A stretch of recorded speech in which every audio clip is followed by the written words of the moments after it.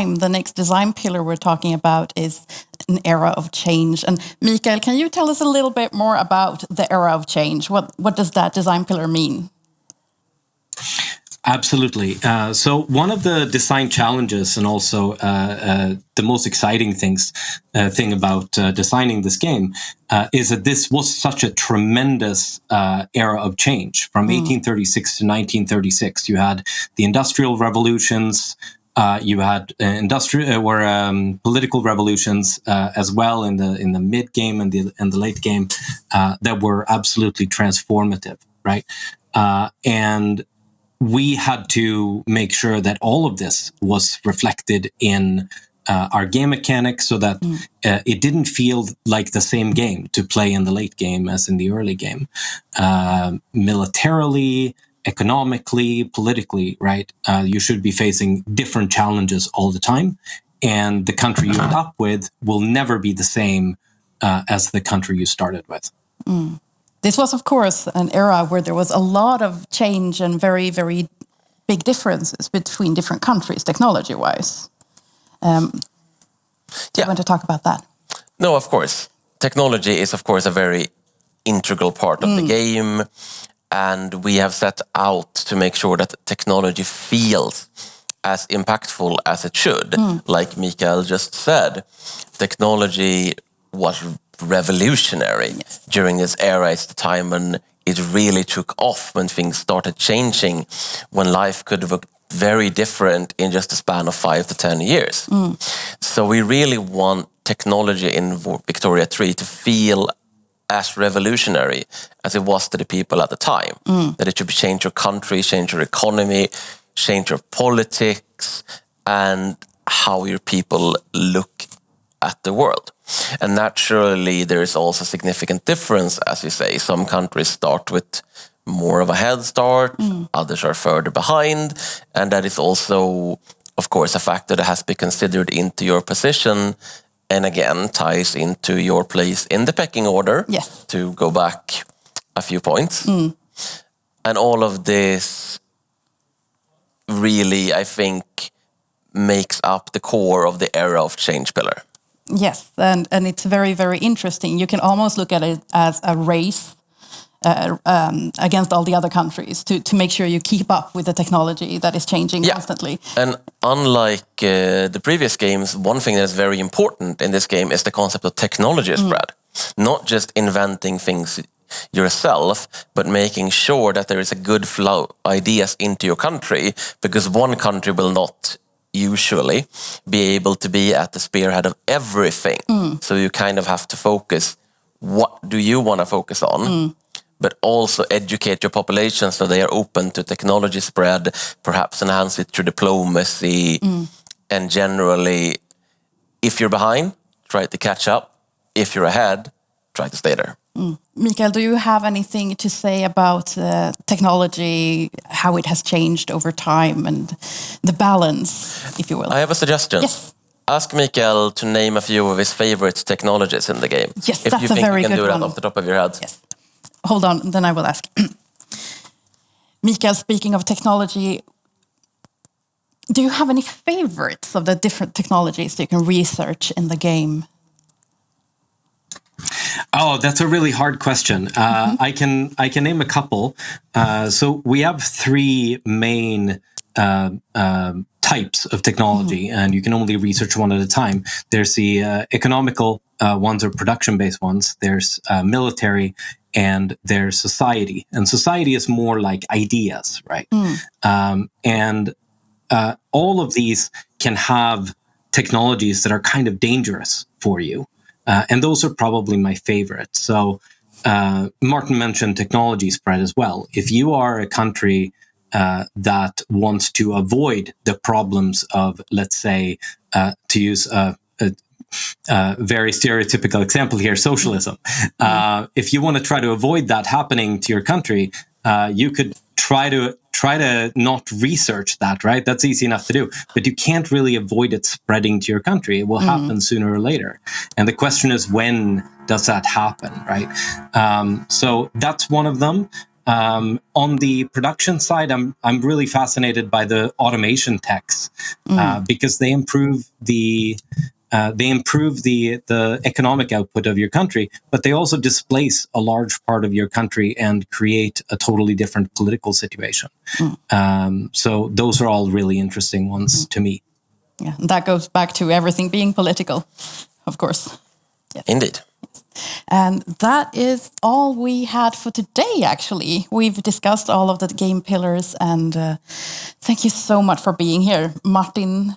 Thank you for having us. Mikael, you've been fantastic. It's been a very interesting discussion. Yes, thank you. And we have more to share about Victoria 3. We have a couple more panels over the weekend, but we also have a lot more to share on our social media and our website going forth. So make sure to follow us everywhere. But more importantly, log on to Steam, search for Victoria 3, and add it to your wish list. Thank you so much for watching, and goodbye.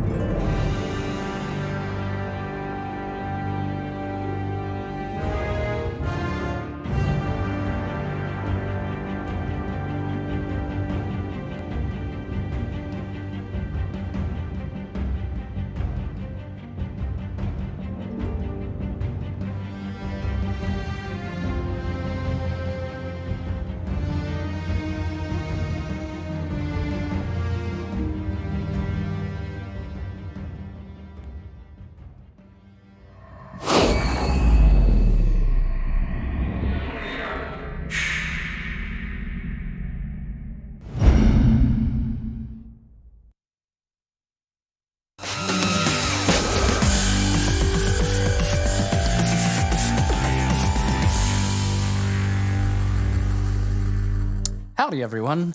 Troy Pruitt here, your community manager for Crusader Kings. Today, we're going to be talking about war stories, or trials and tribulations in the making of Crusader Kings 3. With me today, I have three of my good buddies from the team. Mid-level Matt. Hello. Oh, wait, hold on. It's experienced Matt now, right? Yeah, experienced. Welcome, experienced Matt. We have Magna, and we have Jakob joining us on remote dial-in. Howdy, boys. Thanks for joining me today. Glad you're here. Thank you for having us, Troy. Yeah. Means a lot. Good to see you. We're in Good to Seoul. see you. So, today we're going to be talking about war stories, things that happened during the making of the game that were memorable for us, things that were hurdles or challenges, and things that we just generally want to share with the public to make them realize we're not all stuffed shirts. We like to have fun. We're here to make a game, but we also have fun while we're doing it. While we're not the best of friends, we do work together all the time, so it gives us a lot of shared common ground and makes it so that we have an easy working relationship. While we will maybe go grab beers at some point when we're allowed to, not really available right now. I was about to say, wait, we're not the best of friends? We are. Troy. We are. For those of you that don't know. Matt's been to both my housewarmings. Yeah, exactly. For those of you who don't know, I do stream with Matt every Wednesday. He has to deal with me at least once a week. All of the dad jokes Yeah. and the puns. Yeah, it's terrible. It's the worst. I'm Jake so and I sorry. have streamed a couple times. I'm going to eventually drag Magna on to stream at some point and make him deal with me. Hopefully, yeah. And so, Yeah, it's always been good fun, you know. yeah, Jake and I had our weird little adventure going on. We may continue that at some point. It was terrible. We made some really bad decisions and some really good ones. So, I mean, mostly just bad. Bad decision for me was, being completely unprepared. Just generally speaking, there's no detail to this. no, none at all. Just Your lots of alive fun. eyes just sell the story. Yeah. But speaking of which, you guys all have custom characters in games. For those of you that don't know, everyone on the dev team has, Easter egg characters that are in the game for people to find if they can. One of the most memorable of those is Magna. We have Magna in game, and Magna is a very memorable character. We also have tiny suffragan Bishop Magna. You want to tell us about that, buddy? Yeah. I mean, I think most memorable is certainly overstating it, but my character does tend to show up a bit all over the place. My character has relatively high learnings, so he gets selected a lot to be a bishop. And since he also has the nickname Tiny, that persists even when he becomes landed. So rather than just being a suffragan bishop, he's a tiny suffragan bishop. Sometimes he even goes as far as becoming pope and becomes a tiny pope. Sadly not Magna, because you get renamed when you become pope. But it's still, a nice little touch there that is very important to know that he's really, really tiny. Though that might raise the question. What's uncanny about your character is that you made it look just so similar, and you have that kind of signature look of superiority every single time I see you in game. So kind of fits for a pope, but the stature is not really making up for it. But you do make up for it with the hat, so that helps out. A very big hat. Exactly, like everyone looks like at least a full foot taller in a pope hat. So that's what I should start wearing in real life, to be honest. So we do You might wonder why the hell am I called Tiny Magna, though? Why are you so small? Yeah, exactly. Like in real life, I'm not that small. I'm a bit short, but I'm not tiny. I'm like 170, so shorter than average, sure, but not tiny as such. But around a couple of years ago, we were releasing Holy Fury, and I went on, or maybe it was Jade Dragon, I don't even remember anymore. And I went on the stream for that since I was on the dev team at the time. And I was sitting there between Foreus and Altner, who are like the designer and game director on CK2 and CK3. And they're both quite large people. Like both of them are tall, and I'm quite a bit shorter. And on top of that, I was sitting, a good half meter behind them. So on camera, I looked absolutely tiny next to them. Like the top of my head was like at their shoulder level. I didn't notice this because I was streaming, and the camera is really tiny there. But in the off-topic channel we have at work for the game, people were just noting that, oh wow, Magna looks really tiny and so on. And then they started turning that into memes. Their cutouts were made into emojis and so on. And before you know it, I'm next to suits of armor, just shoulders, all sorts of things. And then, the rest of the dev team just shows up on stream later on because we were popping the confetti, and they just say hi to me as Tiny Magna, and I have no idea what the hell they're talking about, but I just go along with it. And later I had a lot of fun just reading through all the crazy stuff people put in our off-topic channel while I was streaming. My favorite one is by far the two flexed arms. The two flexed arms next to Magna's face. It's just so small, just big flexing Magna. But I think we have a picture of that. I think we have a picture. Do we have a picture? We have a picture we can show about that, I think. Yeah, no, there should be a picture from the stream where you can see me down in the corner between these two massive people, and just you can see why the nickname stuck. Yeah. But on the subject of character creation, hey Matt, I heard you did a little thing called Character Creator. Yeah, you want to tell us about that? Ruler designer? Baby for a little while, Troy, the ruler designer. Before release, we knew that we wanted to have the ruler designer, and the fans wanted it as well. And then in a post-release patch, we put it out there, and it was a lot of time. Was it? From me? Was it a lot of time, Matt? It was a decent amount of time, especially getting all of the portraits to customize nicely. We've got some really cursed outtakes of the portraits just being like skin and bones and the skeleton model underneath, and not quite a good look. Or, people, we let people run pretty wild with what you could create, so we didn't want to put too many limits on, but it does mean you can make some faces that really implode. We had a Twitter feed about that. I don't know if you saw the horrifying cursed images that came up from Ruler Designer after launch, but if you guys haven't seen those, you should definitely take a look at our Twitter and see some of the interesting characters that were created for sure. They're quite cursed, I must admit. Yeah. I think that I remember we were like, Art wanted to put it within reason, and then we were like, time-wise, here's the min and max we can do safely. Yeah. Everything else we're just going to let go through. Because, if you want to make your character look like Dobby, then you do you, man. Right.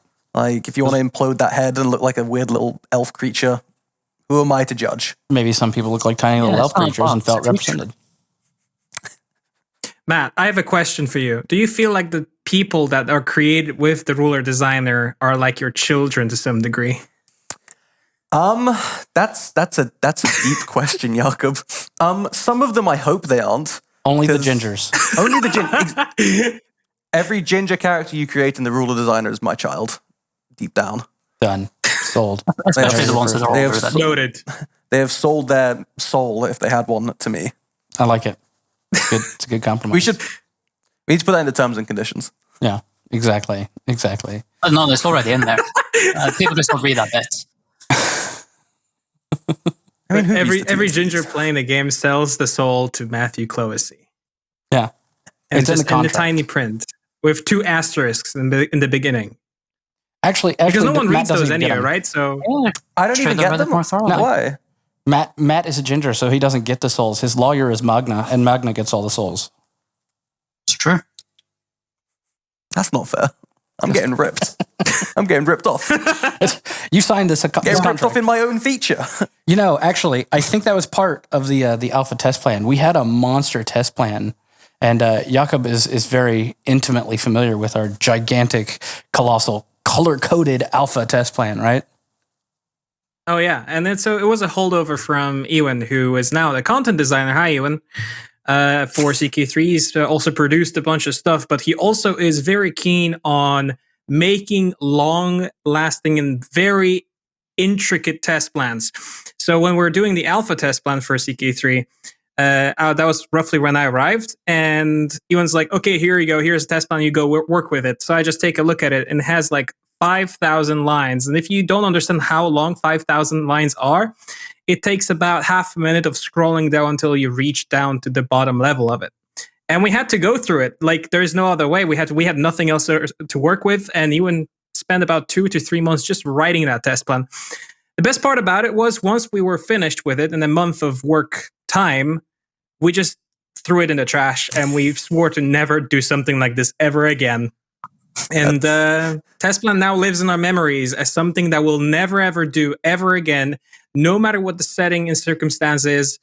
That was a very good lesson from you, and thank you very much. I mean, I feel like I've seen you have some test plans since then that have been similarly cursed. I feel like it was, earlier last week that I just saw you have like 100 by 100 things that you were going to test against one another. So I'm not sure how much you've really learned there. That's not as cursed though. That one is actually really nice looking, and it worked quite well because it is a matrix for testing. So you have to check things against other things. So it needs to be long. And then a couple of people said, well, this is not really usable because it takes us half a minute to scroll either way rather than just one way. So I did a smart thing and I just cut it into 3 parts. So I kept the amount of the stuff that we need to test, but I just put it into 3 parts. And people are like, yeah, that's actually pretty good. That's manageable. I love like the we can work brutality with it. It's like literally the same throwing test plan. Ewans away. Yeah. Just throwing it away wholesale after you were done with it. You're like, do we want to keep this for posterity? No, bin. Entire trash can. I do keep a light it on copy. fire. No, I keep a copy secretly safe with a cursed name that only I know, and it's somewhere there for my children or my children's children to see and think about you and think about. It's actually one of Ewan's Horcruxes. I don't want to meet this person. Part of the onboarding process for CK3 QA is you show them that and say, don't do that, please. Yeah. It's beautiful, but also cursed. A minute of scrolling. I like how Jake's also like, we'll never do that again. We hate big plans. We're never going to do that again. Anyway, I made 3 equally monster matrices. He's like, but it's not, it's like, it's slightly That's smaller how QA though. works. We took learning. We just made it look pretty. Linux-based. We made macros, automation, macros, pretty colors, different fonts, like Papyrus or Comic Sans, and you can work with anything, dude. I pray that I never have to see any in test case you plan don't with know how Comic QA Sans. works. Basically that's how QA works. And level 1 QA tester, level 100 QA lead. It's just the density of your matrix. How big is your test plan determines the level. Exactly. That's it. That's the only difference between the levels. Oh man, but speaking of things we had to check every day, I know there's a lot of things that are really important to the team. We have checklists, tasks, events, smokes, all kinds of things we have to do on a daily basis, checking our calendars. But there's one thing that's the most important thing of the entire team, and you know what that is. The Daily Bazcat. Yes. Magna, please tell everyone about the Daily Bazcat. I mean, the Daily Basket has been the highlight of this very, very, very, very long quarantine. And it started, I think, roughly 2 days into quarantine. We had Ewan again, as mentioned earlier. He has a very lovely cat called Basket. And he has been keeping track of how far we're into the quarantine now by posting a picture of Basket every single work day since quarantine started. I think we're nearing day 500 at this point. It's been a while, but luckily we have Basket to keep us company and keep us sort of sane. I mean, how sane can you be working on CK, I suppose? Exactly. I bet you would really regret that. Is also like 450 to 500 days, like, you know, that's the thing. You start thinking this will be 100 days of quarantine and work from home, and then like 500 days later, you're like, I'm really sick of this now. Yeah, like, I think we all love the it would be a pictures. few weeks even. I mean, it brings a lot of people a lot of joy, so I think he kind of likes doing it. I mean, it's worth like it. Around Christmas, he made like a compilation video of every picture up to that point as well. That just kind of showed just the sheer number of pictures that have been involved. And I mean, Basket's also immortalized in the game itself. We have Glitterhoof from CK2, of course, show up when you have an error in the game and you're in debug mode, basically telling you hey, please make this error stop happening. And there's a 1 in 100 chance when Glitterhoof shows up that it is instead Basket. In fact, there are 4 different variants, I believe. We have Glitterhoof most of the time. We have Basket some of the time. We have Baby Jesus some of the time. And we also have Erobert, who is, I think, ported from the CK2 Alpha. I think we found the CK2 Alpha portrait. But he really brightens our day with his smile when he shows up. It takes away the sting of, hey, you made a mistake. It's an interesting point that you made, because, you know, I relaunch the game over and over, like 20 times a day, and every single time it's just like Errorhoof or Glitterhoof in a bishop hat. But every single time I see Erobert with his silly little face that is just completely cursed, just makes my beautiful smile. His beautiful, beautiful smile. That beautiful smile. I think that if anything, our errors should be as cursed as possible, because that then gives a strong motivation for you to get rid of them, sooner rather than later. Exactly. It's true. Otherwise, you see the I made a whole system eyes. for showing these. I made a whole system for showing these images, because originally we only had Glitterhoof, and then I think someone added Baby Jesus as a 1% chance. But then we found out we need more pictures like this. So I spent some personal development time at some point just making a little system where if you just add to the length of the image strip and add some localization, then it'll just show up automatically with a 1% chance. Does that mean we can have an error Troy? Like 100 of them. We can have an error Troy yelling at us. Troy, do your best angry face in the camera. Yeah. Wait. And now he's listening. There we go. He was tuned. He was tuned away, and now he's listening. There we go. Our best error Troy. Right there. We can for put the rest that of in. the time. Yeah, just the whole time. That could go in the game. And each of them can have their own unique text as well. So Basket tells you that he's hungry, of course. He wants to be fed, poor thing. What do you want your error text to be, Troy? So when you tell us off for making an error, what do you want it to say? I mean, you're putting me on the spot here, and we're on a video. Come up with something funny, Troy. Now. We believe in this error is bananas. All right, this error is bananas. Okay. Well, maybe banana? Game development is an iterative process, people. Yeah, an iterative process. We can find a better line. We'll try. We can. I can't say what I would actually tell you because that's not allowable by our content rating. Exactly. But that's okay. We'll get there. For those of you that do tune into our streams, you definitely know that we have a little bit of a racy commentary sometimes between Matt and I. We're friends, I think. friends that want to punch each other can be considered friends? Every time he says "I think," and I'm like, just the dagger goes deeper. I know. I mean, the nice thing about wanting to punch each other and having Easter egg characters is that we can just, take it out on the Easter egg characters themselves. Like, my character usually does fine, but some of the other devs don't do quite as well. I think it's Ewan, for instance, that has literally every disfigurement in the game at the start. So we had to just give him extra health so that he doesn't just instantly die from all of his different ailments. Ewan of beef jerky. Yeah. Similarly, I think it was Matt's character where for a while we had repro steps. That is, how do you get this bug to happen? Where it starts off with, do this thing to Matt. Usually imprisonment, murder, that kind of thing. Yeah, no, a lot of bugs from when I first joined the project, because we copied a lot of the history over from Crusader Kings 2, and so it was my old Easter egg character, right, which was woefully unbalanced as well. But a lot of the steps, because he showed up in a lot of events and stuff, was to imprison my character, behead them, torture him, do other unspeakable things, and I had to fix some of these things. And I went to one of our QA at the time, also called Matt, and I was like, "Why are you doing this to me?" And he was like, "Well, first it was an accident, and now it's just fun." You've deserved this. I'm like, oh, okay, I guess I deserve this punishment. Occasionally it involved doing nice things to you, like giving you land and such. And then rarely. Sometimes it was like sending a gift.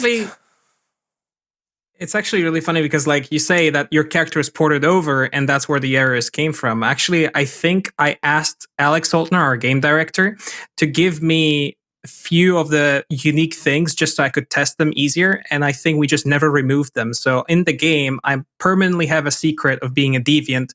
I also have a pet rock that went missing at some point because Ewan thought it's really funny, so he's going to misplace my pet rock. That was basically my story. It's just, I think you, Matthew, are a bit more like people taking it out on your character, whereas in my position, I was just really masochistic. And now I don't know how to feel about this, to be honest. I mean, I'd rather have done it my character myself went through a lot than have everyone else come and murder me, you know? What we really need in game is an error Matt who just looks really aggrieved and goes, "I can't believe you've done this." That'd be a good one, actually. Right? That'd be Exactly. I'm gonna add that in. Yeah, we have Matty Fields. Yeah, we have Matty Fields on Slack. We can probably use that. We do have emojis on Slack based off of people at the office. Yep. And there's an upsettingly large number of my face. There are. It's upsetting. There's 10, I think. Yeah, that's why I say upsetting. One was I was like, okay. 10, I'm like, wow, okay. Cool. Yeah. One for every occasion. I don't think I've made it into Slack yet. I know I'm on Discord, but I don't know if I've made it onto Slack. The Discord emojis are great because they're like the curated ones for the public. Yeah. The Slack ones are all the spicy internal memes. Oh yeah. I like how Ewan made one just to express disappointment with the puns that I've made with him. He literally has an emoji in Slack to express how upset the puns make him. I mean, that's an achievement in itself, though. Yeah, it is. It's fantastic. He really does hate my puns, cannot stand them, and that's my job. That is literally my entire job. It's in the contract. It is. My entire job, ladies and gentlemen, is to make terrible puns and drive my coworkers completely bananas. Oh, look at the bananas. There we go. No, it's still not sticking. Speaking of contracts, Matt, you want to talk about vassal contracts in the 2.0? Yes, vassal contracts. So they were one of the features that we announced in one of the earlier dev diaries, and it had been a fairly simple system. And internally, it was one of the things on our, depending on how the development is going, can we take a second look? And when the response from the dev diary and the community sort of cemented that, of everyone sort of agreeing with us internally of, yes, this needs to be a lot more interesting to sort of show off the interesting things medieval rulers will do, them and their vassals, the contracts they have, their negotiations. So we spent a lot of time, me, our game director, Alex, and one of our UX designers at the time, Peter, going through in some extra time and sort of giving just a full overhaul, new breath of life. So taking it from being just about tax and levies to having lots of different contract options, protect you from religious persecution from your liege or force your way onto the council, right, and other such fun options, more role play options and more interesting things. Make things better. Yeah, better. Better. Trademarked better. Hashtag finger quotes better. Hashtag hoping. Hashtag pray. But I mean, then we did a second dev diary on it. So, yeah. Yeah, it's clear proof that we do listen at times, right? Right, sometimes. Yeah, when people have good ideas, you know. But I mean, the second dev diary for it really sort of helped us feel extra confident, like that it was useful because we got a lot of good feedback and response from the new version. You know, it's not good feedback. No, syphilis. That doesn't sound good. You know, what's really bad about that. No, but there was an instance in game. Where was that going? I don't. There's a Matt. If you wouldn't cut me off, there was a multiplayer session where we had ended the entire world with syphilis. Is that right, Jakob? Can you back me up on this? Now's last MP session. Yeah. Okay. So that story is from way back when in CK3 Alpha, and obviously we try to test the MP. We try to make sure it all works correctly. And this, if I remember this correctly, the story was that syphilis, for some reason, it was balanced in a way where it have 100% infection rate, which means that through intrigue and getting into beds, even if unsuccessful, you'd give them syphilis. Where Teil, our previous QA, used as a weaponry against everyone else. By basically having his character get infected with syphilis, he started to sleep with every single other person in the realm, his or his friends, and basically everyone he could, with a 100% chance of success and 100% chance of infecting people with syphilis to the point where the whole world was consumed by syphilis itself. Shortly after we fixed that, obviously. But no one would believe us that this is the case until people actually play MP and see it for themselves. That was a fun session. And I mean, it's worth noting we were all very willing participants in this because against the player, you can't just succeed the seduction plot without the player actually saying yes. The thing is, Teil has such a way with words that everyone said yes. I mean, Teil started some biochemical warfare. Like, that's some medieval biochemical warfare going on. I told you it made sense. I told you it was a good segue. Yep, makes a lot of sense. Yep. Told you. Got it. Nailed it. I mean, there was one more thing. It wasn't really like based on people interacting with each other in a bed chamber. It was more like people kind of carrying a virus of incest. So how it was basically parents would inherit incest from like some byway, and at some point, like every single person in the family after a couple of decades would have incest trait. Every single person in that dynasty. And if you entangle with that dynasty and you had children of your own, they would also have the incest trait, which obviously was later also used as a weaponry against people because we had that incest family tree and we just marry into it. We get one child with the incest trait and we just keep passing it off to people we don't like. Wait, hold on. I think how it worked is that characters weren't willing to do incest unless they were really, really lustful or they already had the incest secret. So the moment one person got it, they would start pressuring all of their siblings into also getting it. And thus it spread really rapidly. Like, there's still an element of that in the game. Like, you're more willing to do incest if you've already done some incest, but it's been toned down to such an extent that it's no longer an epidemic of incest. I was wondering how long it was going to take us to get to an incest topic on this panel, to be honest. And we took longer than I expected. Let me see, about 23 minutes I'm hearing from the... But it sounds like somebody literally just made a typo. Instead of infectious, it was incestuous.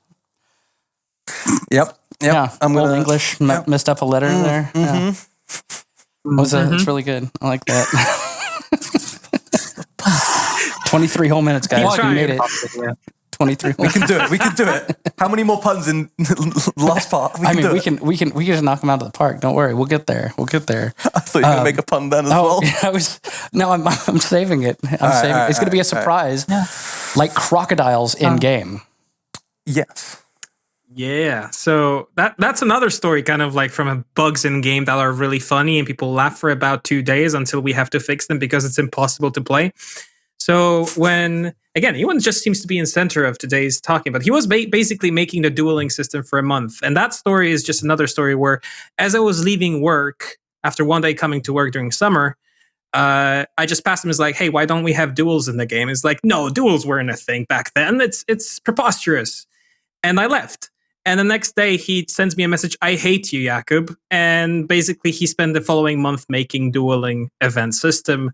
That's 1 month of Ewan's life that belongs to me now, and I'm really grateful for it. But basically the story was he made a 1 in 1,000 chance when you're in a certain region of the world that you will get a random crocodile attack your opponent. And that was supposed to be very Easter eggy, but he kind of flipped the values, where literally in every single option in a duel, you could get attacked or attack with a crocodile, which means you could be in the steppes of, Kazakhstan. You'd get attacked by a crocodile. It could be in Norway. You could get attacked by a crocodile. At some point, we just didn't know what's going on because a crocodile is all there was.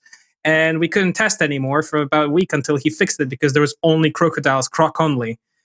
And that's an absolutely great reason to have to move. Nile. That's a great reason to move what you're testing. We can't test this feature because Ewan's made crocodiles spawn everywhere. So we're going to test something else. Sounds like a real croc. Yeah. I really laid the groundwork for you there, and it just... You're welcome. You're welcome, everybody. That's actually why Crocs are forbidden at the office, too. Complete fashion faux pas. Oh, no. I mean, they are very... Sadly, they're not actually forbidden. They should be, of course. But it should be in the employee handbook, banning wearing of Crocs. Yeah. We have certain people that wore Crocs too much. Some people can pull it off. Who? Hey, some people can pull it off quite well. I do. I have office Crocs. You don't. And I'm proud. I do. You saw them at my desk. Listen, if I look snappy, like I can make everything look good. I'm not saying you don't have Crocs. I'm saying you shouldn't have Crocs. Saying it's a crime. Crocs are comfortable and perfect office attire, and if you say no, Jakob, then you can go away. I admire your confidence in trying to pull them off. Let's say that. I think you should crocodile it down. I'm proud. Every time he comes in with one, it's next topic. We need to get the word croc away from him. We need to take the word croc away from him, and then we can go with things. Yeah. Well, okay, fine. Next topic. I can talk more about Easter egg characters. You could. Yes, please. Please tell us about Easter egg characters and get me out of these terrible puns. I'll save you from the situation you yourself have created, sure. Easter egg characters. Every single dev has one, basically, and anyone that's contributed a decent amount to the game can have one as well if they can convince someone to make one. So I think we have like 50 or so of them, maybe even more. And what we realized right around release is that some of them are rather powerful. So powerful that they show up all over the place to an extent that maybe they shouldn't.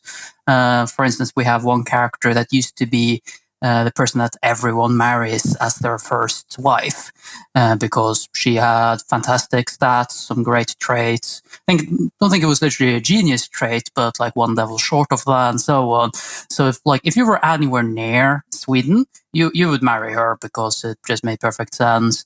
Similarly, like my character would show up as court chaplain all over the place. Several other characters would show up as counselors due to high stats and so on.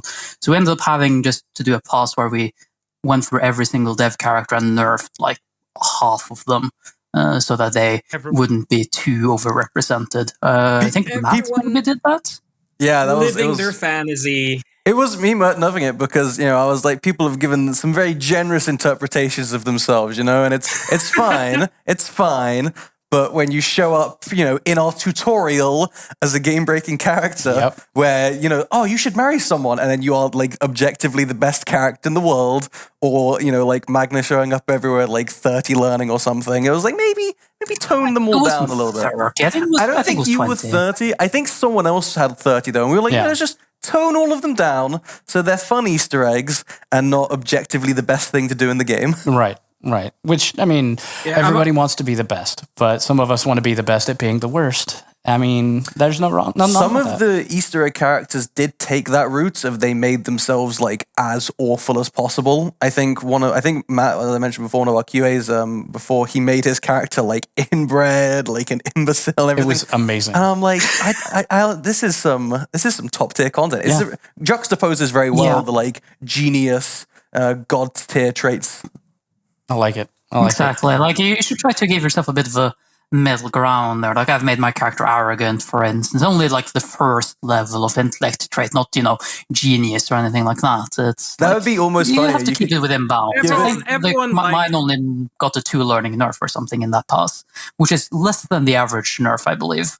Yeah, everyone likes kind of like an underdog or a person who doesn't like. It's not like a Superman where it's just flawless. Like that's boring, right? You want to give like 1 or 2 spicy flavors in there, and I just have all my stats are like close to 0 anyway. I don't care. I'm just made myself as true to life as possible. Yeah, you're trying to be immersive though, Jakob. I've zeroed out my prowess as well. I think my martial is like 2. It's just the learning is quite good. Everything else is not so great. All I'm getting from this is that Magna's a nerd. Yeah, it's true. Yeah. Nerd. Oh, wait, you haven't figured that out already?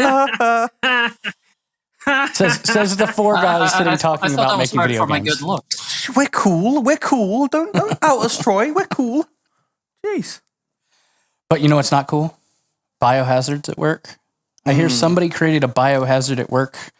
And while I didn't experience it myself, I heard it was pretty bad. Yeah. Jake, you got anything about that? Well, I do. And again, like, it's really funny because it just shows, like, am I a fanboying Ewan much? Or he's just that much of a colorful character? I realize that, all of your stories are around Ewan. Yeah, it's just mostly creepy because the man is just such a colorful character. Like, there's not a boring day because, when you go to the office, well, back in the day, which barely anyone remembers anymore, you go to the office and you see like people having desks, and everyone likes to kind of customize their desk. You make it a little bit more custom. I used to have plants which died because I haven't visited the office for too long. There's some people who just like it minimalistic and only keep like cable-less stuff. There's people who just like collecting Warhammer figures. And then there's Ewan. And Ewan has 2 computers built in a position and 3 monitors in a position of a complete entrenchment, where you can't see him from behind his monitors and he can't see out. He also put a lot of tiny little bits and bobbles that just are very fragile and are very easy to knock over, so you don't want to come close because they're just going to fall over. And also he keeps all his used old tea bags at hand. Rather than throw them out, he just collects them for some reason. And his whole desk is I like imagine he's going to make a quilt or something out of them. I just don't even understand what's going on because, like, he uses the cup. They just kind of collect the tea bags. There's a lot of Yorkshire tea in there. There's a lot of like figures. He's constantly getting chocolate egged. Don't ask. Chocolate. I mean, I'm thinking of what I would collect at my desk, and it's not tea bags, right? That's gross. Well, I mean, you can like compost them and use them for. I've just collected monitors at my desk. Every time I move desks, if there's a monitor from someone else who moved off of that desk, I just take it with me. So I started. Don't sell your share. No, but I started this company with 1 monitor, and now I have 4. Of course. And I moved desks every year or so. Because you got a lot of ins at the company. Like you have a lot of friends at the company, Matthew. A lot of friends, and those friends hook you up with the best stuff. Monitors, like keyboards, mice, multiple. Like you have so much cool stuff, and here I am with some dinky old keyboard that just doesn't even work properly. And here you are, like Razer keyboards, like building chroma, lightning for whatever, making feel very insignificant, Matthew. Also got a big 4K monitor as well. Very nice. Talk about Ewan, though. Ewan always keeps himself in this little cave of monitors. His little fort. Never has headphones on. And one day, I was literally standing at his desk trying to talk to him for like 5 minutes. I'm like, hey, Ewan. Just standing at his desk, leaned on the wall. Hey, Ewan. Hey, buddy. Hey, buddy. Ewan. Knocking on his desk. And finally, he turns and just in the clouds. Jumps completely out of his chair. I was like, I've been here talking, literally having a conversation this whole time with him. Didn't even pay any attention to me. I mean, he was just tuning it out due to all of the puns you spew. It's true. He is allergic to puns. He is. Though, despite that, he has a pun on his desk as well. Fantastic. Like I was going to a second-hand shop at some point, like 2 years ago, a bit before quarantine began. And I happen upon a caterpillar with the face of a cat. And I immediately think, yes, this is perfect for you. And so I just buy that, stick it on his desk. Yes, exactly. A caterpillar. But also, like you say that, it looks cursed. Like, it really does look cursed. It does look that cursed. It looks quite cursed. It's a caterpillar with the face of a cat. It's cursed. Yeah. No, it's beautiful. So just, I stuck that on his desk, wait for the next day. He shows up, no reaction. He's just kept that on his desk ever since. I don't think he actually knows I'm the one that put it there, because Now he I don't does. think anyone's ever He's going to told him. find out now. You've So outed I hope he yourself. watches this and finally finds out the mystery of the caterpillar. And I've confronted him and said that that's a pun. Why aren't you reacting to that when you react to literally every other pun in existence? And he thinks it's fine because it's not a pun, it's wordplay? I don't quite see the logic. He's just trying to there. justify it because he likes cats. He likes cats, and that's what his justification of why he shouldn't hate this is. True. Because Ewan screams literally like he hates puns. Yeah, he does. But shout out to Ewan for being like a good champ. After this is over, let's you and I grab a beer. You're welcome, everyone. Yeah, he will die if he watches this. He will die. Yeah, no, that's like the best €1 purchase I've ever made. But yeah, so we need to make more puns. That's what I'm hearing. That's all I'm hearing. That's what I've taken from this stream, is that I need to make more terrible puns for everyone. Just directed to Ewan, yeah. Yeah, exactly. Leave me out of this. Got it. Nailed it. But we are running swiftly out of time here. And while it's sad, I get to see all three of you every day online. So, I mean, I'm not too terribly torn up about it. And in closing, my favorite question. What was your favorite moment over the past year? Your most memorable, not necessarily the best, but your most memorable favorite moment. Matt, do you want to go first on this one, buddy? Oh, I mean, well, you've really forced me into saying yes now, haven't you? Ta-da! I think for me, over the past year from release, because it's coming up on about that in a little while, is probably launch day, I think. Yeah. And I'm stealing that because it's an easy one. So. It is. So the rest of people have to think of better things now. It's fine, I'll pad for time. Because we were all sitting in a Google Meets, talking together, and then, we all played the game. We all thought it was really good, and we had the reviewers who gave us good impressions. They hadn't released any of their articles yet. And then all at once, the embargo lifted and all of the reviews started coming out, all of the articles. And it was just a breath of fresh air over everybody. And then the next day was when it dropped then on Steam, and seeing the fans, everyone playing it, it was thousands of users playing it, many reviews coming in, so much on socials, everything. Whilst having to balance the hype of that whilst we're sitting at our desks frantically trying to fix any issues that come up that are pressing ones. But overall, it was great. So many years of work and payoff. Yep. I've been on the project now for 2.5 years, and there were people that had been on there for even longer than that, and it was just such a feels good moment of calm now. I remember sitting in the studio sweating through the entire launch and embargo, just literally sweating, streaming the game and sweating to death, and then bolting downstairs when I was done. And I was like, what are the reviews? Because I was so excited. On the night when the reviews came out, I couldn't they came out, and then the next day was the Steam release, and I couldn't sleep, so I was scrolling through Metacritic. Yep. And I compiled this is what our scores are relevant to other games in the strategy genre, other games from 2020 across PC and consoles. Where are we at all time? And I was like, this is great. And now, after you've ruined the fun for everyone else, Magnum, what about you?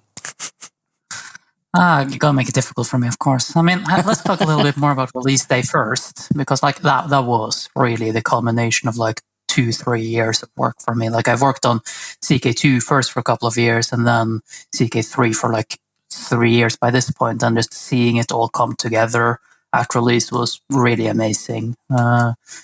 We knew we had a great product by then, but it was so fantastic to have it confirmed first by the press and then by all of the players. So yeah, if Matt hadn't shamelessly stolen that one, I would have taken that. So what should I take instead is the question. I mean, I've had a lot of fun recently getting our people down in Malmö up to speed, because they were running Imperator for a while, and sadly Imperator is on hold now. They are now helping us out instead. So we are working on getting them up to speed on our code base and getting them productive. They've been really instrumental in making the Azure patch a thing. We're hoping to release that before the summer, but no guarantees there quite yet. And I've gotten the honor of onboarding the programmers there, and it's been really cool just seeing fresh eyes on the project and trying to make it so that they can contribute great things to the project, both now via the summer patch and in the future, working on expansions, content packs, and all of that great stuff. So yeah, I think that's been a highlight for me. Nice. And now we're out of time and Jake doesn't get to talk. No, but seriously. Jake, what is your favorite moment? What was one of the things that you enjoyed the most out of this last year? It was just so teary. Everyone's like so beautifully, like beautiful words. I don't have such words. Obviously, yeah, I'm gonna tag along and just add to the launch. It was one of the weirdest periods of my life. One of the best periods of my life. And honestly, like seeing people happy and seeing people like rating the game really high and giving and the game is still rated very high on Steam and elsewhere. And it's just really happy. Like I'm happy to see all this. And one of the QA on CK3, Nick, the former lead, now he made a meme with the Simpsons, like don't make me tap the sign with 93 Metacritic score for CK3 after launch as like his ultimate response to everything. But it was like a beautiful time, and I'm just happy that we went through it. But my personal favorite moment, I think, was just kind of owning and working a lot on the Northern Lords, the first flavor pack we released. A lot of the work there from the QA point of view was just kind of, I built up a lot of the systems that we use now. I tried to like modernize how we do QA. So hopefully going into the future, this is going to pay off and you guys will just be having a much less buggy game, with the help of 2 programmers here with me in the studio and maybe 1 community manager that sometimes can contribute. Sometimes the game is just going to be really fun. I mean, who do you think is making all of the bugs? Fair. Well, you guys are making the bugs. I'm just finding them back for you, and then you have to fix them again, and then you break stuff again, and I'm just there with my little rinse and repeat dusting bin eternally. That is the game development process. Welcome to game development. Yep. But, gentlemen, thank you so much for today. I wish we could sit here and do this all day. Maybe we can online later, and I'll, hit you all up and we can yell at each other. But, Jake, thank you so much for joining us. Magna. Thank you very much. It was a pleasure. Yeah. That was great. Great being here. Magna, thank you so much. And last but, maybe least in this case, definitely not least. Fighting words. There's fighting words. But thanks, Matt, for being here with me today, buddy. It's been great fun. Yeah, and for all of you at home in the community. Yeah, time to fight. We're just gonna all 4 of us fight. That's the end of this. But really, I feel like the 2 of you have a bit of an advantage being on location. Well, yeah. That just weakens the pool for you guys. Tactically, 1,000 second Troy, Magna. Take the pen. I can't bet against that. Drop it. We'll just drop each other right here. I like the plan. But in a serious note, thank you everyone at home. Thank you to the community for making the game what it is. Thank you for getting us through the launch. Thanks for supporting us, giving us your ideas, giving us your feedback, and making it what it is going into the future. We look forward to all the things that we can bring you and the journey that we have together. And we will see you in our next segment. Bye, everybody. Bye.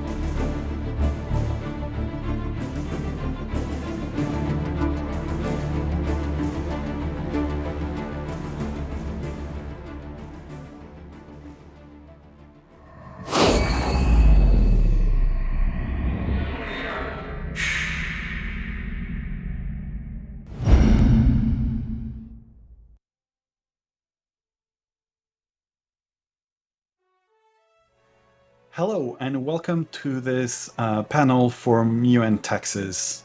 I'm joined by several team members to present our content extension mod for Europa Universalis 4. I'm Gigo, I'm the project lead and the cartographer. Hello, welcome to this panel. I am Bios Firth. I am the team organizer for the team tools like Git and also a programmer on the team, working on flavor and other systems like diplomacy and among other topics. Hello, I am Mapper from the Netherlands. I work mainly on quality assurance and content creation. I board a lot of flavor events, write new flavor, and help a lot of testing, finding issues, solving bugs. Hi there, I'm Fai Kahuna. I mainly work as a systems programmer, mainly working on 3.0's political system and also just more broadly around the mod. And I'm Count Christo. I'm having stolen valor today. I'm not actually a member of the team, but I'll be standing in for the community, asking your questions to everyone else here. And without further ado, before a Q&A based on questions asked by the community, we're going to do a presentation on Mu and Texas. Mu and Texas, v3.0, how we got there, what we wanted to do, and why it took a number of years. Originally, Mu and Texas was born as Mu, a EU3 mod born in 2007, followed by Death in Texas, created by Luke in 2011. I was working, Mu was working more on flavor for historical plausibility, and Luke was working more on mechanics for that historical plausibility. And in 2013, EU4 was released, and we decided to merge our mods and work together. So Mu and Texas started as a mod with the new map, new projection, historical flavor, part of it based on what was in Mu and Death in Texas. And a few years later, we started working with populations.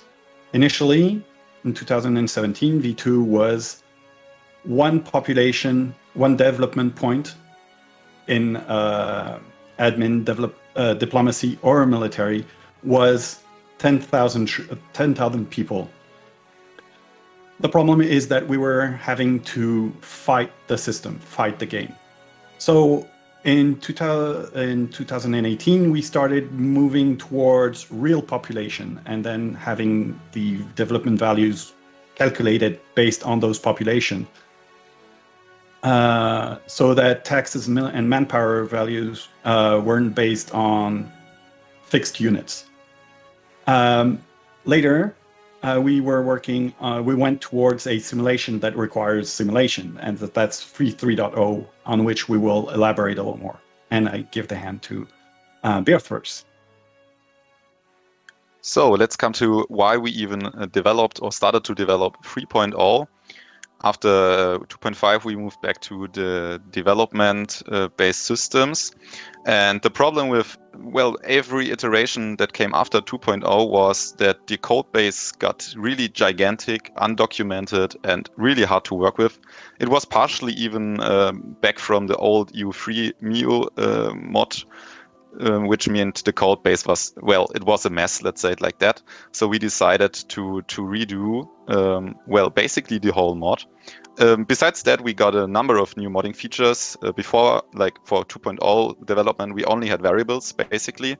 And then more advanced modding tools like while loops and metascripts got introduced by Paradox, which allowed us to do a number of more things which were originally not possible. We reached our performance limit in 2.0 and hope to really improve what we could do in a new code environment. The original idea for 3.0 was basically to split up populations, not only in rural and urban, but also between different classes like peasants, nomads, burghers, etc. So we had a number of different ideas, which morphed into one goal to develop 3.0, which then, we thought would only take a few months, but in the end, it took a long time. So why did the development of 3.0 took so long, as the members in our community keep asking us when it's going to be released? So the first problem, of course, was that we basically decided to redo the entirety of MU in Texas, which has a gigantic code base. So this in itself is a lot of work. But then also the first idea for classes, well, it was a good idea, but it wasn't really thought through, and it led to a lot of iterations. So we had a lot of iterations in the development. For example, for the trade system, we had, I think, three iterations. We had a trade system based on vanilla trade nodes, then we had a provincial-based trade system, and now we have the sector-based trade system. So there were a number of big iterations in the big systems, which led to a lot of development time. Besides that, what caused a lot of development time was just figuring out how to integrate all of those really complex simulation systems with vanilla. So how are armies created when everything is based on populations? So how do we basically get our simulation values back into the vanilla game? Besides that, there are a number of other issues, a number of systems like institutions, which are really hard to design, not really to code, but to design, which just took a long time. And all of those iterations and systems will now be introduced to you by Fire Kahuna, the main system designer. In 3.0, we wanted to start with a new population system that would build on what we did for 2.5, where we had real values for all population, and we could set any value in the province UI to anything we wanted, like tax or manpower. So we're going to use that to create a simple economy based on a set of classes. As mentioned, we're going to have both like the normals, rural and urban divide with peasants and residents, but also include some other variants like serfs and plebs and literati for the elites. And this was meant to be the basis of like a new political system where classes would have real wealth that could be taxed. So that tax wouldn't just be generated, it would actually come from a real wealth pool.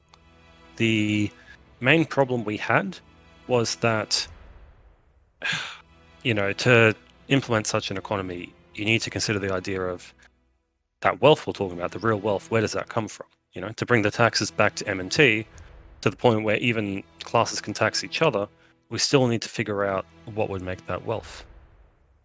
The solution to this was to implement another simple idea of supply and demand, where the principle of the market, where population would create goods, and other people would make, population needs goods. So other people would make those goods, and you set a price based on, the number of people needing it versus the number of people supplying it.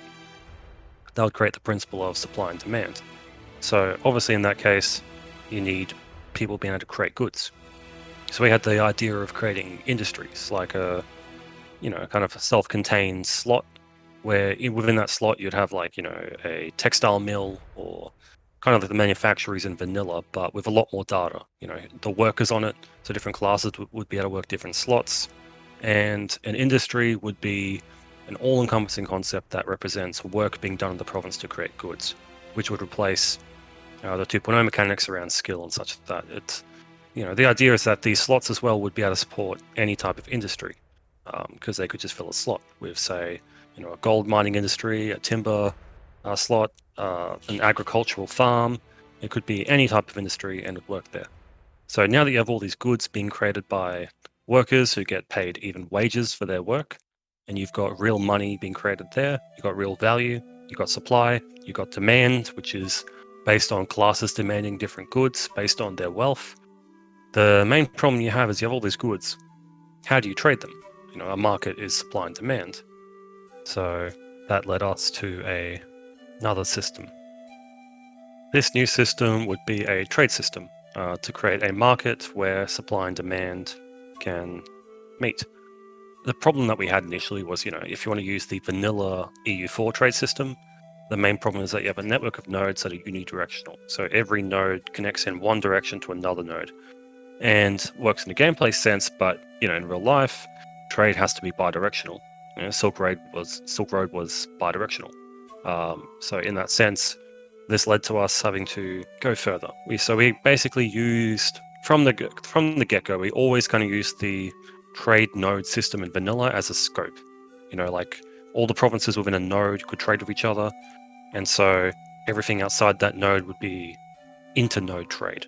And that became the basis to kind of keep the system performing. So the initial system we had just worked on that principle. We ignored countries, we ignored borders to keep performance down, and we created every single trade node, a single market, where goods would be bought and sold, and then those nodes would trade with other. Initially, the main problem is that you ignore countries, and you can't have things like mercantilism and embargoes and all the other things that make trade interesting. We tried to abandon our simple system and simulate even more. We had a direct province-to-province trade system where every province could trade with any other province with a link, and they would exchange goods to all those provinces, and then those provinces would trade with the provinces they had links to. It was a full, inter-province node across the entire world.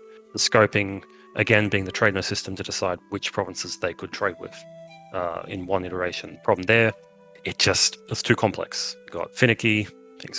So it's an example of, I think, the first real break in the economy. Even so, at the time, we had the economy working. We had a simulation at the time that had industry, economy, and population, real supply and demand, a working economy. So all that was left was the political system. The backbone of this new political system would be substates. The idea is that we would finally add something that isn't existent in EU4, which is sub-political entities. If you have a kingdom, you have a duchy, and you have a county. Even the Ottoman Empire had the Mamluk Sultanate as a sub-state during a large portion of its existence. The idea for it was actually theoretically performant and simple in the sense that every province would be assigned an ID, an ID for a county. That county would have a capital where you store data, and that would have an ID to another sub-state like a duchy, and that duchy would have an ID to a kingdom it belongs to. And so if the kingdom changes ownership, the duchy and the county doesn't need to know that they've changed ownership. The whole system theoretically would have worked. There was a whole hierarchy of substates, as mentioned, and even the actual tag itself in their capital was a substate. And each one of these sub-political entities would have their own rights, their own loyalty, and be able to break off and form independent realms using the state rebellion mechanic. Sadly, for all the hype, reality really hit us here in that the grand scope of 3.0 fell apart. The principal problem was that it was not fundamentally compatible with EU4, in the sense that EU4 has its own way of changing, province ownership, has its own fundamental set of laws, and you have to have an underlying system that's to update to every change in the world. When someone conquers a new province, you have to update the county, the duchy, the kingdom. Things kind of break. As well, the UI had no good way to display this. We had fancy stuff in terms of displaying the localization of the tag, but how do you allow the player to edit a substate, add new substates, remove ones, reform the realm, interact with them? It pushed the system too far, and this kind of created the first example of the system requiring a rethink. So the solution that was found was to go back. 2.0 introduced the estates. The estates were three national actors, the burghers, the nobles, and I believe the lesser nobles, so two versions of the nobles, and these were country-level actors. We liked the idea of it, however, we were going to reuse that concept and build upon everything that had come before. So this is where we finally began creating what is known today as 3.0, in that we created the elites. The elites are the estates on a provincial level. Every province has their own elites, which is a class, and this elite shares all of its stats with the class, such as its wealth, and it uses that wealth for power. And if the population of the elites dies, that actually is technically affecting the class, vice versa. They're pretty much one and the same. And so these elites have their own power and their own loyalty in every province, and the national estate, as you would, is just an aggregate of the provinces. We also added the idea of rights, which is country laws that progress with time. It's more about the situation of the country. So, you have the rural countryside, and you have a right that decides the rights of the elites within that countryside. And on one scale is the more feudal estate, where nobles have complete power, complete autonomy. And on the other side, you have the modern bureaucracy, where the state rules supreme and bureaucrats collect tax without the nobles having any fundamental right to the land, unlike, say, a freeholder. They're one and the same. So the player uses these rights and reforms to progress the nation through. This was a good opportunity to really integrate with all the systems, because rights affect political power, which affects the amount of tax that elites can collect, since they tax other classes to create their own wealth pools. which then affects their buying power within the economy, because as they lose wealth, they don't demand as many luxuries, which then affects the demand for goods, because those luxuries are demanded on the market, which can affect supply since they might not be as profitable, which can affect the prosperity of another realm entirely. All in theory, this was when we finally began to realize, I guess, the benefit of all these systems being integrated. And we added even more political concepts like the idea of a state, where you have an actual elite that is essentially the state, and that state has its own provincial level corruption, which affects how much tax gets siphoned off to the elites, which then enters the economy. And the estate also has its own influence, so the player has to build up the influence of the estate to create an alternative to elite governance. On top of that, we also brought back privileges from 2.0 and revitalized them for 3.0. So now you have privileges corrupting the elites, which allows them to take more power, which can often even block rights. You can think of, if the tree is rights, then the leaves are privileges. They stem from what the rights allow them to do. So all this was an example of basically what we reached with 3.0, in that we had a small ambition initially, which is to create a simple system. With time, we found a new equilibrium that sadly didn't include all our original ambition, but with the right amount of time, we did find a political solution. We didn't stop there. We went on further to religion. And to talk about Dei Gratia and religion in 3.0, here's Giga. And so we also wanted to modify religion. Religion, the Dei Gratia mod, it was one of the oldest features in Mu and Texas, because basically DARPA started working on it in 2007 or 2008. So it had a lot of old code because he was using the tools that were available at the time. We tried to add new stuff, use the tools as they were implemented by the Paradox team, but it still was very heavy. So with the rebuild for v3.0, we started using the new tools from Cradle and Civilization, the variable set of religions. So now the system is built from ground up, basically. We start with a minority system with slots and, so as I said, variables. Each province has one main slot for the main religion and 5 minorities. Those minorities and the main religion are split between their urban, rural, and elite populations. This leads us to some neat stuff, like, for example, like in 2.0, missionaries and the propagate religion policy allows us to convert only part of the population. There we have a first change, for example.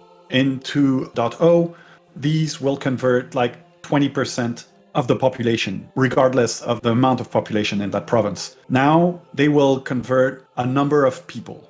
Each effort will convert an amount of people.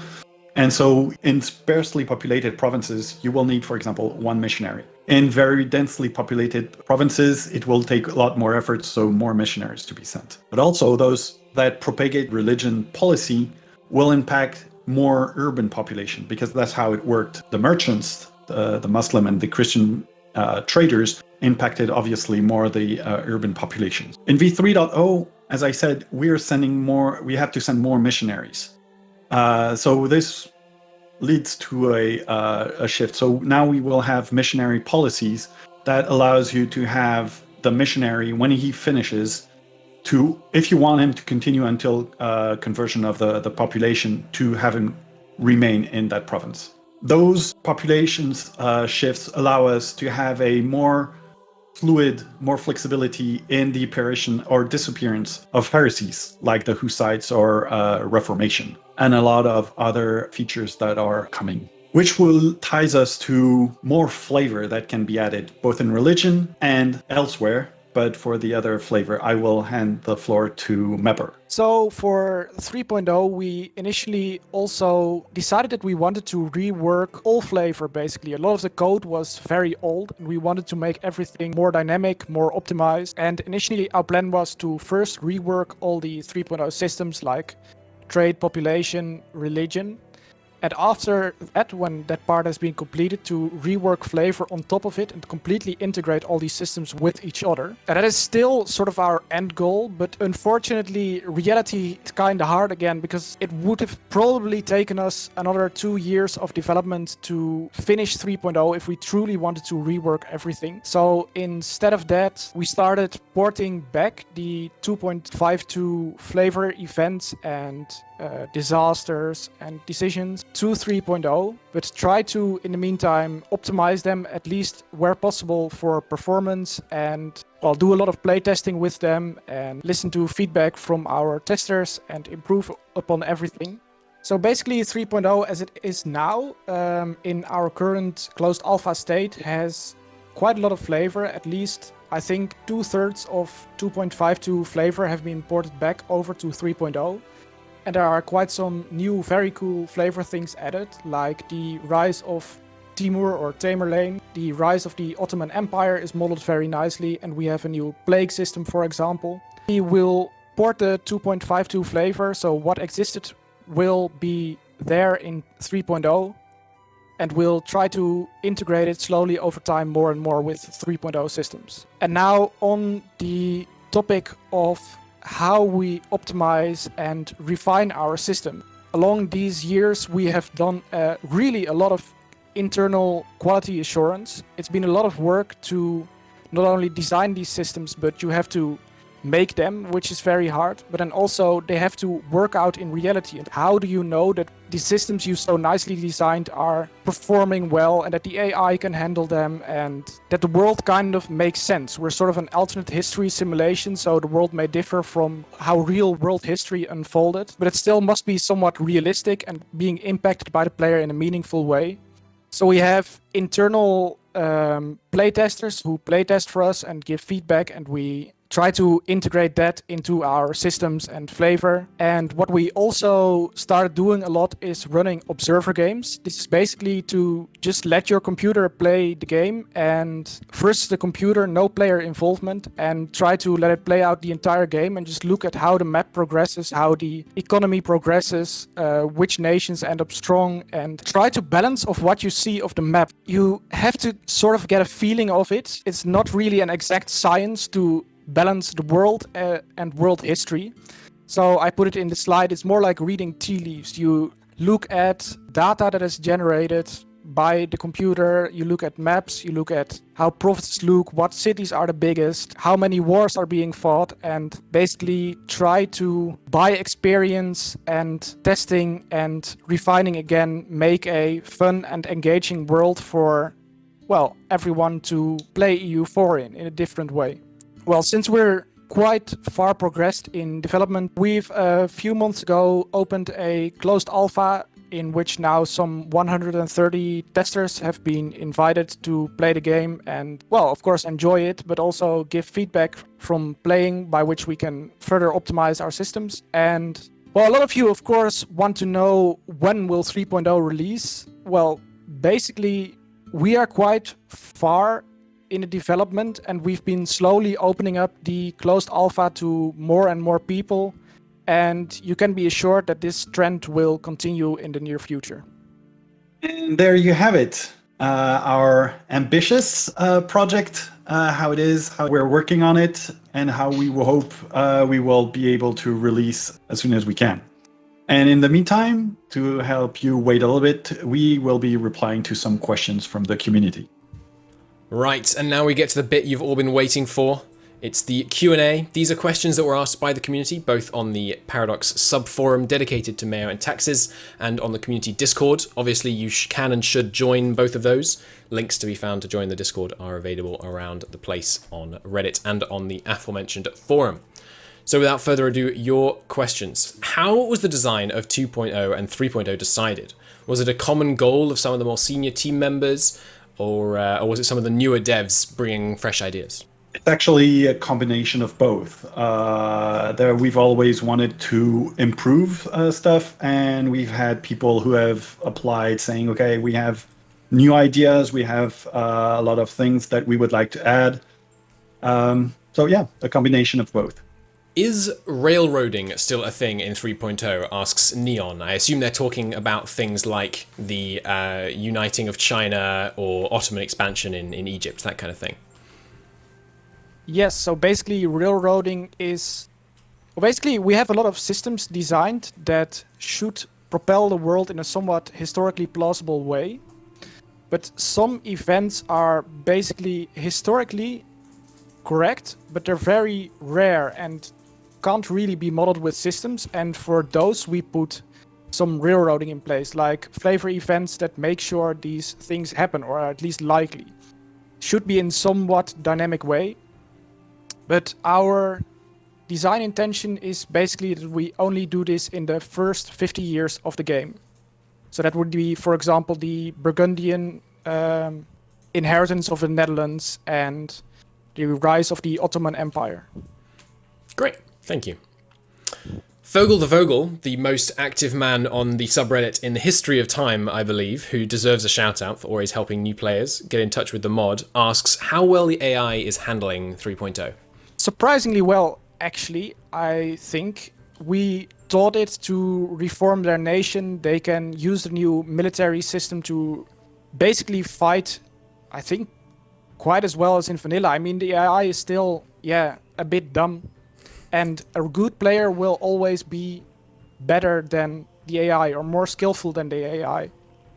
But trust me, some AI, like for example, if you start near the Ottomans, you will fear them. Excellent, that's good to know.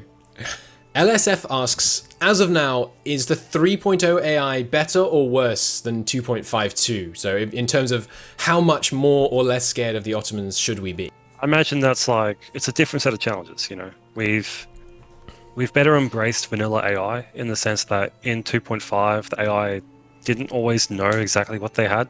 Because, like, you know, we had the off-map levies, but the AI don't know they have the off-map levies. So when they're deciding whether to declare war, they don't know that. So we had to force a lot of things with, like, a Great Predator script in 2.5 that kind of railroaded conquest. But in 3.0, the AI are mostly declaring wars on their own. There's a few instances where we do nudge the AI, but thanks to the fact that they see that, you know, all levies are on map in their manpower pool, in their force limit, they know exactly how much money they got, because we don't hide it from them and stash it away in purses. So they're handling, I guess, the vanilla aspects better, but it's just a different set of problems. Like, our internal AI has to deal with rights and it has to deal with reform and privileges, while things were a bit different and possibly simpler in that regard for AI. So overall, they're playing different. Fair enough. No, it's good to know. Bringing stuff into where the vanilla AI is used to working with is exactly. seems very promising. This is a question that needs a tiny bit of backstory, so I'll add that in. Communication efficiency, how well the state can communicate with its outlying provinces in 3.0 has links to rivers. You can have kind of aquatic communication efficiency taking place within your terrestrial nation across rivers. And Neon asks, is that the same in all rivers? Or do different rivers have different speeds? You know, does going upriver matter? All that kind of thing.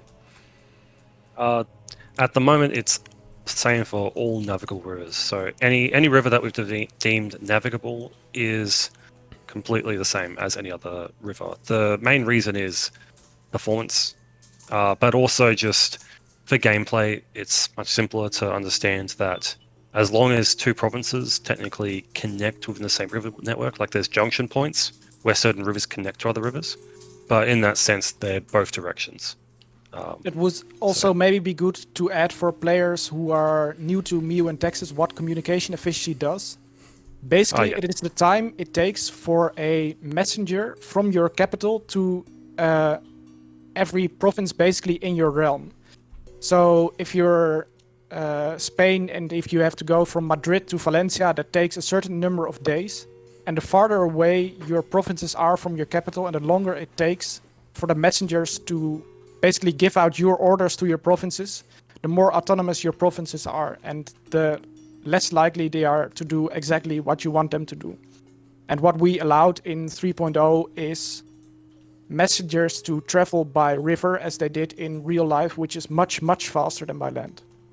The main other thing is that in 3.0 we've also shifted the metric to be more of a measure of like capacity to rule an area. So in that sense, because the travel time is a little bit less important, it allows, you know, troops to bypass major obstacles, not have to pass through mountains and just bypass difficult terrain to reach an area directly. So in that sense, it's like a highway through, you know, certain Alps and certain areas where otherwise it would just take a long time to get through. How can we fine-tune nationwide taxes in 3.0? Because obviously you've got this incredible new taxation system. How can players interact with that on a granular level?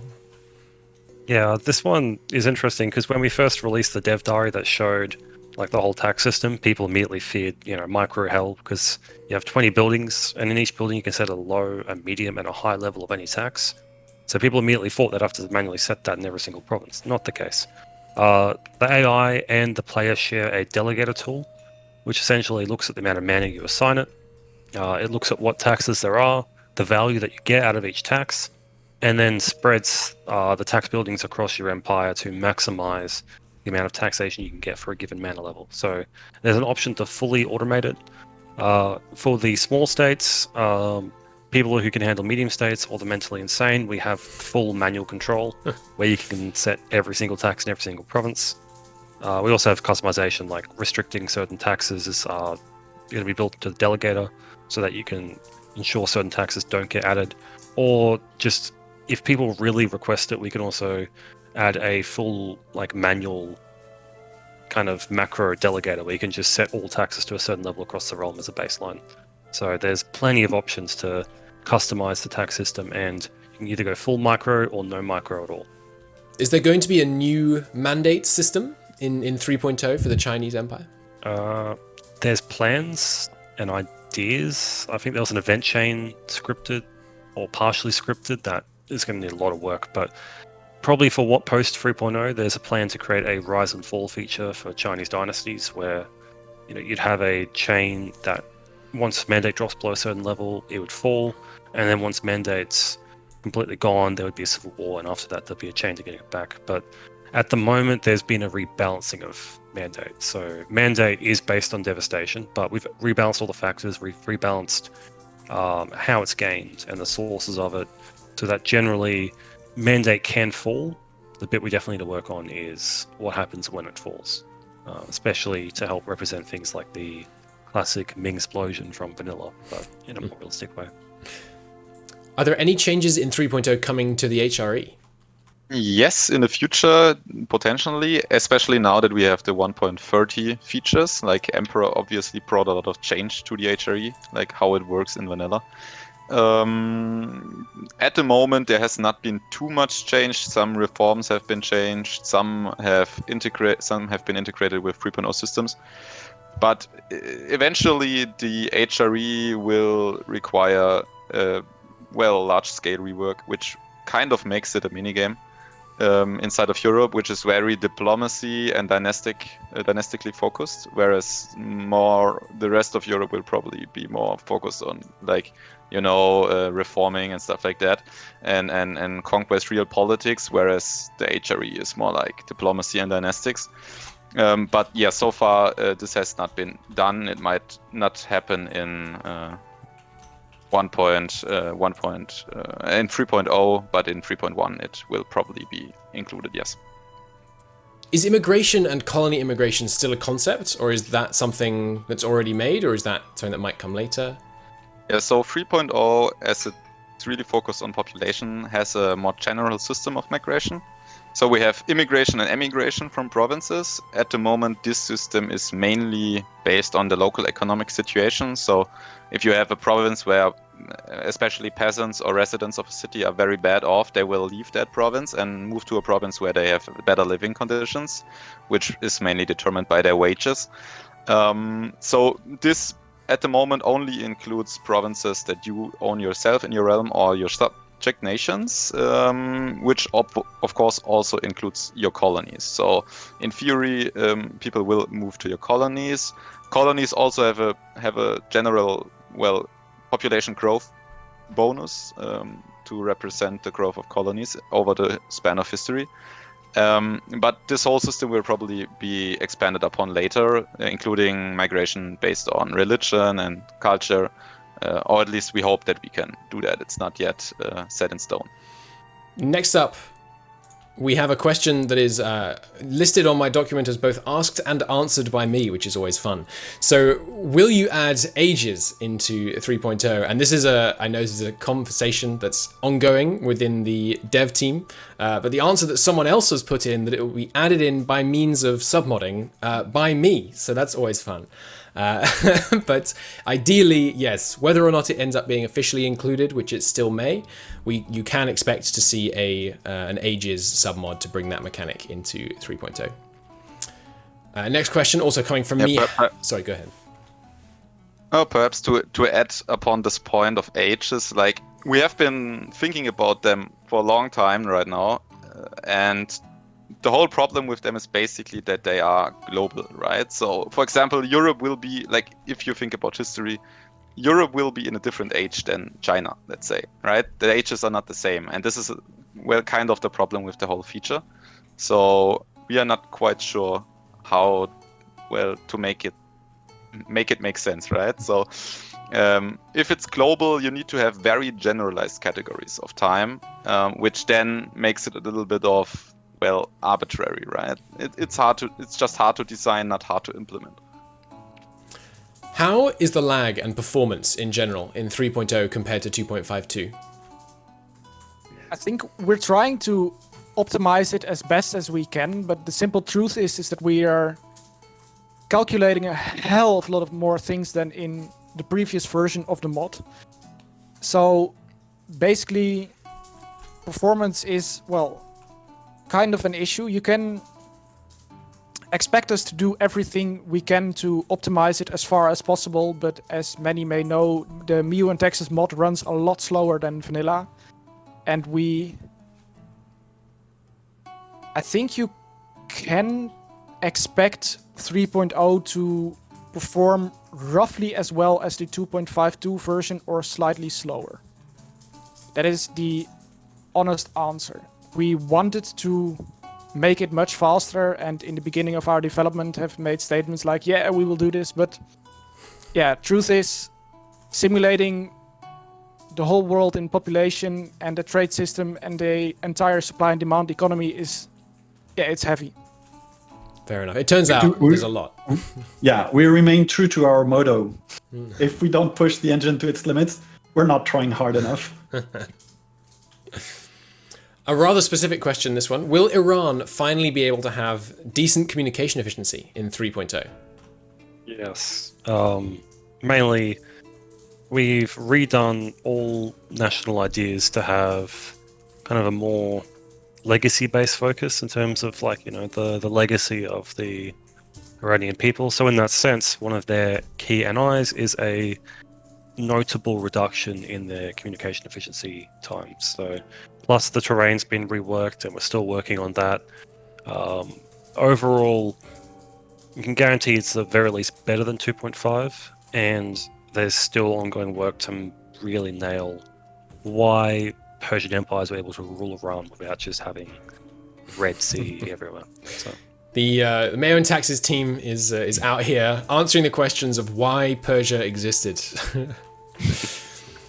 Will the AI be more competent at colonizing in 3.0? And by what date can one reasonably expect the Americas to be colonized? Answer is yes. It will be more competent. We have a lot better colonization than in 2.52, that's for sure. The DI is definitely improved just because it's using an actual system, whereas before that didn't exist, right? So we now have this expedition system where you can send an expedition to a colonizing zone, and then you will get a province there, and then DI from there on will colonize outwards, right? With vanilla feature, which makes DI way more focused on central nodes, right? Like on specific nodes, because you can only get a foothold there with the expedition. And the expedition has a rather good AI, I would say. What do you think makes Mayo and Taxes an appealing overhaul mod? And what elements of other mods do you appreciate? I think the main thing where we differ from vanilla is you can basically look at strategy games along a spectrum from how much do they abstract history and the real world, and how much do they try to simulate it? And you could, for example, say that base Europa Universalis 4 is already a lot more simulation than, say, a game like Civilization 5 or 6. But Mio and Texas basically moves Europa Universalis 4 a lot more on this slider towards simulation. So we're still not simulating everything. I mean, we can't. But we're simulating a hell of a lot more. That brings us to the end of our Q&As from the community. Thank you so much for asking those. We're sorry if we didn't get time to include your question. Obviously, there were tons of great ones, and if you haven't got an answer yet, head to the Discord or to the forums or to Reddit, wherever you want to ask those, and hopefully a dev can find time to give you the answer to that. Thank you very much for tuning in. Those were all the information we could give us. Go and play Mio and Texas V252. We will provide you with V3.0 as soon as possible. And in the meantime, we're available on the different platforms, the Paradox Forum, Reddit, and the community Discord. Bye, guys. Yep.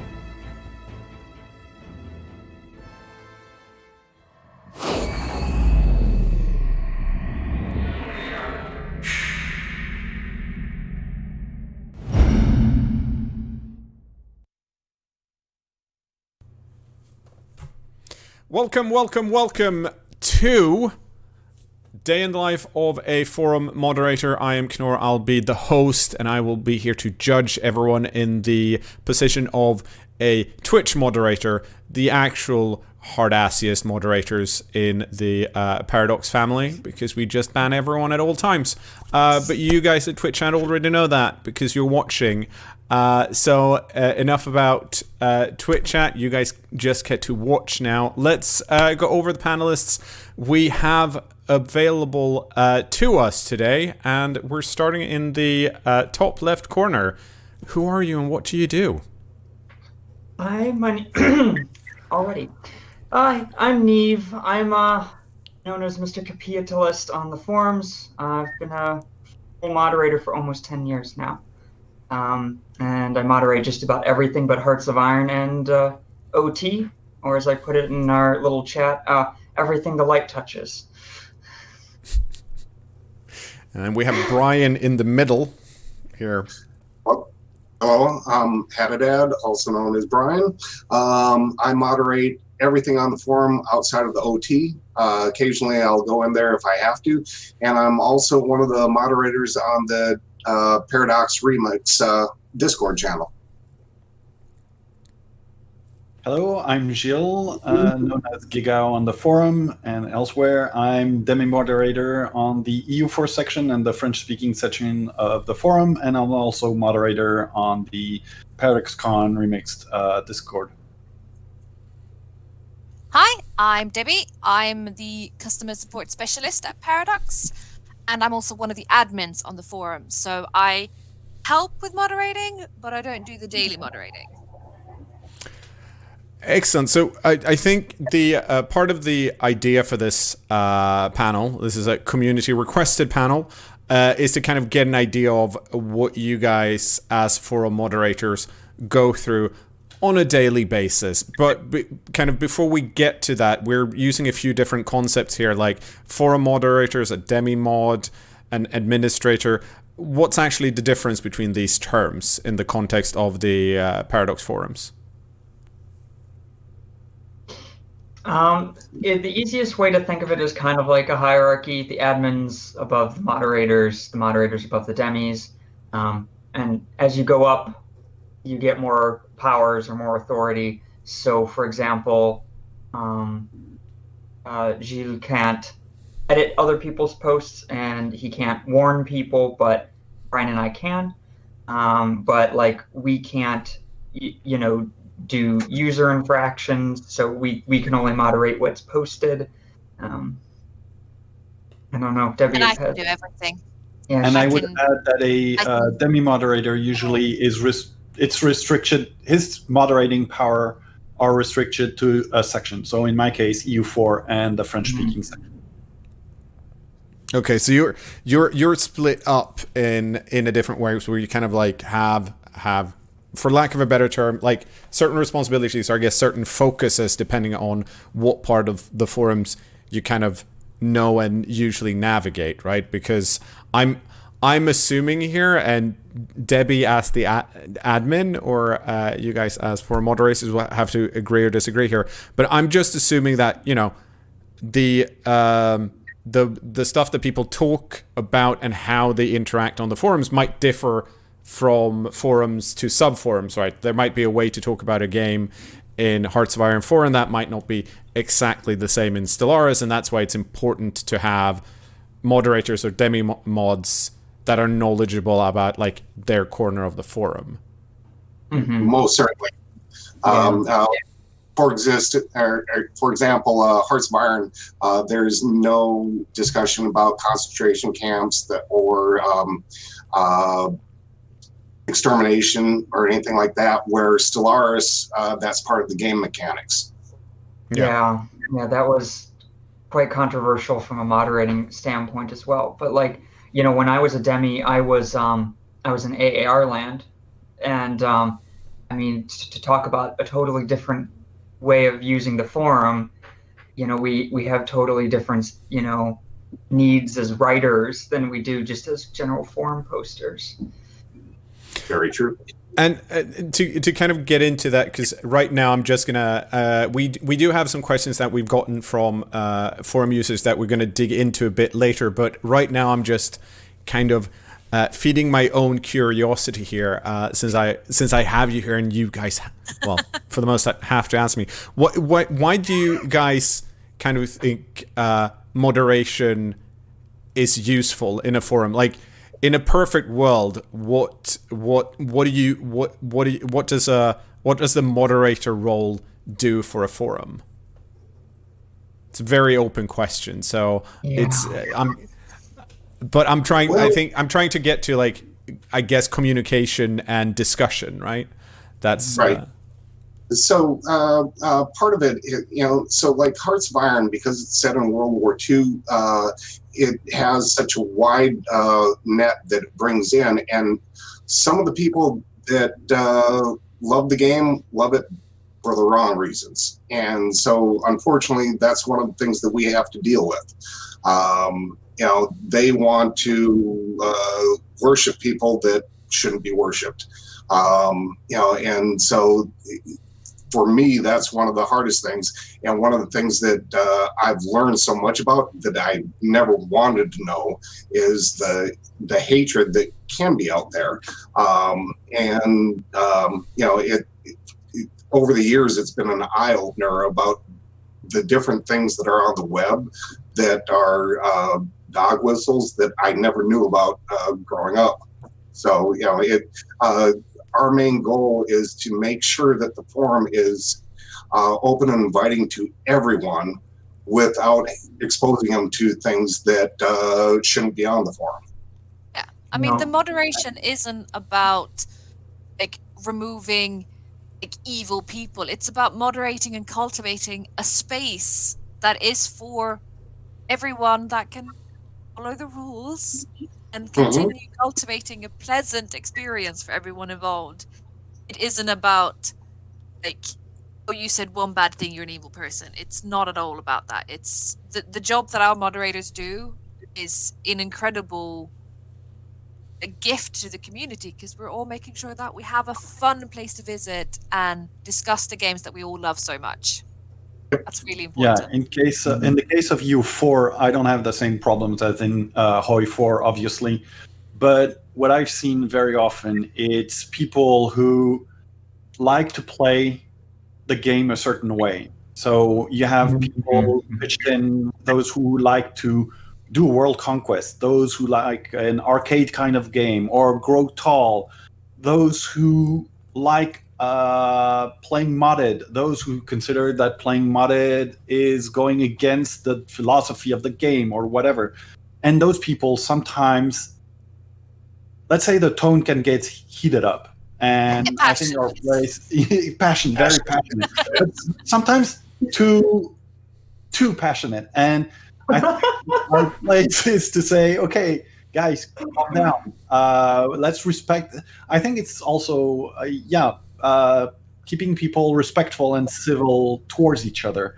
Yes. And between all users. I'm personally for example, I play U4 modded, but I would never say that playing U4 non-modded is stupid, because it isn't.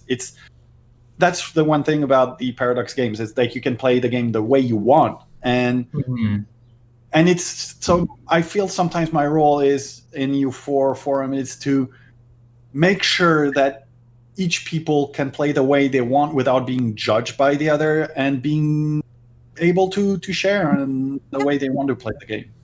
I'm guessing that's also partly part of the paradox of moderation, right? Be it if it's on the forums or in a Twitch chat or anything else.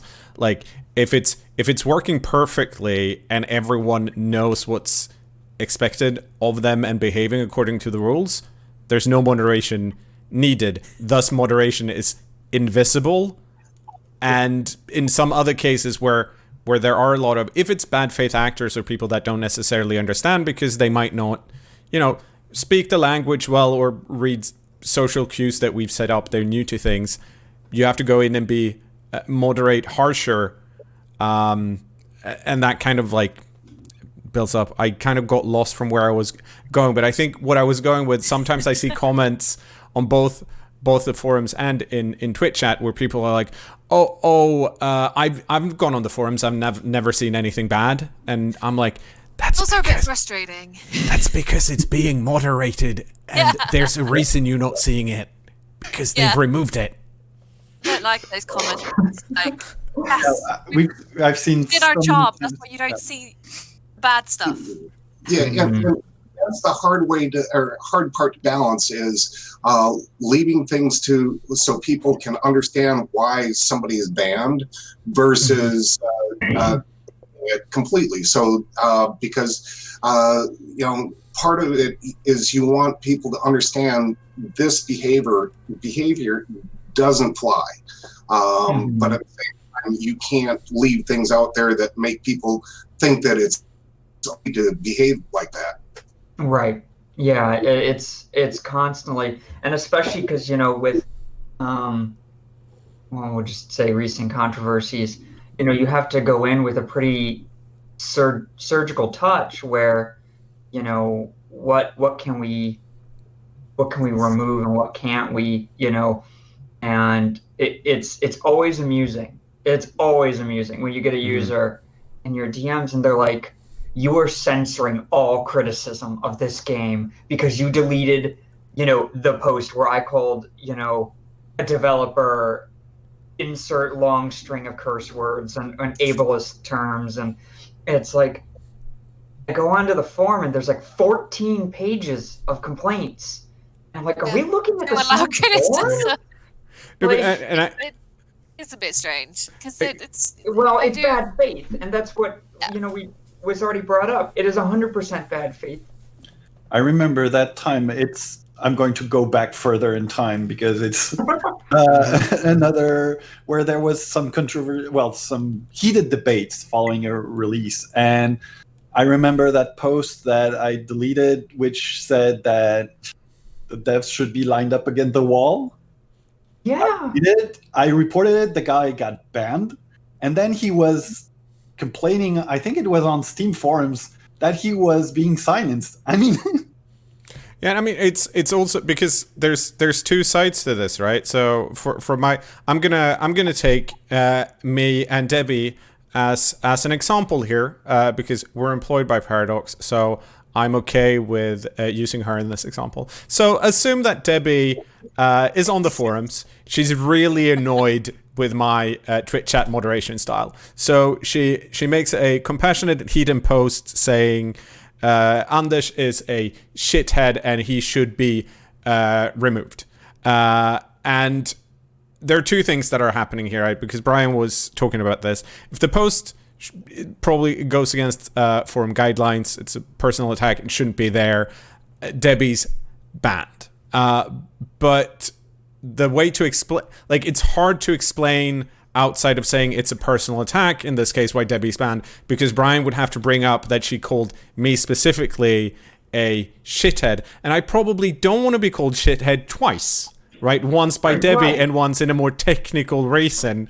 And, you know, these kinds of things can take very many different forms. And in some ways, like, you know, it's hard to judge. And as you, dear viewers, might have noticed, we can kind of dig into this a lot. And rather than doing that now, I'm going to jump into something completely different. And I kind of want to get you guys' backstory and how you ended up on the forums and, you know, why you're currently in the position you're in. I think we can start with Brian this time around. How long have you been on the forums and why'd you end up where you are?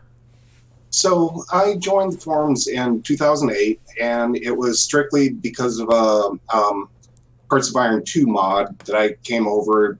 It was right before Hearts of Iron 3 came out, and they were trying to get a sub-forum. And from there, I started realizing how great the forum was, and that was around the time that I started finding out other Paradox games.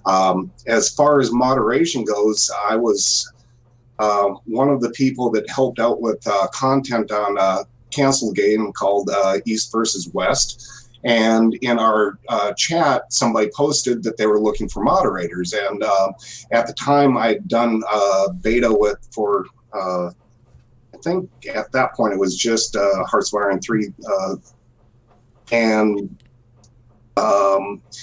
I had interacted with a couple of the moderators, and I was like, I really like what they do, how they're making the forum a better place. And so I applied to it. And that was my first demo was for the East versus West forum, which was an interesting forum. And while I was there, I started doing a lot of technical support because my job is actually in IT.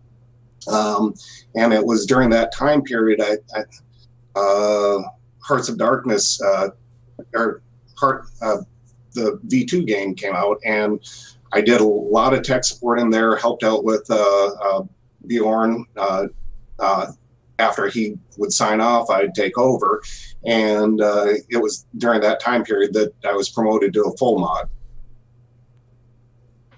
And it's been that way ever since. Yes. Currently, for the most part, it's mainly Nia and I doing all the game forums, and then there's 2 full mods that are covering the OT currently. But it sounds like that's going to be changing in the near future, and we might have some more mods coming on board, or full mods. Yeah. We are looking into that because, as you can hear, there's not a lot of mods, and Brian and Nia do an incredible job, and they work a lot, and they're volunteers. They give up their time for free to make sure that we have a very nice forum, and we are very grateful for that. And we want to make sure that they continue to be taken care of. So we are looking into getting some more mods and some better policies, and just making sure that the forum continues to grow with current social media, and continues to be a good place to be, and does the great function that it does and protects everyone involved. So, Neve, how did you get to the forums? So it was AR Land. I mean, most of my origin story is going to lie in there. I, in fact, almost was only active in AR Land for a number of years. I joined because of Hearts of Iron 1. I bought Hearts of Iron 1 in a physical store. Like, I was in like a Walmart with like my birthday money in I almost said like 20 something in 2003. And I bought Hearts of Iron and was really enjoying it. And I ordered almost immediately the expansion pack of EU2, the one that has like the samurai and stuff on the box. I recently just found it. It was like in a box covered in cat piss way in the bottom of our basement. And because we don't use CDs anymore. There's a whole bunch of stuff. Like I had Korn CDs. It was amazing. It was like 2003 all over again. What a time 2003 was.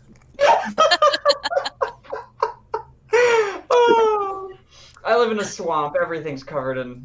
I was living in a dorm at the time. It was great. We all got some flare guns and almost blinded each other.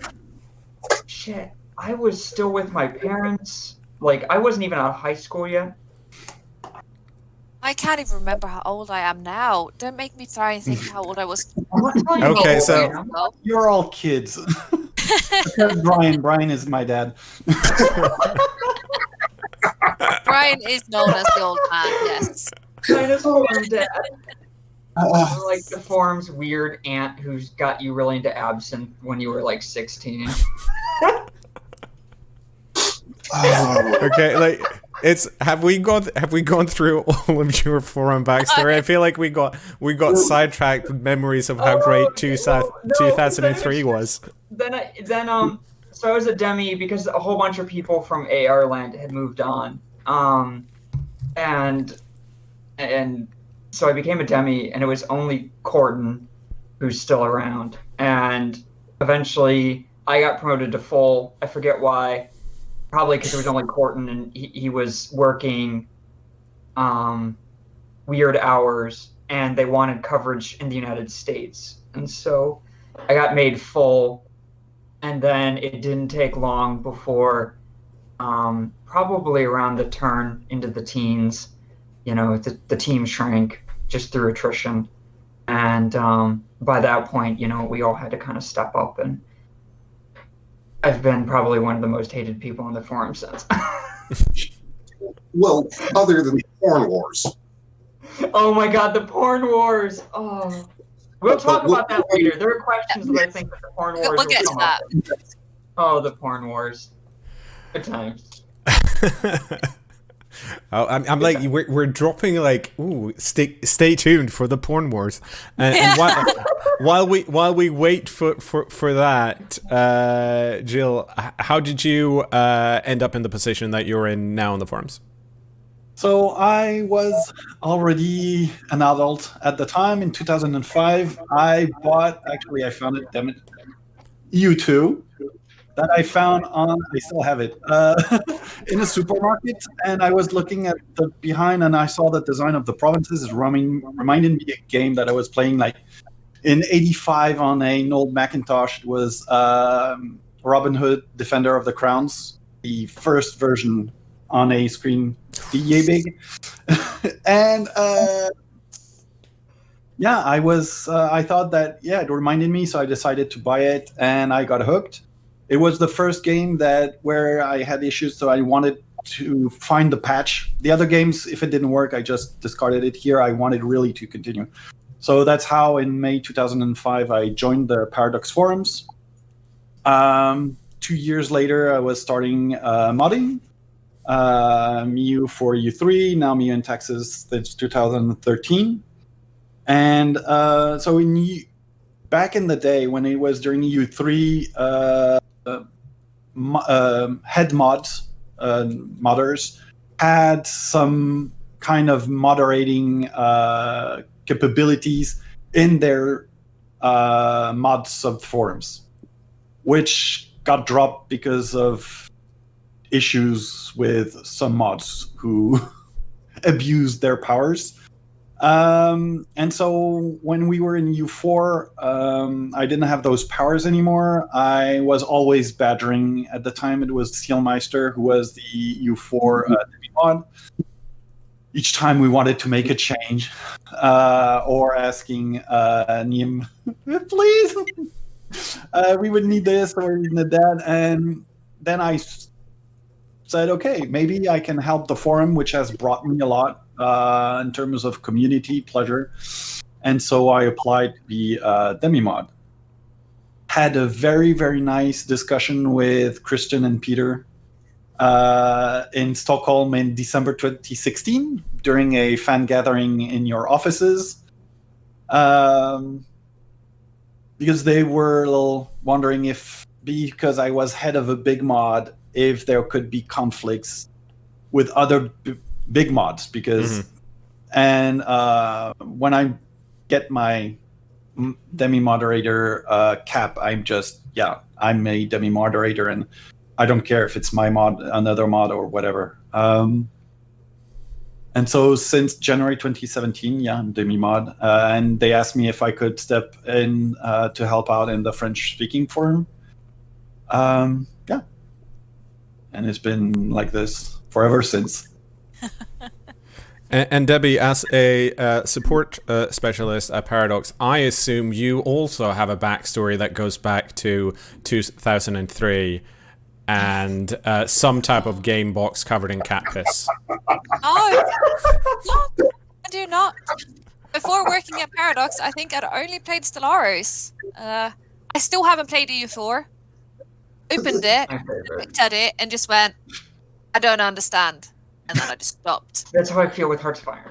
But you did have one of the most overpowered vanity characters in CK3, so. Yes. And I you think do have- yeah. CK3. Oh, I was gonna get to my vanity character. He's Okay. stealing it, Anders.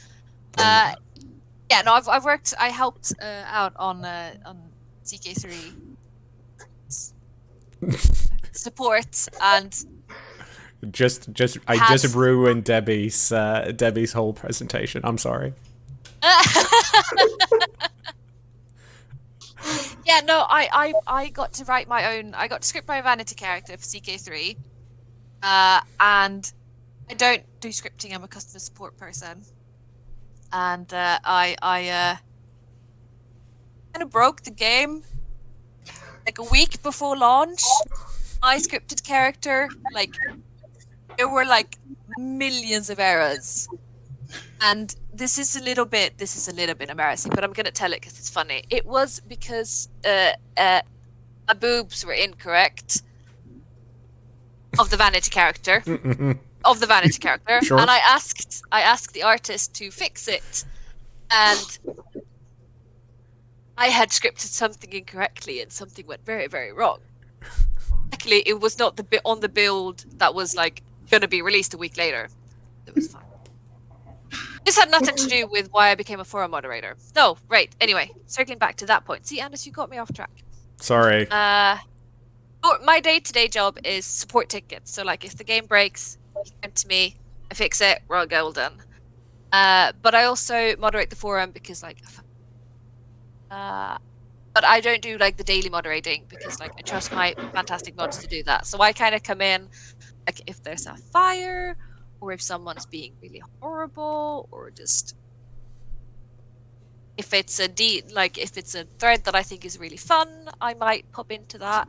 I was very active on the Bloodlines forums for that reason, because like vampires. Vampires are great. So good. We have some time left, so I think we should go over to the forum submitted questions that you've selected some of them. But I just wanted to point out, like as is probably clear with, like, I've been at Paradox for 6 years. Debbie, you've been here for slightly less, but it's very important, like, and that's why having our community moderators or volunteers, part of the reason it's important is to get that, like, backstory that I don't or me or Debbie don't instantly get, right? If someone's using a type of a phrase that's really common in the Hearts of Iron forums, it's going to take a while for us to figure that out unless we have help from you guys that can kind of be like, oh no, this is normal, or oh, this is not normal. And then, okay, well, with that said, I'm gonna hand the questions over to our forum moderators here, because I don't know which one of them are easy to answer and which ones aren't, because I moderate Twitch chat. So we're going to start off with, I'm going to butcher this, obviously, Gogu Romania. This was a really good question, which was, has there ever been a moment that you log on and you all F4 out? And the porn wars. Oh my God. So the porn wars were probably about 2012, 2013. I think I had just gotten my first job. And so I remember telling my demi moderators, okay, to set the scene, forum was flooded for months with thousands of bots that posted nothing but vintage 70s and 80s porn. Constantly, just hundreds and hundreds of posts. And there's a good story that Brian always likes to tell, and I'll leave it to him, but I was telling my demi moderators at the time, just link the account because I'm at work. I can't open, like, I moderate at work. A lot of people, like, they're like, I hope you're getting paid, you enjoy this as a job. It's like, no, my job is, I'm a subject matter expert at Ford, and so I'm like, please just post the account so I can ban it, but I can't see any of the content. Because if my boss walks by and I have a whole lot of porn up, I am getting fired immediately. Vintage porn. Like vintage porn. Like, I could technically be like, sir, it's art. Do you not recognize the art? It wasn't HBO. Oh my God. So while this was happening, there one evening, and it was happening mainly U.S. time evening, Nia accidentally posted "Keep Clan and Carry On," and so the thread just spiraled out of control with people making fish jokes about what was going on. It's still out there. It's but also still funny. You still had a few people posting that they'd love to help out, and one of them was like, "I'm German. Give me full power. Nothing can go wrong." I'm trying to think. There's because the story that I was also thinking of is when was it Bjorn or Christian showed up that morning. And it was Karsten. Karsten had actually seen it. Bjorn had not, and they rode the elevator up. And as the doors opened, Karsten said, "It's going to be an interesting day," and walked away. And Bjorn had no idea why. Oh, poor Bjorn. So, it's things like that that really have kept me engaged. With one of the things. Because I love the forum, where one of the first things that I had problems with it, a game, and somebody helped me out, and that was one of the things that really allowed me to start engaging as I got more knowledge about the games, helping people. But through that, over the years, I've gotten to know so many people at Paradox and have developed such great relationships with them that it's something that just keeps me here. But the porn wars early in my moderation, I didn't have the power to ban them. I had to keep turning them over to Nia and another person named Andrew that also helps out with support. But I would delete them and say, please ban. So that's the porn wars. What other questions have we gotten? Let's see. If you notice me looking over here, I'm trying to go through. So Ella Charmed asked, what tips and tricks do you employ to maintain that zen while answering problematic posts? For me, it's mostly martinis. But also there's a sense, like, I've been doing this so long that nothing can shock me. and I'm sure that will elicit a ton of attempts to try to shock me, and go for it. I mean, I'm a trans woman on the internet. I get a lot, so you're not going to scare me. Sorry. I think for me, it really helps by the fact that I like to think of myself as a shield. I am protecting, both the users and developers. Like, I'm, protecting, I'm helping, and most of the time, since like all the bad comments, the personal attacks are rarely, not always, but rarely towards me or like towards our actual moderators. They are usually towards other users or developers. So by being like a third party, I can usually just like look at a comment and just be like, that's not directed at me, so I don't have to bad about it. And I think that helps in like just keeping a level head. That's not to say that that it's not slightly mentally tiring if you read it's 8 hours a day, just I hate Paradox, I hate Paradox, I hate Paradox threads, but they don't pop up that often, so it's usually fine. They come in waves. Yeah, for U4, it's usually it's very often rather very calm, so I don't need to spend too much time. Sometimes, like recently, this time it was rather more difficult because I was under very high pressure during 10 hours of work. And then in the evening, I would moderate from 6 to 2 o'clock in the morning. And so no really downtime. And then I would sleep 2 short nights and then come back to work under the pressure. So it's true that now it's starting to calm down. So I feel that I can breathe again. It's been a lot there. Yeah,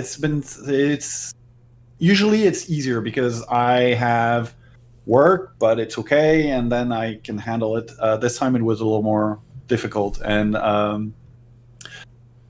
but yeah, a beer, gin and tonic. Gin and tonic helps. I love gin and tonics.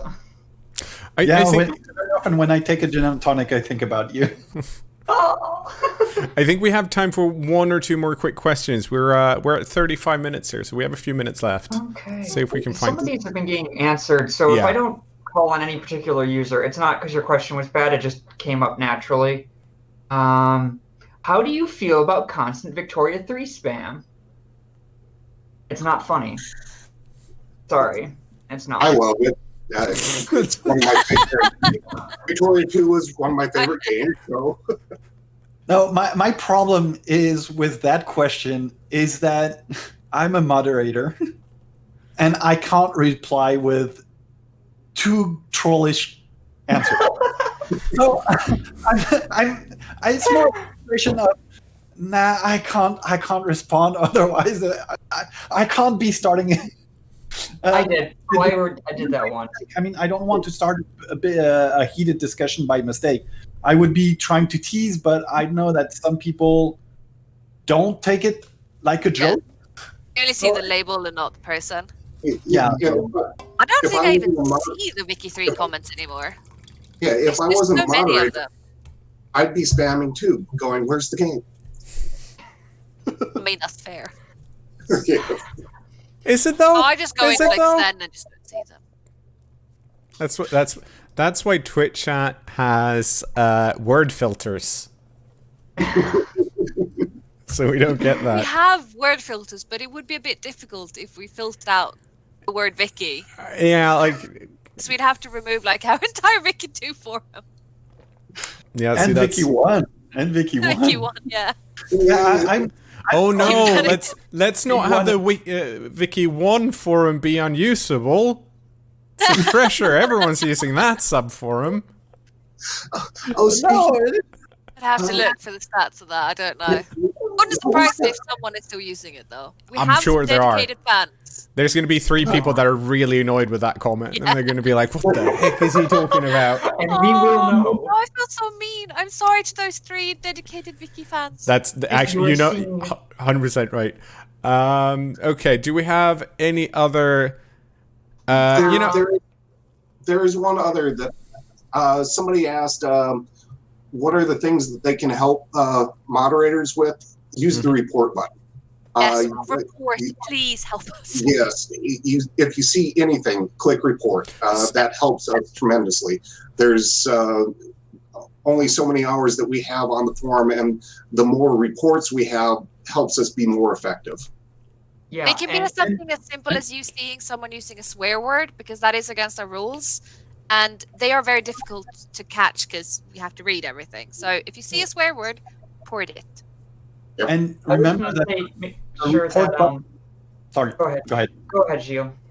No, I just wanted to say, remember that also the report button is not only for bad things. If you want your thread moved or whatever, just report it. It's not, because reporting is not only for bad stuff. It's for anything that could have to be raised. It's if you want to bring something to our attention, just in general. There's so many. That's exactly what I was going to say. Is reporting moderators move this, or I'm sorry, posting it into the thread. We're not searching for that. No, just report it, and we go through it, and it gets a quick peek in, because I'm one of the ones almost always on because I work from home, and so I go through, and as I see reports, I'll either deal with them, or if they belong to a certain person, I'll start assigning them out. So just about every single report that's ever come through has probably been seen by me. Yeah, Nia handles most of the reports. And I think that's going to have to be our closing answer and statement for this panel, because unfortunately we are out of time, but luckily we got to cover both Wiki3 spam and the porn wars, and at the end of the day, isn't that the most important things we could have talked about? Neve, Brian, Jill, and Debbie, thank you guys so much for talking to us and kind of explaining some of what forum moderators do and who you guys are. Thank you so much. That's going to be the end of this panel. So, you guys on the forum. Thank you very much. Bye. Thanks. Behave.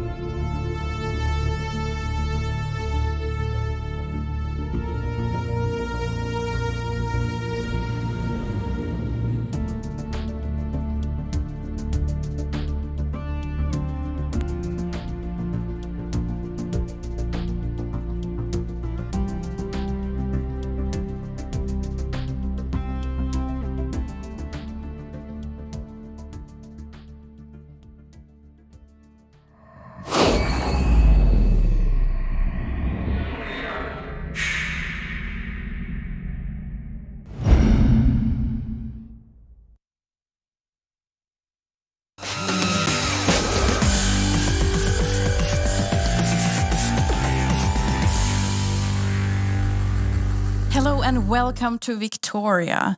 My name is Sanna and I'm part of the community team for Victoria, and I will be your host for this lovely panel.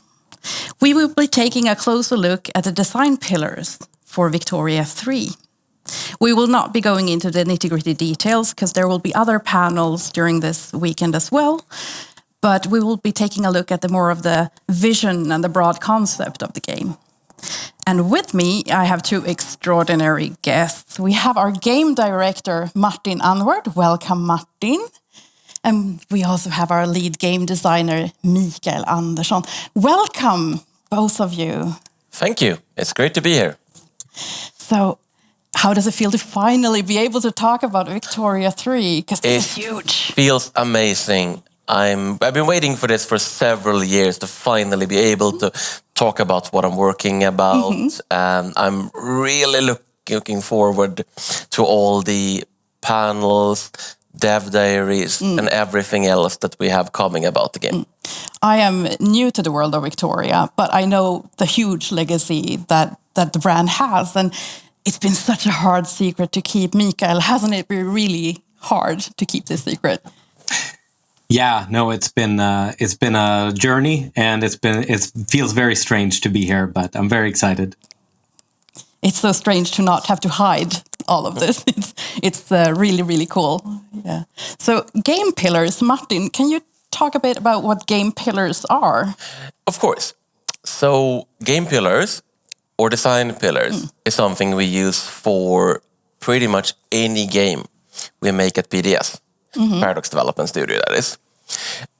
Game pillars forms the very much core vision and are often developed very early during concepting.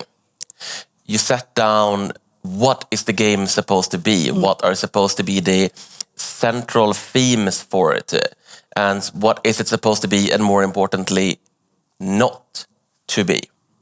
And then when you actually build a game and you design all the features and whatnot, you constantly refer back to the design pillars and you look, we have this cool idea, but does this follow the design pillars? Because you don't just want to throw every cool idea you have into the game. You have to consider what game you're trying to build and whether those ideas will work together. Yes, of course. So the first design pillar we're talking about today is national gardening. What is national gardening? National gardening is the principle we set out that the main experience of Victoria 3 is aimed towards the player's country and what's going on inside the player's borders.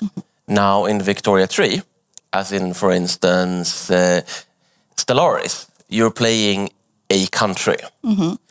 But in a lot of our other games, most of what's going on outside your borders can be just as important as what's going on inside your borders. And of course, we still have all of these countries, everything going on in the world, just like our other grand strategy games. But Victoria 3 is more inwards focused. What's happening with your politics, with your economy, and with your pops is more important than interactions with other states. Mikael, Martin mentioned POPs. What are POPs? So POPs was originally an acronym. It stands for part of population, and it's basically a demographic, right? It was introduced in the very first Victoria game and has become a beloved part of many PDS games since. In Victoria 3, we continue to use the Victoria POP system. So it's our most detailed POP simulation system yet. Actually goes even deeper than in previous titles. And this is the way that we quantify your population in your country, because having millions of people can be really hard to keep track of, and they all need to have an impact on your country. So we split them up into these demographic chunks that all have their culture and religion. Martin, this game, you're describing it as a society builder. Can you tell us a bit more about that? Yeah, of course. So much like in a city builder, it's all about what kind of city you want to build. Victoria 3 is all about what kind of society you're building, either because you're aiming for a specific goal, or you're just following the political currents, the movements, and the will of your population. So there's a lot of different societies that are simulated in Victoria 3, everything from agrarian feudal states to modern social democracies. And your country, of course, will end up being shaped over the course of the game by both your actions and the will of your people. And in the end, which society you end up with and how your country changes and how it looks towards the end is the most fundamental part to how this is as a society builder. And Mikael, we actually coined this concept. I'm not sure if it's been used otherwise, at least not for us, because we were trying to sort of describe what is this game ultimately about? What are you aiming to do? Yeah, exactly. And I think one of the things to consider also when we think of a city builder, usually the goal is to make the biggest city, right? And that is not really the goal here. We have to accommodate all kinds of different utopian societies and dystopian societies, for that matter, right? Because that's what this game is about. It's about setting a goal. What do I want my Britain to be, or my Brazil to be, right? And strive towards that goal. And I think the payoff really for the player is seeing like how well am I able to do that, and also secure my place in the world. Yeah, and I really think the Victoria Pop system here is something that actually very much allows us to do this because of its considerable detail and just how many different states of being for a population it can simulate. But Martin, it sounds like it's very much about your country, not so much about the rest of the world. War is not a huge thing in this society builder. No, and I mean, of course, I want to emphasize that all the countries in the world, of course, have this going on. And you can't just ignore everyone else all of the time. It naturally depends on your strategic situation and so on. But one of the aims we had going into this game is that we didn't want war to be the main source of enjoyment, the main source of strategic and tactical decisions. War should not be driving the gameplay. This is not a map painter. So one thing we set out to do is that you should be able to play the entire 100-year campaign, never get into armed conflict, and still have a grand old time. For me, as a new player of GSGs overall, I think that sounds great, because I'm not that war-oriented. The whole idea of building my own society appeals much more to me, I have to say, so that makes me really happy. Yeah, I feel like, personally, I started dipping my toes into this with Stellaris and its different ethics and so on. And for me, it is really interesting always what's going on inside the player's country, with the player's population, and the feeling that you're really shaping a unique society. So it has been a big draw for me in designing and building this game, and something I think I will, or I know I personally enjoy when playing. And that really ties in to the next game pillar that we're talking about. Mikael, can you talk a little bit about diplomatic eminence? What is that? Yeah, no, absolutely. I think it's important to consider that just because war is not central to the enjoyment of the experience, of course, the threat of war is clearly a major theme in the era, and something that we have to simulate, right? Because power comes from the barrel of the gun, and so building up your military and using that as a means of getting your diplomatic goals through is still something that you need to be doing. So in terms of this game pillar, diplomatic eminence, the important thing is that everything that you can get from war, you should also be able to get without going to war. If you can create the right situation where you can get the right people on your side to push the balance of power in the direction you want. And diplomacy should always include these kind of standoffs between countries, and should always be tense diplomatic sort of negotiations rather than just simple interactions. So a little bit more like, say, a game of poker or something like that. Yeah, we have a mechanic for this called diplomatic plays, which is essentially what Mikael just described. Is that it's a lead up, or rather, it's an attempt to get something from someone that can result in war. But if you play your cards right, you can get what you want, be it a state, to force someone to open their market, a port in a strategic location, or a whole host of other things without a gun ever being fired. Do you have any great historic examples of this sort of thing? Because this feels very true to life. Well, I just mentioned opening a market, and I think a pretty good example is the opening of Japan by the United States Admiral Perry, I think he was an admiral, and and his black ships, where he essentially sailed to Japan, parked his black ships there with their big imposing guns, and said, I want you to open up the country. And of course, the US was not the only ones ended up involved in this. There were other great powers, but there was nobody really willing to back Japan against the US.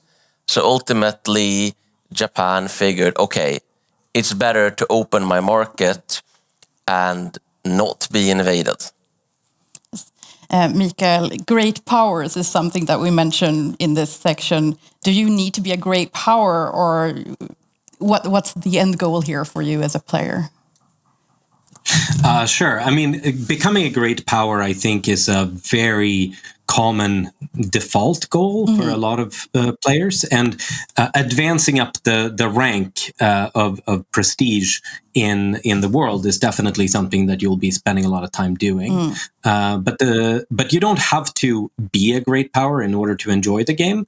You should be able to start as a really minor power and just try to become a locally powerful nation, for example. But then you have to contend with the fact that there are these global empires in the world that sometimes can push their weight around. And you have to decide sort of what power block do you want to be a part of if you're not able to become a great power yourself. Moving on to the next design pillar here. And this is my favorite one, I think.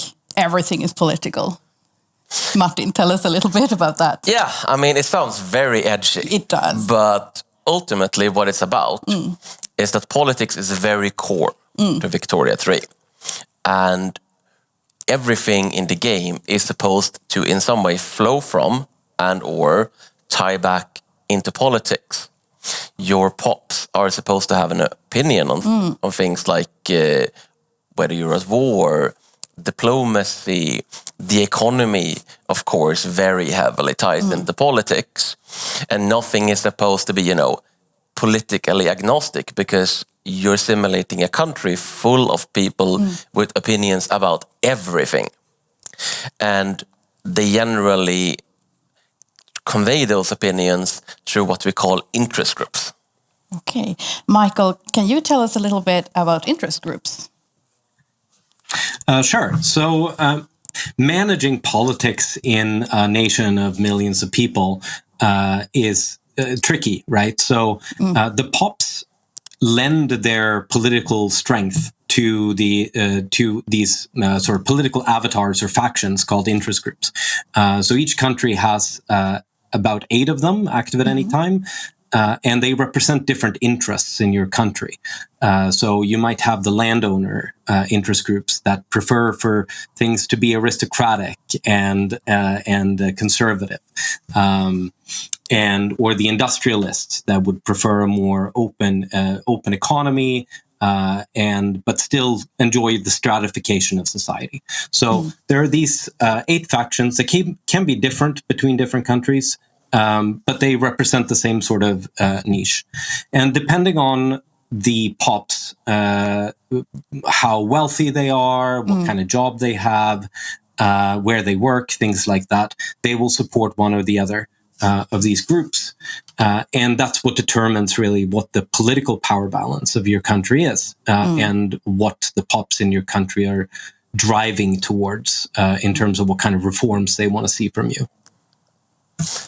Yeah, I mean, judging by your clothes, I think I might be more in the landowner's direction. What would you say you would belong to, Mikael?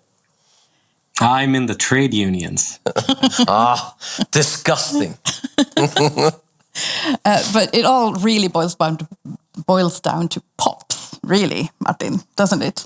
Of course. Yes. In the end, interest groups get their political strength from pop. And of course, it's not as simple as that just every pop belongs to an interest group. It depends on things like literacy, cultural and religious discrimination, and a multitude of other factors to determine whether pops lend support to a particular interest groups or whether they get involved in politics or are allowed to be involved in politics at all. And that is kind of steered by politics in the end.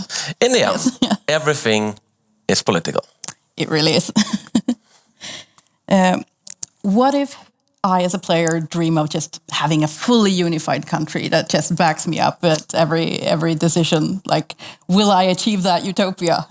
I would say you would find that, I would not say impossible, because our players keep surprising us about what is and isn't impossible, but I would say it would be extremely difficult. Also, not very realistic at all. No. Precisely, because, you're not going to get everyone to agree. You're not going to get every single person in your country agreeing that this is the way to go. They're going to have different opinions about things, and sometimes, even though you, of course, know what's best for your pops, they might not agree.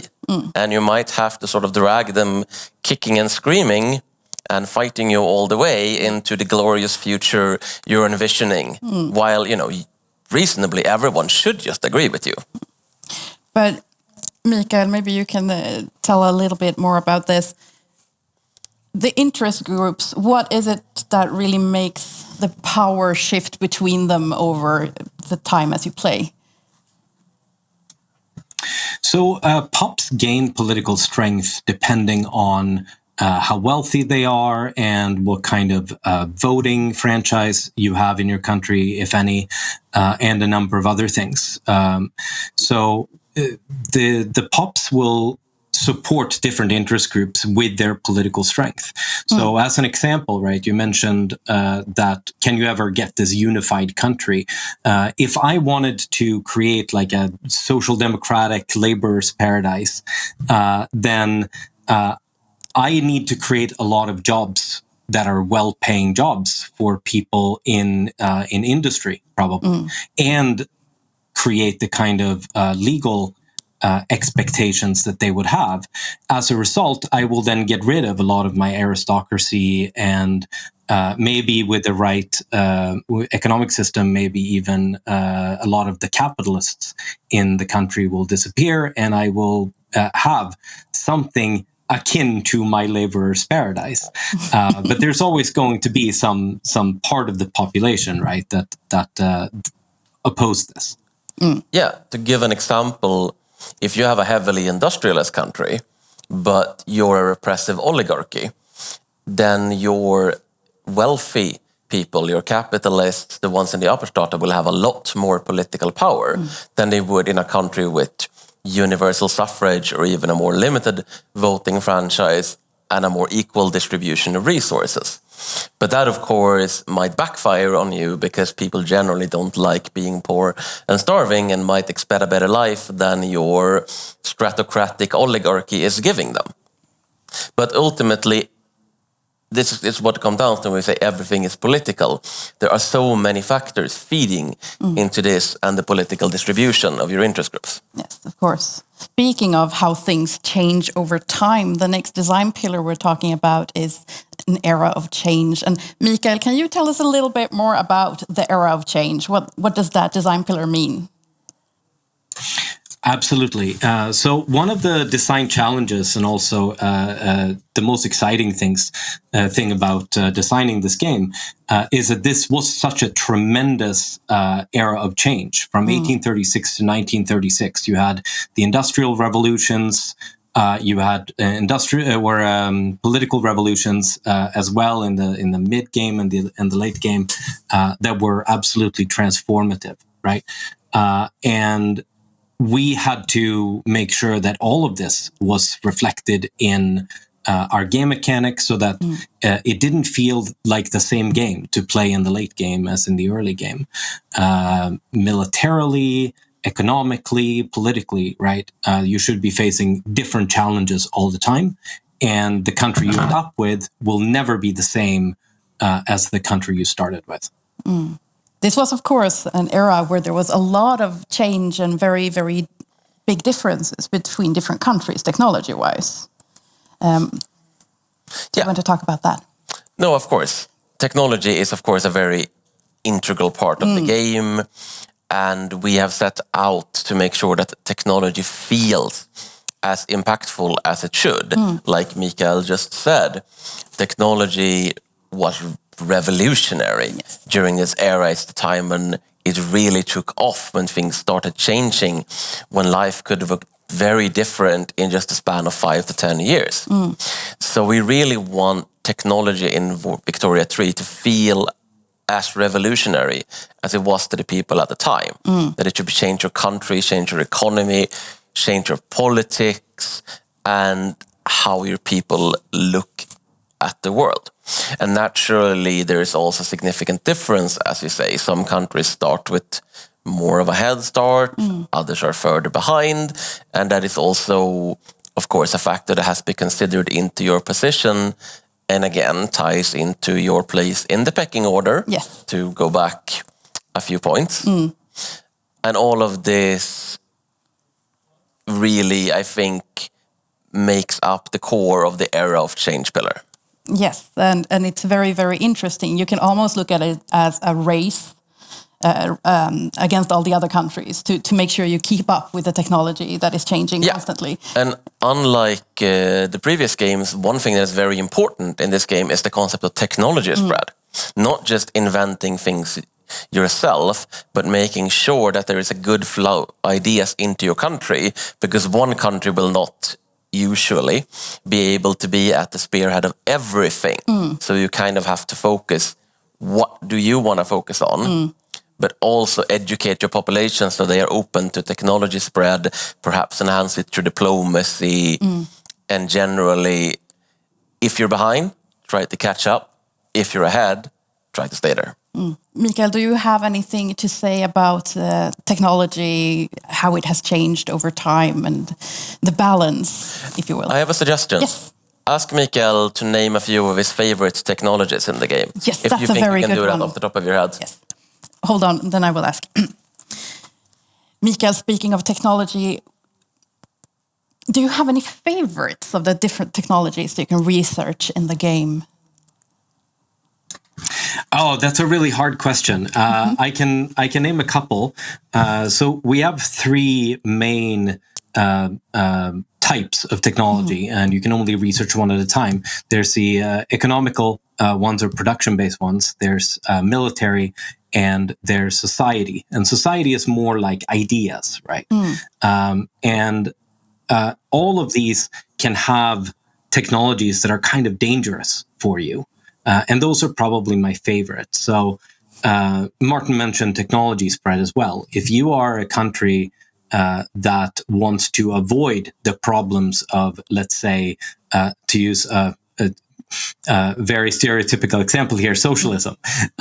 If you want to try to avoid that happening to your country, you could try to not research that, right? That's easy enough to do, but you can't really avoid it spreading to your country. It will happen sooner or later. And the question is, when does that happen, right? So that's one of them. On the production side, I'm really fascinated by the automation techs because they improve the economic output of your country, but they also displace a large part of your country and create a totally different political situation. So those are all really interesting ones to me. Yeah, that goes back to everything being political, of course. Yes. Indeed. And that is all we had for today, actually. We've discussed all of the game pillars, and thank you so much for being here. Martin. Thank you for having us. Mikael, you've been fantastic. It's been a very interesting discussion. Yes, thank you. And we have more to share about Victoria 3. We have a couple more panels over the weekend, but we also have a lot more to share on our social media and our website going forth. So make sure to follow us everywhere. But more importantly, log on to Steam, search for Victoria 3, and add it to your wish list. Thank you so much for watching, and goodbye.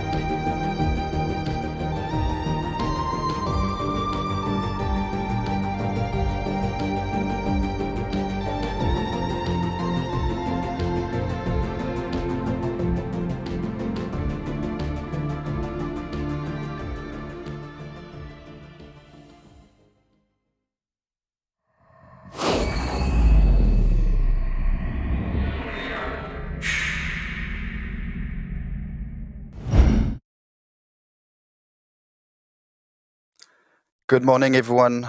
If you are somewhere in Europe, hello to everybody else. Welcome to another segment on the PDXCON Remixed stream. I am Adrian. I am a producer at W11 working on Prison Architect. And hello, my name is Curtis. I'm a game designer who's also working on Prison Architect. So today we'll be discussing a bit about some concept ideas that we have not been using for Prison Architect. So we'll go through some of our process first of how we come up with some of those ideas, then how from ideas they come up into concept, and then from concept to actual game design ideas and DLCs. But first off, maybe if you are not familiar with Prison Architect, just a quick rundown of the game. This is a prison simulation. Basically, you build your prison from the ground up. You manage the staff, and you also manage how the wellness of your prisoners inside. So it ranges from managing their behaviors, making them behave correctly, to making sure that they have all the good facilities and that the prison is running smoothly. Yeah. So how do we come up with a DLC idea? So basically, we have first a creative thinking, Curtis. Basically, we discuss whatever ideas that we have here at W11 and try to come up with a short list. Yeah, normally at this point, we will, as Adrian says, we'll make a short list. Well, we say a short list. It might be quite a long short list. And we'll go from our own knowledge in the game, just to try to think what the game might be lacking, what might make it a little bit more exciting. And we'll also look at community feedback as much as possible, see if there's any ideas that the fans really want to have in the game, what might be really popular with them. And we'll use that as a basis sometimes as well. Yeah, and so from there, so any ideas that we have, we discussed among ourselves. So we have a team of designers like you, Curtis, producer, myself, but also we involve coders and artists. And from there, we evaluate each and every idea and come up with a few shortlists, basically. Another shortlist, but like a handful. Yeah, creating a DLC is basically built on making shortlists. So what we'll normally do from the creative process, after we evaluate that, we'll tend to construct concepts. So we'll put what the features we think may work together into groups and basically themes. So as in the example that we have on the screen, when it went with Going Green and Second Chances, we had features together that were going on that theme. So for prison rehab or for eco-friendly. And that's how we basically put the concepts together for the pictures. All right, and so yeah, go ahead, sorry. No, I was just cutting you off. Go. So yeah, we have now concepts. From those concepts, what we do is usually we are going then over to Paradox and have a discussion with them to see whichever they like and decide for one. And for that, we pitch a few concepts. So what's our pitching process, basically? Yeah, well, our pitching process is first we normally, depending on what the pitch is exactly, we'll pitch, say, 2 or 3 different DLC concepts for whatever DLC we're going for. But our process is basically we will make a presentation, do a few slides on each different concept, talking about the main features of it, what features could be added as a free update to go with it, what the impact could be, and also the player's value for these concepts, so that when we're pitching these ideas, Paradox have a rough idea of what the effects might be without doing any further research afterwards. I mean, beforehand even. And one good point that we'll move on to just after this slide is elevator pitches. Maybe you are familiar with this concept. It's basically you have 2 minutes into you enter an elevator with someone that you know, and you want to pitch that person your idea in just the time you go up to the 5th floor. And so we'll go through the elevator pitch afterwards for each of those two, so Going Green and Second Chances DLC. But yeah, so basically that's a point of entry for every DLC, how impactful basically an idea or a DLC concept can be. So it's quite telling.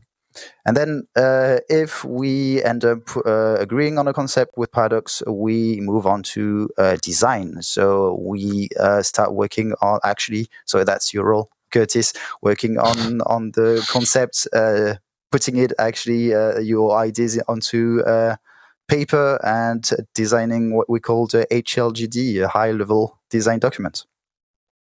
Yeah, so at this point in the process, we basically take that short overview we had via the elevator pitch and the few slides in the presentation and turn that into a document which could be anywhere from 20 to 50 to even more pages length, depending on the complexity of the DLC. So at that point, we'll be writing up each feature as accurately as we can, while also talking to the development at that stage to make sure that none of the features will be a little bit too complex, to make sure that if we do go too complex, that is a way to like simplify here and there so that we don't go over our estimated schedule. Yeah, the game design document is basically the Bible for the game. It should have everything, anything that you basically anyone want to know, from object description, from very detailed design features. So yeah. And then from there, we pass it on to the developers, also the artists, for actual development. But that's not really what we'll be discussing here today, because we'll be going through some unused ideas. So therefore, there would be ideas that would have been cut somewhere between the creative thinking up to maybe the pitch concept, but they did not go through any design or development. So whenever we are working on a concept, we rather want to think our player base as four player groups. So we have the builders, the manager, the bureaucrats, and the thrill seekers. Can you give us a rundown of those 4 player groups, Curtis? Sure. Now, these names are quite apt, so it might make sense to a few of you without me going into any actual detail, but through the 4 player groups, the builders are those players that literally just enjoy designing a prison, constructing it either aesthetically pleasing or one that runs particularly well because of the way they've made it with the wall placement, or just making aesthetically pleasing with flooring and objects such as that. Now, the managers are people who enjoy managing their prisoners and staff. They like to make sure that all their staff and prisoners are doing what they should do. So they like to have a nice, well-oiled machine, basically, shall I say. Whereas the bureaucrats are those that enjoy policies and grants. So they will go through making sure that their prison is doing what it should. And they like saying what they should do here, what they should do there. And then the thrill seekers are those that enjoy the unexpected events in the game. So they enjoy breakouts, fires, riots, gang behavior, anything that's dynamic and unexpected to them. So obviously, we're not saying that every player fits perfectly into one box. It's just those are basically the groups that we feel are prevalent into the game, and that were easy also for us to, whenever we create a DLC, do we cater to those players? Is the DLC actually providing something for the builders, for the bureaucrats, and also for the thrill seekers? So we have this small star system, basically grading any idea that we have in regards to those player groups, and that is part of our pitching process. Basically, whenever we come up with an idea, we again sat down together. First, maybe we have an idea that is only for builders. What can we do to improve it for managers, bureaucrats, and thrill seekers? But also, it is sometimes just a way of leveling out the aspects of the DLC. All right, so now we'll go through Going Green. So Going Green is the latest DLC we released.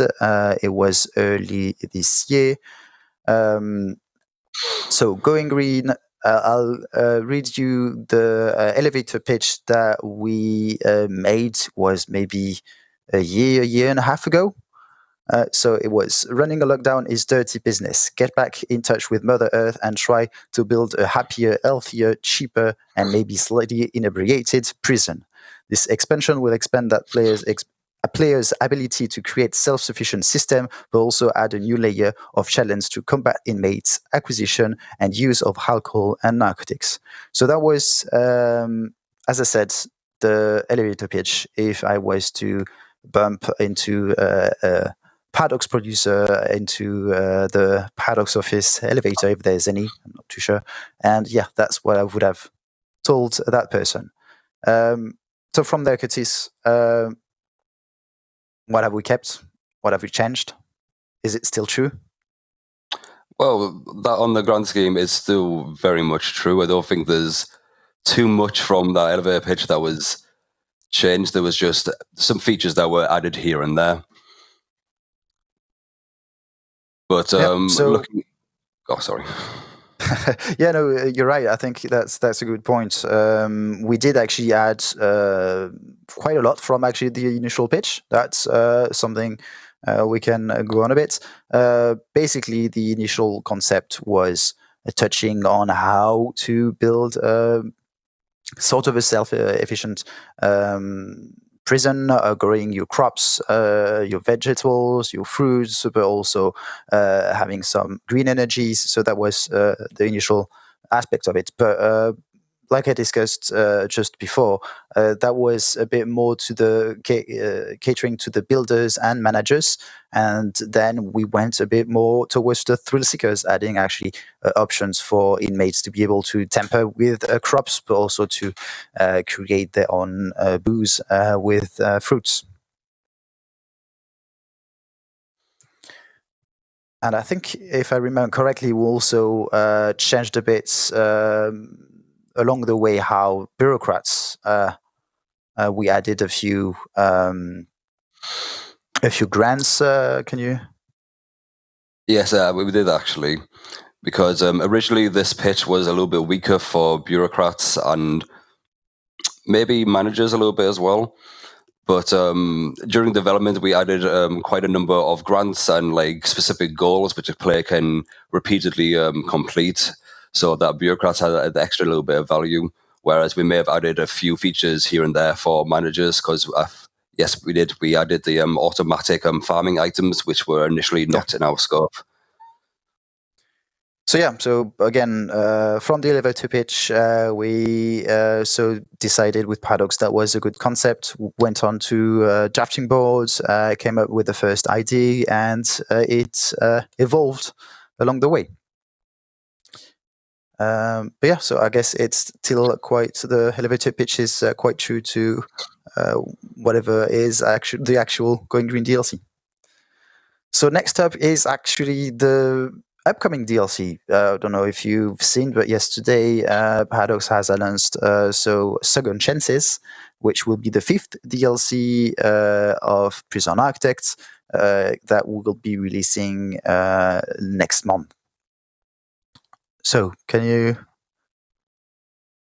So yeah, what about the? Sorry, go ahead.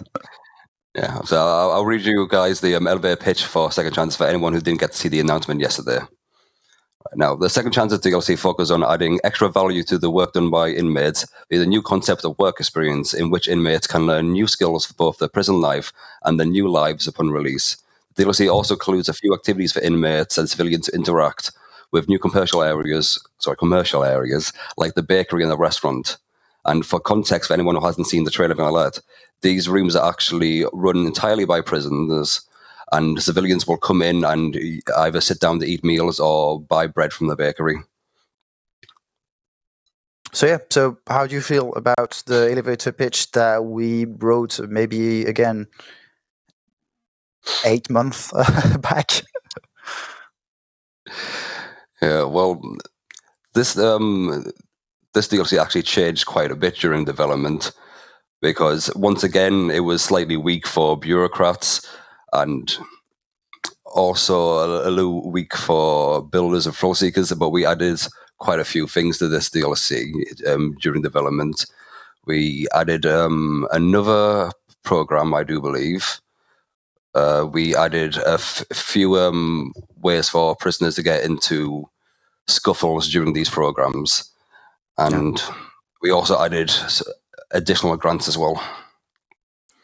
Yeah, no, definitely DLC that, like, I think again we stayed true to the elevator pitch that we wrote. We did add a few. It's always again evolving from the initial pitch that we discussed with Paradox to whatever we decide and then implement.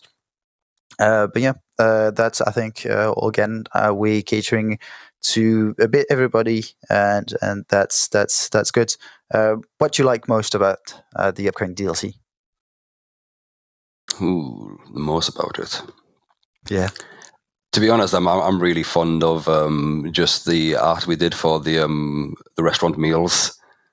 That is one of my favorite parts of it. Although, favorite actual feature would have to be the little message the player gets for any prisoners that have left the prison. You'll get a small message saying whether or not they have reoffended or reformed.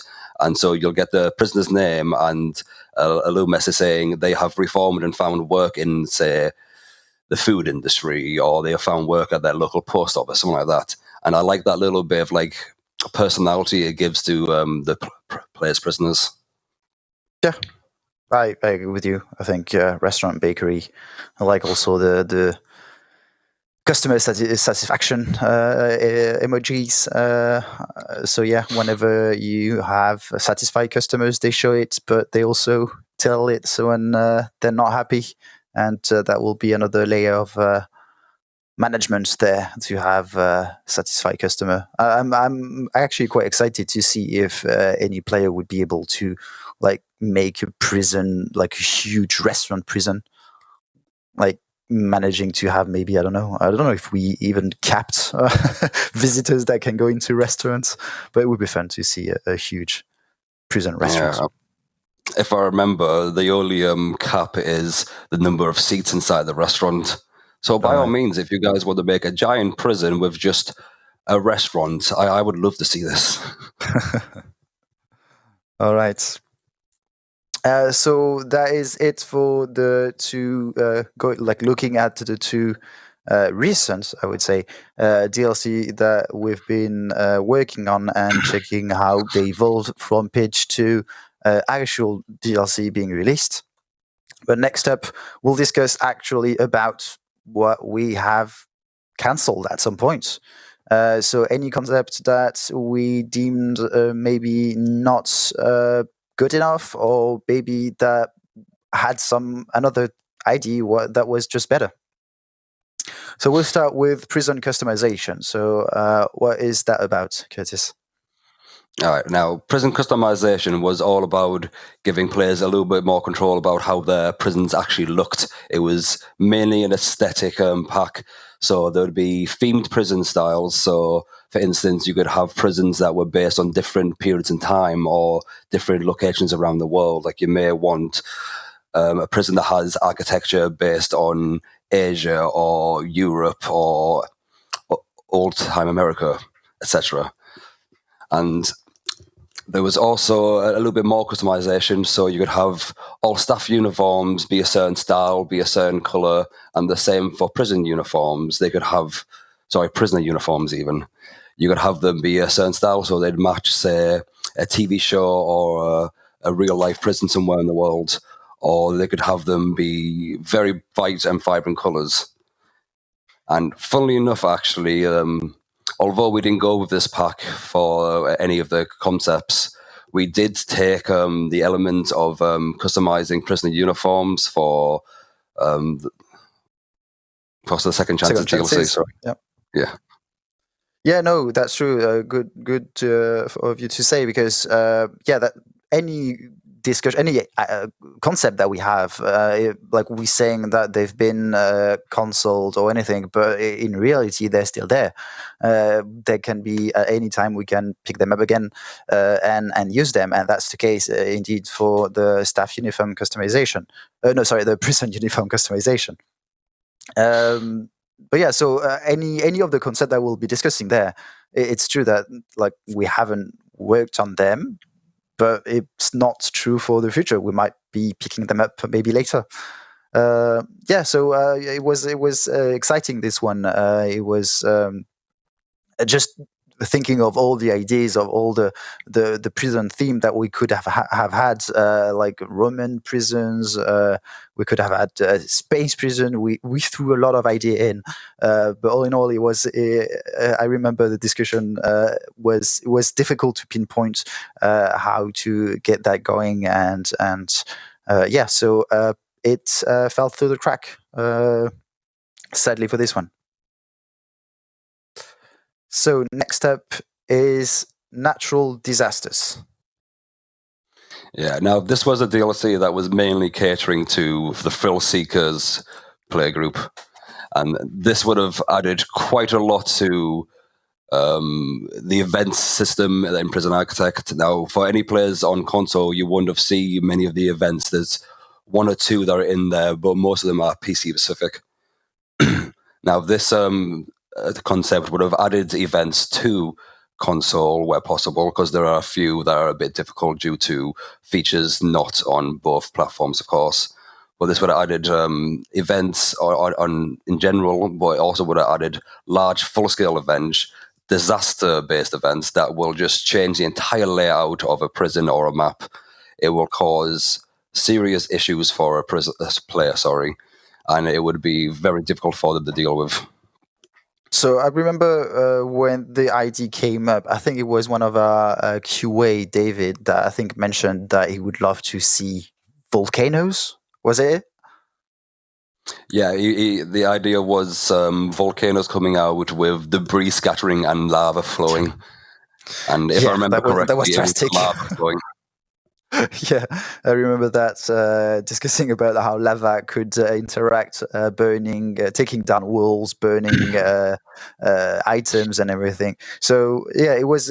I think on paper, it's a really fun idea. But you mentioned it. It was definitely more catering to the thrill seekers, and we didn't see how it was easy enough to basically make it appealing to other player groups. Therefore, it was a bit set on the side. There are other reasons, like for instance, if we take the volcano example, we always have to basically dictate whenever we work on the design how it will impact the rest of the team, so code, art. So for art, it would have meant making, I think, maybe designing lava animation and stuff like that. I'm pretty sure she would have been happy with that. But in terms of code, it would have implied a lot of thinking, making sure that everything is interacting with the lava. So it's always, we need to find a balance in between design and the other teams, so code, but also art. And in this one, the balance was there as well. It wasn't for other player groups, so it was put on the side. All right, let's move to the next one, unless you have something else. No, we can move to the next one. All right. Pets and animals. Yeah, so this one is animals come up quite often into our pitches. I think usually we've been adding dogs here and there, canines to the game, and it's always fun. Yeah, for anyone who has been following the last few DLCs, like Adrian says, we've added quite a few new dog skins to different updates and different DLCs. Just in Second Chances, we actually added an animal therapy session where prisoners will interact with little dogs that will sit on their lap, and they'll stroke them and just make them feel all better about themselves.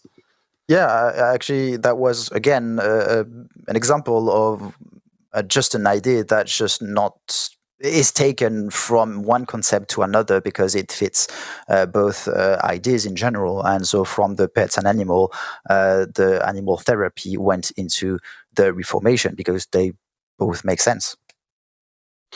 Yeah, because the initial idea for this concept was to have both prisoner pets and a petting zoo area, which would be basically almost like a therapy animal, if you've ever seen or heard from that before. So prisoners will gain an animal of their choosing, which was most likely going to be a small dog or similar. And it would either stay in their cell or it would follow them around the prison, and it would make them feel better. Or going to the petting zoo to interact with animals would also make them feel better. And from that idea, we evolved into the animal therapy for second chances. Yeah. It's always, as I said, always come back. I think pets and animals might be coming back again in the future. But yeah, always fun to think of how we can integrate some more pets, some more fluffy animals into our prison. Yeah, I would never say no to fluffy.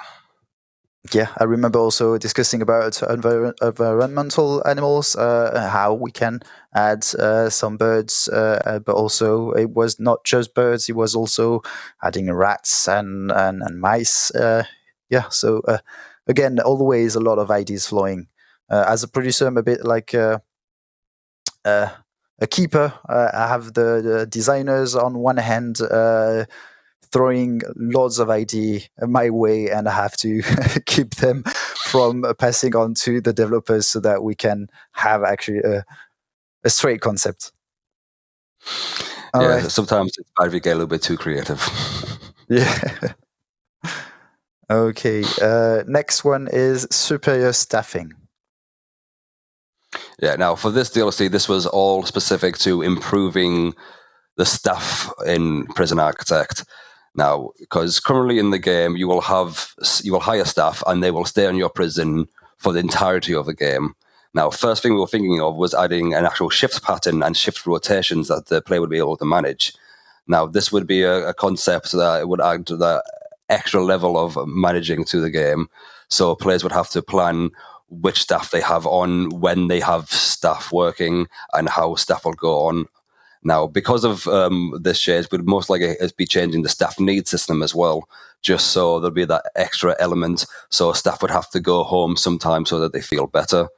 But we also had an idea of staff having a hierarchy and like promotion system. So if they do, say, an excellent work on their job, or they've been in your prison for X amount of time, they can gain a promotion through a program, and they will be given a rank up. So if you were a guard, for example, we'd be adding ranks like a lieutenant maybe, or a captain of the guards. And these units would actually be more efficient, and they would be able to do more for your prison. And because of that, with the shift system, you could have a balance, or you have your best workers during the most dangerous times, or have it so that you always have some high quality workers inside your prison. And we were also going to add a little extra layer of personality for the staff, as we did for prisoners, with personal events with, say, the captain of the guards has just had a baby. He can't come into work for a few days, and similar events like that, just to add a little bit to the thrill seekers, but also, again, humanizing the characters a little bit more. Just had a baby, and for the thrill seekers, it sounded right. But I remember also... So basically this concept was very much for the managers, but it was a bit less for any other groups. However, I know that it was already discussed. It is, those sort of ideas are also coming from suggestions from the community as well. So I'm pretty sure that there are concepts, there are ideas that players would be very happy to see. So it's still possible to see any of those joining, like coming into a reality, into PA, maybe in the future. All right. And then we have lifers. So primarily about, prisoners spending their life in prison. Yeah. Now, Lifers was going to be adding a little bit of realism, maybe, to the prisoner system. Because for anyone who has played the game, you can get some prisoners who come in, say, at the age of 30 and are given a sentence of 80 years. And they can serve the sentence and go home, but they will still be 30. So the lifers would have added an actual life cycle to Prison Architect. You'd see prisoners actually aging, maybe not as smoothly as you would in real life. It was going to be in stages. So we'd have, say, middle-aged prisoners, elderly prisoners, and as these prisoners are growing up, they may become weaker. They may lose some of their strength when they were younger. So, for instance, if there's a prisoner who is a legendary prisoner, he's extremely strong, he's extremely tough, and then he gets to the age of an old pensioner, and then he is no longer extremely strong and extremely tough.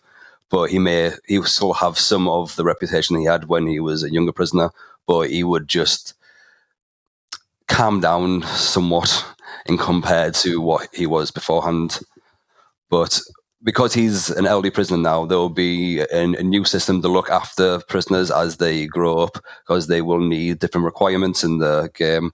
So we added, we didn't add, we were thinking of adding even an injury and illness system. So, for instance, a prisoner will grow up, they may gain a few injuries through fights in the prison. They may, because currently, for anyone in the prison that has a fight, they will normally become injured and knocked out or sadly pass away. But with injuries and illnesses, they could, for instance, break a bone or injure muscles and require some kind of physiotherapy.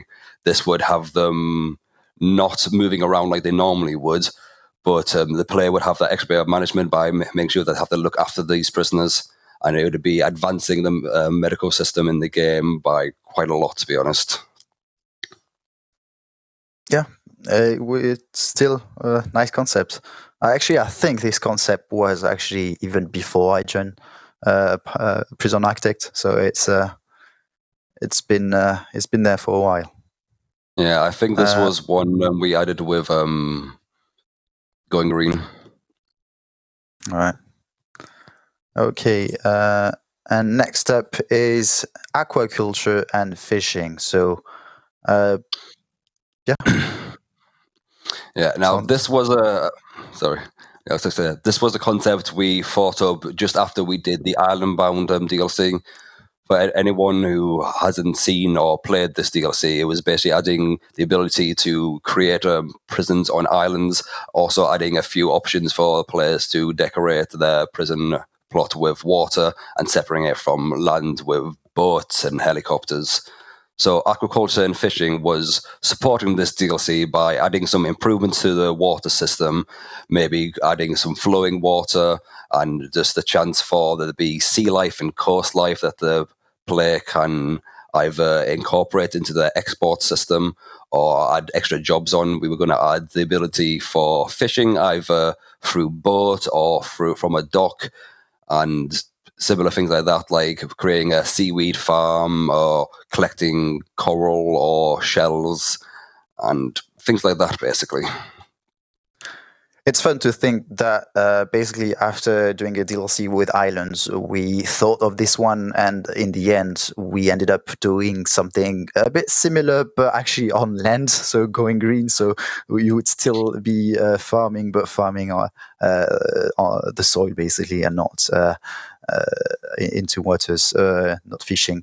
But yeah, I really like this concept. It was a bit more difficult to come up with to full concepts to bring it basically to another level that we would like, because it was a bit too far from what we might expect from a prison, basically. So it was also one of the discussion. It's always it's again a balance that we have to find in between any concept that is fun to do, because it would have been really fun, maybe I think fun to play, but also is it does it make sense basically into a prison? Because there are a lot of management things that we can do. We can add a roller coaster ID or something like that, but does it fit basically into a prison architect? So that was where this one was a bit lacking. I think we are done with the current ideas. Yes, we'll leave this one for next. Is there any concepts, Curtis, from that list that you like more than the others?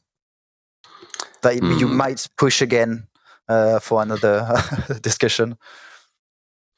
I mean, to be honest, there's a few features from quite a few of them that I enjoy. Like some of the bigger scale events from natural disasters were quite fun. Some of the ideas from prison customization were quite fun. But if I'm going to go with my favorite concept, that would probably be the superior staffing, because I really like the idea of improving staff for the game.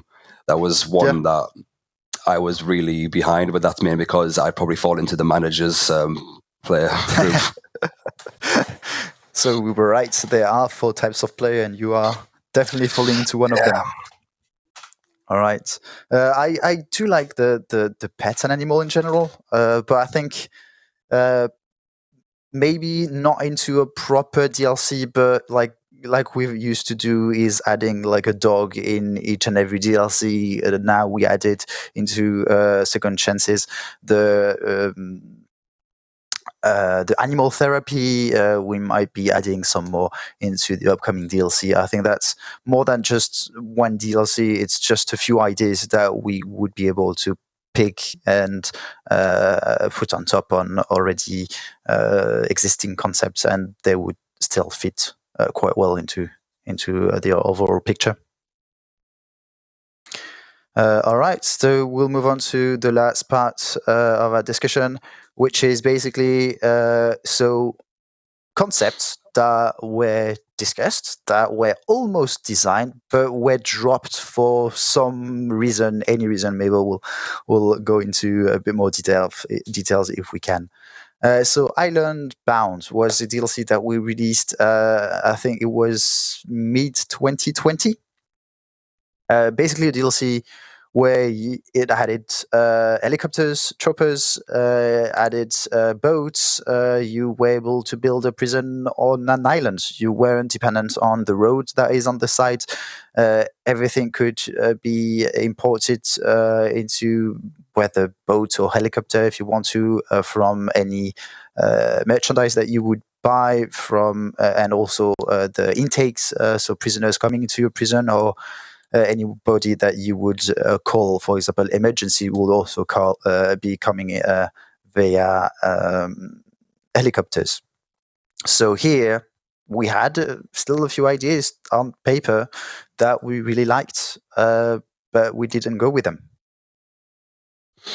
Yeah, so we actually had quite a lot of ideas just based on prisoners escaping from these islands. And for instance, we had hijacking of choppers and boats with the prisoner waiting for one of these helicopters to land, or for the boat to land, and for them going over and hijacking it. So they would take over and then just escape with that vehicle. Now, there was a slight issue when we were thinking of designing this with how the guards actually work. And so as we ran a little bit deeper into how this could work in the game, we realized that it would be a very intensive feature. So, which is the reason why that didn't go through. Yeah, that's when actually reality drags you back onto ground, and make you realize that, yes, on paper it's great, but it's not just paper. We need to make it work, and this one was a big one. It was a climb that was like a hill that was difficult to climb. Yeah, and the second way that prisoners will be able to escape from these prisons as well was from both creating rafts and swimming away themselves.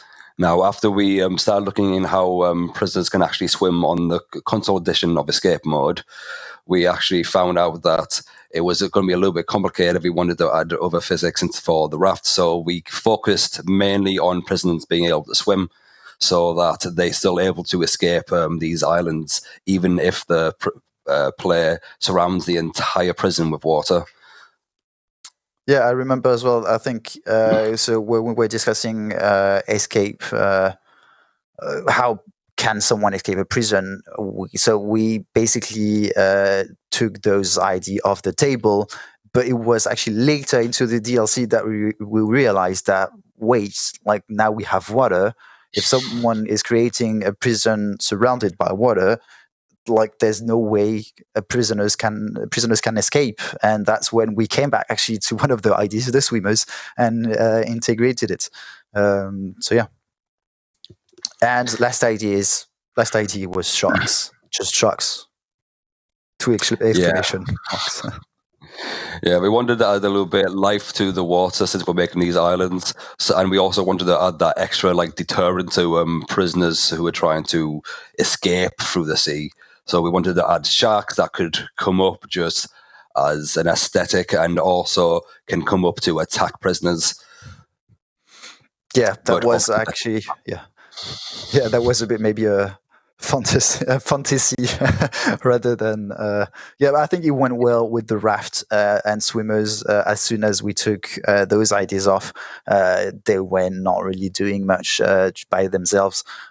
It would have been maybe fun to have like a fin going around your boat, but other than that it wasn't adding much, so we took them out.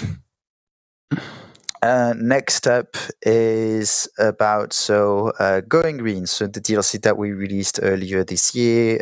So just again, a bit of background, DLC revolving around green energy, managing your fields, your crops, growing your own food, and yeah.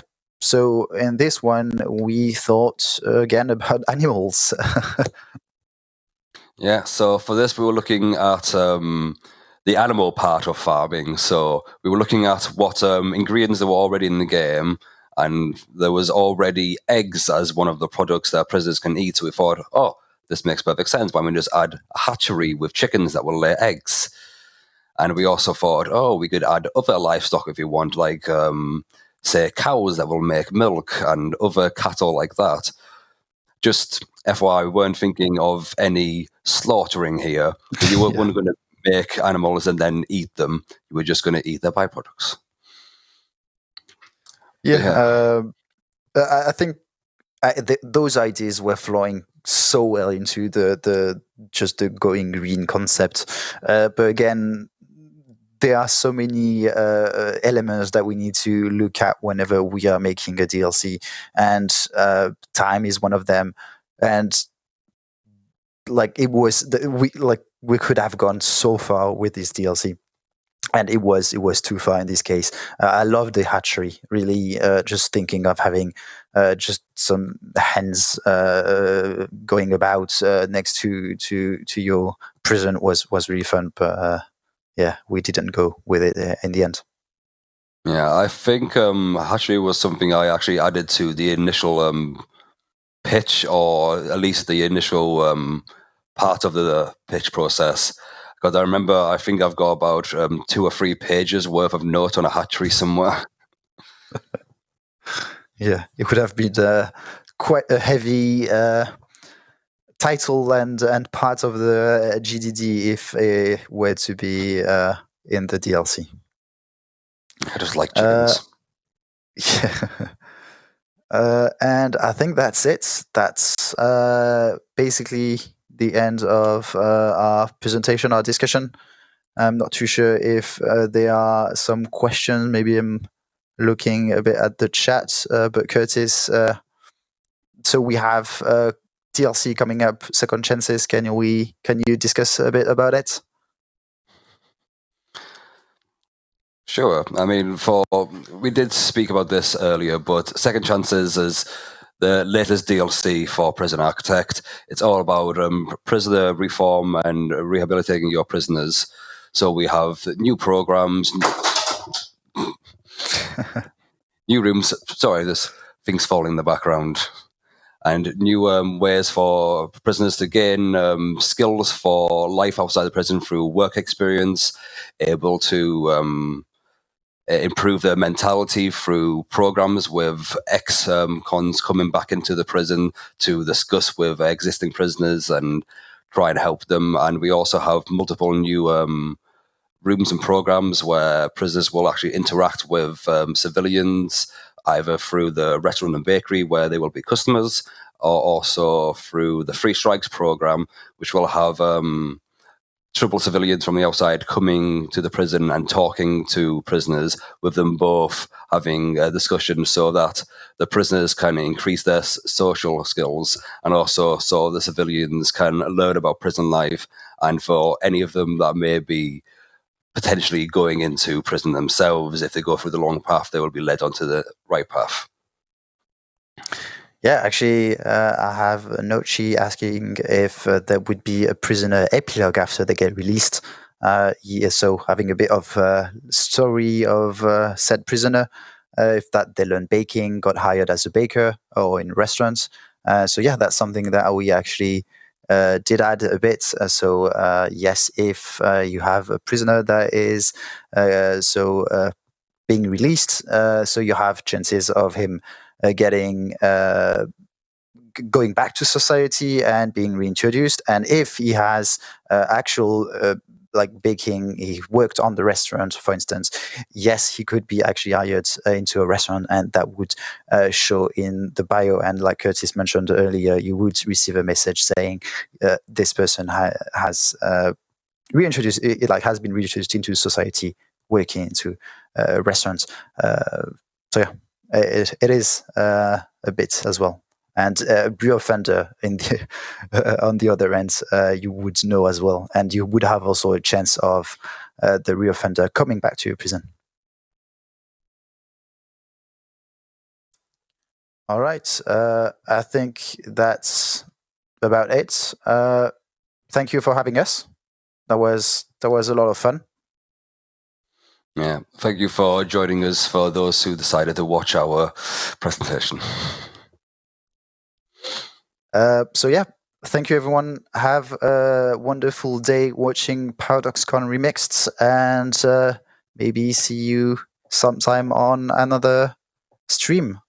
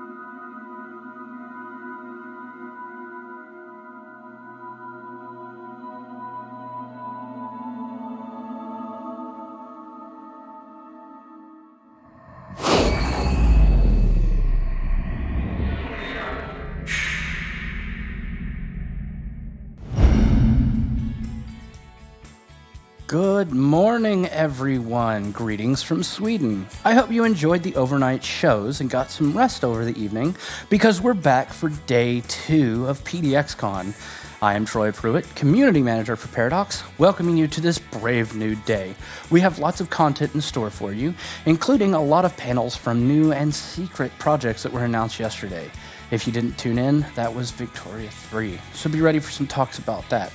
But first, thanks to the Prison Architect team, and we'll see them in a minute when they discuss their board game and how they brought it to life. In the meantime, make sure you get out there, check out Discord. Get your Discord up to date with all of our PDX news, check out what happened overnight, and just generally chat with your community friends. Also, make sure you get the extension, which is up over in the corner, activated if you haven't already, so that you can keep up with all the badges, activities, trivia, death matches, etc. You know, it's really going to be a long day. I don't have a co-host yet. Hopefully we'll change that soon. But I can sit and talk to you guys as long as you want me to, or as little. I don't have much time this morning, but I did want to say hi. Make sure that you're here and ready for all the exciting fun we're going to have. I can't wait for you guys to tell exactly what you think about that board game, because, let's face it, it's going to be rad. I'm definitely a board game geek myself, and I can't wait to see what they have in store for us with it. It's going to be fun, it's going to be exciting, and we're going to have a lot of really interesting panels. After that, we're going to have a little bit about surviving Mars. Later in the day, we're going to have some Hearts of Iron. I can't wait to show you guys. I'm so excited. I know I said it yesterday, and I'm going to keep saying it again today. Without you guys, we couldn't do anything, be anything, or showcase anything. The community and the players are what make us what we are today and bring us to the future. Everything that we have to show for you is things that you have influenced and things you will continue to influence. So get out there, give us your feedback and your input. Let us know what you think, and showcase all the things and exciting features that you want to see and have done in the past. I don't know about y'all, but I mean, I'm ready. I'm ready for this day, and I'm ready for this weekend. So enjoy our show today, and I'll see you again in a little bit. Have fun out there, y'all.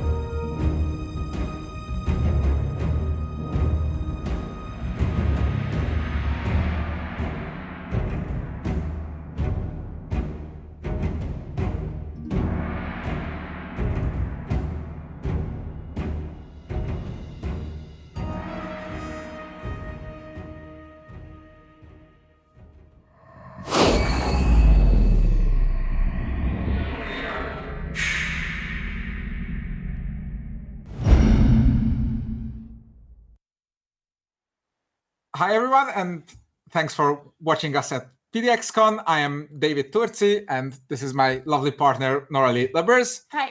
And we are here because we are the designers of Prison Architect Cardboard County Penitentiary, the board game adaptation of the video game you all know and love. And we're mostly gonna talk today about the journey and the thought behind how to adapt and the challenges. Yes, how to adapt a video game like this in a board game. Then we'll show a few details about the game, and both physically, like we've laid out here, and on TTS that David will show later. That is exactly the plan. And since most of the core ideas and the exact way of showing the board game, the video game experience on the board game was her idea. So because I actually did play the video game. Yes, I am the guy whose day job is to design board games all day long, and she's the one who knows everything there is to know about this and a few other video games. So and also board games. Yes. So yes. We make a good team. We finish each other's Oh, I'm sorry, I'm not allowed to say that. Sentences. All right, so Prison Architect as a video game. How do you turn that into a board game? And I think the biggest question on people's minds would be, how do you turn that into a multiplayer board game? Because in the video game, you're just building your own prison, being awesome about it, and doing your own thing. So how can you play that with other people? Well, the first step that we did is we're all building our own prison together. So instead of just one person being one prison builder, we're all playing a warden and all building our own prison and actually competing with each other about who builds the best prison. And the first way to actually create some interaction, because if you're just sitting at the table and then putting these tiles in front of you all by yourself is not really fun. So the first way we create interaction is there's actually some challenge between the players about who gets what rooms. So the basic concept of the game is the bidding. We have 4 nice categories of rooms. So you can see the purple ones, the blue ones, the orange ones, and then the gray ones, which are obviously the cells, so very important. And they're all neatly laid out in the middle. And when it's time to bid, you have this beautiful bidding board. And then per category, you can put down the amount of money you want to bid for some of the tiles. And we all do that simultaneously, so you don't have to wait for others. And when everybody put their bids down, we reveal them, and the highest person gets the tiles. And everybody always has the possibility of a tile. So you bid, the most important interaction with the bidding is who gets the tile they want the most, or who gets that specific super good tile that's on the offer now, and not who gets a tile, who doesn't get a tile. So you always get a tile, you can always buy a sell, but sometimes you might not get the one thing you want because somebody outbid you. And that's the most important interaction in the game, actually. Everything else, the laying of the tiles and the scoring objectives, you do mostly on your own. But the bidding is what makes it a fun multiplayer game. And, well, as you can imagine, making a solo game out of it, which is obviously David's specialty, wasn't really hard for that either, because, well, you just built one prison and we used some randomness in what tiles are out, so you have some simulation about what other players would bid. Now, starting with making a board game out of Prison Architect, the video game, I basically took every single aspect I've played and I've done in the video game and put it into a board game. Well, we quickly realized that that was way too much, and that there's a lot of things that the video game neatly calculates for you, and if you have to do that yourself, then you need a notebook, a calculator, a pen and paper, and you spend most of the time calculating all the things. So the first thing we realized was unfortunately not possible to put in a board game, because it was just too much work, was the utilities. So we had to take out water and power and that kind of stuff, because it was really too cluttered and too mathy to put that into the board game. Maybe in the future we can still do something with that if we figure out a better way, but for now you don't have to pay any attention to utilities.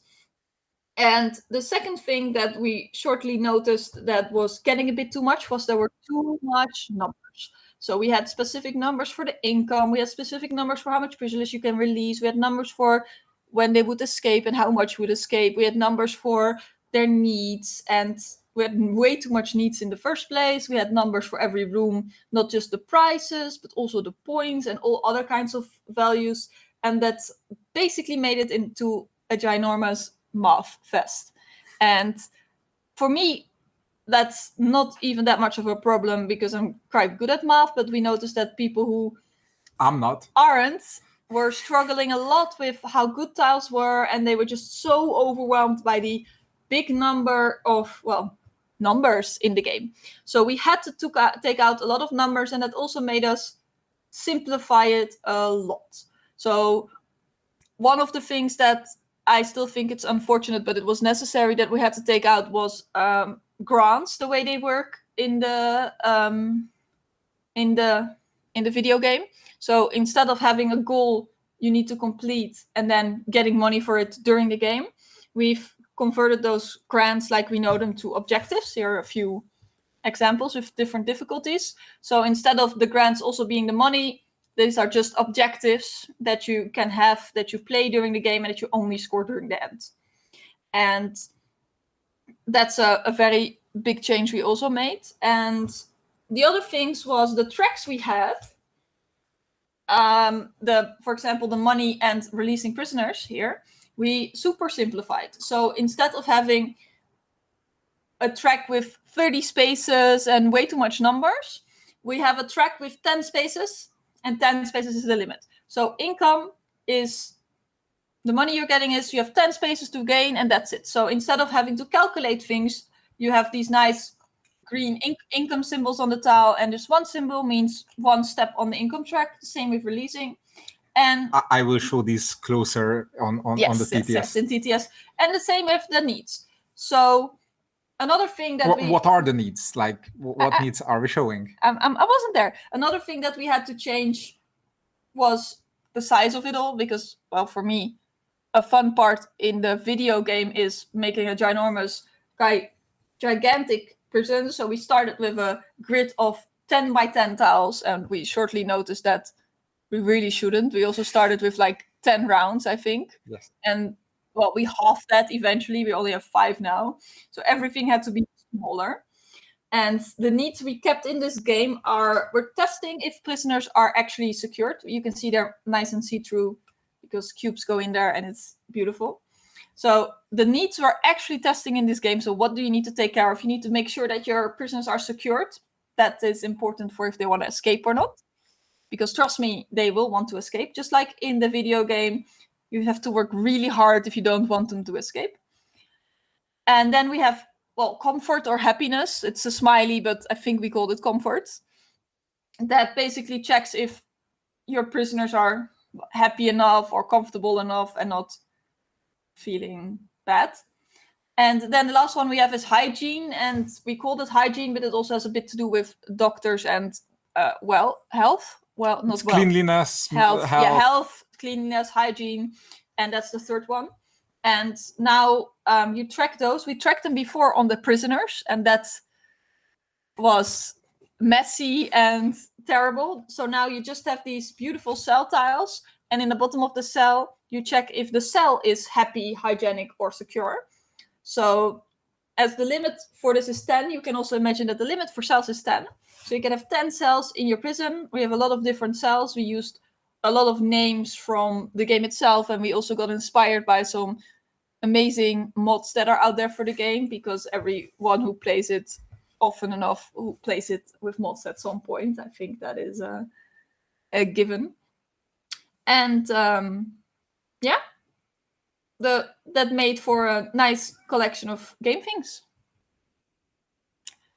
And yeah, other challenges we worked on that were hard in converting the video game to the board game was theme. So we know what the theme of Prison Architect is. We know the rooms, but normally when you design a board game and you have a really nice effect that you want to use, you can just make up theme around it. But in this case, we couldn't just make up something because we wanted to stay true to the story and the theme of the video game. So sometimes we had to puzzle a lot how we could make one specific room or one specific card actually fit the theme of Prison Architect with the amazing effect we figured out, and not just say, oh, whatever, we'll just randomly put in a theme that makes it fit. So I think that, well, for David, it was a bit easier because he didn't actually play the game. But for me, it was a really big struggle that during the design and the development to actually keep true of the essence and the spirit of the theme of Prison Architect without making the gameplay and the game suffer for it. So that was a thing that we struggled with a lot. But I think the fact that we approached it from 2 different angles is what allowed it to become the game it is today. Because, as Nora said, I am not a video game person, nothing to do with this game in particular. And and I come from like heavy strategy board gaming, and for me everything is always about choice. Why would I do this, or why would I not do that in any given situation? So yes, you can intake dangerous prisoners or less dangerous prisoners, and they give you different money and they have different requirements of being secured.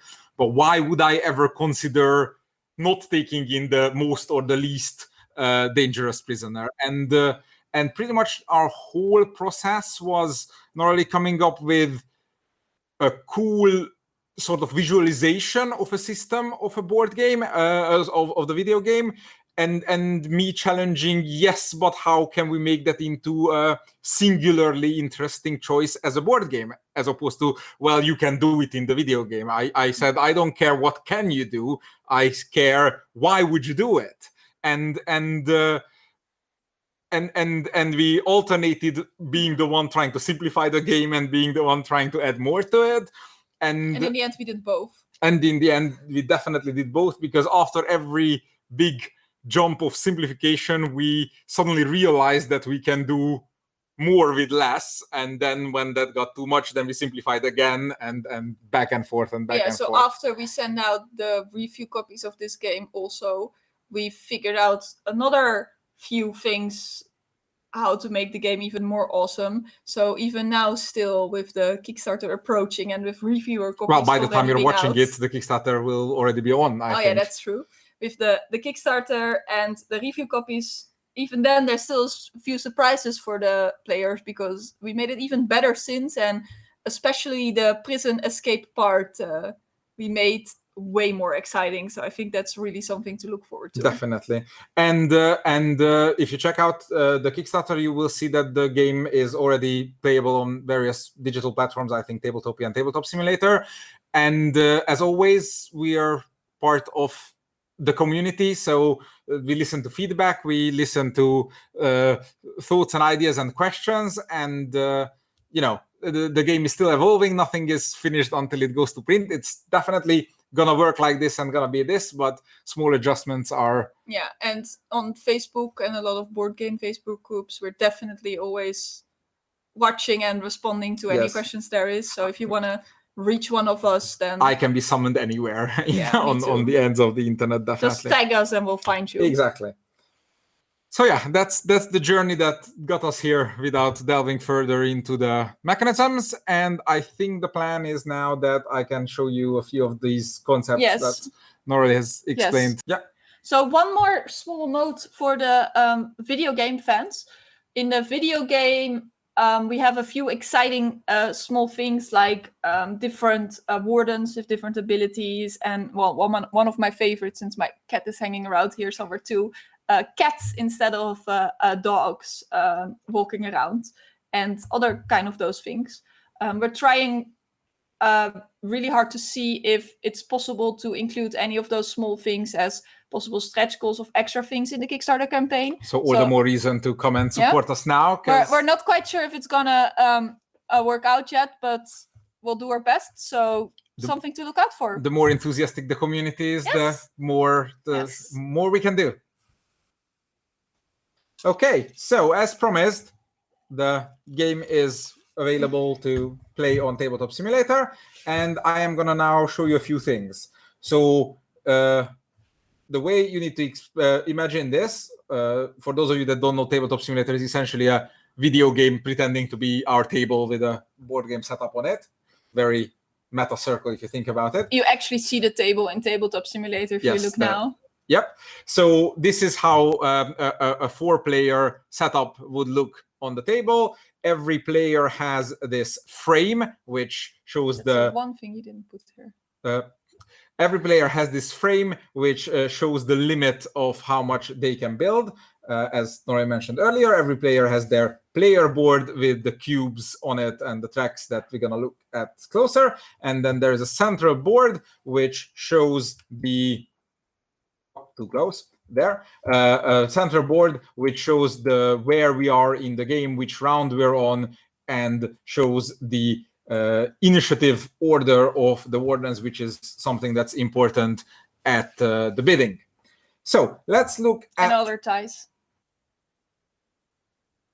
Right? Yes. which is all at bidding. Okay, sorry. So let's look at how you need to imagine this bidding and buying tiles. So there are 4 types of tiles, as Nori mentioned: the cells, the basic needs, the additional facilities, the staff facilities, and there is the offer of bureaucracy cards, which are various employment positions and policies, abstracting the bureaucracy tab of the video game, from what I understand. Yeah, for a video game players, you will definitely recognize a lot of naming in here, and we try to keep it as close to the original as and character possible. art as well. Yes, definitely. The art is all from the video game. So every player has the player board, which on TTS is used hidden using these magical green boxes. In real life, we have player shields over there. Amazing player shield with a player 8 in the middle. Exactly. So double useful. So every player sets their own bids, which on TTS you unfortunately have to manage your counters manually up and down by clicking it. In real life, you just move the money. And then once everybody has done that, then we reveal these bids, and and whoever has the highest in a given category will buy first. And every tile has a minimum price. Let me show one a little bit closer. Yep, that should work. So every tile has a minimum price. If your bid is lower than that, you get various penalties. And whoever bid highest picks one of these. Then whoever bid second highest picks one of these. And as Noah already mentioned, there's always an option to get a tile even if the one you wanted is gone, because there's an option of looking at the top of the deck and paying more to see more, but then you can't choose the original one. So as a good strategy board game should, you have plenty of choices there. After the bidding has been resolved by every player for all 5 of the categories, you will end up with a few tiles that you've bought, or maybe even a card, and you have the option of buying basic tiles, which is right now a bunk cell and a locker room that is always available for every player, so you can buy these as well. And then you take these things and take them over to your player area. Let me swap the camera. There you go. And cards will go to the top of your player board, where they all do something. The blue cards, the implement cards, need stuff meeples to be assigned. The browns one just have an ability already. And this is called the construction area of your prison. And once the bidding is finished, every player can focus on their own stuff and build their own prison. And your job is to place these into your prison. And all of them have abilities. Let me show you, for example, the infirmary, which here it says it makes every cell in the same column or the same row hygienic. And I put it... It gives it 1 hygiene point. Sorry, yes, makes it more hygienic, and anything that has a positive hygiene is considered hygienic. Yeah, so how that works is you have things that make it more hygienic and you have things that make it less hygienic. So once the total of your cell is 1 or more, then it's hygienic. Then you grab a need cube from your player board, a hygienic need cube, and you put it on that cell, marking it is hygienic. This secure bunk cell was already hygienic because there's a shower next to it, as you can see, and shower says that it makes 4 adjacent tiles, that's the little 4-arrow icon, hygienic, and in fact makes their capacity bigger as well. So your job is essentially this spatial puzzle where you need to buy tiles to fix problems in your prison, and then of course you can't put everything on the same place, so inevitably new problems will arise, and you want more money and you want more points, so you will build more cells and intake more prisoners, which means you'll need to make them happy and hygienic and secured as well. Yeah, so a fun example for how you can make situations worse, if you take a garbage room, then there's a lot of nice things garbage can do, but obviously rooms next to it are going to get dirty. So if you put a cell next to a garbage room, they're going to get dirty and you'll need even more hygienic stuff. I don't have a garbage tile here, but I do have a shop tile, which is great to buy because it helps you get more money and increases your finances, and it makes them happy. Makes them happy, but it also allows them to smuggle in contraband. And in fact, it makes every cell in the same column and row be able to smuggle in contraband, which means that you will need more guard icons to be able to place the dark blue, the secure cube on the cell. And otherwise, they'll have a chance to escape. And if you don't secure them until the end of the second, the fourth, or the fifth round, when the evaluations happen, then there is a chance which is resolved by some die rolling over here, which affects every player equally, so that it's not possible that one player gets lucky and one player doesn't, to have some of your prisoners escape. The last big concept I think we want to show you are the objectives that Roy also mentioned. These are cards that are drawn into your hand during the game, and every round you can commit to a few of them, and once you commit to them, you put them next to your player board, and they show a requirement. Some of them cells with specific needs, some of them are tags, what we call is or some of them are blueprints, which means you have to have this particular pattern somewhere in your prison with cells with windows near a room with that freedom icon. And for people like David, who are really bad at left and right and shapes and everything, all these patterns can be mirrored and turned exactly the way you want them to. So you don't have to worry that, oh no, it's in this shape. No, you can just mirror it, turn it, however it works best for you. So don't worry about that part.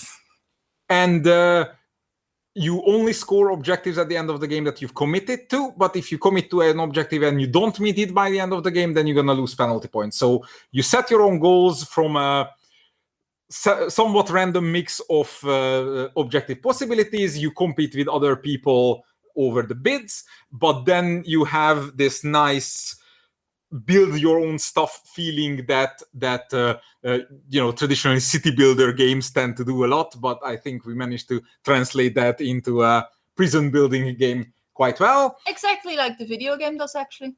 So it's the same kind of nice feeling you have when you play the video game and you build your prison. And then you can run to the other room and say, everybody quick, look at the nice thing I built. That's the feeling we want everyone to have, with some scoring at the end. But the good thing is that even if you lose, which I always to her, then you still have that feeling of, I built this prison. I made sure that even those three reds in the middle are not just happy, but also can't escape. Which is really hard. But that's why the maximum security. Exactly.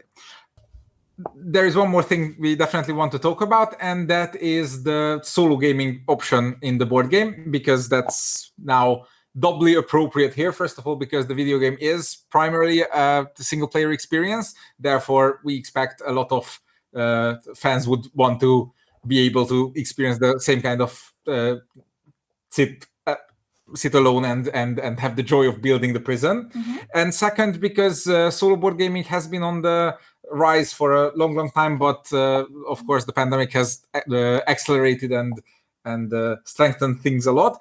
And because I am, for some strange reason, known as the guy with the solo modes not for a strange reason, because he has all the solo modes. Only about 40 of them, not all of them. Close enough. And therefore, board gaming fans who might come from my side of the fans will expect to be able to try it out with or without their gaming groups and their friends. So until now, we've been talking about how we made the game more multiplayer interactive than just build your prison. So the question is, how did we manage to turn it back into a solo game? The answer is that, for me, solo modes are always about simulating the ways you interact with your opponent in a multiplayer game. And in Prison Architect, Cardboard County Penitentiary, the main way you interact with your opponents is the bidding and limiting your and their access to the offer. And therefore, I've created a bot, or as we call it in board game land, an automa, which competes with you over the bidding. It's a deck of cards. Two examples are on two sides of me. I don't know how to show that. Yes. So it's a deck of about 20 cards that you shuffle. And it's also used in a two-player game to make the offer size more unpredictable. And the top half of the cards, I'm not going to show it here. You see it better there. The top half of the cards show it's in thirds. Okay. So the top third of the card shows the offer, which means that on this turn there will be 2 cells, 1 stuff, etc. On offer if you look at that side card. I don't know whether that's the left or right. And what happens is that in 2-player, you just flip this card, set up the offer, and then you play normally. But in a solo game, you set up the offer based on the card. Then you allocate your own bids, seeing what's on offer. And then you flip the next card. And the next card is where the middle and the bottom bits are relevant. The middle bits are the bids of your opponent, which we thematically explained that it's a corrupt lieutenant governor or something to that effect, because the bot is bidding for the tiles, and those are the bids in each category that you see. And if the bot bid more than you did, then it will take a tile before you. And the bottom third of the card is that explains what kind of tiles it wants. So, for example, the card on that side of me says that it wants any card, any tile with a money icon on it. And if more of them have or none of them have, then it wants one with a happiness icon on it.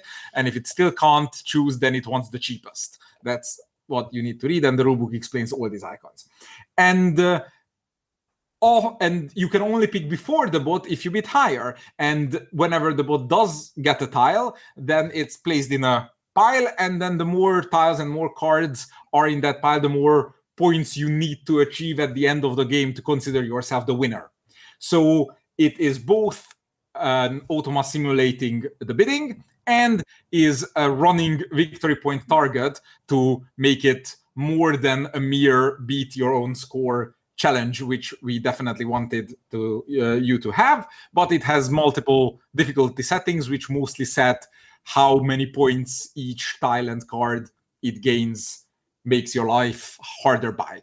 So that's pretty much what you need to know about the solo mode.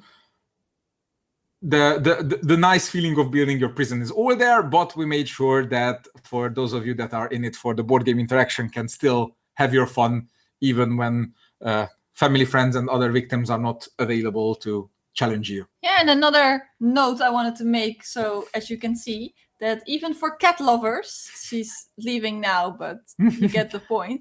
Even for cat lovers, the box is a perfect size for your cat to chill in while you're playing, and trust me, she loves it. And fits much better than she does in the video game. Definitely. Thank you very much. Thank you.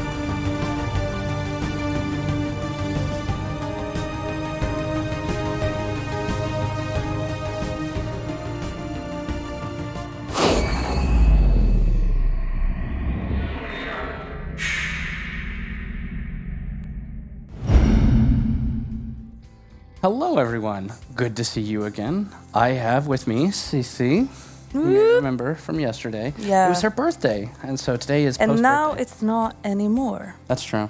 That's true. It's sad. It's true. Mm. But you're still here, and I'm glad you're still here. I am. I've almost just woken up, so I got a pretty face, so you can't see like the tiredness. The of it. sleep. Yeah, the sleep of my face. For those of you that don't know, Cece is actually in charge of keeping me fed and hydrated for the event. Absolutely. I am the Which food is manager of this. A Herculean task Yeah. at the best of times. Yeah.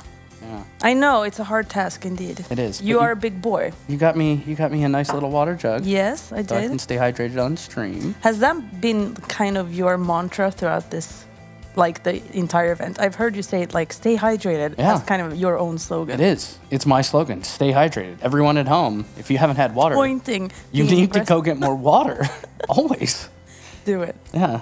That's why we're here, right? Absolutely. Right. We're in the desert. We need to stay hydrated. Yeah, and I got some kind of tape on my earrings because obviously I was too jingle belly last time. So now I'm stuck. Yeah. Taped in. Yeah. Yeah. So I'm here forever. Yeah. That's good. No place I'd rather be than here with you. No, me neither. But I'm glad to have a co-host. Yeah. Gives me somebody to talk to and not At just least the now, void. these 5 minutes. Are you excited for the Prison Architect board game? Yeah. Did you hear my excitement in that? Yeah, but did. I am. Like, I like board games, but obviously I mentioned that yesterday. I don't have really the patience for either, like, Paradox games. I need to get in there, like, fairly quick. But yes, I love Prison Architect as a game. I've played probably 20 hours of it, which is much for me. So, yeah, I really like that. So Knowing you, not bad. thank you. Yeah, I'm impressed. Yeah. You sit right next to the board game pile at work, too. Yeah, I do. For those of you at home, we have a gigantic board game pile.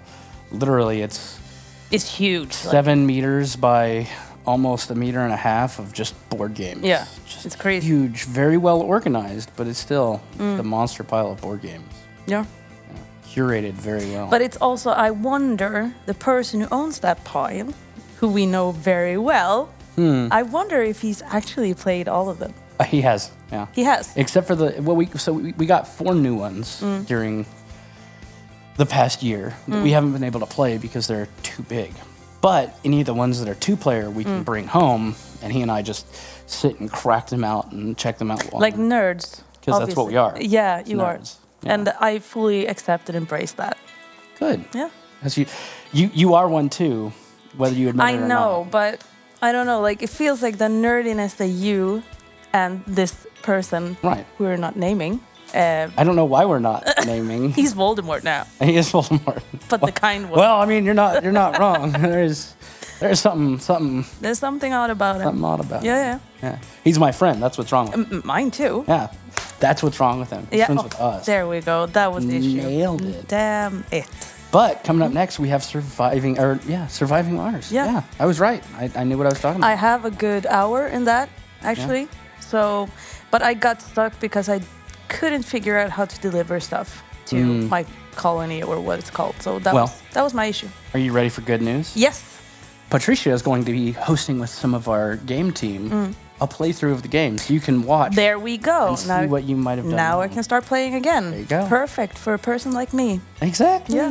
It's going to be so fun. I'm so glad we revived the series. There was that quiet period where we weren't sure what was going to happen, and now there's all this new content coming out. But I really like Surviving Mars. Like, it's a very cool game. Like, I think the overall graphic profile of Surviving Mars is awesome. I really it's very soothing. I wore my red shirt. We're on the red planet. Yep. It's a theme. It's thematic today. We're Though there. I'm being told that I'm clashing horribly, so I'm probably going to have to change at some point today. And that's fine. How do you look? Do you look... I am clashing. Oh, yeah, you are. You like how Doesn't I clash? look very good. It's good. So... Oh, it's all right. I have a backup T-shirt. I planned for this. Yeah, you did. Good. Planned for Otherwise, being I will menace. provide you with shirts. Thank That's also a big task of mine during the events. In charge of providing merch. people with different types of shirts. Like those beautiful Victoria 3 confirmed shirts. and our Exactly. Fantastic. Call me if you want one. Yeah. Or don't. I don't know. Don't do that. Don't actually call her. She No. won't answer. I won't. True.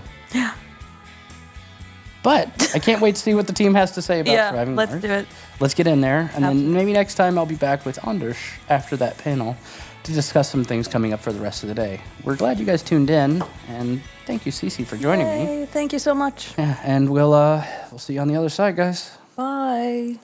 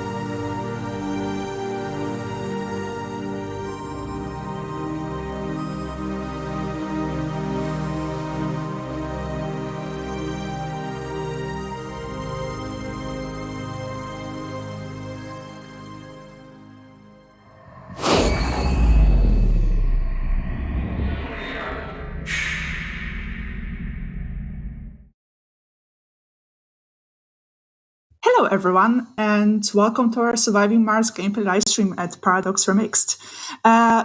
We're here, well, you probably know me from some of our Surviving Mars streams and Surviving the Aftermath streams. I'm Patrycja, community developer for Surviving Mars. And I gathered a few friends from Abstraction here with me today. You already might have had a chance to ask them questions yesterday during our Q&A. But I'm super happy to welcome them here with me today to show off their gameplay skills, which obviously will be better than mine. As always, I always put the task of playing the game for someone who can definitely do it better than me. But let's start the introduction round. So Bart, maybe you can go first. Yeah, great to be here. I'm Bart Fosse. I'm the design lead on Surviving Mars. And looking forward to show some gameplay of the Tourist Trap Challenge today. And next we have Lisa. Hi all, I'm Lisa Burgers. I'm the producer on this project and very happy to be here. And last but not least, we have Sav. Last but not least, hey, what's up? My name is Savas Lampoudis. I'm the lead game designer at Abstraction. And I'm here to support Bart in his attempt to play through the game for the first time ever. We're all here to have fun. But yeah, I'm super happy to have you here with me today. And yes, like Bart already mentioned, we'll try, at least attempt to do a tourism challenge. We'll see how we go. We'll see if we're going to finish it or not. But I'll be also keeping an eye on chat. So if you have any questions or, well, we'll see what's going to happen during the stream. We might ask for your help with some decisions. But I'll be keeping an eye on the chat. So please go ahead and ask some questions. I'll make sure to read them out and we'll address some of them. But yeah, I think we can jump straight away to the gameplay that we prepared because we already have some buildings in, right? It's not a brand new save. I think it would take way too much time if we wanted to do the challenge from the beginning, right? Yeah, I've set up a small colony already just beyond the founder stage so that we can actually focus on earning money with tourists and not have to watch at the initial setup. To quickly run through it, we have our first dome here with a bunch of colonists that just got their first baby, and some of them are working here to get some rare metals, and some of them are working here to get some. Well, one of them is working here to get some research, and then I've set up here a second dome, which I've turned off for now. Which is intended to house some tourists in a bit. I've got 3 rockets with a bunch of colonists incoming, so... okay, already a pretty efficient setup. Let's start with that. Okay, let's see what chat is saying. Well, chat is happy that Surviving Mars is still alive. Yes, we're very much alive, and we have more content coming soon, as we already announced and teased, especially yesterday during the announcement show. So, and the typical question, what is Surviving Mars? Okay, maybe I'll forward this question to you, Lisa, first. Like, what is Surviving Mars to you? Like, maybe talk a little bit about your, like, did you have an experience with the game before Abstraction took on the development? Yeah, I actually already played Surviving Mars before we partnered up with Paradox, and I've been thoroughly addicted to this game. And I really enjoyed the management aspect of it and trying to get things organized and basically progress and get like a very big colony. So I've played through it multiple times. And then we got to partner with Paradox, and I think we were all very excited at Abstraction to be able to get this opportunity and actually add to the game, and especially for me since this is a game close to my heart. So yeah, it's actually really cool. And Saf, what about you? Did you have any previous experience with Surviving Mars? Yeah, but it was very short-lived. I remember the first colony I ever built. My first task was to spell "send help" with water pipes, and kind of hope for something to happen. But that colony failed very, very quickly, and I tried many, many times to do better. But you know, I think I think we're in the same bucket. Like, I also have so many failed colonies that I probably shouldn't even admit that. So, and Bart, I know you're... Oh, okay, we have something happening. Gambling myths, the stars. It looks like some of our colonists just got the gambler trait. I don't have any casinos built, so I'm not too worried about this just yet, but maybe I want to avoid getting this colonist into a casino dome. So, or a dome with a casino. Yeah, maybe let's not do that. Let's not do that. But yeah, Bart, I know you're focusing on playing, but just a short question. Did you have previous experience with Surviving Mars before Abstraction took on the development? The first time I started playing Surviving Mars was sort of when it came up in the office that we might pitch for it. And then I started playing and I kind of couldn't stop playing for a couple of weeks nonstop and have been playing it, well, I don't want to say every day since, but at least every week. Mm-hmm. I think also Surviving Mars, when you play it, you want to do better next time, because the first couple of times my colony absolutely crashed and burned, but every single time I also had the feeling, oh, I should try again, or next time I can do this and this better, or oh, I should have totally done this instead. What am I doing? And so you basically keep on trying. It has a learning curve, and like you cannot succeed without failing a few times. That's always the rule, not only in Surviving Mars, I think. So yeah, keep on trying till you get better, I guess. My first colony definitely was not a success. I think everyone can relate to that. Okay. When, do we actually have when that Bart says... Oh, sorry. Sorry, go ahead, Saf. When Bart says he's played a little bit, I think his save file is somewhere in the middle triple digits, right?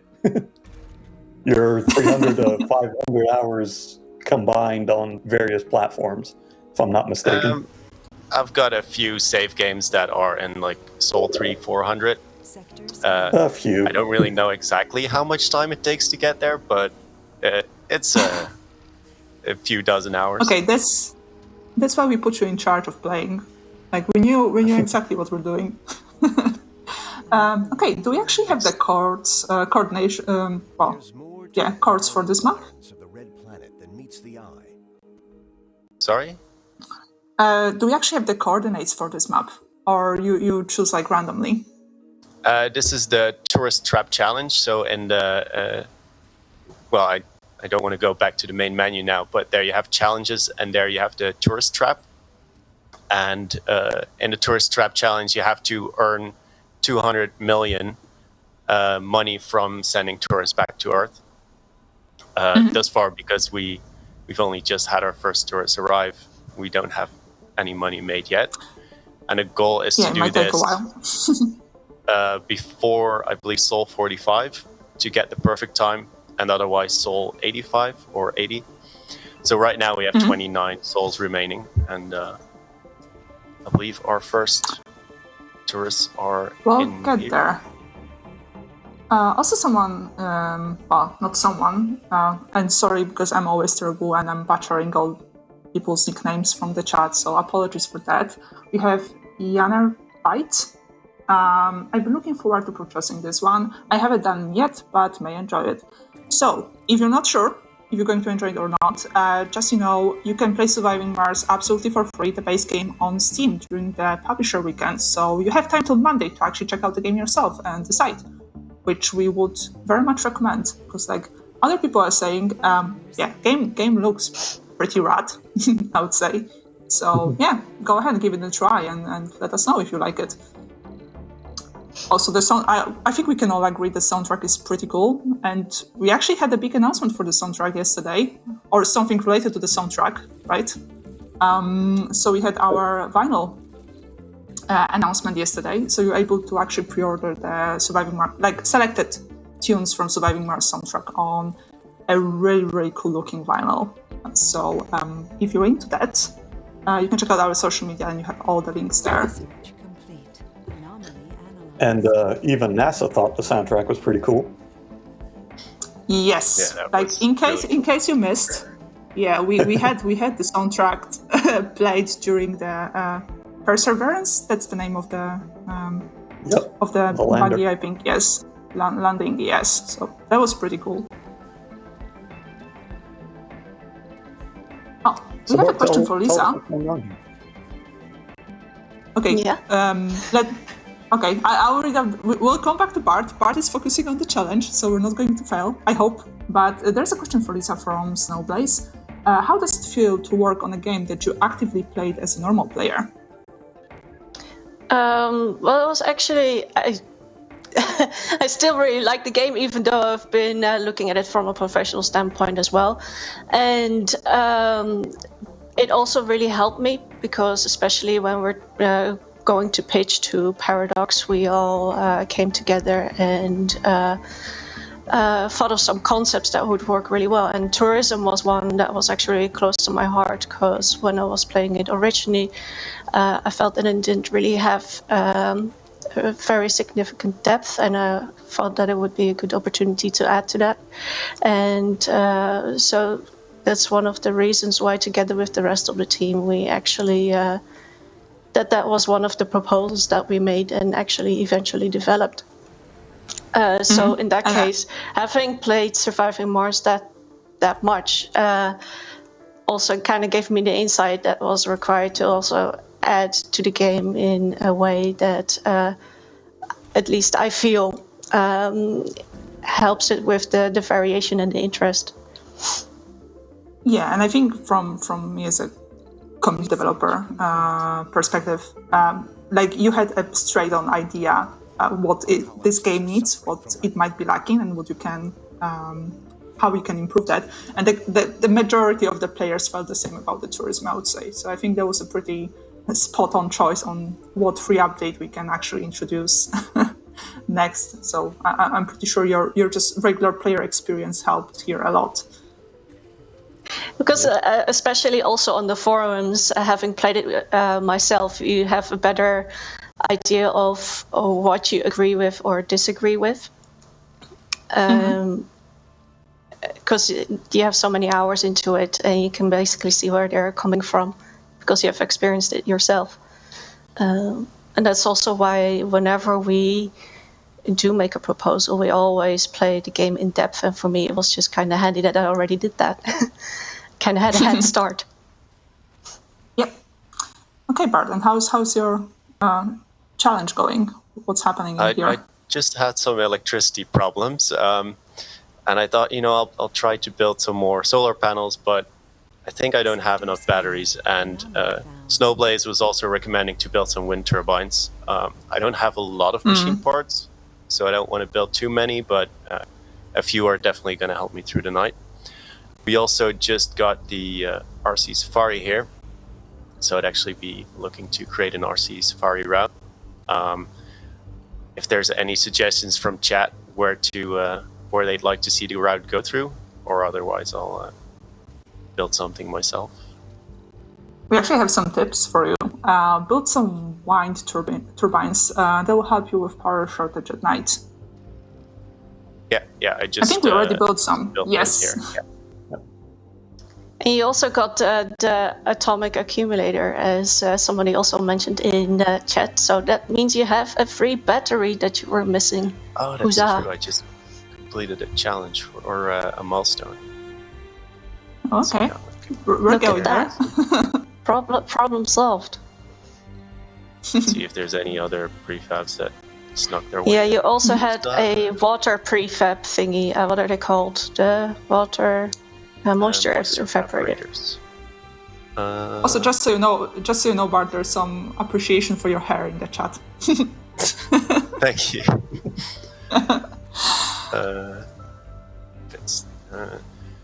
It's not the greatest place, but it works. Okay, back to the RC Safari. Let's create a Safari route. We want to start here with the Dome with tourists.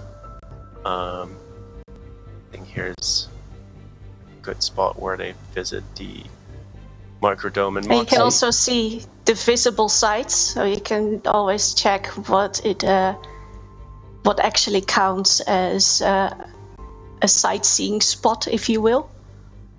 Let's see, I it's fun to have them go here as well. And then we go back to the starting point to finish the route. And we won't know just yet how much satisfaction it's going to give the tourists, but it first does a test run and then it actually knows this is how fun it is for tourists. Let's quickly check how these tourists here are doing.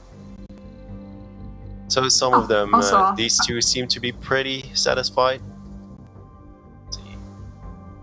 That's good. Slow steps, but we're getting there. So we just need to make them spend money. And if lacking in some luxuries, Bart, how are you gonna fix that? Yeah, their comfort dropped and they're asking for gaming things. Maybe it's time to actually build a casino. Hopefully that tourist with the gambling trade isn't in there. And otherwise he's only there temporary if he's a tourist, right? So. Yeah. And we've also got a research in progress for being able to build hotels so that we can make tourists even happier. Okay, we're getting there. Let's look at the chat again, what we have here. Okay, we have some people who already knew Paradox and even applied for an internship. So shout out to you, Akazuri, Good luck for this. Hope you get it. Yeah, also we have the question about is surviving games supposed to be a series? And Akazuri kind of already nailed it with the answer, so it's more of a brand than a series.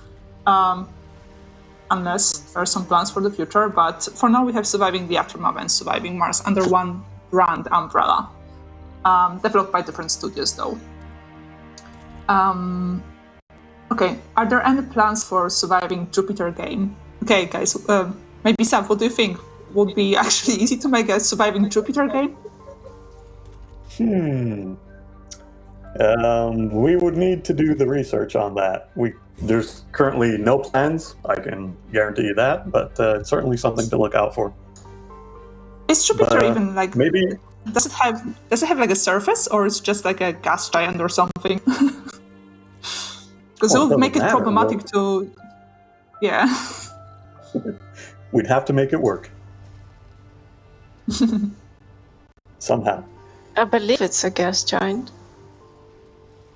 Yeah, okay, now I probably either made a fool out of myself or make a pretty good guess, but...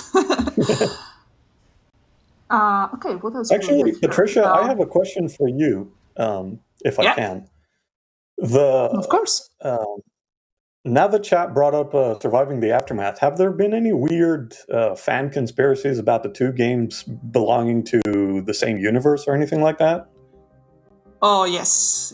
We have a few of those going around in the community. But basically, I think the most popular one is that basically Earth was just screwed up, and some people just decided to leave Earth and colonize Mars. So those are the people who are in Surviving Mars. And they're still trying to get as many resources as they can from Earth, while Earth is in a pretty poor state, and we have Surviving the Aftermath there. And those people are just trying to survive there. So there are a few fun theories, I would say. Good. As long as we have conspiracy, we're good. Yeah, I love those. Keep them coming. Keep them coming, people. Okay, what else? Will there be customizing colonies and genetics so you can have everyone to be your descendant like in CK3? I don't think there are any plans for that, and we're really focusing on having it like a colony builder than having your own line in Surviving Mars and rule the whole planet. It looks like we have a choice. Oh, there you go. Looks like we have a choice here to make. We're pretty low on funding at the moment, and my main strategy here is to rely a bit heavily on funding. So this would help a lot with surviving in the short to medium term, or we could reduce the engineering research cost, which will get us the hotel faster and some of the other techs in that tree. Or we could just go with the physics research and kind of keep it difficult for me since I'm not really focusing on physics at the moment. Don't tell them what's difficult. Never tell chat what's difficult because there will be the option they will choose. Oh. But okay, let's see, chat. What do you think? 1, 2, or 3? Let's see if they like you or not.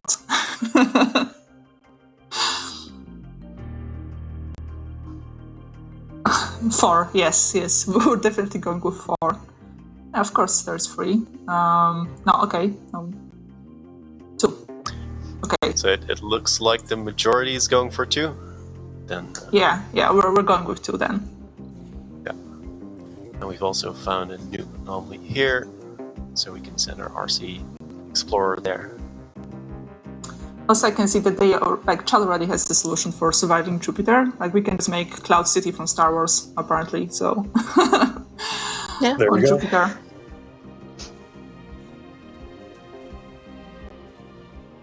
Has our Safari already picked up some tourists? We sent this rocket back. Here's the Safari. It's currently 1 tourist inside, and it's had 2 tourists. I also think it made 2 round trips just now, because earlier I saw it having 1 tourist as well. You can actually check the waypoints again here to see which sites are visible on each waypoint. So if you ever and you can see the satisfaction reward now as well. Yeah, it's 16.5 of the maximum 25. Let's actually see there's probably some tourists that now have a much higher satisfaction because of the Safari. So somebody took a this ride on his own around your colony? Just one person? You need to get a few more colonists going to really fill up the RC Safari. Right now I only have 12 tourists. Yeah. But I'm sure it'll But that become must a have been very a nice popular trip, attraction. though. Well, at least they're doing it and making use of peace and quiet on Mars. Okay, someone says it was just a driver of the of the Safari rover. The maintenance guy. Yes. Let's see. Also, is this game a bit like Roller Coaster Tycoon? I wouldn't say so. We were focusing on, with this challenge, we're focusing on tourists and their satisfaction and making sure they're spending money on us. But usually, if you just start a new game in Surviving Mars, you're basically focusing on starting a new colony and colonizing Mars. And surviving. Okay, I can see that I have a neighbor watching the Swedish father. Yes, I also live on Södermalm, so hello, neighbor. Streaming from my living room with the office being a few blocks away.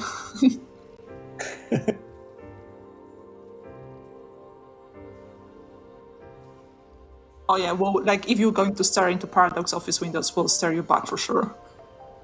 When we're back in the office, of course.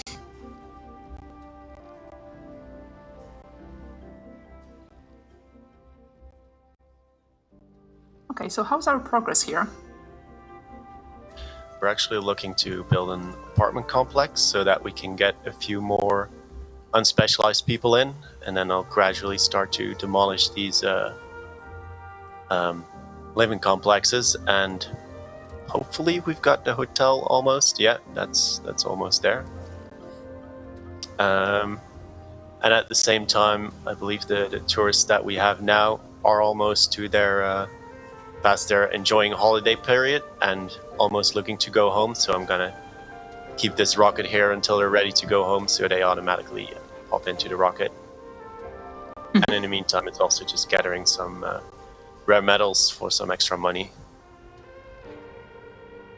And then we should be ready for the second wave of tourists.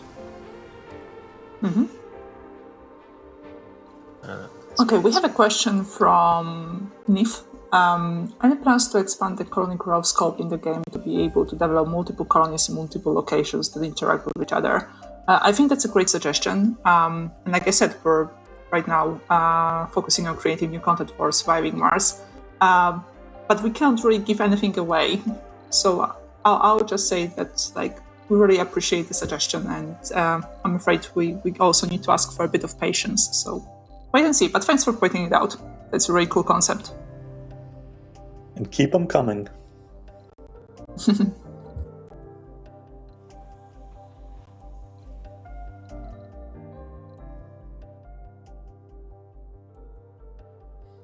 Okay, like Surviving Mars music is super relaxing. I think I will actually pre-order that vinyl now.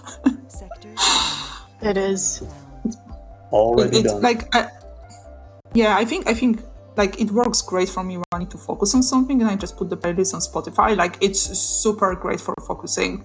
Like, it's absolutely amazing. So recommend.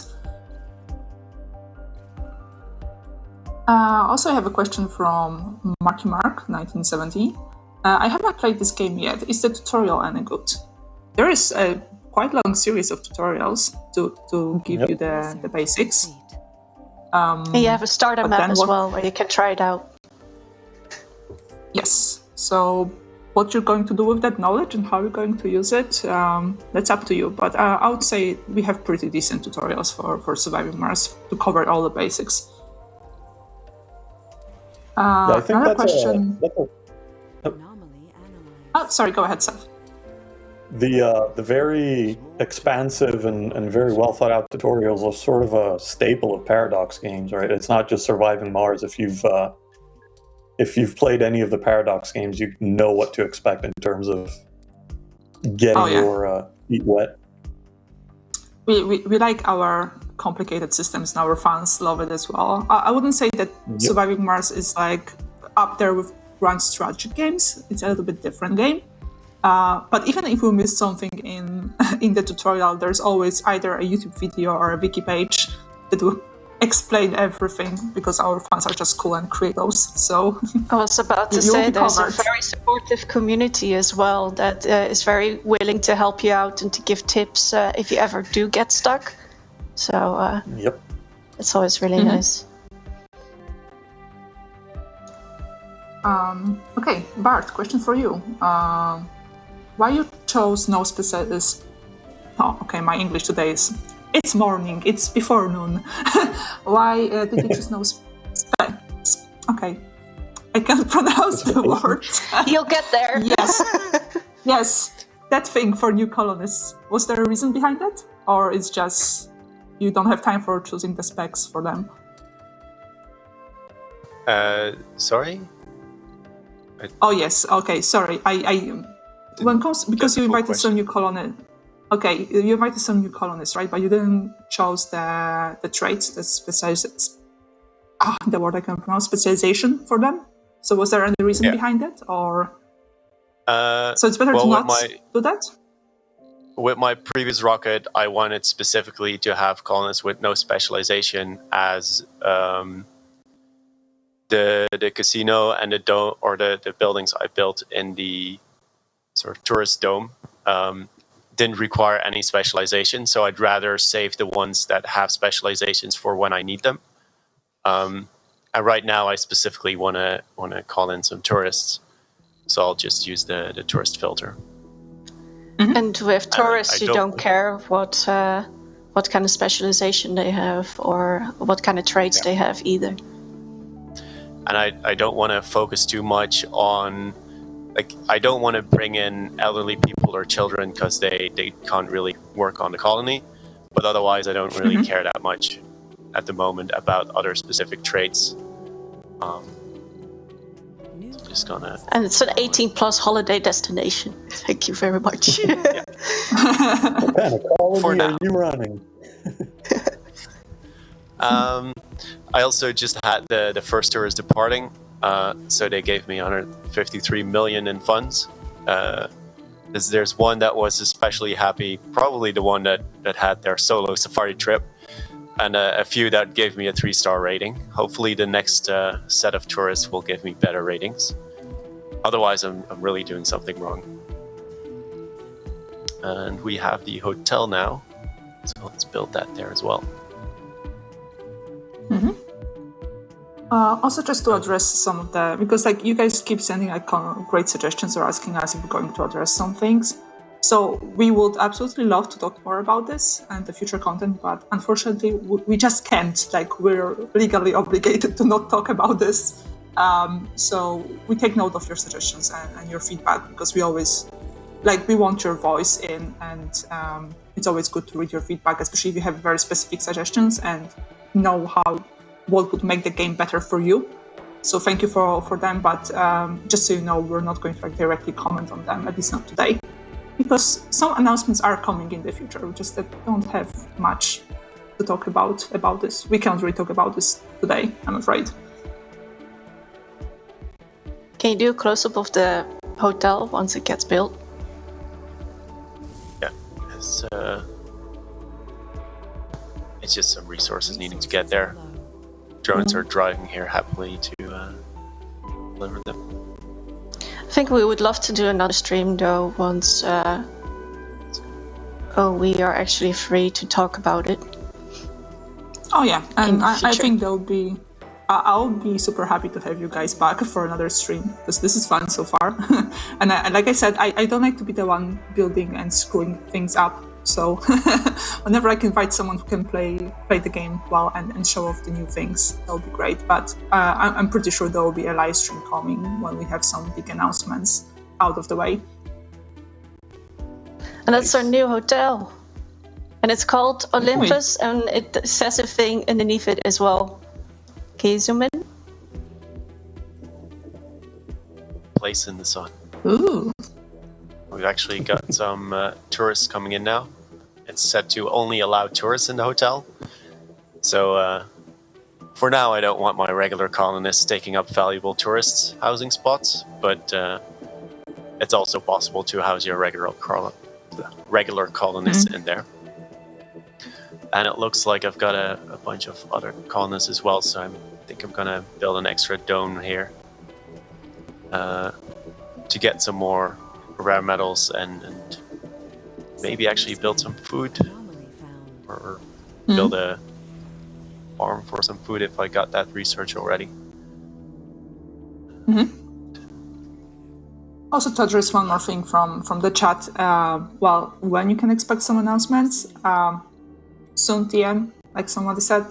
So definitely this year, I would say. But yes, can't really comment on that as well. For the PDXCON, we had a teaser image. So if you're right around the internet, you can probably search for it and see the teaser image. And we announced the soundtrack on the vinyl, but we don't really have any other announcements, at least for PDXCON.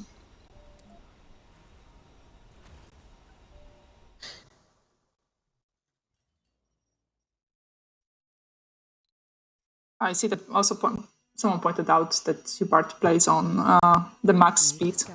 Some people just don't do that. They like to take their time. But I don't think we have time for not max speed, at least during this live stream. I think all of us are so used to this game that we always play on max speed. It's just I'm really aware of what I want to do, so I just want to keep it going and show you guys me making hopefully some progress towards this 200 million, which is going pretty slow. Oh, geez, it's developer speed. It's a tough challenge. Some meteor impacted my power cables. That is not good. I should have built a battery here. Tourists generally don't like it when there's you have one metal. No life support. 0 metal. Yeah, I just put where is it? The RC transporter is picking up some resources here. Jeez, I also lost some fuel. That's one of the things when playing on max speed, is that occasionally you spot a thing where, hey, I want to build an extra dome, but I only have 30 metal, and now it's all waiting in here, and I don't really have the metal to finish it or do anything else. Well, you can also cancel it and then build it later. That's True. an option. Which I often forget, because then I'm so committed to it, but sometimes you just have to... You're like too quick. That's often a mistake that I make when I'm playing, like just plonk down a lot of buildings and then get stuck. Yeah. Also, we have a question from Killer Whale 01. What is the most amusing emergent behavior you've seen in surviving Mars? Do you have any experience with that?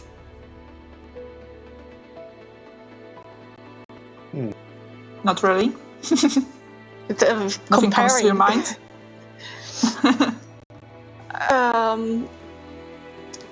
There was lots of fun things with colonists, especially when you get loads of colonists, and sometimes too many, like you look away and then they have multiplied by a lot, and then you have to certainly think of all sorts of methods to deal with it, either building extra domes or making sure that they got places to work, because otherwise they get earthsick. Or what I've also seen people do, which was kind of funny, but also kind of sad, is just triage them, which is a very hard but available option. Okay, we have a comment from Final Cipher. I honestly can't think of anything more dystopian than turning Mars into a tourist resort for billionaires. I mean, isn't that what we're doing right now? But hey, at least we're taking money from those billionaires, so... Would you go to Mars if you could afford it? That's a good question.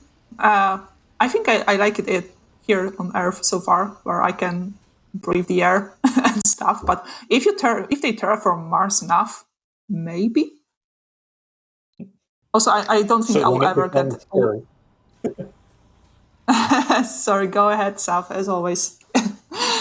So when it becomes Earth, you'll go and visit, basically. Sector scanned. Yeah, but I don't think in my lifetime I will earn like enough money to be able to buy such a trip. So even if it was available. Well, it's the same with airplanes. It used to be That's for true. the elite, and now you have like 50 euros back and forth towards London if you want to. Times change.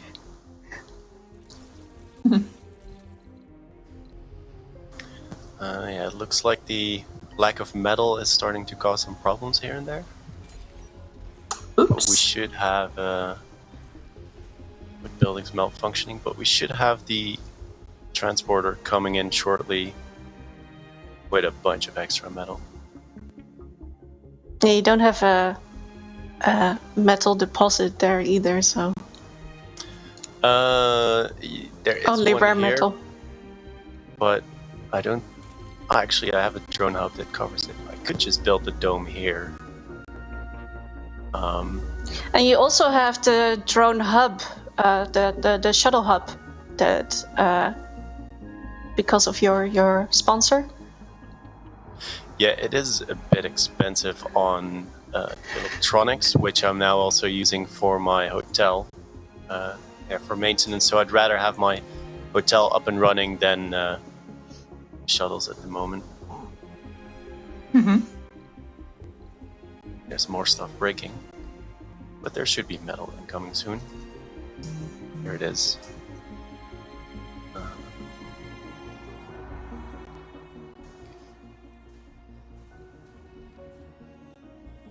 Let's see how the tourists are doing.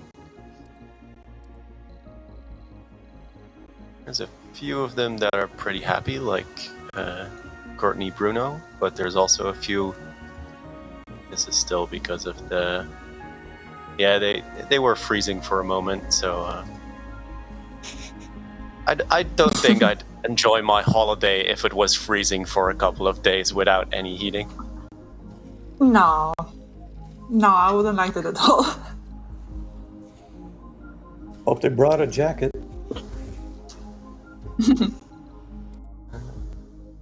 I mean, I had to buy a few when I moved to Sweden for obvious reasons, but I don't think even those wouldn't be enough in that situation.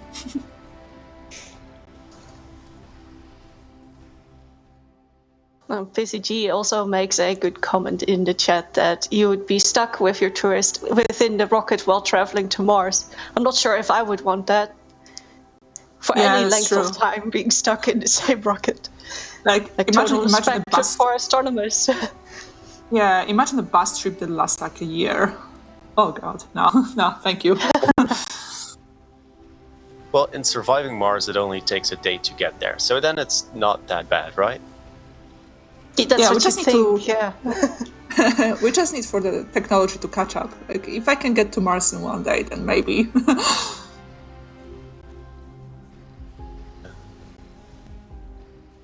have some room for some trees. Mm-hmm. Let's do another small park. No? This one.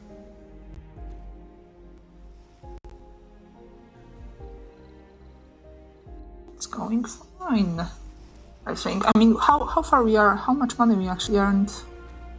What's our challenge doing? Thus far, it's still 153 million, but the tourists here are... let's actually only show the tourists. These are having... like, some of them are having better satisfaction than the previous round of tourists. Unfortunately, that freezing thing is still causing some problems, but this should be bring in much more. They're staying around for another 2 souls, so hopefully it gets even better. It also looks like now a total of Bart, 27. Can you remind what's the challenge again? So the challenge is to make as much money from tourists as possible and go for the 200 million before this timer expires. So we still have 19 souls, which is a pretty good amount of time. It's usually also because you send out, you get tourists and then you make those tourists happy, and as they go back, they tell their friends on Earth, so then you get more tourist applicants. So you want to get your tourists going as early as possible, so that with later sort of waves of tourists, you can have more and then make more money out of that. Mm-hmm. So basically, bring some tourists in, make them happy, let them leave, have them bring more tourists, make sure they spend a lot of money on Mars.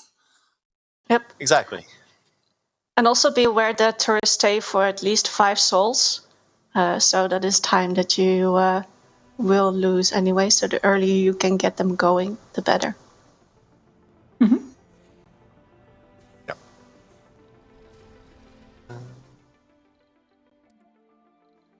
And in the meantime, I want to get some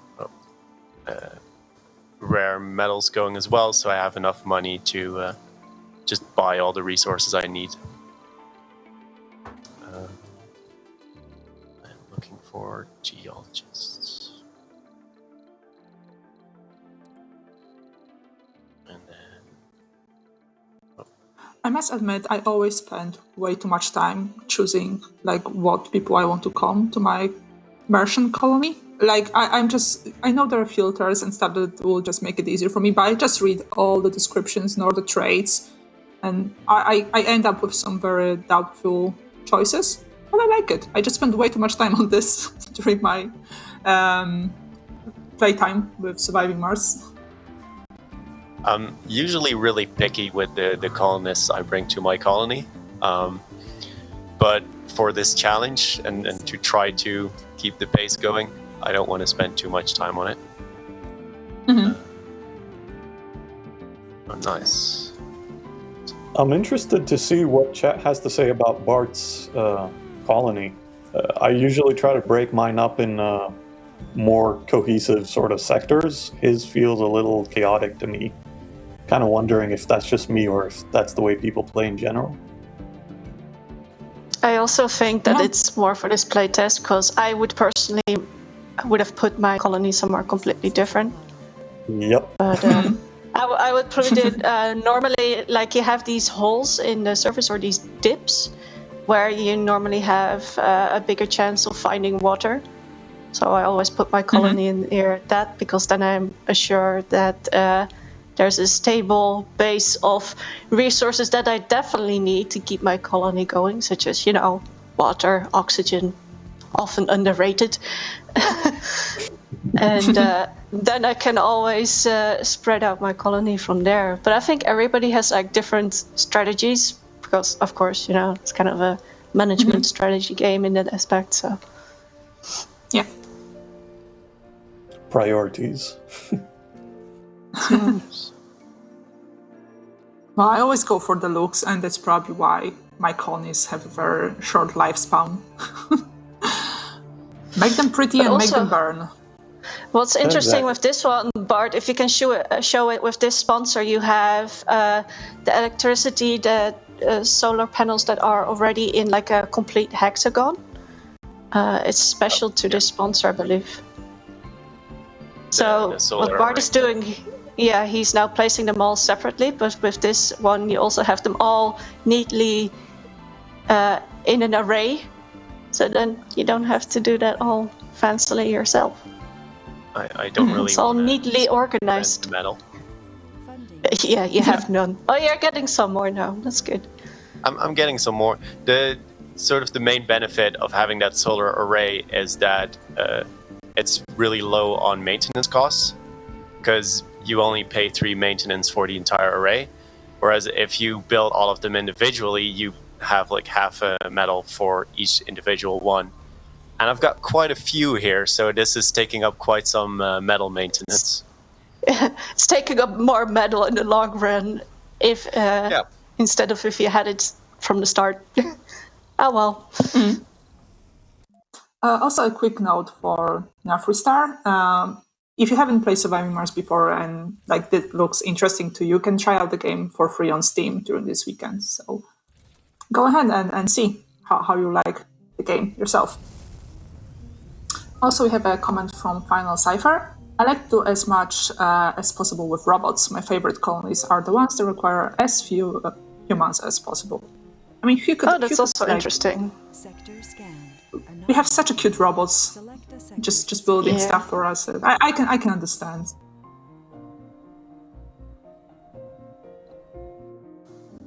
Bart, quickly show off the I like- drones. That's the best way to convince people to play Surviving Mars. Show the cute drones. I think one of the so if you let me come on.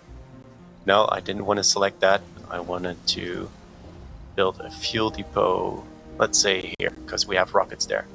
And now we remove this one, and then all the drones will start moving the fuel from here to there. And I think it looks really cool to see just your small army of drones working and going all in action to transport them. I also just noticed a bunch of tourists walking into this rocket, so we can actually check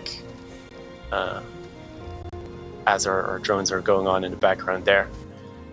That there's actually one that gave me a full 5-star rating. That's really nice. Yeah, we did There's a it. lot of- hey, there's 2 of It's them. gold. So this should give me That's a nice way to end the stream, right? Like at least we got the 5 Yeah. stars. Let's see how much money we get from them. Because, to be fair, we do need to keep Mars running, so it's all about the money. It is. So is. almost 600 Yeah. million. That's also giving us Yeah. And 41 progress applicants. towards the challenge. Yeah. I mean, Funding received. I think we had pretty good run for the very limited amount of time we had for the live stream. Again, we got 1 5-star rating, which I'm very happy about. So I would say Bart did a pretty good job. I mean, I know there are already some things set up, but like I said, like it would be absolutely impossible to start the challenge from the beginning on the live stream and try to finish it. Yeah, it usually takes a couple of hours to go through the entire thing. And then often you find a better strategy. Do you want to try again to improve your time? I believe the best I got on this was about 35 souls. So if anyone wants to try to beat that, then I mean, here you have a target. Go ahead. Go ahead. Then you can always send us screenshots on Twitter, on Facebook. If you manage to I get occasionally Bart. lurk on the Surviving Mars Reddit, so I'll probably see it there as well. Yep. Yes. And we're on the Steam forums as well, just lurking. Yeah, that's are always lurking. Like I'm the one writing stuff to people that they don't want to read. Okay, I think we're in a pretty good spot. I mean, we have a few minutes left, I think. Mark, the one with the thing in the middle of the extending arm is a concrete extractor. It's getting the concrete resource. Oh, I actually have enough power so I can turn these things back on during the night. I did that at some point to save power. Also, lurking in this scenario is not bad.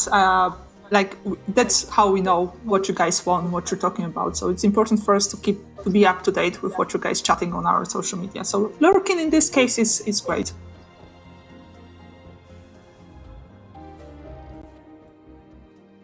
Okay. Also, an idea for official challenge scenarios. That sounds interesting. I mean, I'm pretty sure I wouldn't be able to come up with one because, or it would be super easy for people to beat. Because I know we have some real experts in the community.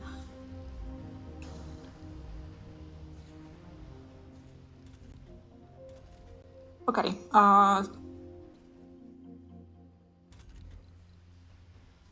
Okay, so maybe we can pause the game and let's see what's the final, how much money we earned finally. What's the final thing? So with the first group of colonists, we earned about 150 million, or just under, and with the second group, we earned about 600 million. So at this pace, with 2-3 more groups, we should be able to make this challenge. And given that they each take about 5 souls, we should be done around souls 40. We've also got some rare metals set up here to make other money. And yeah. I think we had a pretty good run with this one. Like, honestly, thank you so much, Bart, I know there was a joint efforts to prepare the save file. So thank you so much, guys, for this and for showing up. But yeah, unfortunately, we have to slowly but steadily finish our live stream. So just to sum up, we had this live stream because we just wanted to hang out with you guys and show you that we also, at least Bart knows what he's doing in Surviving Mars. I cannot speak for myself, unfortunately, not yet. I'm just not experienced enough. But I'm trying. The game is fun, so I highly recommend trying it out for yourself. Like we mentioned a few times, you can try it out on Steam for free right now. And yes, just to wrap everything up. So we spent an hour trying to do the tourism challenge, getting as much money from tourists as possible. We had pretty limited time, but we did our best, and we got even 5-star rating from someone. So it's a pretty good run. And with me today, we had some people from Devs from Abstraction. So we had Bart, Lisa, and Staff. Bart was the one playing, the nice hair, the chat said. But thank you so much, guys. It was a real pleasure to have you here. Do you have anything, any last words? Because I think unfortunately it's our last Surviving Mars live stream, at least for PDXCon. There will be more in the future. But anything you would like to share at the end? Thank you for having us. Yeah. Now everyone starts talking. Sorry. Okay, let's go. Let's go with Bart first. It's been a lot of fun doing the live stream and the Q&A yesterday, and thanks a lot for having us. And we're definitely super excited to share some of the things that we're working on, but don't want to reveal too much just yet. So stay tuned for that. Lisa?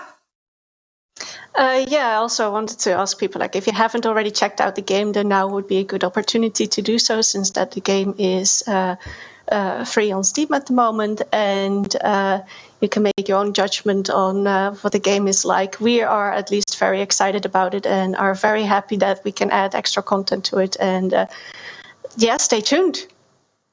And Saf? Yeah, and the thing I want to add is, for all the latest news for this game and everything else that we're working on, feel free to visit our website at abstraction.games. Take a look, see what we've done, see what we're doing, see what's coming up, and drop us a line, and we'll see you there. Yes, highly recommend following Abstraction on Twitter and on Facebook. And of course, you have our Surviving Games social media sites. You can give us a follow as well. Just so you know, in a minute, we're going to start a Surviving Mars quiz on our PDXCON Remixed Discord, so you can head there. We'll try to ask you some cool questions about the game, and you can win some codes. So hope to see you there. But once again, thank you so much for joining us today. Thank you, Abstraction, for this very cool live stream and being here with me and answering all the fans' questions. I'm happy to hear that you also had a good time with PDXCON Remix. And yes, I hope to see you soon. We'll definitely be in touch. Bye, guys. Thank you, Patricia. See you. Bye.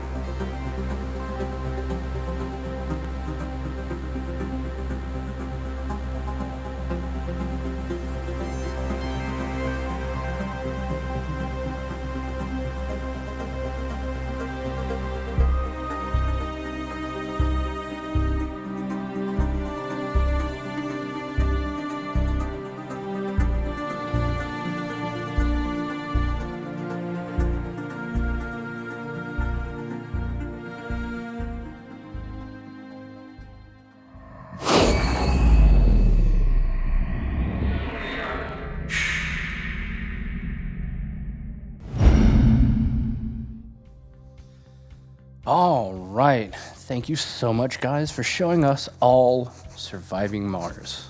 Glad we got it back in production. Glad there's so much to see and do. I can't wait to see the future. And I think it's free right now, so if you guys want to head over and check it out, definitely make sure you do. In the meantime, I had to put on a jacket because I was clashing with the background. Also, it's nice and cool blue in here, so I figured cool blue, got a jacket on. Nice product placement here for PDXCON Remix. You know, keep it corporate, keep it branded. But also staying hydrated. Got my trusty little water bottle. Hope you're all staying hydrated too. Make sure you're drinking water. Take breaks, walk around. There's a lot of stuff to do today and a lot of stuff to see, so pace yourselves. Go for a walk, talk to some friends, invite people to the Discord, because every time you refer a friend to the extension, you get a badge for it 1, 3, and 5 times. So get your friends in here, make sure they're enjoying it with you, and seeing all the news we have for you this weekend. Next up, I think we have our friends over at Hearts of Iron, which is one of our best franchises, honestly. Not biased coming from the Grand Strategy segment myself, but here we are. I love all of our games, but Grand Strategy definitely has my heart, being that I was on Imperator and CK when I very first started, and still carrying through with those today. So, not biased, definitely not biased.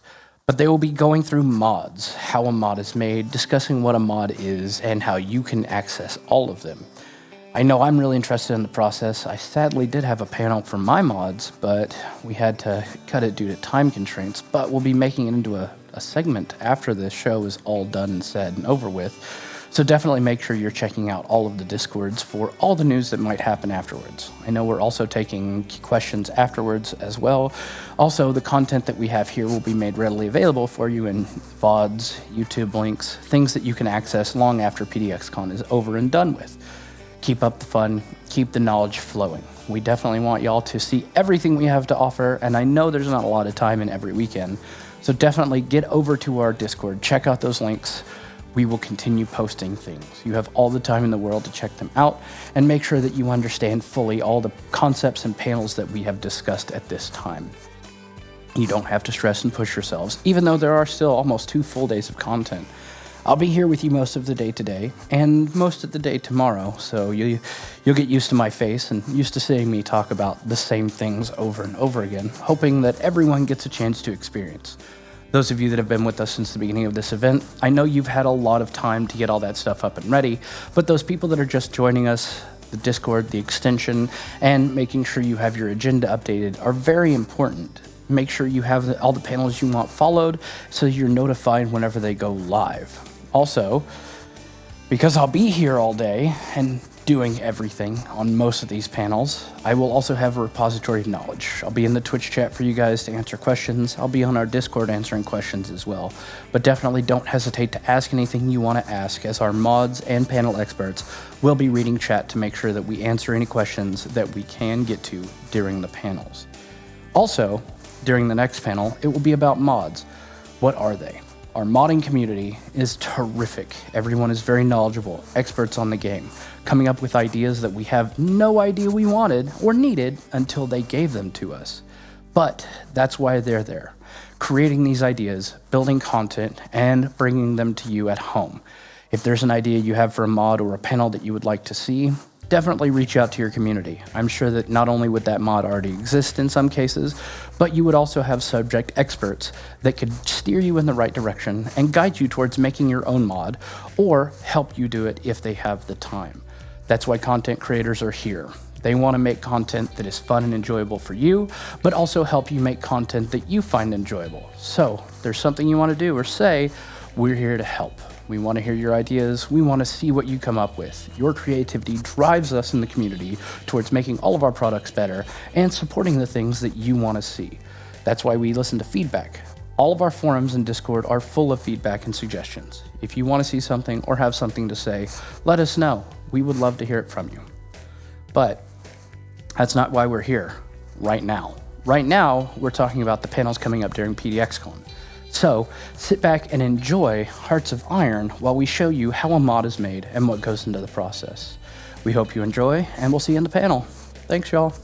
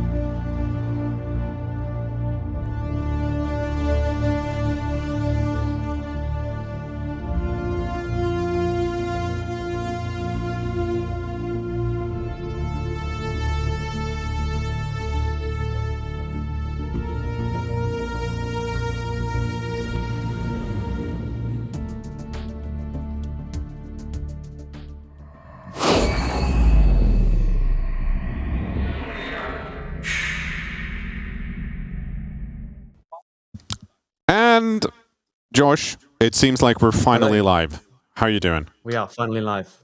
Hello everyone, welcome to the Hearts of Iron 4 How to Make Your Own Mod stream. My name is Josh, I'm the community manager for Hearts of Iron 4, and I'm joined for the time being by an eclectic mix of characters from live content and from the Hoi team. So from left to right on your screen, we've got Manuel, who is a content designer for Hearts of Iron 4. We have Victor, who is a QA on Hoi 4. Say hello, guys. Hello. Oh. And then myself, and then Anders, who is on live content, and I'm sure you all know very well from various streams and things over PDXCON and over the years. How are we all doing? It's a very nice introduction. I just got dragged into this because we're doing some final setup here on our end in the studio. You guys, of course, connecting remotely, which means the setup is slightly finickier than we'd want to, but hopefully Manuel will have full control of the computer I'm sitting in front of soon, and then we'll be able to go through everything. I can see that he's opening up a bunch of wikis and opening up apps that I don't really know what they do. I'm sure they're really easy to understand, though. But, George, Yes. I understand that you're going to explain all of that to us, right? Yes, so the whole purpose of this mod over the next now 80 minutes or so is we're going to be building a quite simple Hearts of Iron 4 mod from start to uploading it to the Steam Workshop. So we're going to go through all the basics you might need to learn if you want to start doing modding for Hoi 4. And if you're interested in getting into it or finding out how these things work and how your favorite mods are put together in a very basic form, then this is going to be a good stream for you to watch. So Manuel will sort of take us through all the different stages in terms of creating the workshop listing and events and all these kinds of things that will be really important for you to learn. And also, if you have any questions or you have any observations that you want to ask, put in the chat. I will then ask them to Victor and Manuel, and we'll all learn a bunch of stuff about modding, and it's going to be really good fun. By the way, I think now we have everything set up. We should be ready to roll. Let's get started. So, all right, take it away, Manuel. So since this is a streaming focused on teaching some sort of the basics about how to create your first mod and do some scripting. We thought about doing like a very basic focus tree, and since we have here the creative brain, the brilliant brain that bring up one of our most successful dev diaries here, which is the Malta dev diary, we decided to go and try to do a very basic Malta focus tree for this streaming. Yes, if you're not familiar, chat, we had an April Fool's Dev Diary this year where we did a Malta Dev Diary that Victor wrote. So we're going to bring some of that to life today. Victor, what are the most important bits we're going to be bringing to life today from the Malta tree? Well, yeah, so we wanted to do this entire tower thing, but in like the limited time we have, that was unfeasible. But we will go through the basics so that people can actually get started if they want to learn how to mod. So it will be a basic modifier, setting up leaders, setting up the country, and such, so that you can actually get started. We'll see how much time do we have. The idea is to quickly show like the 4 most basic pillars we use when creating content for Hoi, which are like the national focus tree, the national spirits or ideas, decisions and events. Okay. So I guess we should just get started, right? Yep. Step 1. Yeah. All right. So step 1 for creating our very first mod. The first thing you need to do is to go to the launcher, and the launcher will actually help us in these first steps. So we will go to mods, and here we can use click on mod tools. Actually, this launcher is slightly different than the one I'm used to. All right, so now we can create a mod, and the launcher will ask us to give a name to the mod. So let's call it Free Malta mod, for example. we need to write a version for which we are making this mod, like the vanilla version we're using. In this case, it's, I believe, 10.5, is it? Yeah, 1.10.5. I believe so. The current patch. Yeah. And the mod, the folder, the name of the folder we want our mod to be created in. In this case, I usually recommend, as you can see, we cannot use spaces.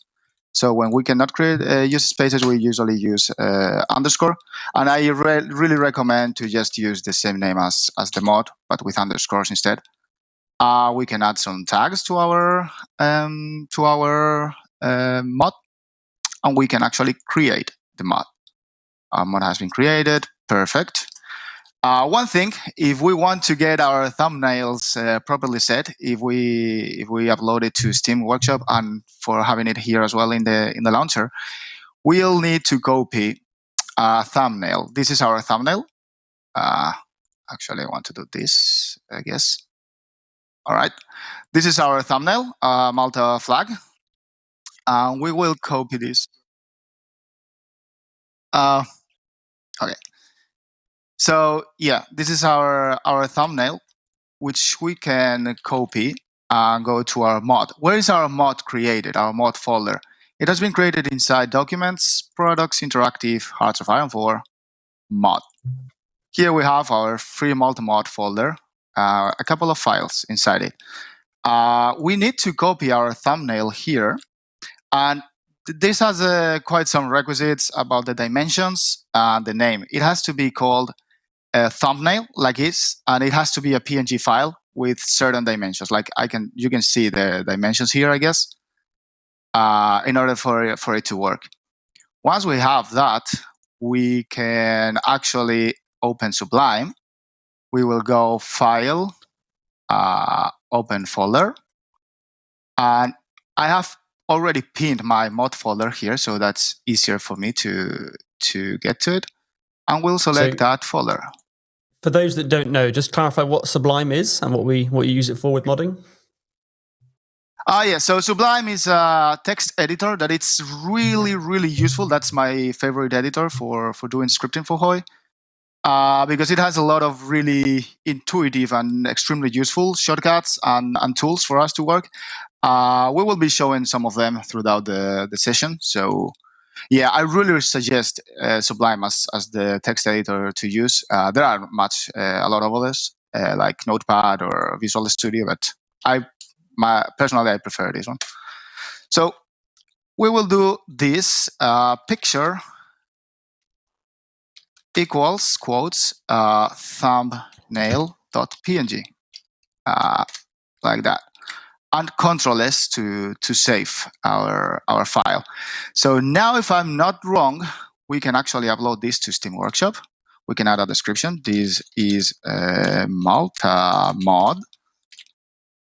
Upload our mod.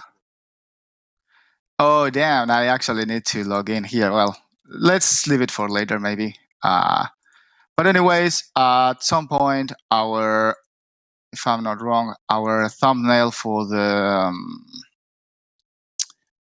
mod should be ready. I guess I need to log in, but if we have time, I can try to log in later. I don't want to spend time on that right now. But all right, we now have our free Malta mod. Now we need to go to our playsets to actually tell the launcher that we want to use our mod when we play, so that we can actually change things in real time. So we will go here, up here, add new playsets, and we will say like my mod. This will be our playset, and we can add mods and select the mods we wanted to add. We could add a lot of mods here if we wanted to. For now, for us, we just need the free Malta mod. All right, perfect. And we can now actually select the playset we want to play with and hit play. All right, let's just launch the game and see.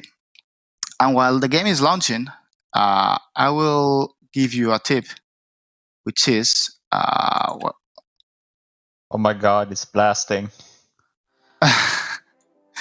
Which is the tip is that we need the launcher to set up the mods we want to use. but we only need to set up that once. After that, actually having to launch the launcher every single time can be like a little bit of waste of time.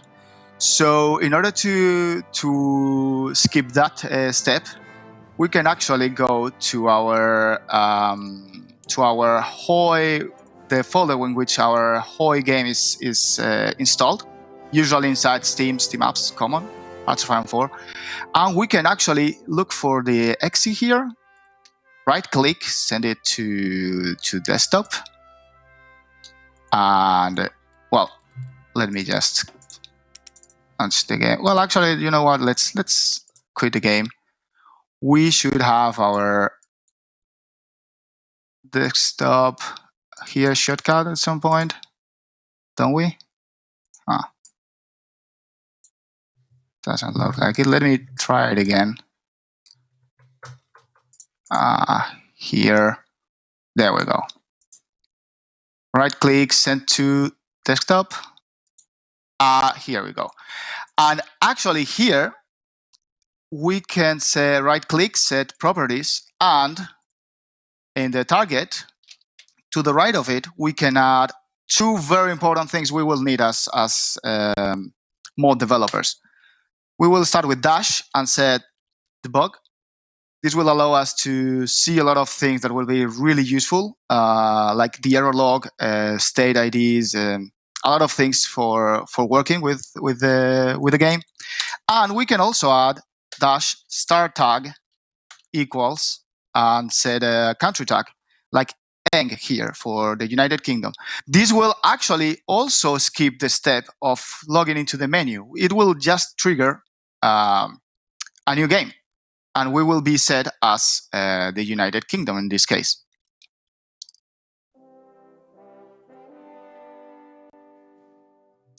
Okay. So yeah, chat, if you have any questions about anything, do put them in the chat and I'll put them to Manuel and we'll try and help you out. I think Manuel started a editor war between Notepad++ and Sublime. Yeah, I can provide arguments for my choice I will do it during the streaming.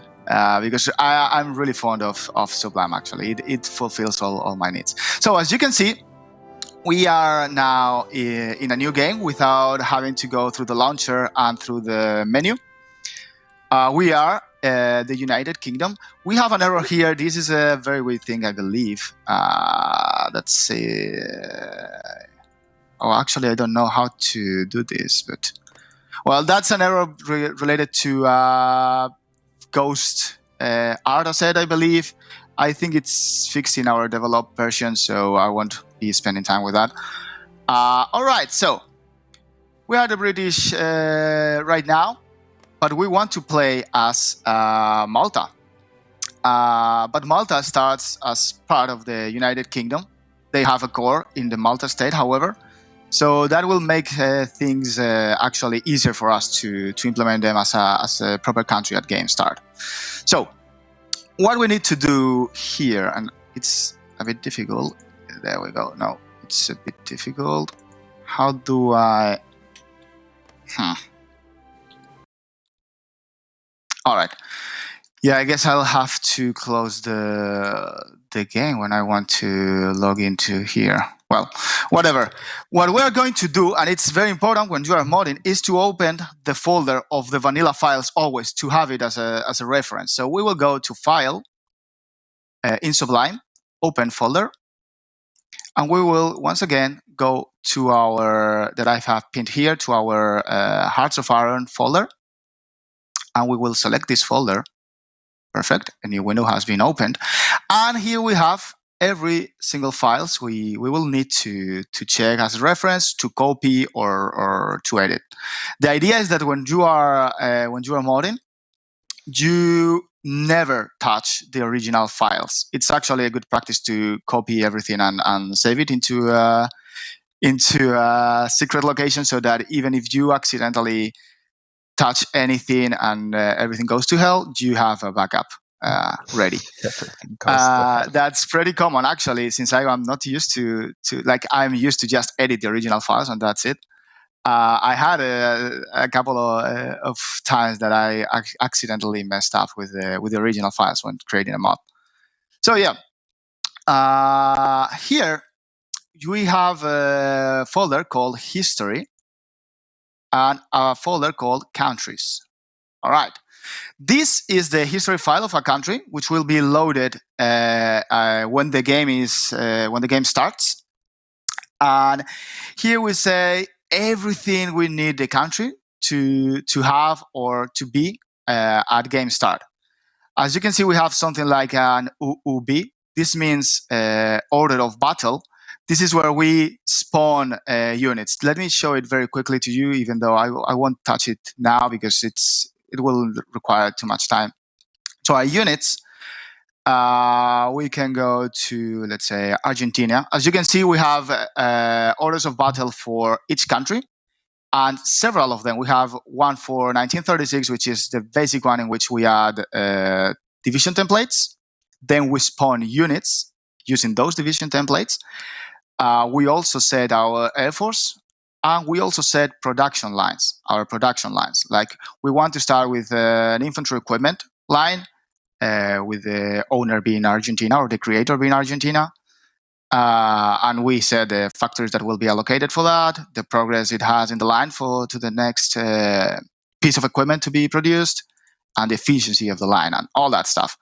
We also have the ones for the Navy, without man the guns and with man the guns, and then we have the same for the 1939 bookmark. For Malta, it's just fine. We will not be messing up with history orders of battle. So we'll just look for our countries, Malta, and we use here tags. As you can see, these three letters are the tag of each country. And this is what we use to reference a country in script. We never use the complete name. We use the tag. So, as we can see, Malta already starts with 1. And this is the file we'll want to edit. So, let me just right-click here, open containing folder. And this is like a shortcut to actually get to copy this file with Ctrl-C, or you can also right-click copy. We will move into our mod folder.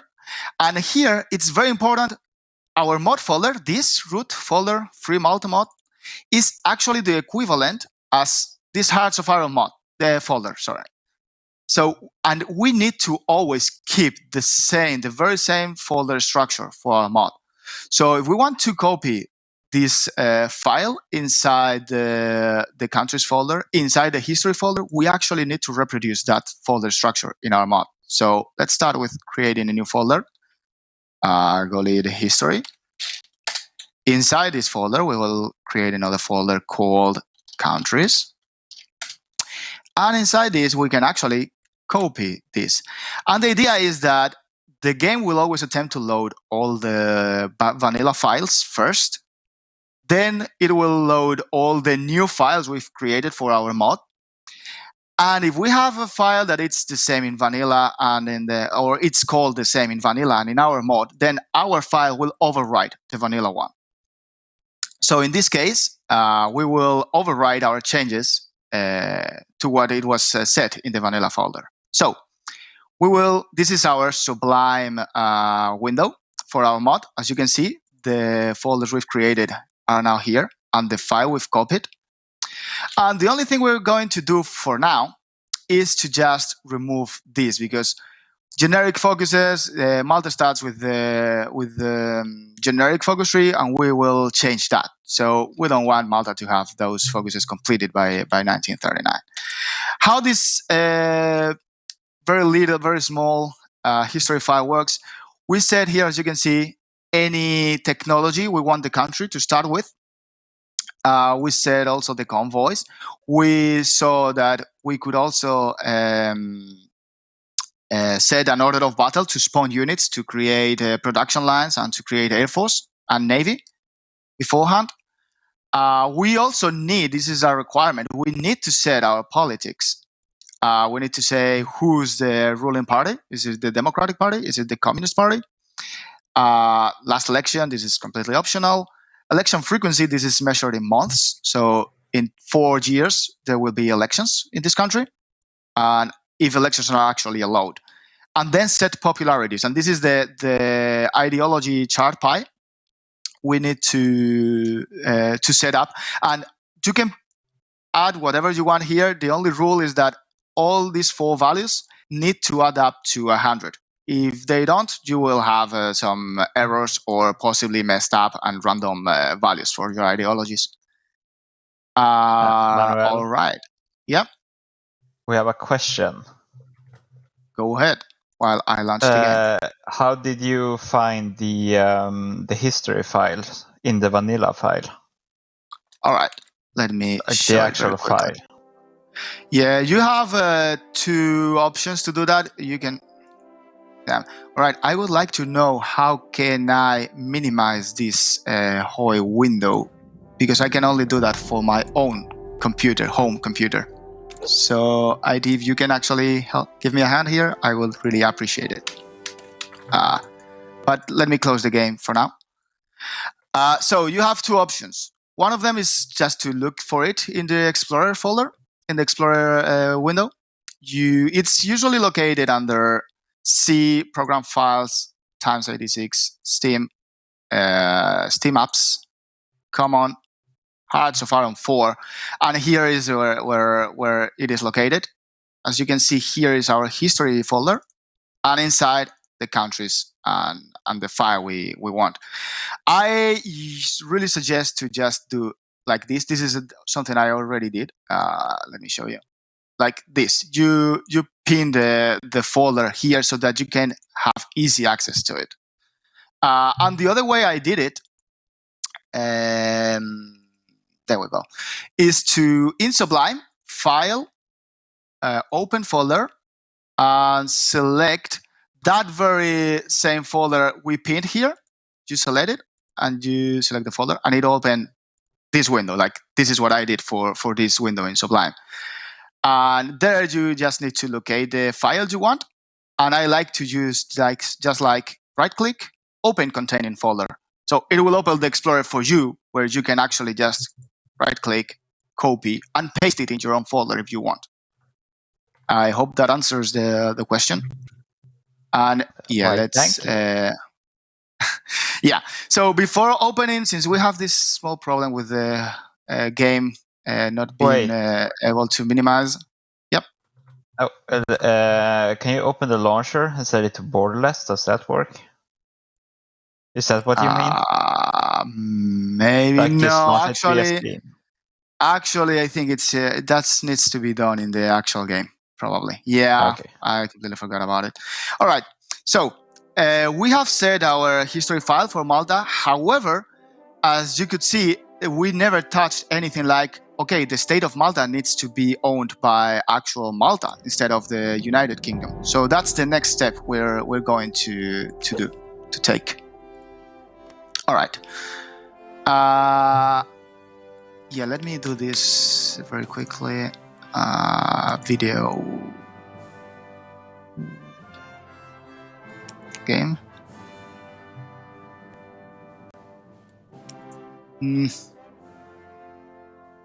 No, I guess it's in the launcher. Yeah.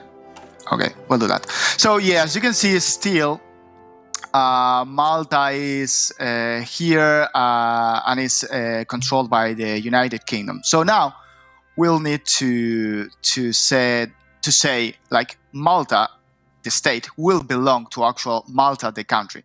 In order to do that, if we hover over the state of Malta, the island, you can see that thanks to activating our debug mode, we can now see that it says a plains province in Malta, and in parentheses, state equals 116, province equals 2003.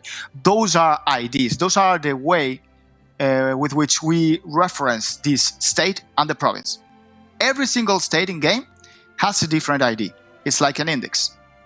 This is Sicily is 115, Calabria is 156, and so on and so forth. And each single province also has a province ID. In this case, Malta is a one province state, so the province is 2003. But if we check the provinces in Sicily, we can see 2047, 1009, 7147, and so on. Like every single province, every single state, as well as every single country has a different ID. Country tag, a state ID, or a province ID. All right, so let's see how do we change our state to be part of the Malta country instead. And let me try to fix the windowed thing fast. Yeah, I think there's a borderless setting here somewhere. There for I believe so. Yes, here it is. However, I'm not entirely sure this is the thing, because I think like my console, like my keyboard commands are working for my own computer instead of this one, but we'll see. All right, so let's open the vanilla files here to check as reference. And as you can see, inside the history folder, there's also a state folder. All right, let's open this states folder. And here you see we have the IDs, a lot of files with the ID and then the name of the state. And we have 116 Malta here, which is perfect. This is the one we want. Before talking about it, let's just right-click on it, open containing folder, Control-C to copy it, and let's move back to our mod folder here. I don't want this. I don't want this. Our mod folder, and just like we did with the country file, we need to do the same with the state file. We need to keep the folder structure. So we create a new folder called states, and inside it we copy 116 Malta. Perfect. Let's open it in our mod Sublime window. Actually, we can just use it here. Perfect. So what do we do? What are we defining in this file? We're defining, first of all, the ID, the index of this state, the name. If we searched for this in the vanilla files, it is located in, well, there's a folder for localization. We will talk about that later, probably.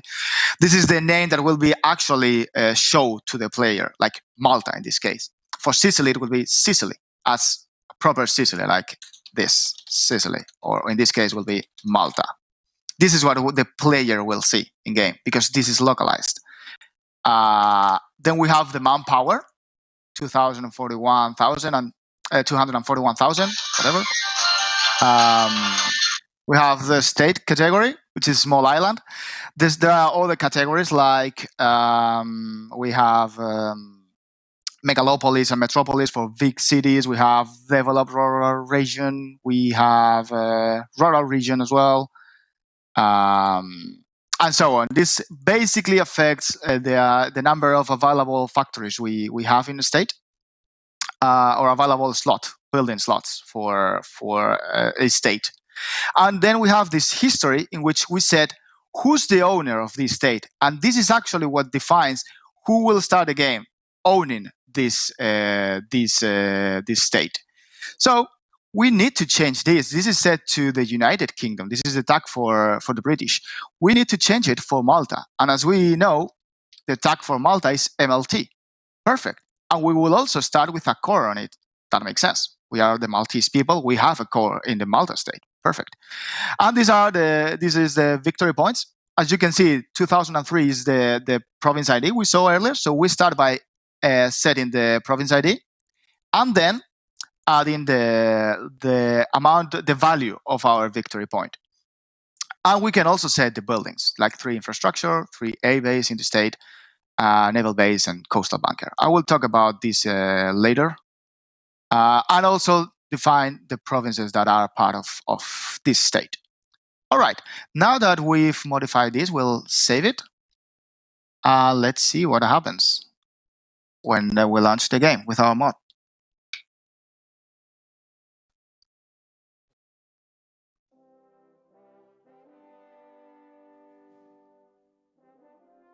Manuel?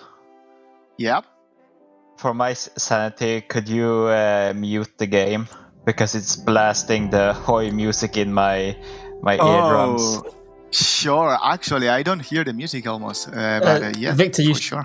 you should be able to turn Parsek's volume down on your volume mixer on your PC. No, I can't because I'm on a Mac. Oh, right. Well, I there we are can't then. get to the menu in Parsec. You deserve it then.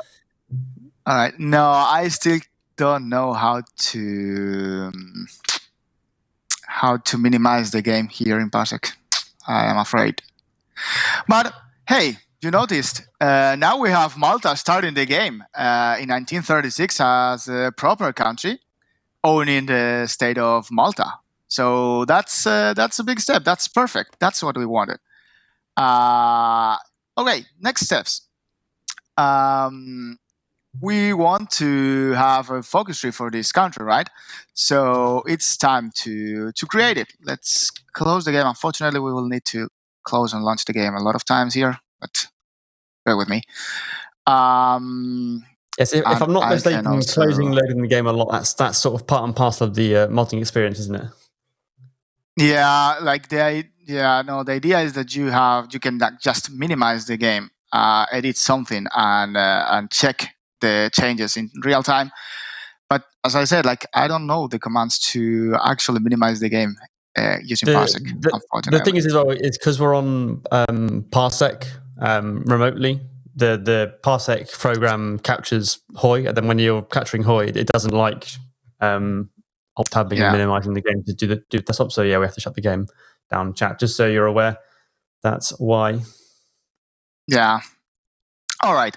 Anyways, we will work with the national focus tree now, and we are back into the game into the vanilla folder, and the national focus files are located into the root folder, common, and national focus. Perfect. Here we have all the national focuses we have. Let's just use the Australian one for now. So I will just right-click on it, open containing folder, Control-C to copy, move to my mod. This is my mod folder, and we have to set the folder structure as usual. So inside our root folder, free Malta mod, we add a new folder called common. We add a new folder inside it called national focus, and we paste our file here.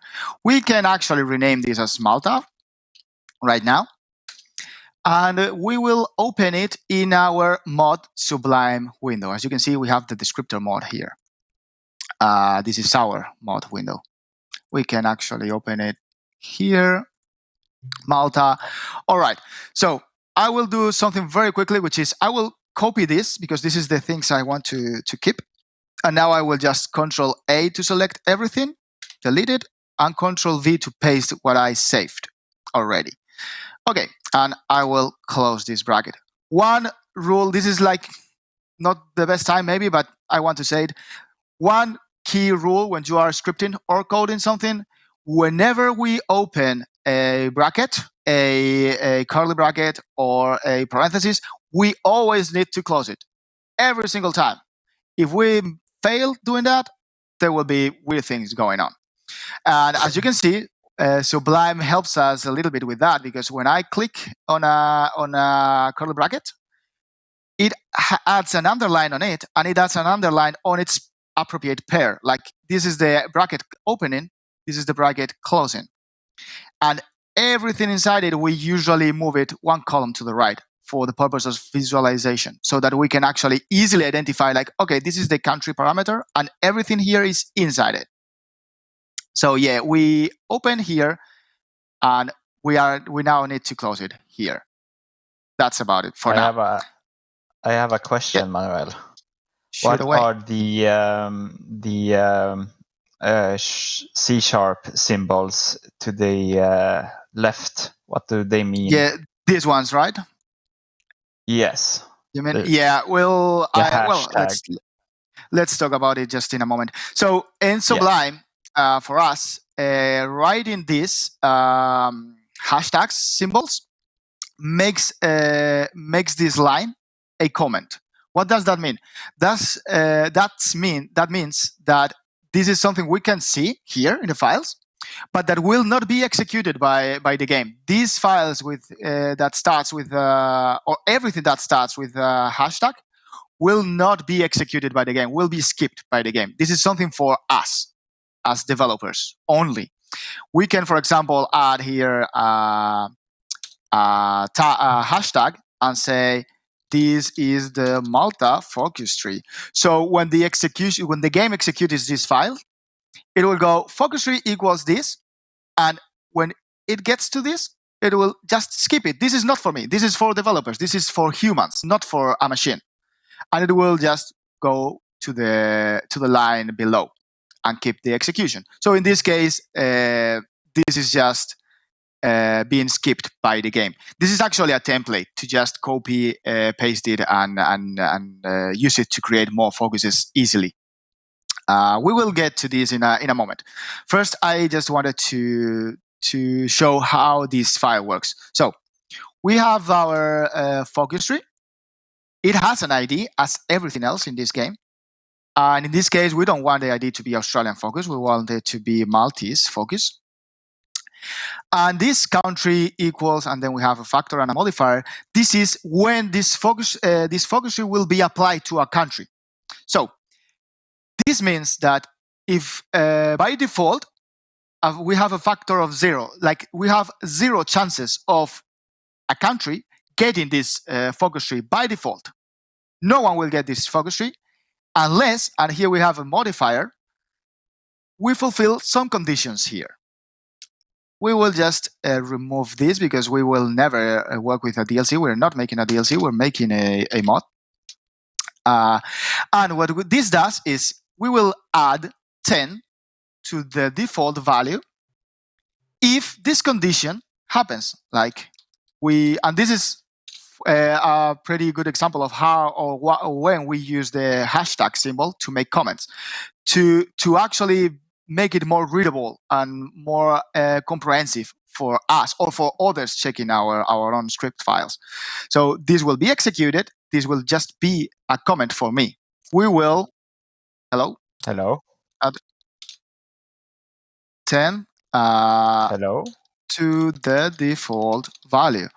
And the condition we want to be fulfilled in this situation for this focus to be applied to a country is that the tag of the country is MLT, the country tag for Malta.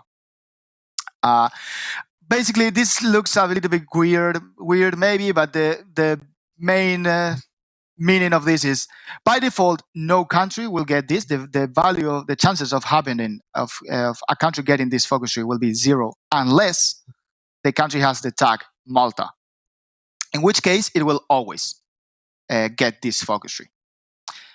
We said default equals no because this is not the generic tree. This is not going to be the default focus for a country. And the continuous focus position is where we place our continuous focus tab in the focus tree window. I can show you in a moment. All right.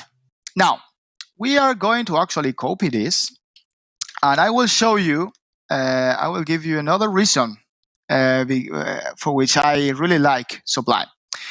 We have copied this template, but we want to uncomment everything. How do we do that faster than just selecting? Well, there's a way to do that. There's actually 2 ways. One of it will be selecting the hashtag and Control-D to select every single instance of that same selection we made. We can select everything with Control-D and delete it. Or, which is a very cool feature, we can just select here, Control-Alt and the down arrow, and we will be selecting all these fields. And the very cool thing about this tool is that we can actually write stuff in all the lines at the same time, which is just very helpful in certain situations. In this case, we just want to press delete to get rid of those hashtag symbols. All right, actually, we don't need this anymore, probably. All right, so this is going to be our very first focus. I will, well, you know what? I will keep the template here and we will work in this one.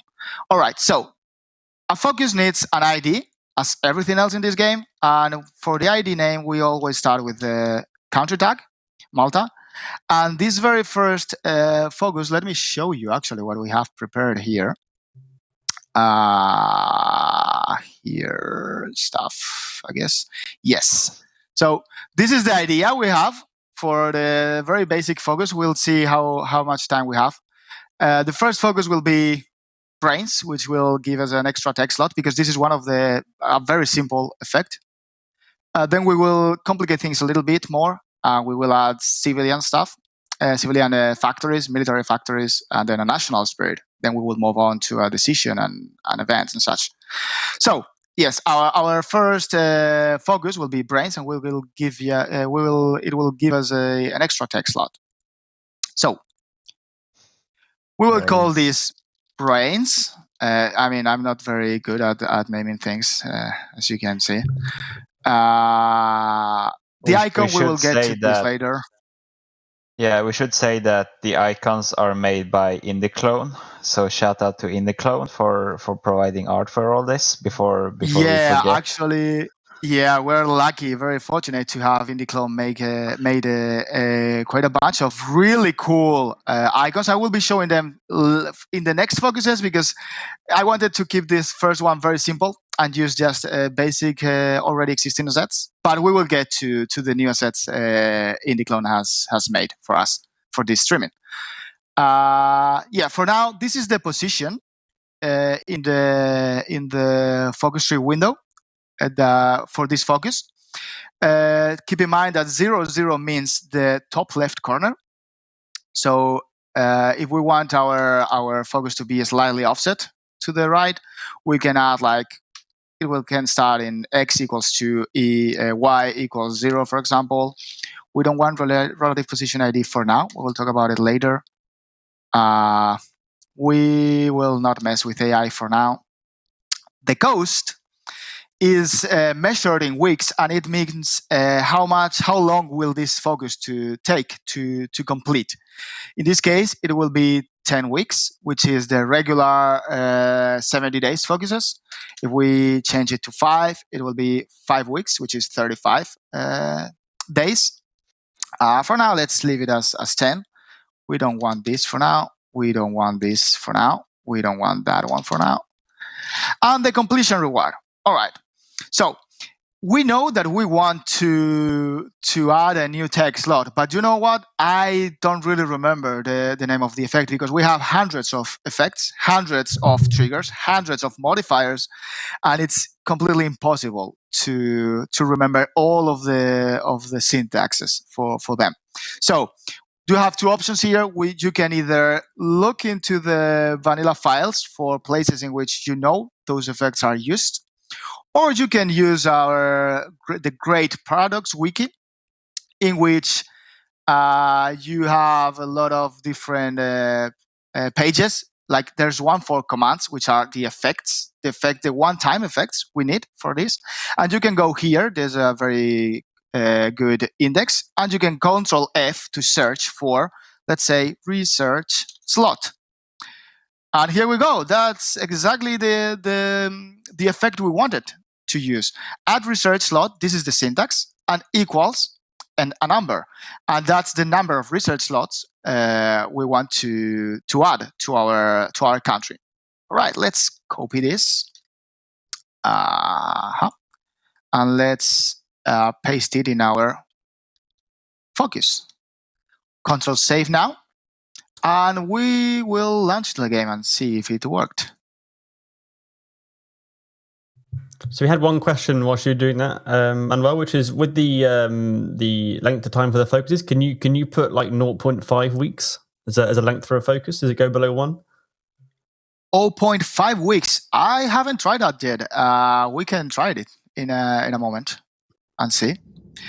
I suspect probably not, because I would expect the cost to be an integer, but we'll see. Maybe it gets just truncated to 1 or something. We will see. All right. Actually, we will need to change our exe. All right. We are the United Kingdom. We actually want to be Malta to check our stuff. So we will open the console command. To do that, you use a key which symbol I cannot name, not even in Spanish nor in English. So I don't know. It's the key that is just to the left of the number 1 key, above the tab. The tilt key. Tilt key. Tilt. Yes, that one. Yeah, that thing. Fake $sign key. I believe it changes depending on the keyboard you use, by the way. So yeah, like the language you use in your keyboard. Sorry. So yes, we open the console command and we type here tag space and the country tag we want to become. This will make us move to Malta. Perfect. And we have our national focus, and here is our very first focus, and it will actually grant us a research slot, which is amazing. Perfect. That's wonderful. All right. We want to actually test that this research slot will be added properly. And first of all, we need to check. We have 2 research slots right now. And we could just click this and start and wait 70 days for it to be complete and test if the effects were applied. But I don't want to wait 70 days. So what can we do? We can open the console command using that weird key we talked about. And we can say focus. There's a console command to autocomplete a focus. However, once again, I'm very bad with my brain's very bad. I don't remember how to type that. So let's just type focus dot and hit press tab. And the console will actually show us every single console command that starts by focus dot whatever. In this case, here it is. Focus dot autocomplete. Perfect. Focus dot auto. Oh, I'm very tired of writing. So I will press tab again and the console will once again autocomplete it for me because there's nothing, since there's only one effect that starts with focus dot auto, it will autocomplete for me. So if I press this, now it's enabled and I could actually start the focus. However, if we wanted to cancel that, we can just press the up arrow key and it will show the last command we used. We press it again and it will be disabled. And there's one more console command for this because focus autocomplete is too long. We can just type FA for focus autocomplete and it will be the same effect. So now if we complete the focus, there we go, instantly completed. There we go. We have our 3rd research slot. Finally. Perfect. Now, we want to get rid of this icon because it's not really matching the flavor of this focus. And we will also want to localize the focus. We don't want to see the key of the ID or of the focus. We want to see an actual name, proper name, cool name. All right. How we do that? Let's close the game. Let's tackle the focus first. And for that, it's a super useful tool developed by one of our betas, I believe, or our mother at least, called Jar1, which is GFX Hoi Assets, I believe, or something like that. Let me check really quick. It is...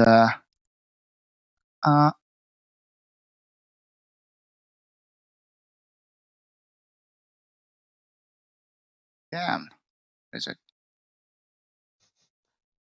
Yeah, It's all like, right. Batman. GFX search. Yeah, Hoi for... actually, I wrote it wrong. Hoi for GFX search. There we go. Where is it? There it goes. So this amazing tool, as you can see, allows you to see all the assets that has been added to the game, so that you can choose the one you want to use. And it's as easy as just, let's see, we want and actually, like this works for national focuses, ideas, text icons, decision icons, decision category icons, everything. It's just amazing. It's so cool and so helpful. So I want the research slot we usually use for these focuses. So I will just left click on it, copy name to clipboard, Perfect. So I just need to go to my focus file and select the existing icon, delete it, and Control V to paste the new icon ID I want. Perfect. That should have solved our icon problem. Let's now solve our localization problem. We don't want to see that ugly ID. So let's go to the here. Let's go to the vanilla folder. And I use the vanilla folder a lot because you can actually create the files in Scratch from zero.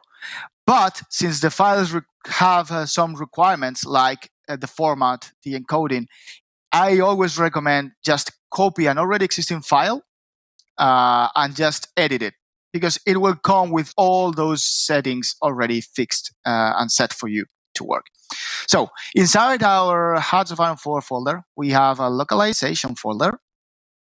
And here we can just copy actually whatever. Like we usually at Paradox, we try to split our localization files into decisions, goals, ideas, whatever.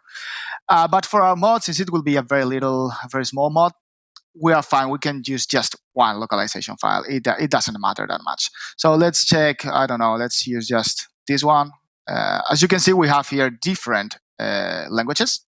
So let's take, I don't like that. Let's take Battle for the Bosphorus Focus, for example. I don't know. All right, let's right click on this, open containing folder, copy it, Control C, go to our mod folder here.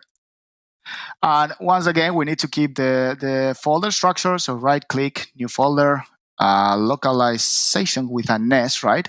Yes, up here you can see the file and the folder it's located in.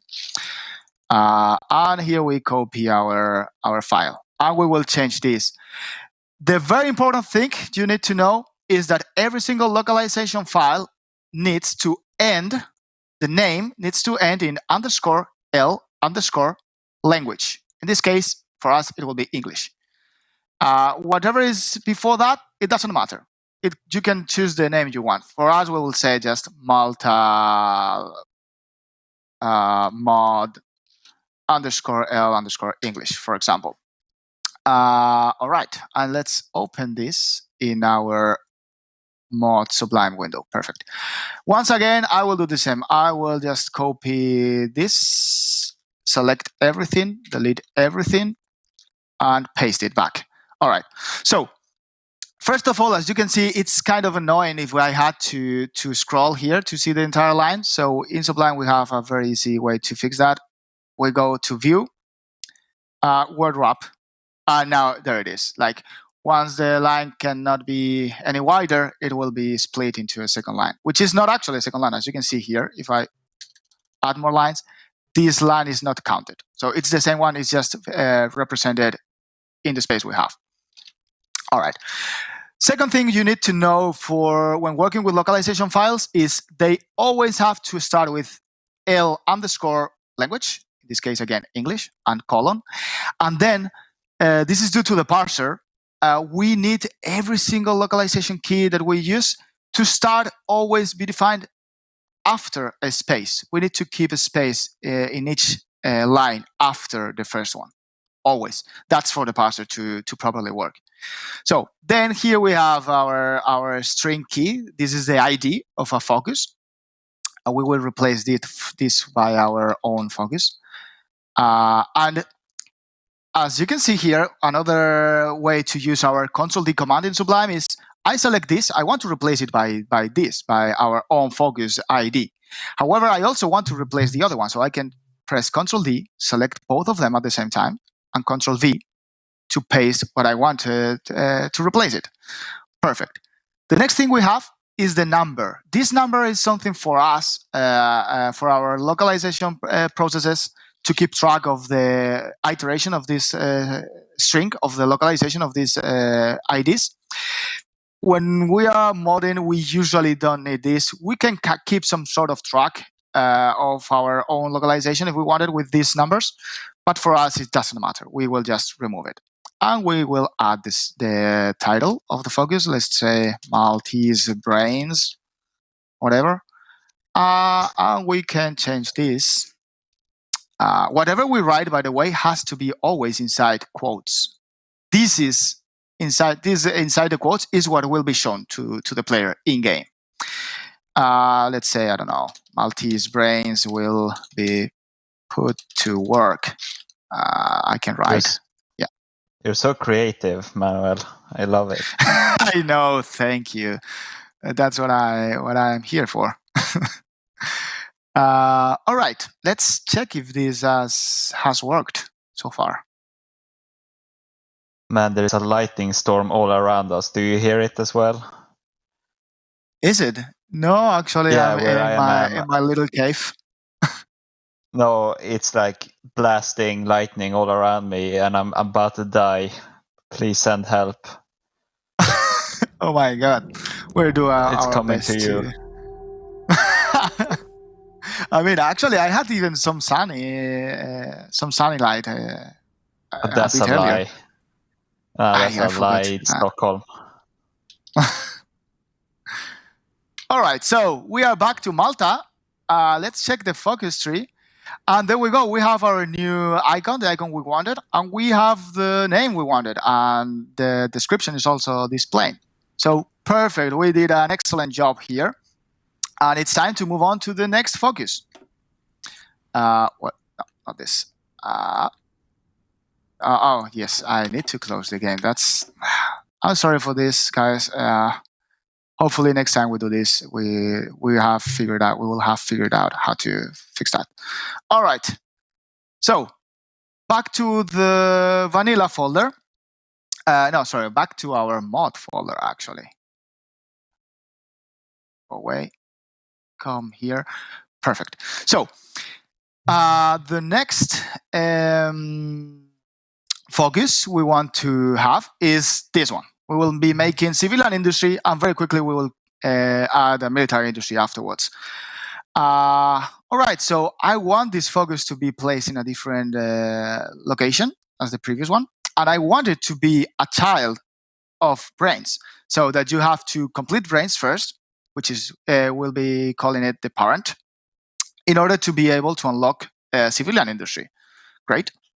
So I will just duplicate this, paste it here, change the name to something as original as civilian factories. Great.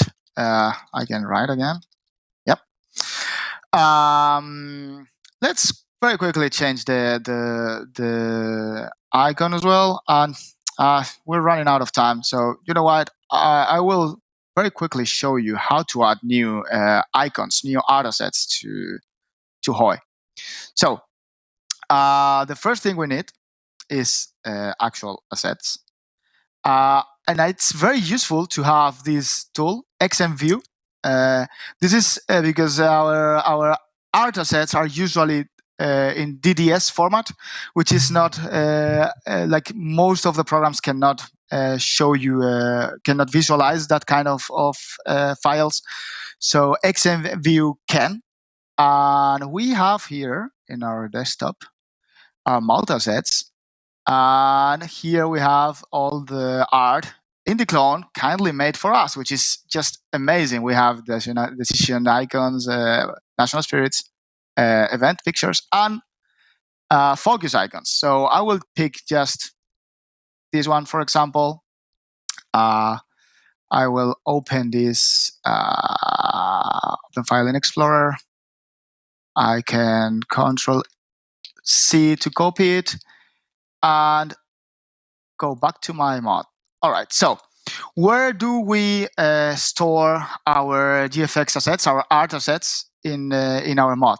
So as having the vanilla files as reference, we can see inside the root folder we have GFX, and inside it we have interface, and inside it we have goals. I'm sorry about the inconsistencies with the national focuses, but they are called either national focuses or goals as well. And here we have all the the national focus icons, like as we can see here. These are the same. All right. So we will reproduce this folder structure. Add a new folder called GFX. Add a new folder inside it called interface. Get a new folder called goals. Actually, yes, goals. I guess inside I should say, yeah, sorry. no, it's super important to have the exact same wording as vanilla files, otherwise it won't work. Yeah, Like you can't need just... to. Yeah, exactly. A very good point. You need to keep everything as it is in the vanilla files, like even capitalization of letters. If you don't, you will most likely run into issues at some point. All right. So where's my Malta sets? Here are goals. Let's add all of these just in case we have time to use it. All right. So now we have the auto sets, but we need the game to load them when we launch the game, and that's done using a file located inside the root folder, Hearts of Iron 4, interface, because remember we previously went to GFX and then interface. In this case, it's the previous interface folder that is here at the same level as the GFX folder. So interface, and here we have two files that we will need to be editing. One is goals, and the other one is goals_shine. And I believe that I myself struggled with this a lot until I actually knew how to work with it. This is a very common issue that people said their national focuses here in this file, but they forget about this other file, and it can they can run into problems because of this, in which their focuses are not visualized properly, or they get some errors at game start and things like that. So we will right-click as usual, open containing folder.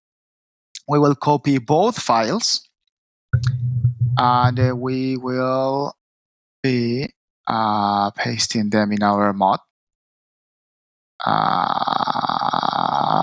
I will need to create new folders for this interface. And there it is, right? We are not inside any other folders. Nope. Perfect. All right. And we can actually change these names now. We can call them Malta Goals GFX, for example, and Malta Goals Shine. Because if we don't do this, they will probably, I'm not 100% sure, but I'm pretty sure they will override the original vanilla files. So we will get our new assets, but all the old assets will probably be messed up. Not 100% sure, but most likely. All right, we'll open these files in our mod folder, in our mod Sublime window. There we go. There we go. Open it. Open it. Cool. So, as usual, I will just, I will just copy this. And another cool tool is I have selected this. I want to also keep this file, this line here. I can control and drag my mouse now, and I have selected both blocks of text. Now I can Control C to copy them. This is the things I want to preserve. Then I can Control A, select everything, delete, Control V to paste what I have just saved. Perfect. All right, let's keep it with good indentation. Perfect. So this is where we define a new auto set to be loaded on game launch. We need to specify where is it located, where it's located, and as well as its name. And then we will add an ID to be referenced in script. So we need to go to here. We can just here copy the name of the asset. And we can replace it here. So yes, our asset is, as you can see probably here, there we go. Our asset is inside GFX interface, goals, and this is the name. Focus MLT Military Conquest. GFX, interface, goals, focus, military conquest. This is where it is located. Perfect. And now the name. For the name, I strongly suggest you keep it simple, you keep it consistent. We at Paradox sometimes are very bad at it, but you don't have to follow our steps when we don't do things properly. So we can just use the same. So yeah, sorry, go ahead, Victor. No, I was just gonna make a joke about QA coming and bumping you on the head. Yeah, I mean, this is the best way. Like, if you keep consistency in the things you do, it will help you quite a lot to do maintenance, to do improvements, and to keep things just working and knowing how they work. All right. So now that we've defined this, Control C, we can use it in our icon the next time we launch the game, and we can actually very quickly. Well, no, we will localize this later. All right. Now we have an icon. The position needs to be changed because it needs to go one step, one position below, and we want it to be to the left of brains. So it will be, we could just modify this as it is and set the raw location inside the window, or we have a very useful tool here, which is relative position. Actually, let's do this like this. Relative position ID equals. And here we can add a focus that is already created, so that we will take focus brains as the 0, 0, the new 0, 0, the new center of our world for this other focus. So in relation to this focus, we want it to be one step down, that hasn't changed, and one step to the left. So in this case, it will be y equals 1, one step below, and x equals -1, one step to the left. 0 will be immediately below, and 1 will be like where military industry is right now. Perfect. We have now our focus lock positioned. We need also to set the prerequisites of this focus, because it will be isolated if not. We want it to be to be dependent, to be a child of brains. So we have the prerequisite. Actually, if you start writing in Sublime, and there's some words that match what you're starting to write, and you press tab, it will autocomplete it for you. So prerequisite equals, we open curly brackets, focus equals, and here we specify the focuses we want to be the parents of this civilian factories focus. In this case, brains will be the parent. That will actually draw this line here. Perfect. And now for the effects before we launch the game. We want this to give us to give us a factory, a civilian factory for us. So I don't remember, once again, because I'm very bad at it, I don't remember the name of the syntax for that effect. So let's just add building, and here we go, add building construction. And this is actually like, we have all the parameters we can use here defined. We have a lot of examples here. The actual description starts construction in the current state for the specified building. Perfect. And some notes. This is the one that is similar to what we want to achieve here. So let's just copy it and paste it in our focus. And another thing you can do in Sublime. You notice that when I Control V, this is just a mess of indentation. No worries. We can, instead of Control V, we can go Control Shift V, and it will keep our indentation. Perfect. That's very nice to the eye. Let me oh just. My God, I've been doing this manually for so long. Yeah. Oh my God, I'm an idiot. I started doing this. I didn't know about that until that's why I think Sublime is so intuitive. I, for some reason, decided let's try with Control Shift V, because that sometimes is keep the format, and it actually worked. So that's amazing. All right, so add building construction. Even we're learning about the game. Yeah, I mean, I still learn like new, very silly things that I haven't noticed, and that make me waste a lot of time now even. So yeah, for our building construction, we need to specify which type of building we want to build.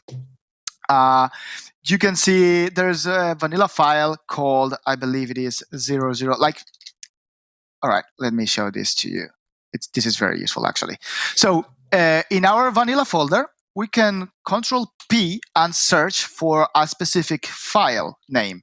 Whatever we write here, the Sublime will look for a file called like this in the folder we have opened. In this case, it's a little bit bad, but I think it's called something like this, I believe. Yes, 00 building. Here you can actually see how each kind of building is called, like the syntax for each one of them. By the way, these are a little bit inconsistent once again, but arms factory means military factories. Industrial complex means civilian industry or civilian factories. So I just copy that syntax, paste it here. I want to add, let's say, 2. And instant will, yes. Perfect, we have our effect, right? This should work. Well, we'll see. Let's just launch the game. Should work, trademark. QA, what do you think? Would that work? I mean, probably not because I made it. But it might explode as I'm about to explode due to all the lightning in about 2 seconds. So we'll see which one explodes first, the QA or the game. We never know. Look at this. We already have an error. This is that damn error I cannot get rid of. Let's just ignore it for now. But this one is my doing. This one is my doing. I need to fix that. Removing the errors now. No, you can't. This is. Actually, I always forget to set the starting tag as Malta. But anyways, all right. We have our focus here with the cool icon in the mate. I think this is extremely cool, and it has an effect, right? We will test this out and see if it works. The first focus we know it works. For the second one, let's check how many factories do we have in Malta. Okay, we have 0 factories. Great. Let's see what happens when I complete this focus. As you can see here, it says add 2 civilian factories. That sounds good, right? Let's try. Oh, alas, it's not working. And actually, the error log kind of... shit, I have to close the game. Okay, let's close the game. But maybe... Oh, yes. Oh, actually, the error dog is very helpful here. Perfect. I don't need to close the game. So, the error log is telling us that invalid scope type for effect at building construction. And it says where it's happening. In common national focus, Malta, the file. And actually, it tells us the line. So we can Control C this number, this line number. Go to our mod file. Let's say we are here. We can in Sublime use Control G, use say the number, and it will lead us to the line, the specific number, line number we searched here. Perfect. So this is the line that's failing, and we know it's failing because something related to scope. All right. What is a scope? So the scope is where things happen, where something will happen. Because in HOI, things can happen in different levels. Like there are things going on in the country level, like the country has a national focus, the country has a leader, the country has political power, stability, war support, experience, all that stuff. The country actually has states, for example. There can be things going on in the state level, as a state has buildings on it. It has a valuable slot. It has manpower that will be transferred into the country's manpower pool. We can also have things happen in the province level, and so on. There are other scopes, but we will not be talking about them for now. So yeah, we need to specify where something is happening, because we cannot add, as we have already tested, we cannot add 2 civilian factories to Malta as a country. We need to specify the state in which these factories will be added, because construction happens in the state level. A fellow content designer described the scope in a very cool way. I will quote her here. She said, you can think of the scope as being the subject of a sentence. So we will have, now I actually have to close the game. All right, fair enough. Yeah, so we will need a scope, and I will change this in a moment. Like this. The scope will be the subject in the sentence. This is a very good example, actually. And these other things will be what the subject does. In case this gets a little bit weird in some situations, when you think about it, you can also think of it as being where something will happen. Okay. So the scope is where we specify where something will happen. Now, what do we have as a regular scope, as the default scope? Unless we specify otherwise, our default scope will always be the country we are in. So in this case, if we don't say anything, if we don't say anything here, if I just delete this and move this here and add back the curly bracket I removed, this is going to happen in the country level. This is going to happen in Malta, but that's not a thing. That cannot happen. That will fail. So we need to specify for this effect the state scope we want this to happen. How do we reference a state? Using its ID. And if you remember, the state for the Malta, the ID for the Malta state was 116. So we need to include this inside the brackets, the bracket opened by the state ID. This is the scope. So now we are saying, like, go to the Malta state, go to this state, and add building construction here. Perfect, right? Let's try now in the game.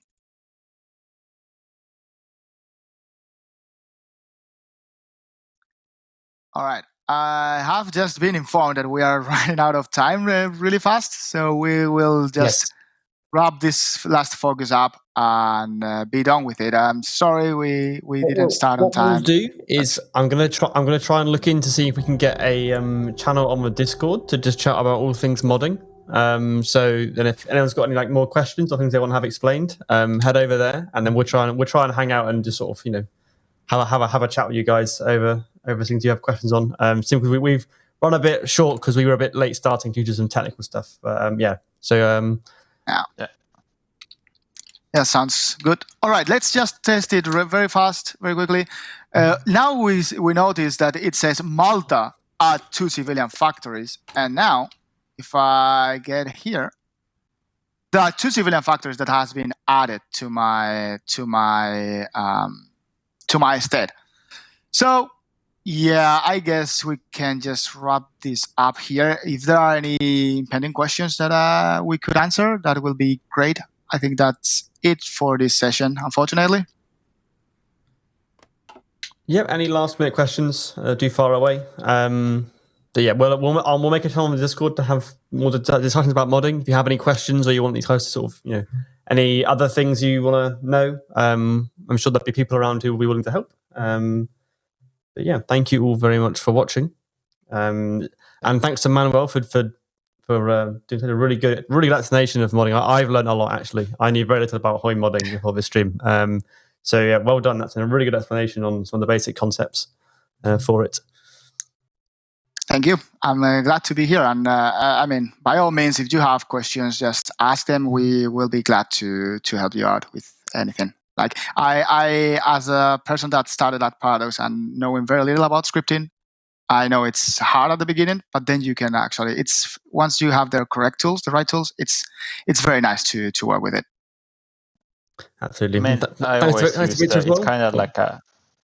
No, I always say it's kind of like a pipe. You clean it and it's stuck, but then it just the shit releases and you kind of get it in the end. That's the euphemism I would use. Thank you for that very colourful analogy, Victor. Thank you. I'm sure that'll stay with us for the rest of the day. I've done my job here. I feel like I can go back to sleep. Happy lunchtime, everyone. Have a lunch. Thanks for watching. We'll. Don't forget the Hoi meet and greet Q&A on Discord later on today at 6 p.m. CEST. A bunch of Hoi devs answering questions, so be around for that on Discord. And thanks for watching the stream. Bye-bye.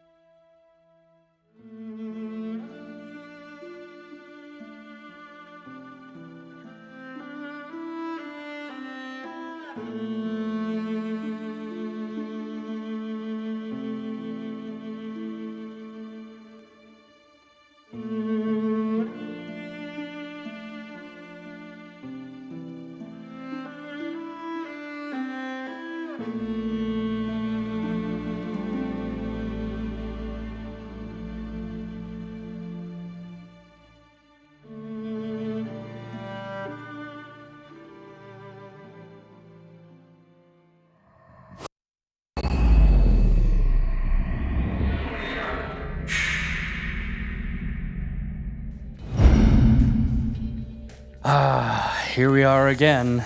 This time I have experienced Matt with me. Hey buddy. Troy, how you doing? Doing good, man. Welcome Did you get back much sleep last night? No, I did not. Oh, I did not at all. But that's okay, because we're here and we're ready for adventure. We're here, we're energized, we're excited. Yeah, it's the best. I got sleep, that made up for it.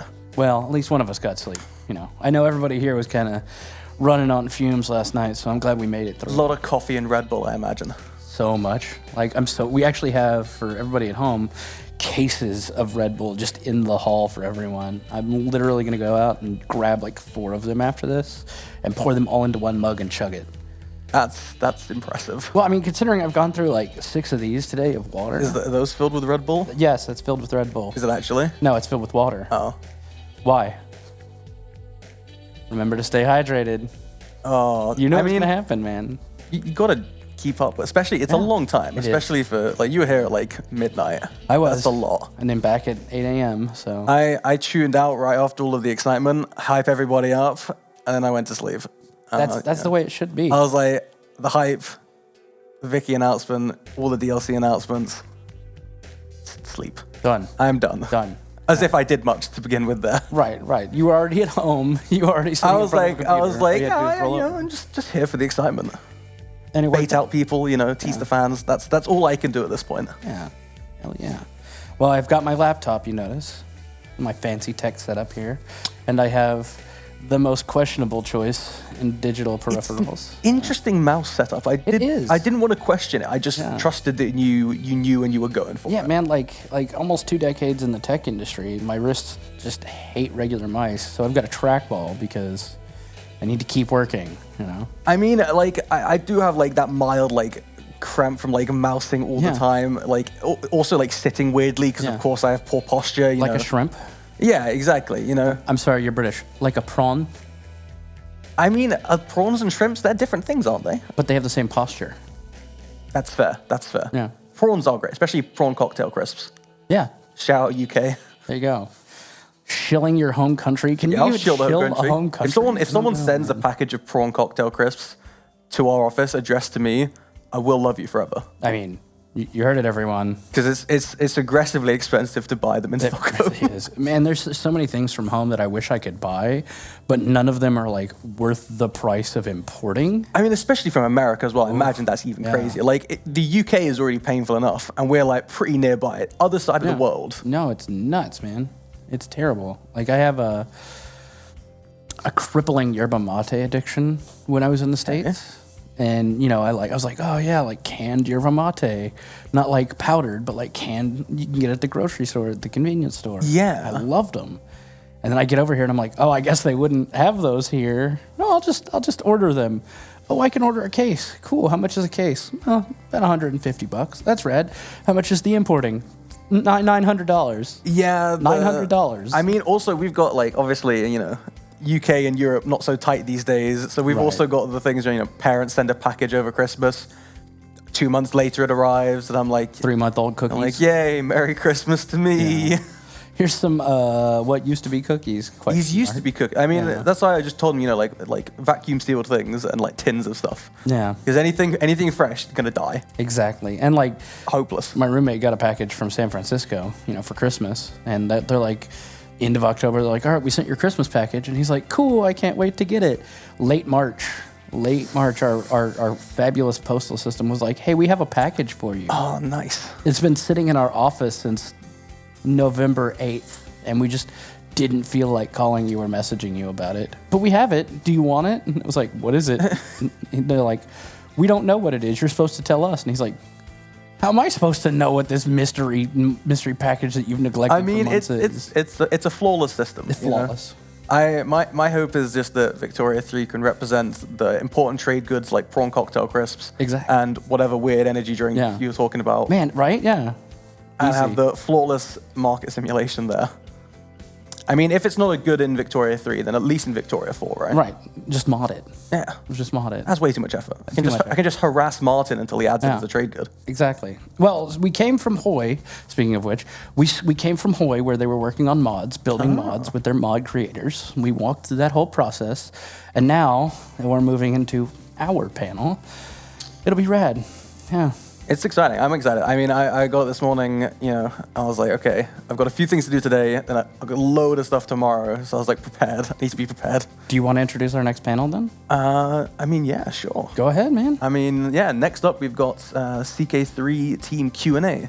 And yeah, just in the Discord, there's going to be channels to ask questions, and we're going to try our best to answer some of them. And I think it's called Crusaders Court. Is the Crusade anything. Crusade anything. Mm-hmm. There's a like lot of say names. Anything, but crusade. Anything? You thought about this, didn't you? Yeah. I didn't. Yeah. And who do we have with us? We have you, our lovely Troy, to moderate us. Yeah. We have me, the Nair. Yeah. And we've got one of our wonderful programmers, Magna, and one of our excellent QAs, Jakob. All right. Well, let's, without much further ado, roll over to it, shall we? We'll see you there.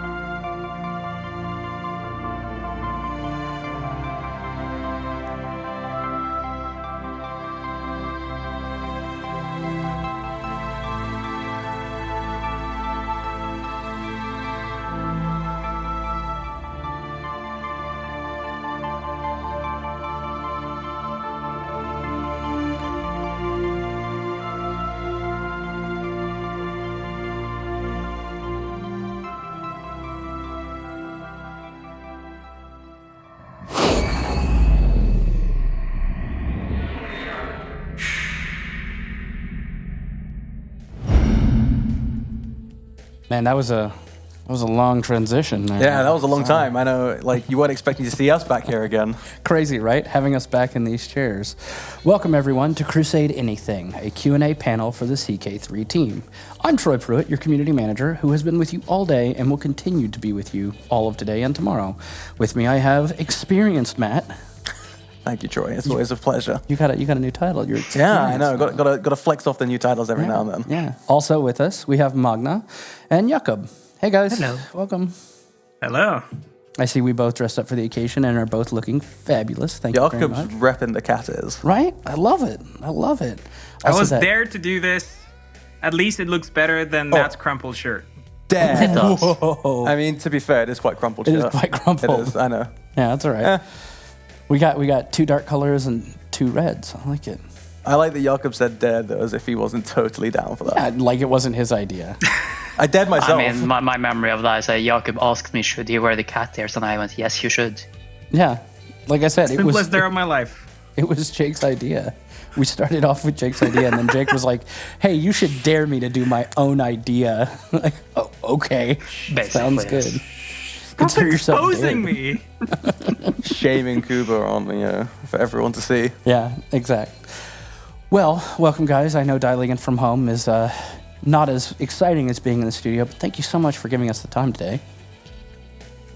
Yeah, absolutely. I mean, some of the recordings are recordings, but right now we're live and we're going to answer some questions from you guys, especially about the upcoming update, but also how we're doing and how is the life? Yeah. Exactly. Please ask us some stuff that isn't about the update, because that's a lot of fun as well. So if you're not already in the Discord, head over to the Discord where we have a special channel created for the Q&A. You can ask questions. We will filter them to me, and I will be reading them live on my little lappy-toppy to ask to our fantastic team. Sound good, everyone? Everyone cool with that concept? I like the idea of it being called a lappy-toppy. Lappy-toppy. Yeah. That's my favorite part. You say laptop enough times during a day, you start to create ways to... Yeah, you just start creating new words as the brain just slowly melts away from all the hours you've been awake. Yeah, exact. All right, so without much further ado, we have our first question here. This one is for Jake. Jake, are you ready for your question? Absolutely. Excellent. When will we see any Royal Court content, if any time soon? Oh, very soon. We're very hard at work on trying to get it done. Of course, before we're able to show a lot of the content, we need to make sure it's presentable and you guys get exactly what you expect, and also it's up to snuff. And of course, me being in the QA department, I'm kind of responsible for making sure that the stuff we put in the game is high quality. So hopefully as soon as we finish features that are ready to be shown, we're gonna do this. And yeah, you had a couple of teasers already. I can't say or divulge much more without Alex Oltner and anyone else here ripping my head off. But soon, TM, soon. Alton is going to barge down the door if you say the wrong thing. He's just going to break into Jake's apartment, start swinging. Jake, I'm sorry. True, it happens. We'll miss you. Happened a couple of times. Yeah, well. What do you think happened to the last QA lead? I'm poor Nick. Yeah. Poor Nick. All right, Pete Nick. Next question. Magna, are you ready for a question? Yes. Okay. For the benefit of modders and anyone at home that's not familiar with the process, can you explain roughly how artifact instantiation works? Sure. Artifacts are created almost entirely in script, as best I understand it. I haven't worked on that system specifically, so some of the details here might be a little bit off, but they're created in script and they can be composed from multiple different modifiers. So you don't even have a single static artifact type. You can modify artifacts basically on the go, reforging them so that they're different and so on. So there is a lot of things you as a modder can do there to do some really cool stuff, and we will make quite a bit of use of that in the vanilla game as well, is our plan. Most excellent. Modding is one of those areas that are very difficult for us on the inside to really comprehend the process of. The technical process, I know you guys on the development side definitely understand a lot better, but those of us on the inside, it kind of gets into a gray area of like which parts are ours, which parts are theirs. So it's really nice to hear some clarification. Thank you, Magna. Matt, would you like a question? Of course I would, Troy. Are you sure you would like a question? I mean, I hope so. Just don't hit me with one that's going to be really cursed or something. Are there any plans to add more start dates, bookmarks into the plans in the future? So, never say never, but currently it is not something in the roadmap. There's a variety of reasons for it. One is that they're just a huge amount of work. Every new bookmark is not only a huge amount of upfront cost, but it's then maintaining that over the years. You know, CK2 existed for, 8 years? Yeah. And it had a lot of bookmarks, and a lot of them weren't as polished as each other. So for the release of CK3, we wanted to have just a smaller selection of bookmarks that were more polished and better functioning. And even with CK2, when we did have a lot of other bookmarks, we had from our research teams and our analytics departments data on who played what bookmarks, and the answer was the first 3 and pretty much nothing else.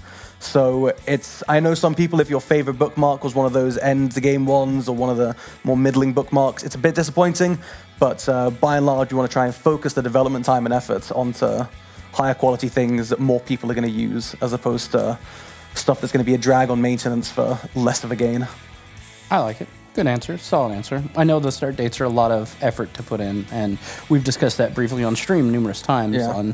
We want more start dates. They're very difficult. Maybe in the future, but yeah, exactly. And it's a never say never type thing, right? You know, we're doing the first expansion now, right? And I hope and foresee many more in the future too. So I don't think it's anything that's knocked out by default by any means, but it would definitely be something more for an expansion than a flavor pack, I would think, because it's such a large thing and requires so much of the world to be touched. Right. So hopefully, maybe. No plans currently.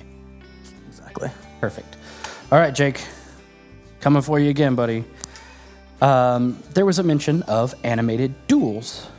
The community is interested in what those are and if it involves revamping the dueling system in any way. So, mechanically speaking, we are not going to do anything to the duel system. We think it's working correctly and well enough, and honestly, it was an outstanding job done. Saying that also is a free feature, so anyone without any DLCs have access to it. So in terms of its mechanics and how it works, that the kind of round system and what you can do, that's our base, and we're not going to change that. However, we're working on how can we improve the experience while you're in a duel. So we're going to get some more animations in those events. They're not going to be probably what you expect, but maybe something that you are used to. So in events, we have kind of those animations that, people are very angry, staring at each other, and sometimes they don't wear any clothes because they're Norsemen and they cast away the clothes when they fight. But we're going to get a couple of more animations for the court. We're going to get a couple of animations with swords and spears and hammers. So you're going to have a bit more flavor there when you're going to be dueling your favorite enemies or the worst ones, definitely. When it comes to the UX, however, that's something we're also currently working on. We're trying to make sure that it's just a more pleasant experience. We've been in the past working with the limitations of the content and the script, but now we're a bit more unbound, and hopefully we're going to get something really cool. Hopefully no more Croc-apocalypse. I hope for more of it. More Croc-apocalypse. I mean, I would be impressed if they added it back in. Yeah? Like, as a game rule or something, Secret experience. I mean... Secret. Do it. Do it? All right, well, here we are. Magna, I'm going to hit you with 2 questions now. Are you ready for a 2-part question? Go for it. Question 1, can we pet the dog? You already can. That's already in the game. Yes. The literal best news. The most important feature. It is. It really is. For those of you that haven't caught our live stream at home, we actually did play with Trog the dog. Yes, from our weekly live stream. Yeah. Trog the dog was our best diplomat. It actually was. The dog would go around, like, some councillor would be getting upset or annoyed and at us, and the dog would growl, and they'd be like, all right, my bad, chief. Or, go up and, give them a few licks, and the dog would be, and the councillor would be like, this is a good dog. Yeah. You're a good ruler. I like you. Which I think that's how diplomacy works in real life as well. Right. Which brings me to my second question for Magna. What was the inspiration for the dogs, and was it always the plan to pet the dogs? I think Matt has been more involved with that, so maybe he wants to grab that one. Oh, you want to toss that one to Matt? Fine. Yeah, I can grab that. You're in the spotlight now, son. Yeah, I mean the dog, pets and stuff were something that we had in CK2 as well, and it was sort of a little team favorite type thing as well to be able to have those pets, and they were added in as one of the event chains we had that would stick around for a while. And one of the little personal pet projects of mine was adding in the little widget so you could name your dog as well. Because we had a nice selection of names, but I've got to be able to put my dog's name in there. Otherwise, it's just not the same. And then petting the dog was, I don't know if it was it probably wasn't in the roadmap at any point, but I think it was definitely the desire of the content designers to make that pet the dog decision. Just check that one off the old. It's a very good stress relief tactic, both in game and in real life. Yeah, it really is. We need more dogs in the game. We need more dogs everywhere. Well, since you sniped Magna's question in time, I'm going to ask Magna another question. So, Magna, there are a lot of faiths that could possibly have gay relationships accepted and concubines in those same religions, not just in the mods. Since the concubine slot is effectively official extramarital, is there any plans for that, and what do those changes look like if so? So we don't have anything specifically planned currently, but it is an area we would like to touch more upon in the future. There's no real reason that we can't let you reform your faith to be more accepting, other than the amount of time it'll take to actually implement that. So right now that's not a priority, but it wouldn't surprise me if we do something with it at some point in the future. Because I know there are a number of people on the team that really would like to provide more of that kind of content, not just for modders, but also in the vanilla game. Yeah, and we here on the team are definitely very inclusive. We have a lot of people that identify as alternative lifestyles in the old term, or LGBTQI in the current dogma. Yeah, the medieval terminology, probably not the best one. Right, which is why we're not going to use it, because we're not a medieval term. We are LGBTQIA. Good save. Yep. I mean, there's plenty of people on the team. Save. Exactly. I mean, I myself, I'm wearing my Paradox Pride pin over here. Exactly. I'm bi. I'm somewhat gender non-conforming. Right. And we have a lot of queer people on the team. We do. And we love all of them, especially all of the team that we work with every day, but everyone within the company as well. Yep. And that is something that has kind of been a pain point due to some recent issues, but we are hoping to work on that and better it. And I'm glad that question was raised.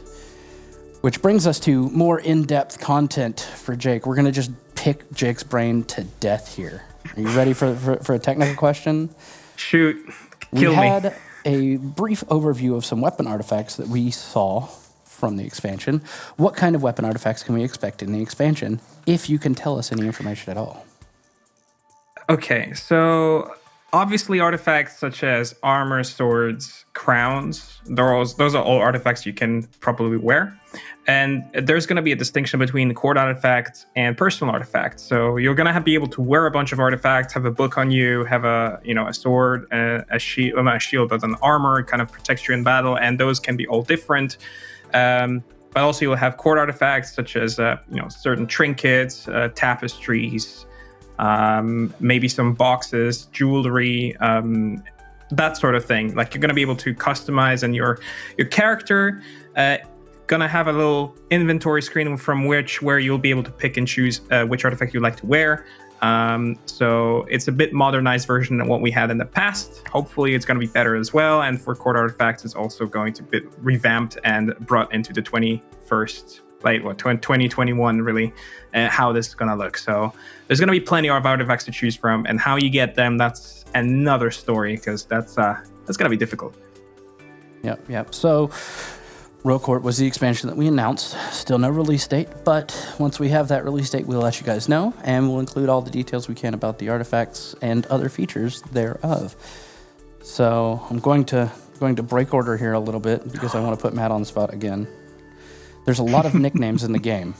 There's a lot of achievements that are very hard and very difficult to reach. One of those is the Undefeated. How many or what percentage do you think players that have played the game have reached these unattainable high-level nicknames or titles? Oh, I have no idea. When you said you were putting me on the spot, I told you weren't kidding. Let's go with like 3.78%. 3.78%. Yeah, I'll just throw out a number like that. I mean, there's a lot of achievements in the game, and we have the Iron Man mode and the achievements that are then if you're playing with game rules that don't block them. And I mean, I myself have all achievements because I implemented the system for CK3, so I cheated them all in instantly. Perfect. Of course. So which would you say is the hardest? You mean you legitimately unlocked them all? Legitimately? Legitimately unlocked all of them. I mean, I had all achievements before release, even so, Yeah. I'm just such a pro gamer. I'm just such a pro video game player, So which one would you say is the hardest nickname? That's only games on console. I don't play CK3 on it yet. Jeez. Can't Chromecast on my TV yet. Why not? Figure it out. You're a programmer. I'm a software man. I'm not a hardware guy. Don't come at me with those types of questions. I had to phone up one of our friends who's a QA on Stellaris to help me fix my internet, because I didn't know how to fix it when I got my new apartment. That's a shame. When I moved in, I was like, why isn't anything working? Guys, can we cut this segment early? I don't feel comfortable with Matt on stage anymore with his lack of technical shaming me and my hardware skills. Wow. Oh, man. All right, let's see. Next question for Magna. Will there be unique artifacts or unique items to your Royal Court in the expansion? Yeah, there are quite a few historical artifacts that are, in the game from the very beginning. The various swords of Muhammad, for instance, I believe, are in the game. There are also, a variety of mythological things that you can potentially find, though how real they will be in practice will, of course, vary.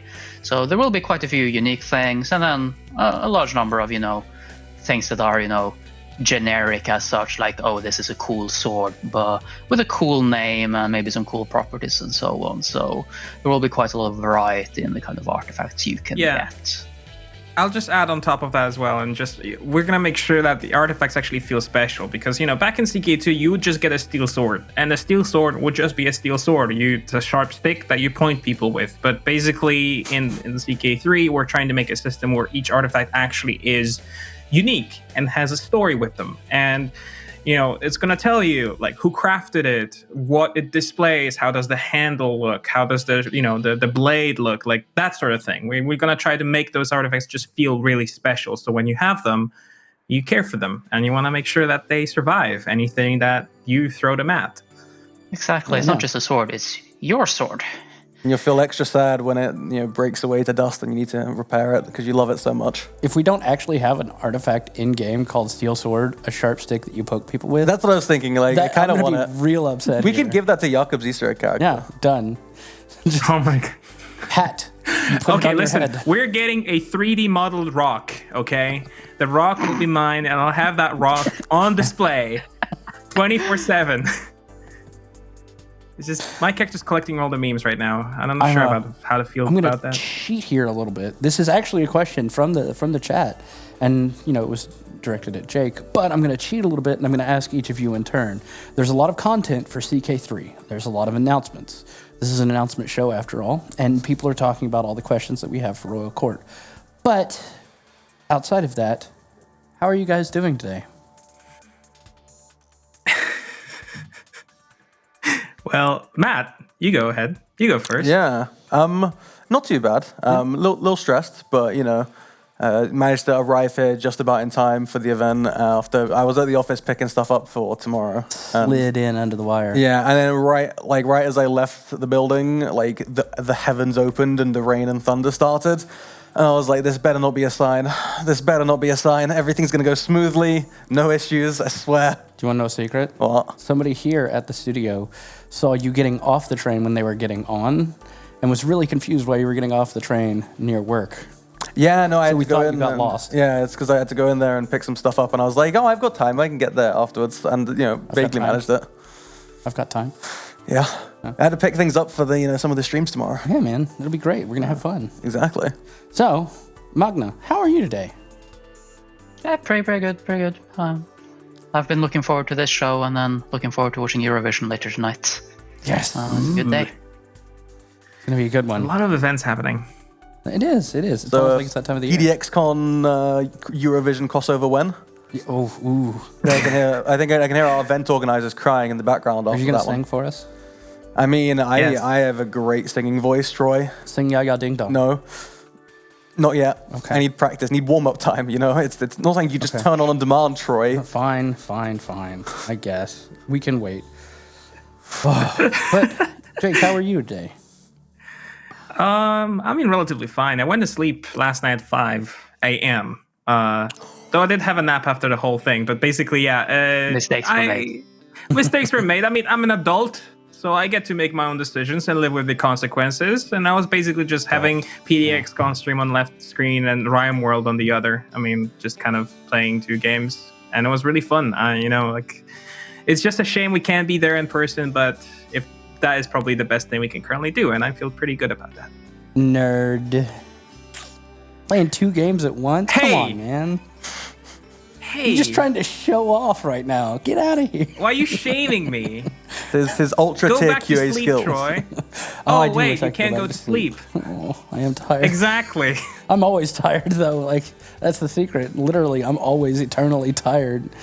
Oh, you just woke up from a 12-hour nap? Yep, still tired. Just got to chug more of the Red Bull, man. Oh, man, we're going. It's happening. Like, you'll see. Are you ready for it? I'm going to be ready. I'll take some behind-the-scenes photos for you. Yeah. Oh, it's going to be great. All right, back to the questions, right? We got more questions for everyone at home. So, Magna, I have one for you. The Dynasty Tree view. Is there any chance, any plans to change or update the UI for Dynasty Tree?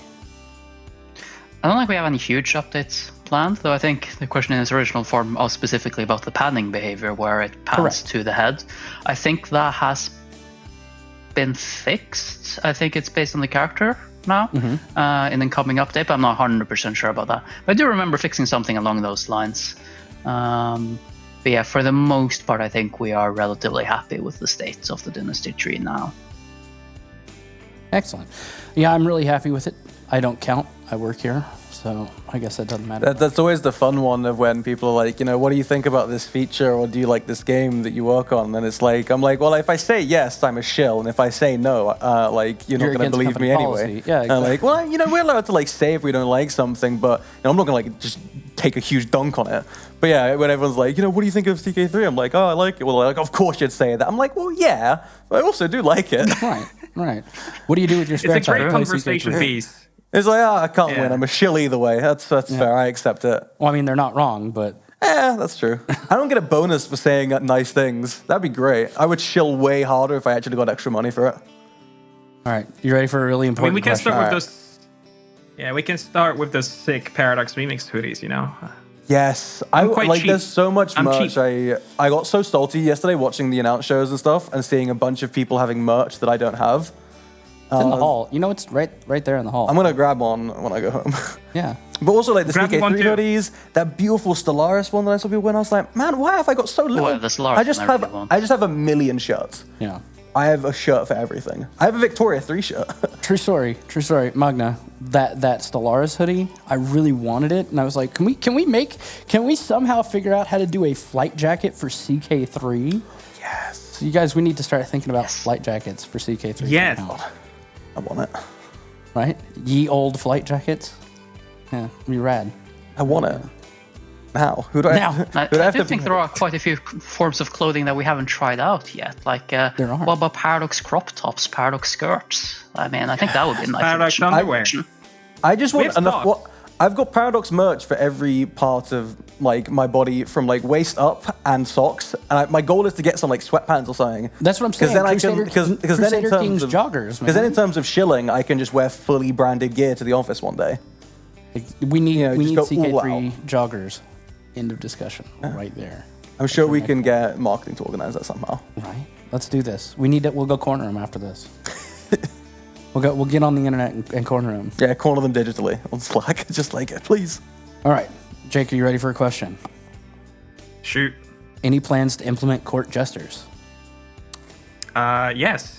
100% we're getting court jesters. I mean, why wouldn't we? It's all about court, and court jesters are one of the many people you can get on your court. There are obviously other roles that you can have your characters be employed in, like a seneschal or a champion. So they all are going to basically have a separate role. You're going to have to pay them for their services, but they're going to obviously work for you and grant you certain benefits. So that's definitely coming, and jester is just one of many.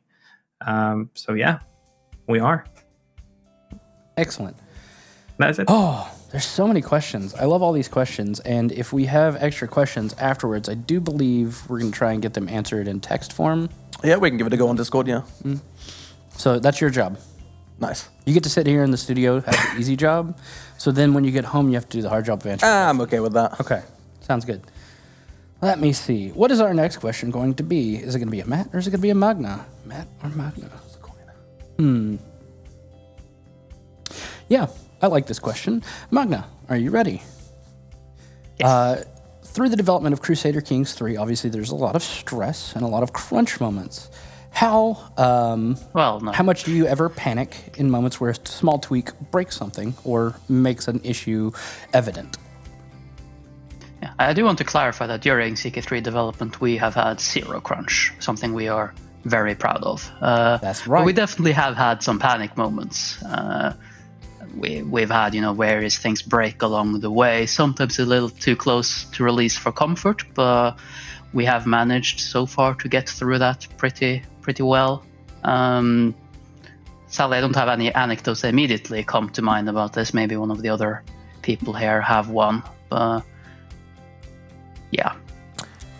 I'm trying to think of like super panic moments, and nothing super comes to mind. I've probably just blocked them out of like repressed memories.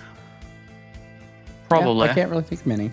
I mean, the panic is there's always like the underlying level of panic whenever you release anything, right? You're like, please like it. Yeah. So many years of our lives, please like it. Yeah. Yeah. There's one thing. Yeah, go ahead, Magna. Yeah, I guess one element of stress was, the time when the game wasn't yet fun. Because we knew we had some pretty good ideas and so on, but they weren't actually fun in practice yet. And it took, quite a while before everything came together in such a way that playing the game itself was fun. The moment we hit that point, everything got a lot easier because we could immediately see if a new addition would make the game more fun or not. But before that point, we were going blind to some extent. So that was definitely a point of stress there. Yeah, I think it's something that people underestimate a lot with like making games. Even a sequel to a game that is already fun is that getting all of these new features and iterated ideas on together it's not a fun product right away. Like, a lot of people are like, oh, I really want to play, like the alpha builds of games. I'm like, no, you don't. They usually aren't that enjoyable. Like, once you hit, like, your alpha is, like, theoretically, like, some level of feature completion, and beta, getting more refined and content completion. And around, going towards beta is, in my experience, where you find a lot of the fun is, shown itself. But before that, it's definitely a lot of things where it's like, yeah, it's a lot of placeholders, a lot of bugs. It's probably not the most fun thing to play, as everyone's sort of trying to iterate and get everything going. Yeah. And I know that's one thing that we have kind of a conversation with art about. Everyone wants to see the early concept sketches and early art sketches. And it's like an early code, right? You don't want to put that early code out there because it's not something that's necessarily fun. It might not be bad, but it's evolved to the point where this whole product is brand new. Right? Yes. And, the iteration is a heavy part of game development as well. And as you say, especially with, like, early art and things, it can give the impression of, like, you see what was before, and you can see, obviously, in hindsight, why you didn't want it or why you changed. But in the moment, it was still the hard work of people who were given that direction and went down there, So it's I'm glad where we ended up, but yeah, it's definitely a process. Just to add on top of it, it's basically, that's also kind of the reason why sometimes, especially with 1.3, when we're releasing Northern Lords, we're kind of like not really being active and showing things. And that's mostly due to the fact that we just didn't have everything implemented correctly. Like, we are not going to show you a half-baked product and give you guys a wrong idea of what's coming, because that's just, first of all, not true to the reality, and also just not fun. Like Matt said, it's just not fun to play around in a half-baked system. But the second we have everything working correctly and it's tested and it's looking perfect, we're more than happy to share what's coming up. Like, that's sharing those posts and reading your comments is super fun to do, especially during a hard work day. Just kind of like take a break and read the comments coming in from the dev diary. So that's basically the only reason. All right, Matt. Hard question, easy question. I'll give us the hard one. Go ahead. You sure? Okay. Yep. Modability and achievements. There's an issue right now with achievements being compatible with mods. Is there any plan or work being done on that? Yeah, so mods with achievements is always like a contentious one, because, there's one camp that's like, if it's achievements, why should you care how I get them? And there's other camp that thinks, they want the value behind the achievements being the process of doing them. Currently, most mods, except purely graphical ones, change the checksum, as we call it, which is what stops you getting achievements. We don't have any initial plans right now to change anything else about that. It is something that I personally at least have wanted to look into again, but it's one of those things that is not a super high priority, because I know for like mods that change the UI or some flavor text, some of those will change the checksum as well, mainly because the new UI system we use that came about for CK3 and the Imperator and Victoria 3 also use from our CloudSpace engine is a lot more robust and versatile, and mods can actually make whole new entire UIs with varying degrees of difficulty in changing things. But if those then didn't change the checksum, you could make a mod that just gives you a button in multiplayer that gives you hundreds of gold, and you can just press it. And we don't really want to create an environment where it's that easy for people to, cheat and ruin the fun of others. And that's the main reason we went with putting that all behind checksums and stuff, so you can't have any cheat mods to find out, what secrets does Troy have without having to have actually used any of the game mechanics to find it out. Or when you're looking for that marriage, seeing, these people are infertile, I can see their fertility through the cheats. Right. Like a cheater you are. Exactly. Yeah. So that's the main reason. But it is something for some of them we want to look into the future if we can try and improve on it a bit. But especially purely graphical mods. Yeah, purely things, if you change some flavor text, then we'd rather that didn't change any checksums. But it's always a balancing act between making sure no one can, our main concern is cheat for multiplayer as opposed to really achievements. Because if you really want achievements, you can cheat them anyway. But it's mainly about taking away the fun of others in multiplayer lobbies. Yeah. Are you ready for the easy one? Oh, yes, it's going please. to Jake. Damn it. Why would you tease me out like that? I got baited. You baited. So now the easy question's going to Jake because you chose the hard one. All right, Jake. Is there any plans to put the dog in the courtroom, or are there any other pets that might be added to the game? There you go. So basically, It's not an easy question. It's a hard question because I'd love to put a dog in. I would love to put a dog physically in. Unfortunately, right now we don't have plans for putting dog physically in. But the team loves pets, so maybe in the future. Hard to say. I mean, it's kind of weird to not have an animal around, but at the same time, that's a lot of work that needs to go into like putting a pet, like an animated or even like an idle pet in a courtroom. So I don't know. We'll see about that. For now, don't count on it. I'm sorry. It would be great though, but I mean, it's especially because like the it pets would you be can fantastic. get have like different fur colors, different looks. So we'd just the level of, to a degree, the level of detail the portraits have. We'd need some dynamic stuff for the pets as well. So it's not like you're doing anything, Matt. Yeah, there's. Yeah, I don't have enough work as it is. It's fine. I'll just make like an entire species system. Make the dog characters. It's okay. Just us sweating profusely. Yeah, it would be nice to have like a dog next to the throne room, and a cat on a lap, like just sitting on a lap as you sit in the throne. Or more likely, knowing cats, the cat would be on the throne whilst you stand next to it. You know what? Yeah. The king How trying about we to just shoo have the a cat off like the throne. Get off. Every single time you boot up the court scene, the cat is in a different position and knocking your stuff over. Knocking over your artifacts. Like, no, that statue's been in my family for centuries. Douche. All right. On to Magna. Magna gets an easy question. Yep. Tea or coffee? Neither. Neither? I drank mostly soda instead. I know I'm terrible. That's okay. What's your soda of choice? Coke Zero. Good choice. Solid choice. I was hoping for a Monster Energy drink. No, those are way too sweet for me. That's more of a Matt thing to me, actually. Like Matt kind of looks like more of a Monster fan.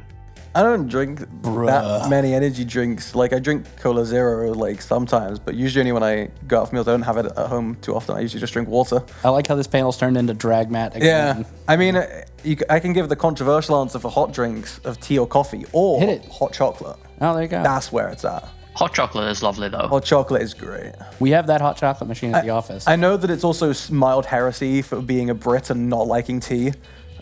Like, I know, but it's just not good. Spiffing Brit's going to come after you after this panel. Yeah, I mean, he already crushes my soul by breaking the game. Now he's just going to break me as a person. Exactly. Which leaves, of course, Jake. Coffee, tea, or now the third option of hot chocolate. I think I'm more of a coffee fan. I'll drink tea if I'm given one, but when there's good coffee around, like the office coffee is really good, or freshly, like, I could go on and on, but coffee is my drug of choice. I really like it, and it keeps me alive. So that's fair. That is definitely fair. Useful property of it. Yeah, that is absolutely fair. So Magna, now we're back to a tech question. In multiplayer, there's been a lot of requests for the chat box. Is that a plan that we're going to have in the future, or something we've thought about? We don't have any concrete plans for it. It's of course something we've thought about. So far we've decided it's not a priority because most people are using external chat programs like Discord and so on. If we could just, flip a switch to have a working chat system, we would of course do so. But right now it simply hasn't been worth the time to do so. We'd rather spend that time currently on features that change the gameplay. But wouldn't surprise me if we add a chat system at some point in the future when we have more time. But no promises there. Good answer. Solid answer. Truthful, honest, open, direct. Perfect. All I could ever ask for from a panel. Thank you, guys. So, Jake, another technical question.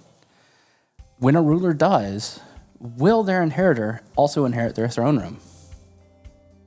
Well, I think the way we handle it right now is that we have, the court artifacts and the personal artifacts. And the court artifacts are inherited by the rightful successor, whoever that may be.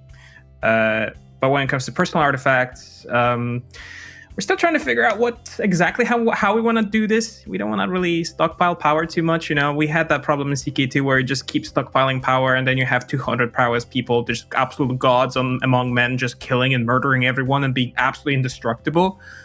Probably want to avoid that and maybe make it a little less magical than it used to be. But yes, artifacts right now for the court ones, air, the personal ones, probably Era 2, but that may change.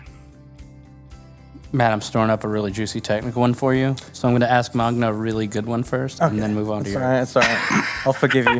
How about it? I keep leading Matt up, and then I'm like, Poor Matt. All right, so Magna, with the expansion adding a lot of roleplay features, there's a lot of customizability and changes, like hairstyles, clothing, varieties, and more distinct-looking characters. Have we thought of adding any more, or is there any chance of adding different hair or clothing options?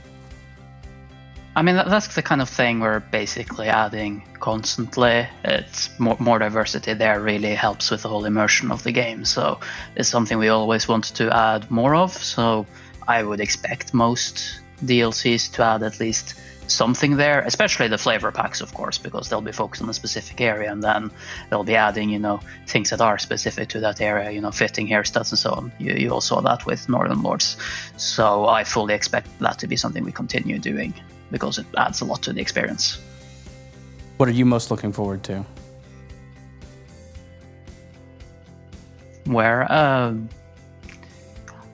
in Royal Court, the thing I'm most looking forward to is the culture parts.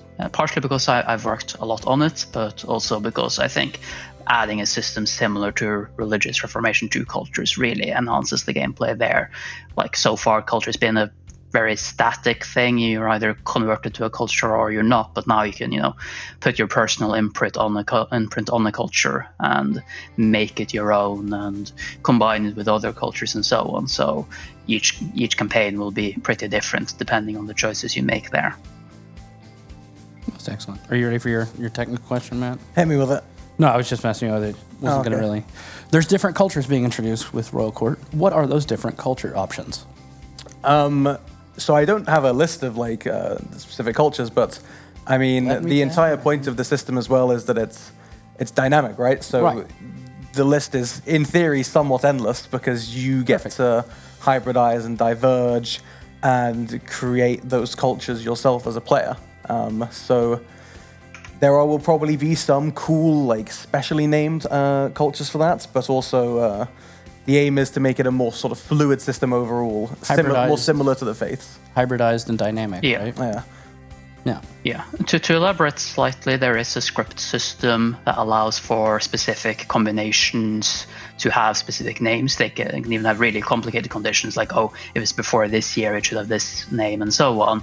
And we'll make some use of that. I mean, if you make, a combination of Norman and Anglo-Saxon in the 867 start, you will, of course, end up with English rather than some weird amalgamation of the name. But the system also has, dynamic naming as well, where it'll combine adjectives and so on to form a new name. So just based on that alone, I think there's at least 10,000 different possible names, probably even more. And of course, whenever you make a culture, you can also name it yourself. So the possibilities are literally endless. My favorite one is wasn't the test one you did, Cooler Norwegian, if you create a new culture as your Easter egg character or something? Yes, initially that was, the very first custom name implemented, so it would just, I think, always show up if you made a hybrid with Norwegian or if you diverged from Norwegian or something like that. And when we actually started putting in the actual names, our game director decided that let's actually keep that in. So if you actually somehow manage to diverge as my dynasty, your culture will be named Cooler Norwegian. I'm not sure how you're going to manage because my character isn't landed, but I'm sure someone somewhere will at some point. We've got to figure it out, guys. I have faith. Yeah. No, that's a different system, Matt. Oh, sorry, I have culture. There you go. I don't know about that. Yeah, I was say that seems like a lie. How cultured am I? Yeah. All right, Jake, got one for you, buddy. So I know there's a lot of minor titles that were in CK2 previously. Is it just a list that will be made out, or will there be more to it for the minor titles? Both, really. So we're gonna have a lot of titles added. All the fan favorites from the past are gonna be in, as we discussed previously. But they're also gonna be doing more. Back in CK2 days, they would just give you 0.1 more prestige or 0.1 more faith. And it was just kind of like, I mean, cool, I guess. But now they're going to be way more significant. There's going to be more weight put into, like, if you're getting the correct person, and that person will obviously have a bit of an income. They're going to have access to your court. They're going to show up there as well. They're going to show up in your court and just be themselves. So if you do hire some conniving guy from a realm that doesn't like you very much to be your seneschal, then you might find yourself getting some poison drink at some point. But, you do you. Good answer. Also a good answer. You know, it gets kind of old, me saying good point, because you guys are literally the knowledge experts. You just be like, every now and then, even if they give a good answer, be like, could have been better. Could have been better. Get out of here. You know? Go away. Room for improvement. Yeah. Room for improvement. 3 out of 10. Get out. But no, I really, like I said, you guys are kind of our knowledge experts, and so it's really nice to have you all in a room, sitting down, talking, discussing these finer details of things. Now that we know what that new expansion is going to be about. Yeah, now that we're allowed to say the words World Court out loud. Yeah. What up, buddy? Yeah, it's actually really, really nice to say it out loud. And also, it's also a very difficult position to be in because, we obviously want to talk everything about it. Right. So at the same time, there are some things that are still being worked on, and we can't divulge them yet, which makes it a very difficult balance. Right. It is a balancing act. Just striking the balance of, between the NDA, the funness, and Altner ready to, take us down at any moment if we say something too much info. Are you ready for an Altner just headlock where he just knocks you unconscious? In the I'm ready. It's going to be rad. It's going to be great. It's going to be so cool. If we sell 1 million copies of Royal Court, that's our goal, everyone. Me. New stretch goal. If we sell 1 million copies of Royal Court, Altner will triangle hold Matt and put him to sleep. Running tackle him. Yes. Oh, yeah. Yeah. Maybe we'll put down some padding. Maybe we won't. For 1 million copies, pretty quickly, I'm down for that. Oh, man. All right, Magna. There's new cultures. We've discussed those. Everyone's pretty familiar with the concept of them so far. But will they work similarly to religions in terms of perks? Yeah, the whole system is based around traditions and pillars, which are pretty similar to how faith perks work. I made both systems, so one is definitely very much inspired by the other. There are, some differences here and there, but the core concept of tying the functionality to actual traits of the culture rather than, hey, this is non-region. It would be tied to, hey, this culture has this attribute. So there are heavy similarities there with how the faith system works, because we saw that worked out quite well in practice and thought that would apply very well to cultures too. I'm very excited to see how it's going to mesh. Everything pulls together, creates a more robust, dynamic tapestry of character, flow throughout the entire game. Yeah. You ready to stream some of it eventually? I mean, once we can, I'm going to have a lot of fun with that. Yeah? It's going to be good. I mean, we still have to work on our plan for what's coming next. Yeah, we're going to have to figure out, once we'll work out some things, I'm sure we can get I was trying to trap you earlier with the, what's the hardest achievement or title to get? Yeah, that's what you got to go for now. Just the hardest thing in the game. Yeah, I mean, as anyone that's watched the streams knows, I'm some level of quality in playing, and I don't think we need to get any more specific than that. No, we do need. Hold on, where's my camera? I need camera. Where's the camera? I need to mock Matt. Are you ready? He's aggressively mediocre, everyone. Yeah, keep it in mind. That's true. There we go. Aggressively mediocre. Yeah. Hey, listen, just because you make the game doesn't mean you're great at it, okay? Well, yeah. I mean, we all miss Stacy. Yeah, she was better at it than I was. She was better at it than you. Yeah. Literally, a question for the from the community here. Are you guys ready for the question for the entire team that's on stream right now? Yes. How are you guys literally the best dev team that Paradox has ever had? I mean, it's just our charm and good looks, I think, is a big part of it. Right, really. but what makes us question is, what do you want? What makes us succeed? Our charm and good looks. No, succeed, not fail. Yeah. Oh, wow. I can't believe you'd assault us like this.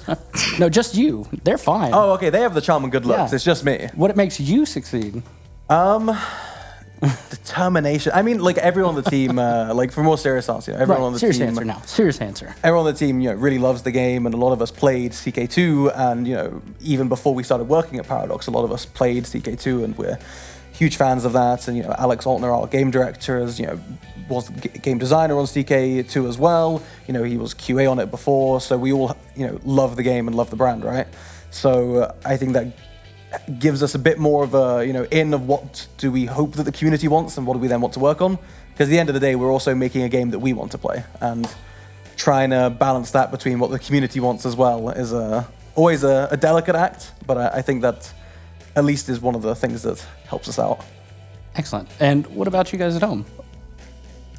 Yeah, I mean, huge shout out to all of our other teams too. They all do amazing work. Like each team has their own unique challenges given the game that they have, the area that they're working on, and so on. So we have a lot of advantages on CK3 that make certain things easier. Like take the AI, for instance. The AI is easier for us to make than it is for our other games due to being actual human beings.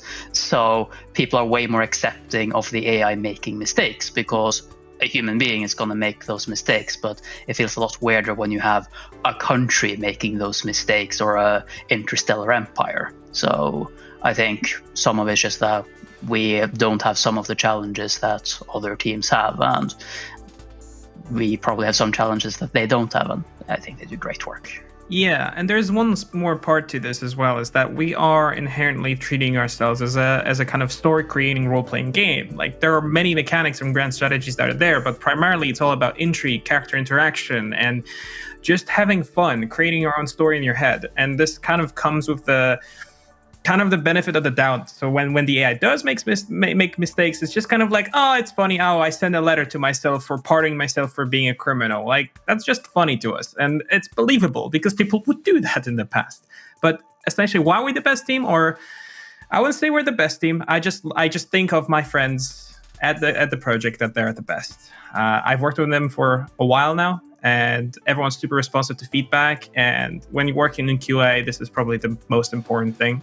And when you feedback, it's being listened to and changed. So honestly, it's just a pleasure. Like, you go to work every single day and you can rely on your people, and it's great. It was actually a trick question, everyone, because the entire Paradox family is one big team, so we are actually the best team. Boo.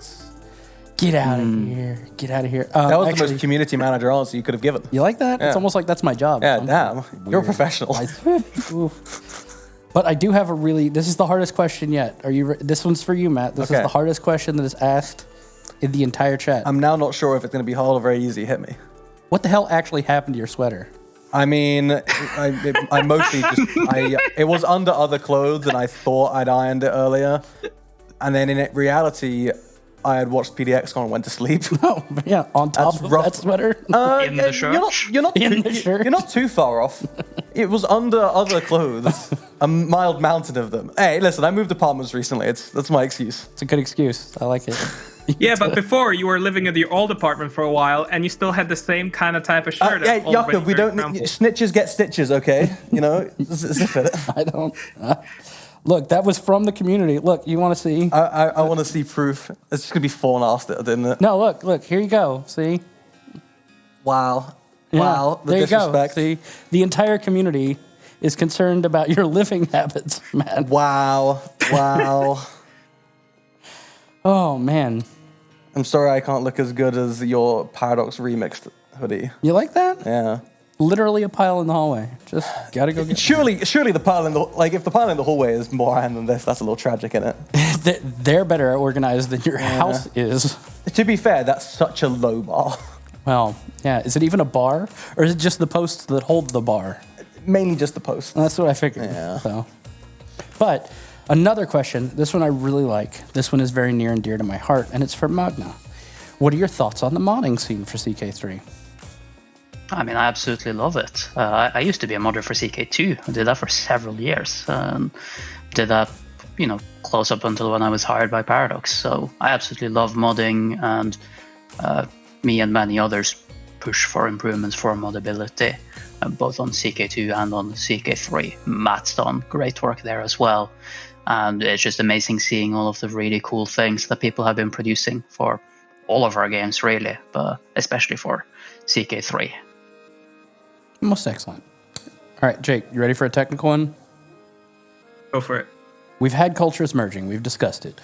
When those two cultures merge, what criteria is used to determine the group that it ends up in? I think Magna would be a better answer to this, but basically how this one works is you get a window where you can choose which part from which culture would you like to employ in your next realm. You can also pick a mixture of two, like for example, two separate names, or what kind of clothing you're gonna wear. You can mix and match those. So there's options you can choose from, but I think Magna will be a bit more in terms of technicality, in terms of how this generally speaking works. Yeah, Magna, go ahead. Yeah, no, I can elaborate slightly. Basically, for each pillar, you get to choose between the two freely. Though you have to, pick at least one pillar from each, because otherwise you're not picking a hybrid. You're just doing your own culture again.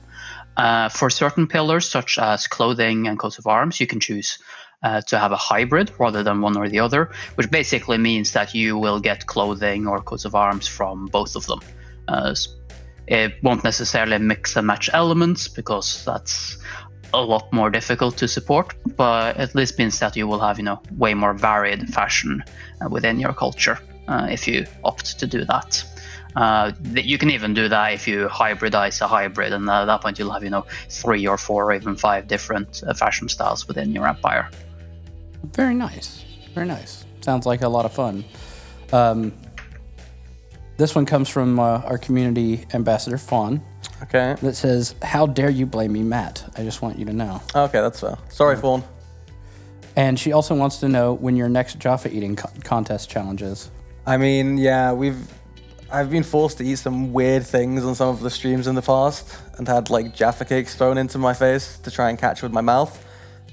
We've managed to avoid that for the CK3 streams so far. I have a feeling that I'm not going to be able to avoid it for much longer now that you're aware of all this. So surstrumming. Oh, hell no. It's happening. No.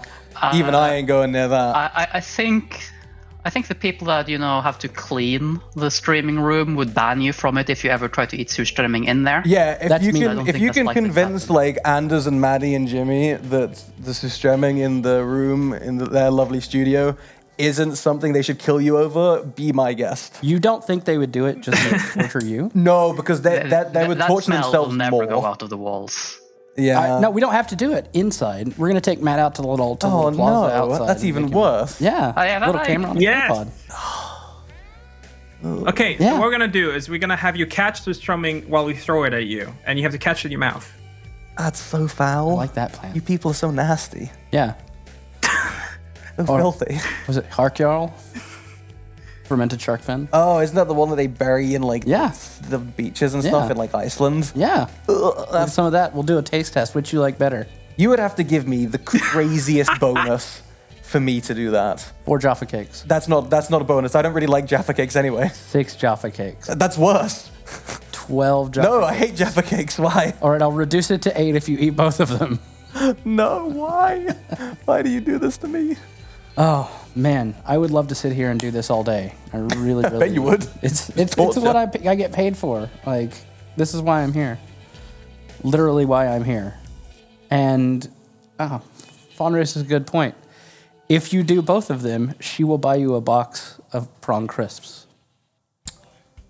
I'm not sure a box of prawn cocktail crisps is worth surströmming and buried nasty Icelandic shark fin stuff. 2 boxes. Because I think those 2 things together could make me actually die. 3 boxes.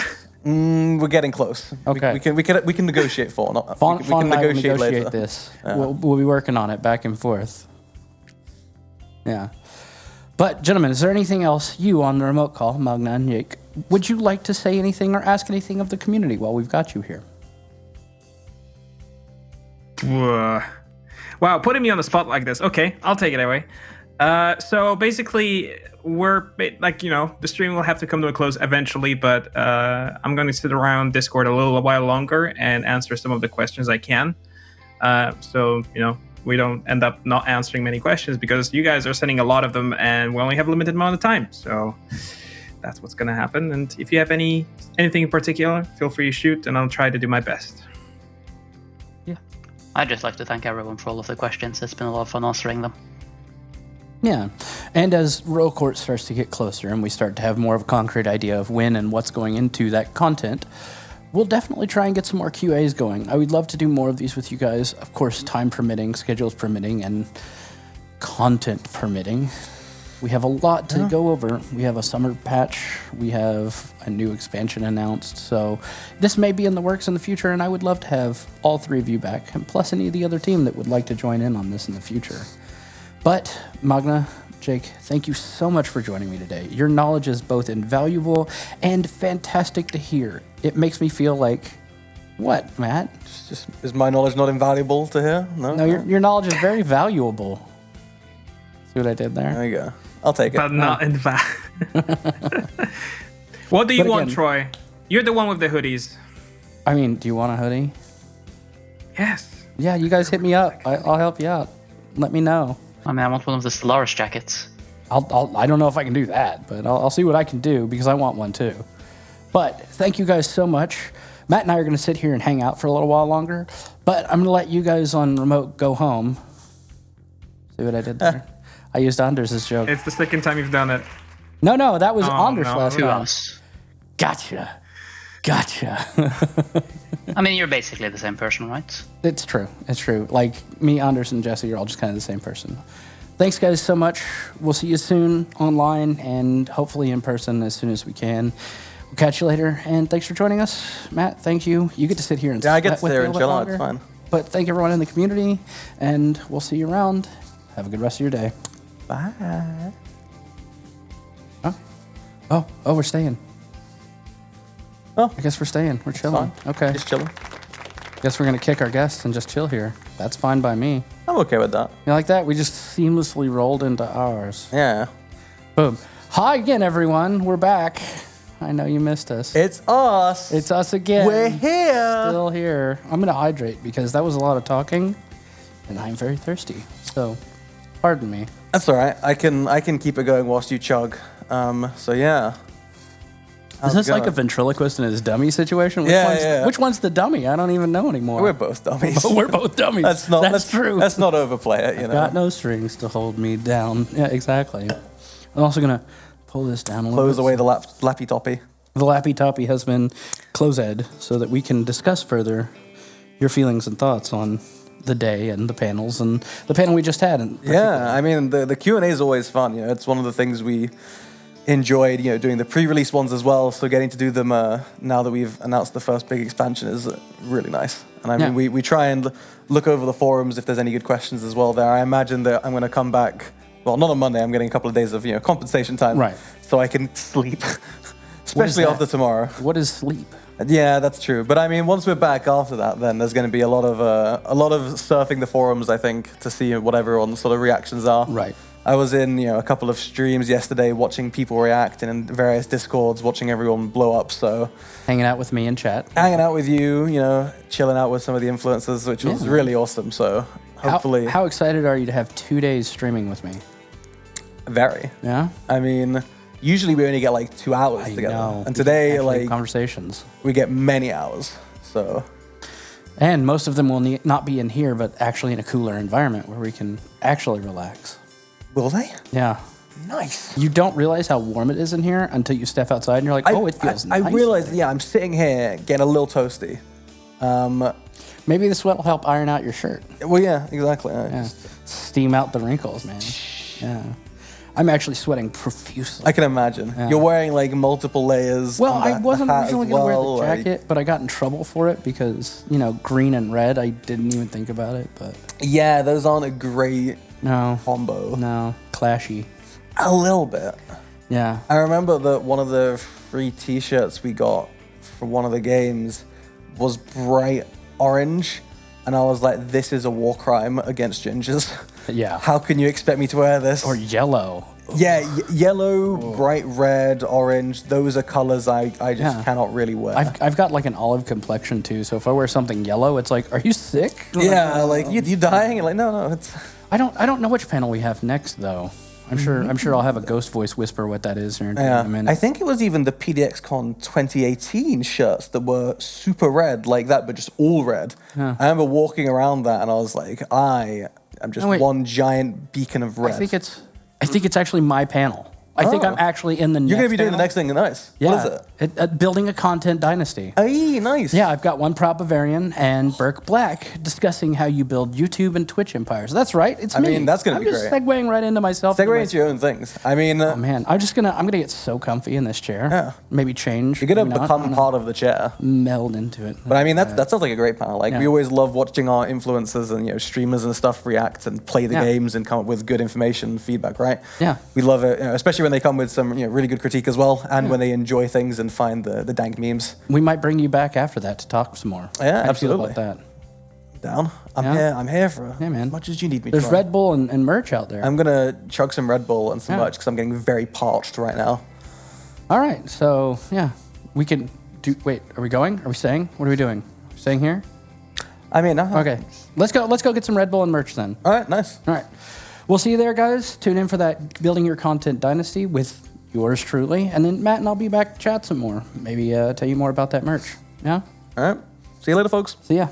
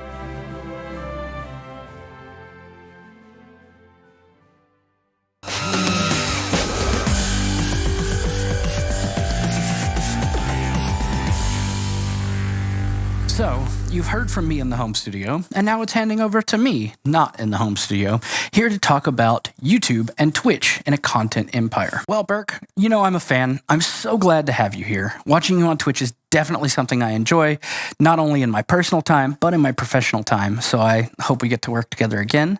But we also have with us one of my favorite YouTubers of all time, one proud Bavarian. Say hi to the folks. Hey! Hello there. Today we'll be talking about how to build a streaming empire, as it were. How to build your content and build your channel. As you know, most of you know, these are two of our most prolific streamers, not just for the game, but for our community. So I figured I'd ask them on today to chat a little bit about how they created this entire channel, their community, and how they support you guys moving into the future. So I just wanted to know, guys, are you excited to be here? Are you happy to be at PDXCON? Of course. Holy cow. I can't wait to see what you guys have in store, because every time we come here, it's always something crazy, and you're going to reveal some stuff, and it's always exciting times. I can only agree. I'm very excited because I missed PDXCon last year a lot. I was there in 2019 in Berlin. It was amazing. So I can only hope that, in this PDXCon, we also get a full package, essentially. Yep. And can I just say that I'm the least dressed individual in this entire ensemble right now? I'm kind of jealous. Nah. I think you look business expense. You look perfect. Business expense and everyday wear. I like how it's the dichotomy between the two. It's really good. So, for those of you that follow YouTube, for those of you that follow Twitch, you guys know their names, OPB and Burke Black. From what I understand, you guys didn't really have a platform to start from. You both started from scratch. So, would you mind telling me a little bit about what got you into streaming, how you started this experience, and what got you up to where you are first and foremost in the entire streaming platform, but your community, because that's why we're here, is to talk about the community. And I'll let you guys figure out which of you wants to go first. I'll let the pirate go first. I don't want to get raided. Don't worry. We only do that after the show. How you got started? I can honestly, I was doing something in real life that did not pan out, and a friend of mine was like, you're an entertaining kind of character. Why don't you try this live streaming thing? And I didn't think nothing of it, so I just, I think I was playing some strategy games, and I just booted up that stream one day. And what I started liking is that I didn't really you can't do this stuff planning that you're going to make, you're going to make all this money and everything. It doesn't work that way. You can't plan to make anything. You have to fall in love with the idea of doing it first. And for me, I just really enjoyed doing these strategy games, like Paradox games or other games like that. And seeing some people in chat comment to me about what's their experience, or cheering me on, oh yeah, you're gonna get the crown from the king, you can do it, man, or maybe if you go and try to deal with the Ireland, you could build a power base there. And I was like, yeah, that'd be cool. Let's try that, It's just the communication with actual people. I got into that. That's the first part of any kind of building anything, is loving the actual act of doing it before you ever there's so many guys that are I'm gonna make so much money doing this. They fizzle out in 3 months because they don't make anything. I didn't make any money for the first 6 months, and that was a $60 tip from a guy. I was like, hey, that was cool, here's $6. And I was like, what? Did you then go and buy that guy a pizza? Because it seems like he might have deserved a pizza at that point. No, I bought a game. I instantly bought myself a game. It was $60. This is amazing. It's a time, I maybe was lucky to get a single game, but instantly bought myself another game. I was like, all right, we're going to stream this game. And then it just, everything that was given to me on that stream, I went right back into the stream. I don't think I bought anything for myself for years. It just all went back into it because you needed to. I started such a terrible journey. I made it so much harder for myself than it needed to be. I had a crap mic. I had a crap webcam. I had a crap setup. Half the time, people were watching me, couldn't even tell what the hell I was doing on the stream because it was so pixelated, and I never even stopped the time to see if the stream was watchable or not. So, first piece of advice. Do your research before you do it. There's a lot of people out there that do this live streaming stuff that say they could start off with a shotgun, meaning they get some. You don't have to spend a lot of money. There's tons of free stuff out there. When I started in 2013, there was nothing. You couldn't Google this stuff and find it. There was nothing. You had to really deep dive to find anything, or even ask other streamers at that time, and they didn't like helping nobody back then. Okay. But now you have so many resources, free art panels that people give out, free overlays, so many YouTube videos to help you get your bit rate correct so your stream doesn't look like garbage. So much quality microphones made now that are cheap and cheap webcams too that you could get that make you at least look good, or don't even use a webcam. It's up to you. Sky's the limit on this stuff. So definitely, my journey was literally the limit. Rough. Is the sky, It was rough at the beginning, and the rocket up was, as my friend Ferretbaum would say, the streaming is a marathon. It's not a sprint. Yeah. So definitely, I never had a rocket that just took me up to success. I had a couple of games that just I was doing Fallout 4 DLC when no one else was doing it. And I got a following on that, and then Stellaris. and then of course did that. Then of course Crusader Kings, right, Burke? Right, Burke? Of course, Crusader Kings. That was actually a really good stream. That was a very good stream there too.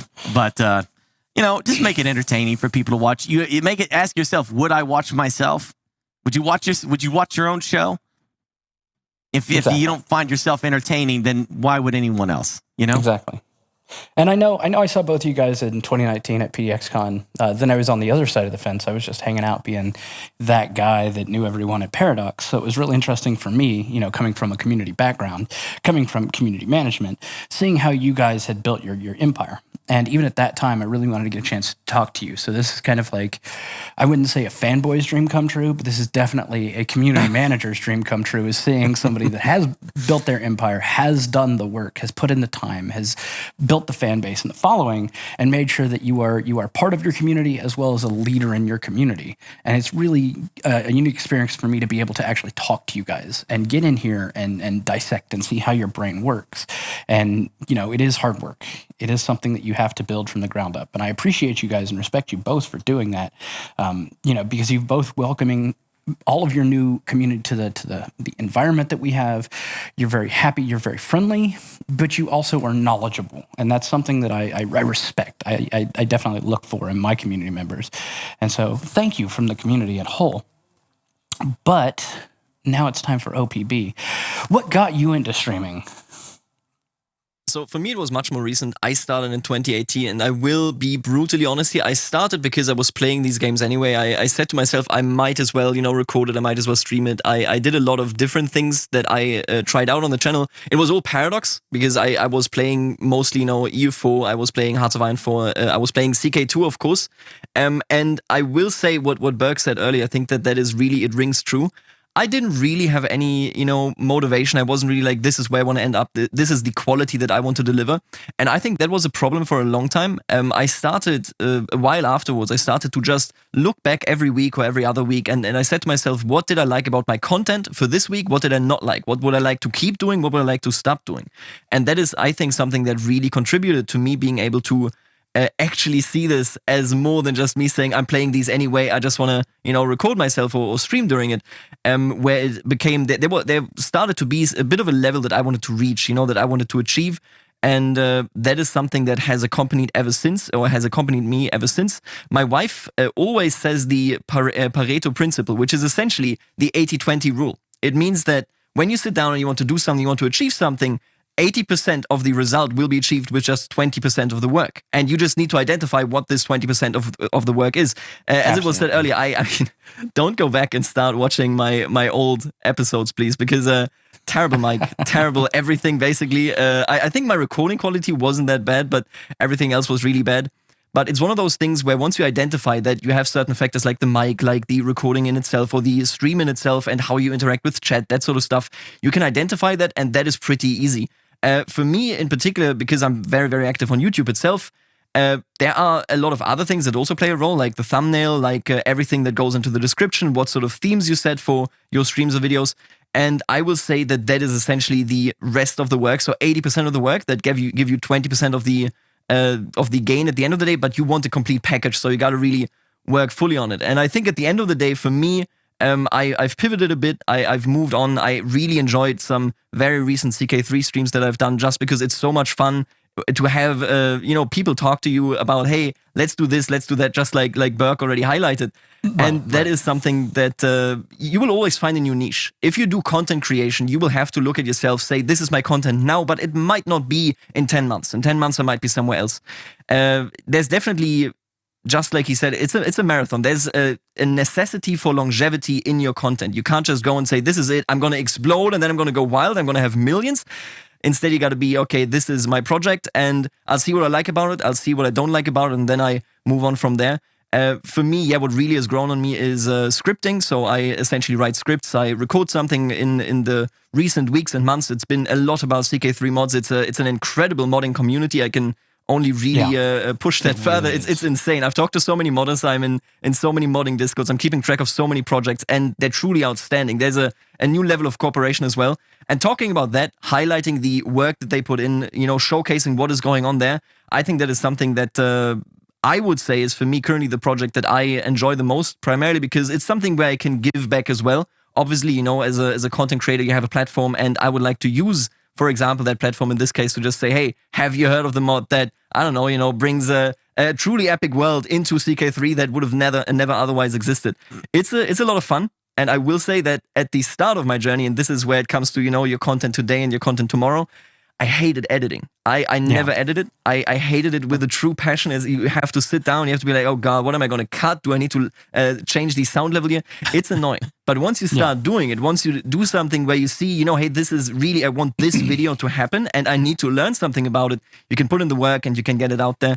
It's 100%. I can really, really only agree with Burke on this. It's a marathon, and you need to keep making sure that you do things that you enjoy and that you think are things that you really actually want to do. I can do that I enjoy, or I can do things that I enjoy, but at the end of the day, if I just, do them halfway and not full way because I'm not fully committed, then it's going to come out poorly. And that's definitely not what you want, because people will notice, you will notice. And to be here for a long time, to do this for a long, long time, you need to start doing things in a way that you enjoy, and not just the process of, but also the results. So yeah, at the end of the day, definitely make sure that you understand what you have in front of you, what you like, and then what needs to be done and what might be able to wait, for a bit longer, just in case that you're already in a position where you do good content, but you can make it a bit better. Some things can wait. I think some things can just wait, being able to do the proper right transitions and that sort of stuff, for example, in editing, being able to have an amazing scenery. I've seen so many streamers. It's actually insane what's going on with some of the sceneries that they have in, behind them, that sort of stuff. Postpone that stuff. Just focus on what you think is really primary right now, and then do that. That's my biggest hint, or my biggest advice in that regard, because otherwise you're just going to get lost in the details, or at worst, you're not even going to get into the details because you're going to lose interest. You're going to say, oh, I didn't have any success. I didn't enjoy what I did, and neither is good. So definitely make sure that you find the balance there.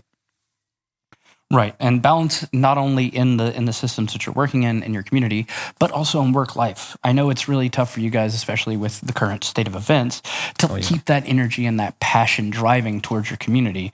And we thank you for it again. But what is one of the biggest struggles been for you guys over not just the past year, but throughout your career, and making sure that you keep that balance, keep that steam, and make sure that you're continuing towards a better, brighter future?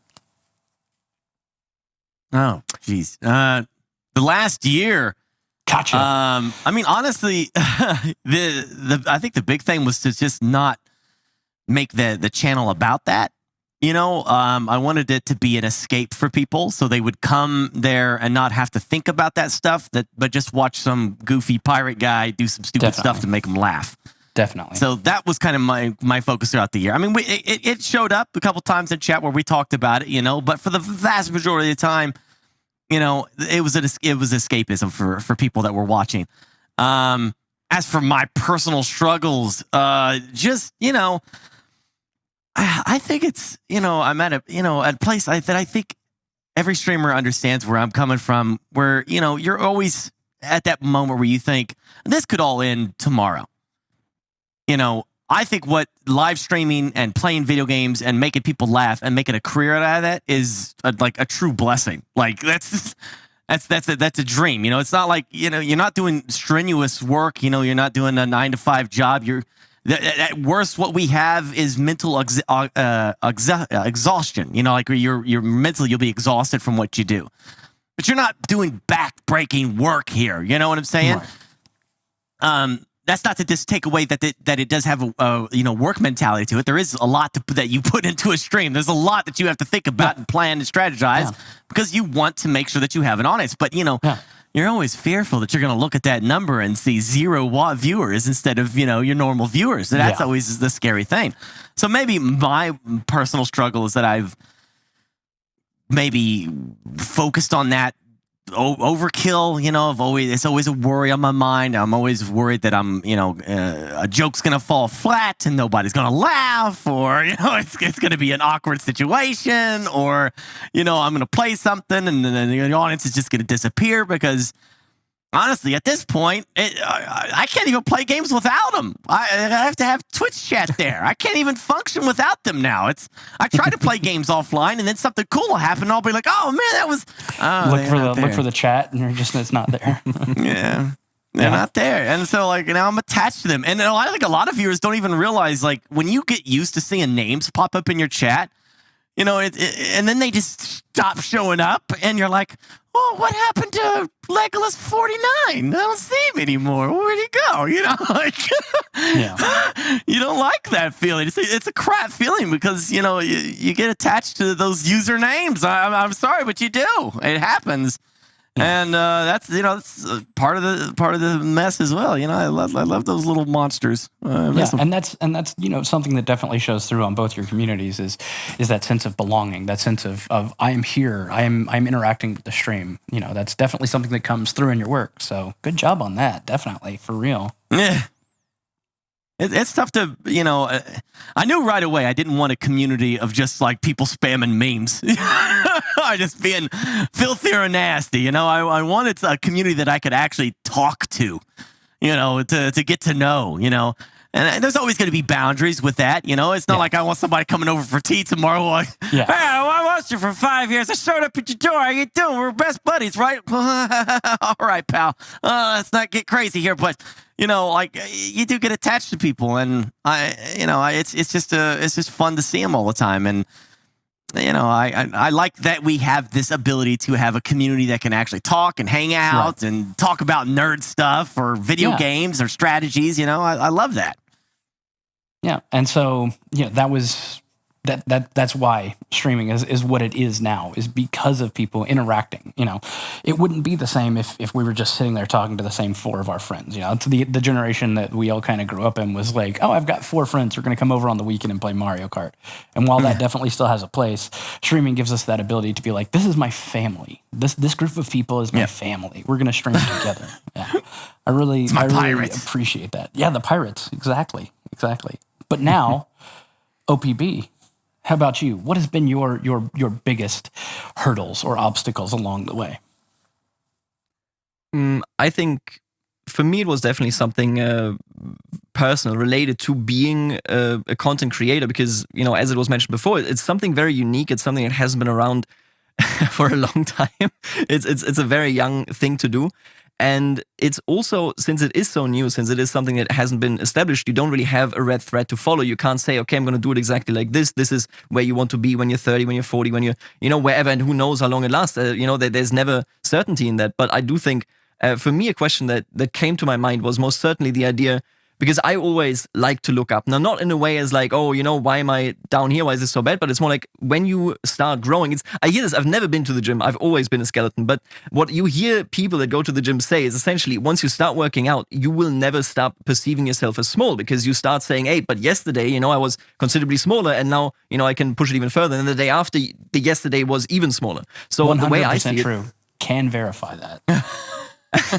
See, we're all avid gym goers, as you can see. But the way I see it, I really have the same perception of this. I have this sort of thing where I look up and I say, okay, what other content is out there? What do I do? What do I bring to the table? How does it compare? And that sort of stuff.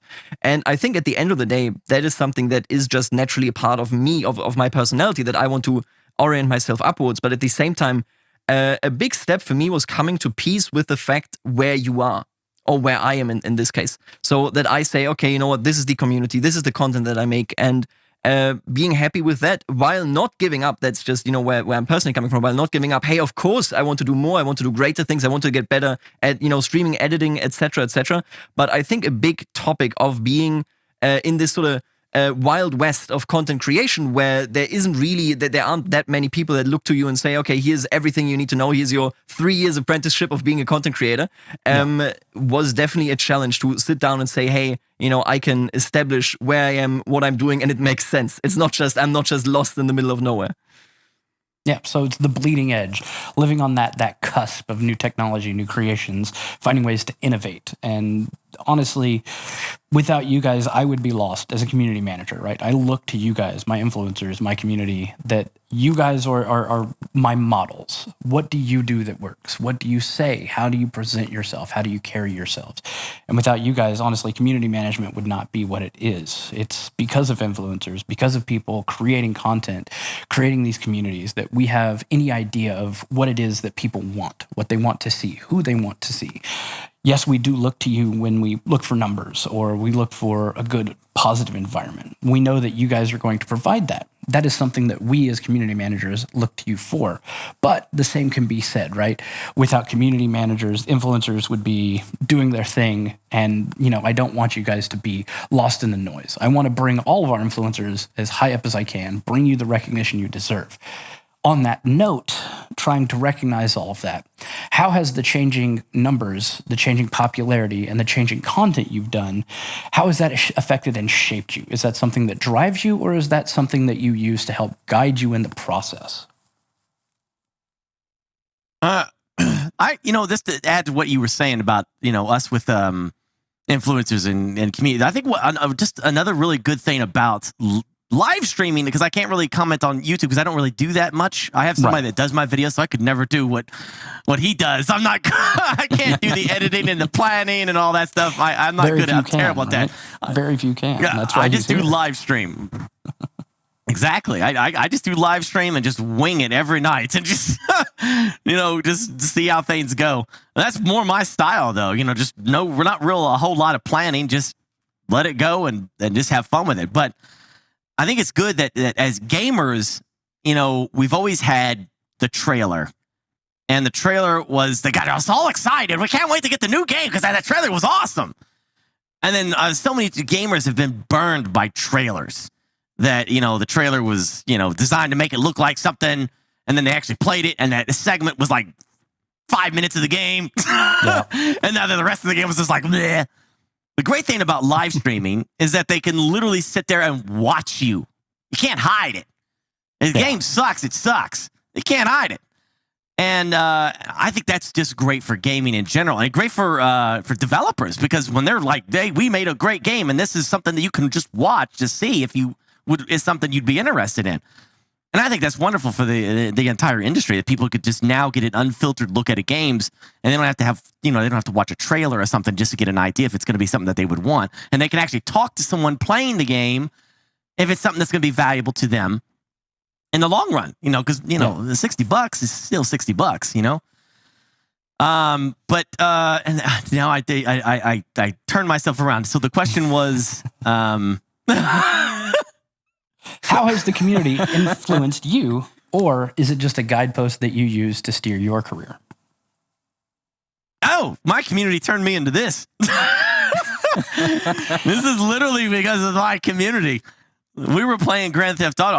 My perceptions on how streaming and how you should be, you know, I didn't know. I followed role models like Total Biscuit, you know, Angry Joe, you know, people like that. And I'm sitting there and I'm saying like, oh, you know, I got to give reviews for games, or, you know, I have to play games like, you know, like the man versus game. I have to play games on the hardest difficulty. I have to be the best. Prove yourself. And I quickly learned I was terrible at all that stuff.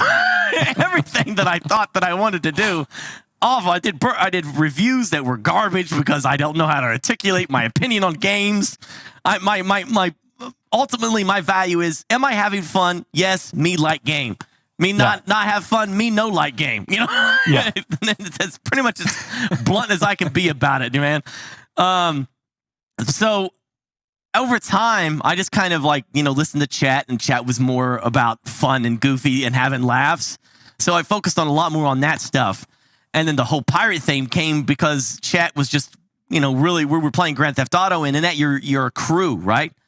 Yeah. So my username has always been Burke Black on everything that I've always played, because my dad named me that from Star Wars Galaxies back in the day. If you remember that game. There you go. Throwing it back. I was a bounty hunter, and I was Burke Black, right? So, my crew, we created the Black Crew in that, and we themed it after pirates, because we were anarchy and chaos and do what we want, because a pirate is free, and it just kind of took off. They just started calling themselves the pirates, and I was like, I'll be your captain then, and it just exploded. It just became a thing. So that's something that my crew or my community's inspired, pushed me toward, and it makes me want to provide better content for them now, because I want them to have that funness, something that they can watch with their kids and have a laugh. And the strategy of streaming, there's a lot of strategy to it. Definitely. You can't just stream whatever you want and expect to get eyes on your channel. It doesn't work that way. There's a great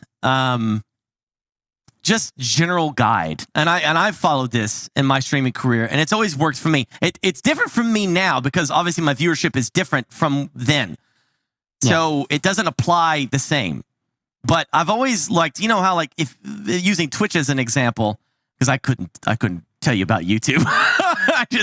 I'll do that in a second. No worries. We'll get to YouTube in just a moment. Yeah, for Twitch, when you go to browse games and there's that category of games, right? I would usually ignore that first 5 rows, and I would stream all the games 5 rows down, but not go 5 rows below that. Does that make sense? Yeah.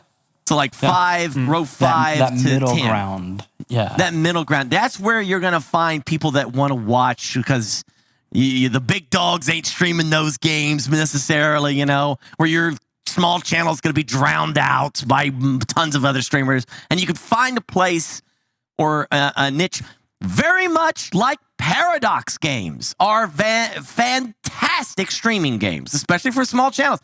I know I'm at PDXCON, and I'm saying this, but there is a wonderful community out there of Paradox community players that will tune into small channels all the time to see what you're doing, because your playthrough is going to be different than everyone else that's on that channel right now. Right. Paradox games are fantastic niche games for streaming on Twitch and building an audience. They're great for that. Definitely. And that's where, YouTube and Twitch kind of differ. Twitch is more of live and on the go, and you have to tact constantly to be ahead of the curve. But I know that YouTube gives a better snapshot. You can see what people like right off the bat and kind of use that as a guide. But I know it's not that cut and dry. It's not that straightforward. And OPB, how have you found that for your community? Have you used it as, my community wants to see this, I do more of this? Or have you used it to try and encourage further participation? Right. I'm a really stubborn guy. So when I create content and when I do videos, when I do streams, I like to say, and this is I'm not talking myself out of my head here in terms of my community, because I say this very openly.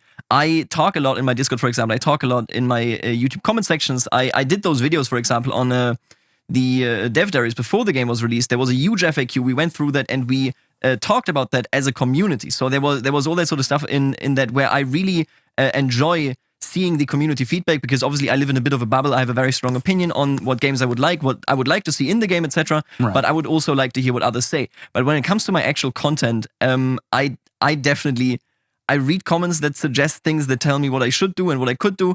But at the end of the day, you kind of know you work on this for hours and hours and hours. And most people that just leave a comment don't. Now, I know that sounds very dismissive, but the way I see it is just I set out with the streams, with the videos. Personally, I set out with a bit of a vision where I say, this is what I want to do today. This is what I want to talk about, what I want to sort of put into the center. And there is a community dialogue, and I really, really enjoy that. I'm a huge fan of that because it really makes it so that I can see perspectives that otherwise I wouldn't see. But at the same time, when it comes to my content itself, it's definitely more driven by what I want to do. I've pivoted very heavily in the last year or so when it comes to the videos that I make. Now it's really, really a lot of editing, a lot of scripting. And again, the streams that I really, really enjoy, I can only recommend. I also have to say I have the deepest respect for Berg, because this sort of streaming, and he says, you know, oh, it's exhausting, but it's not the same as like heavy work. And obviously that's true, but at the same time, oh my God, I could not imagine streaming every day. My brain after 4 or 5 hours of streaming is fried. It is done. And on the other hand, if you edit content, right, you can, oh, I'm going to go and just take a walk. I'm out of here. You know, I'll see you later, because there's nobody watching there. There's nobody there in the moment. There's no necessity that I am there on air for 5 hours or something. I can split it up. I can have some breaks. I can have some pauses. And that's definitely more my speed as like regular content, as much as I enjoy streaming. But I would definitely say when it comes to the nature of my content and what I do, there's a lot of thought that goes into it from what I want to have as a creative sort of vision. But at the same time, oh my God, I love the tip for the, you know, select the games that aren't the most popular ones, because that's where the huge streamers are and nobody really goes anywhere else. You know, for example, it's like the famous flavor of the month. You want something where there is a community around it, for example. And on YouTube, oh my God, it's a lot of numbers crunching. I'm not gonna lie about it. There's a lot of monitoring. I think YouTube made it spectacularly easy to actually see things. For example, how often do people see, you know, your thumbnail, and how often do they then click through it? And if it doesn't work, I've made great thumbnails. I thought they were great thumbnails, and they get horrible click-through rates. That's, you know, what that number is. And obviously that makes me sad, but it also means let's change it up. Let's see what works. And on that note, I can give one tip. If you make content on YouTube, don't make the content on YouTube for people that are already searching for it. Make the content for people that might be interested in it, but don't know it yet, because the algorithm really is your friend. And I know that especially smaller YouTubers are like, oh, the algorithm doesn't want to promote me. I hate this. And I get it. Really sucks. It's a bad feeling. But at the same time, there's only so many people that actually search for the words CK3 mod. I don't know, what did I do? You know, I did so many mod showcases, Lord of the Rings, for example, right? There's only so many people that search for it, but there's so many more people that the algorithm is like, hey, I know that 5 years ago you watched Lord of the Rings, the clip where Aragorn hits the helmet and actually breaks his foot. Did you know that? Yeah. And in that case, I would say that just trust the algorithm. Make something where the people aren't sure that they want to know this, but you know they are likely to know about it. So yeah, it's definitely a different experience with Twitch, but I think that there is a lot of strategy in both. And I must admit, I have a lot of respect for people that really do this full-time streaming, because my God, it's exhausting. People don't realize this, but to talk for that many hours, it's an experience. It certainly is. Yeah, I mean, even sitting in the studio filming is really tough, because, like, you know, getting out there, getting in front of a camera, keeping a positive attitude, well, that's the default for most people that we participate with in the community and influencers. We want to see positivity, right? We want to see people that enjoy being there. Well, that's definitely our primal set. That's where we live, is happy and positive. It is very difficult to keep that environment up and going on stream, but it's also hard, I know, on YouTube to keep that tone even, right? It's you don't want to go from one clip that's super excited to, oh, yeah, I'm here playing the game. And reshoots are definitely a thing that I can see being an issue. But we've gone through the highs, we've gone through the lows, we've gone through tips for beginners. We've gone through thank yous for you guys, which I'm going to do again in a little bit. But our final thoughts here, we're almost out of time. We haven't got much time left to chat with you guys. I would love to do this all day. I would love to sit and talk with you all day, communicate, have a conversation, sit down, drink some tea, and find out what makes you tick. We're always welcoming you on the Discord. We're always welcoming you on Twitch and YouTube. So definitely keep posting that content. But one of the questions I have left very shortly for you guys is, in the future, what is one thing that you're hoping to get out of the streaming platforms or YouTube platforms? What is one thing that you hope to drive towards in the future? What is one goal that you hope to achieve, whether it be within the next year or within the next 5 years? See, That's funny that you bring that up because I'm working on the future now. For me personally, I'm building a studio that I just kind of want it to be. It's always been this dream of mine because now that I'm into the whole live streaming thing, I really always wanted to dive into it really head on. But never. I've been saving for. I've been living in the same house for like 28 years, and I just moved out to this new place. So Nice. getting this opportunity is all because of live streaming on Twitch in my community. So now I actually have a space in a nice basement that's going to be transformed into a pirate studio. And I'm going to have a live cabin, and there's going to be a big VR area and board gaming for Warhammer 40K stuff, and just a lot of goofy stuff that I've always wanted to do, but never had the room to do it.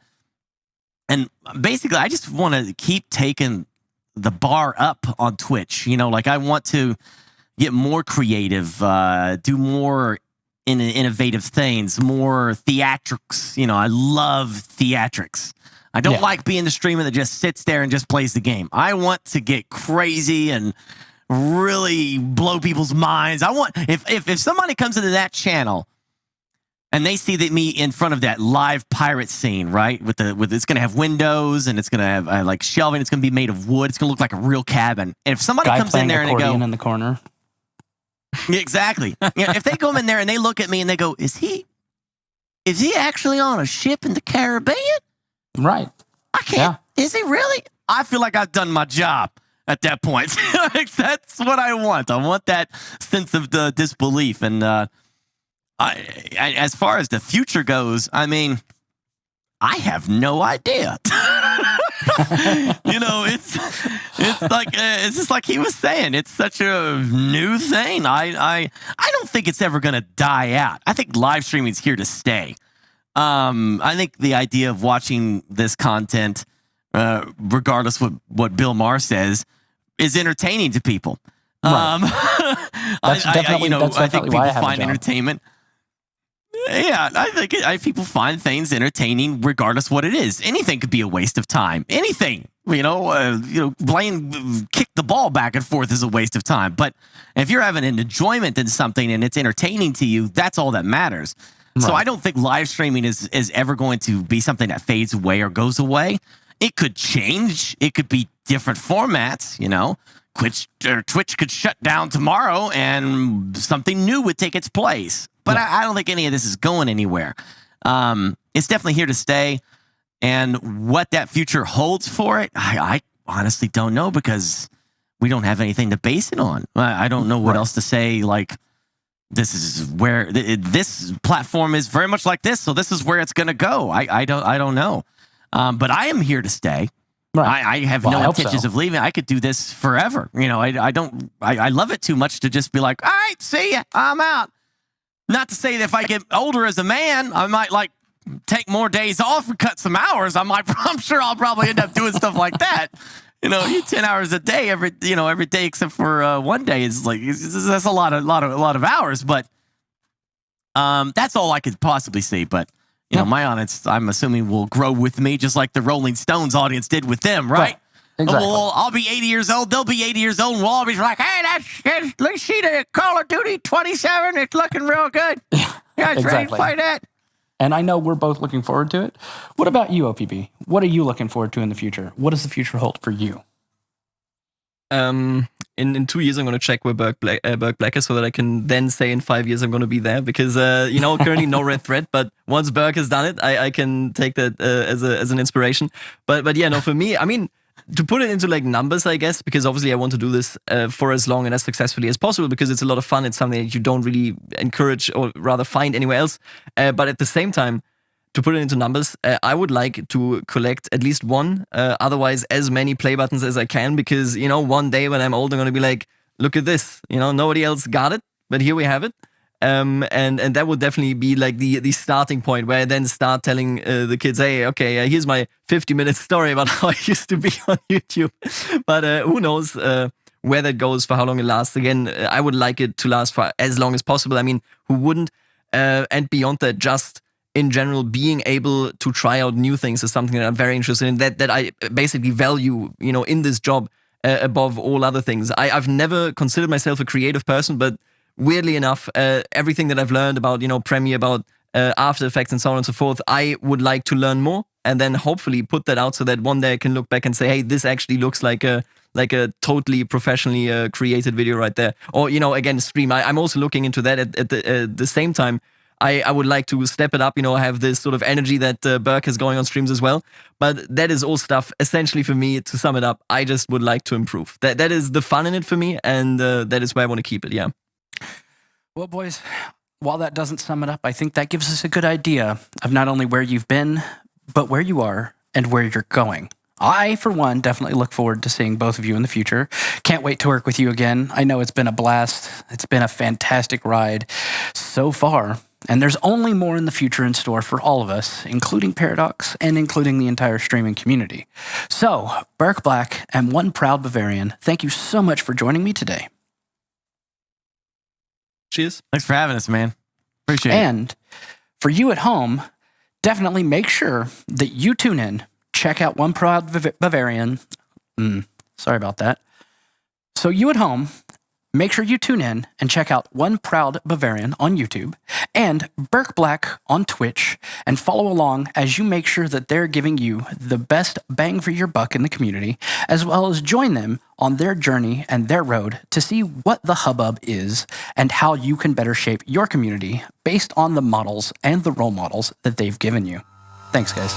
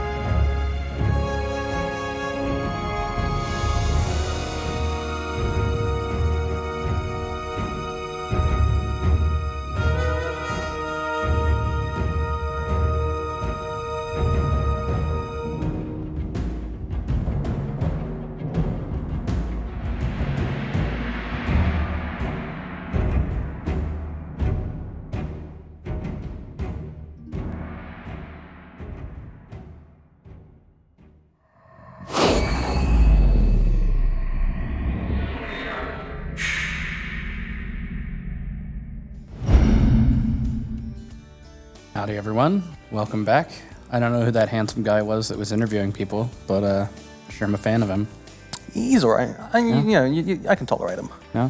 Matt's back with me with 100% more merch now. You like that? Got my PDXCON Remixed merch. Yeah. I was so happy. Branded swag, man. You were right. There was just a bunch of them on the table, and I somehow missed that when I walked in, and free merch is good merch. And you're amped up on Red Bull now? Yeah, I consumed an ungodly amount of Red Bull over the course of 35 minutes. Yeah, it was good. Just sitting there, just chug.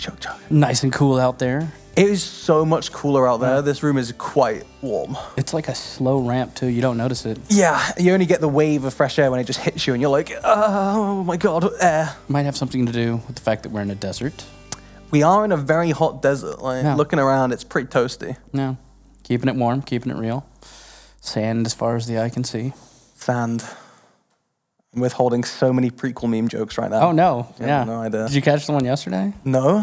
There's another one? Damn. Yeah, Maddie made one, and I followed it up with a terrible dad joke. I'm not even original enough with my own jokes at this point. Yeah. Someone else has already made all the Maddie. cool jokes about deserts. That's all right. She got sea shanty from RuneScape stuck in her head while we were out there. So. Yeah, we were sitting out there, Whatever and that she was. was humming it, and then she started playing it, and I was like, this is the longest. Well, she started humming it, and I was like, wait, is that sea shanty number 2 from RuneScape? She's like, that's what it is. The fact that you could also name instantly what it was is in itself somewhat worrying to me. It's a banger, man. It's not a banger. It is. It's not a tune. It's not. It is. I mean, I was never a big RuneScape guy, so I defer to you on that. Yeah, exactly.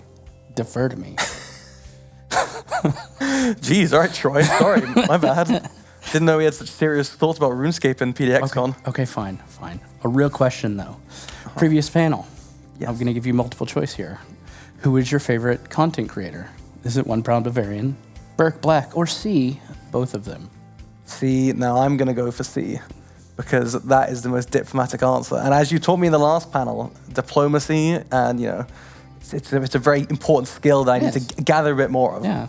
But I mean, both are great content creators, right? I've watched Burke's streams as well, and OPB. I've hung out in his chats before and stalked his Discord a little bit. So it's always good fun chatting with him and watching all of our sort of content creators and the wonderful things they make and the ways they break the game in beautiful, elegant ways. Well, you know why it was C, right? Yeah. Because one's YouTube and one's Twitch, so they're diverse audiences. So you can actually have one in each category. And got to have the diversification, right? Got to mix and match a little bit. We know I don't play favorites. Yeah. That's why I'm here.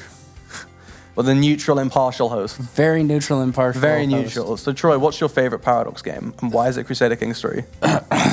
Because it's the best. Nice answer, nice answer. You know what everyone else is excited for, though? What? This Victoria 3 game? Never heard of it. Never heard of it either. No. No idea what it's Just a little game. Just a little game. Nobody's really little excited indie for it. project I've heard.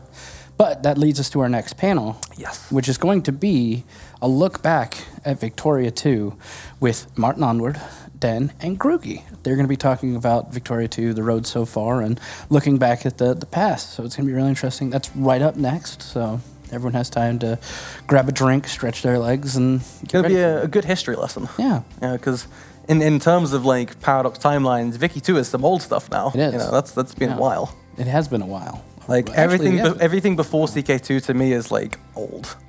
So you. I played CK2. That was my beginning of my Paradox journey. Then I played the rest. You were around before CK2, so you're old. No, but I mean the games, not people specific. I mean everyone's old compared to me. Like fair. It's such a low bar to clear. But you're experienced now. Exactly. Crammed a lot of. Went from young to mid-level to experience. Exactly. Cram a lot of things into 4 or 5 years. Yeah. There's your bar is 3 rungs high now. I mean, I even crammed into some of that time working on Vicky 3 for a little bit. Not much of my stuff left. I think they improved on my things when I left for CK3. They're like, who coded this garbage? Get it out. Yeah, it was some of my content. I imagine, hopefully, my distribution of some of the trade goods is still there. Spent a lot of time researching animals and wood. Yep. Do you want to talk about researching animals and wood? Not really. No. Are you sure?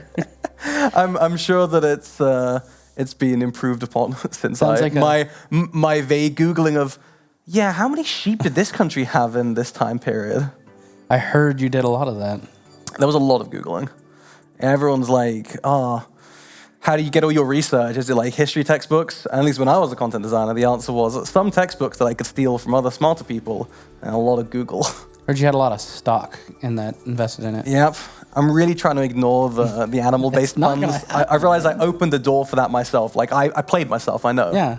But I mean, I've got tons of jokes. They're just on the hoof here. It's terrible. Do you ever make one that you realize yourself is, like, so bad, where you were like, I kind of wish I didn't do that one? Or does that make it better?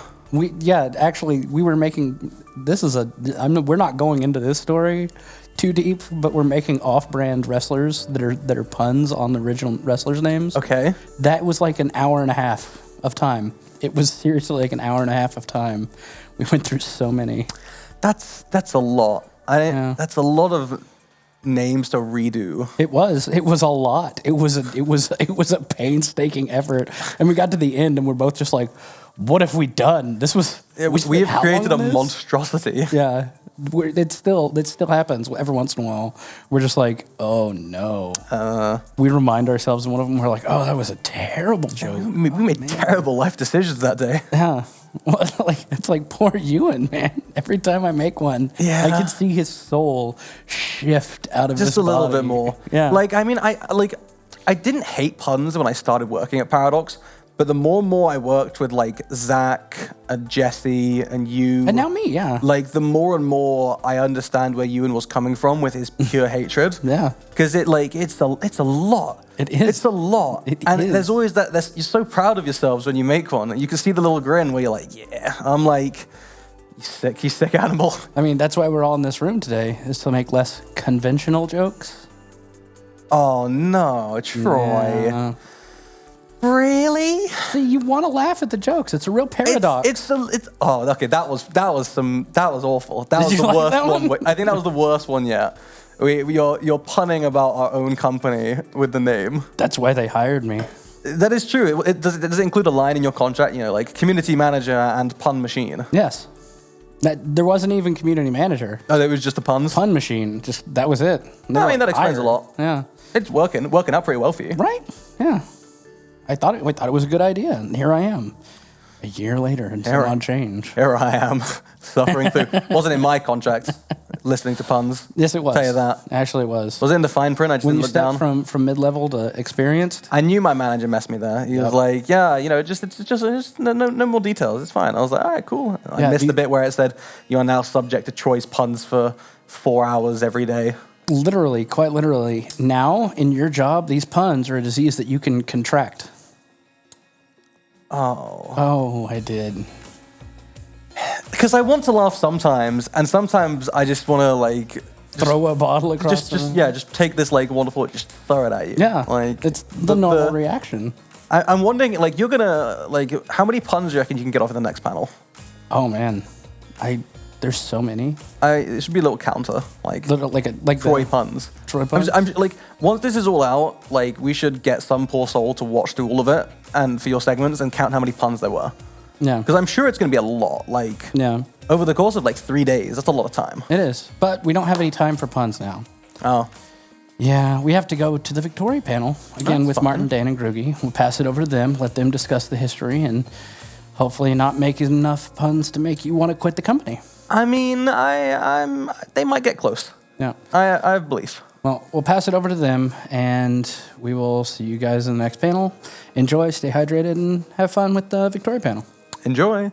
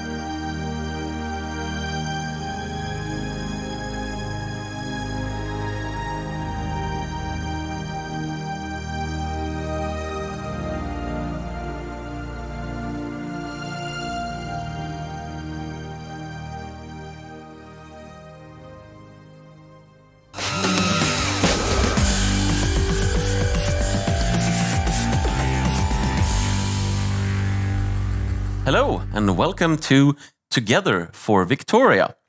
This is a panel in which we'll be talking the history of the Victoria series, sharing some development stories from previous games, and just chatting a whole bunch about Victoria in general. With me, I have Don Lind and Henrik Hansson. So, Don, introduce yourself and tell us, why are you at this panel? So I got roped into this apparently, but back in the day, I worked as a programmer on Wiki 2, and I was also, I think we called it project lead back then for some of the expansions. So I have a pretty long history with Wiki, and I also helped out with Christmas patches and stuff like that after it was released. Yep, and Henrik, I'm going to ask you the same question. Hi.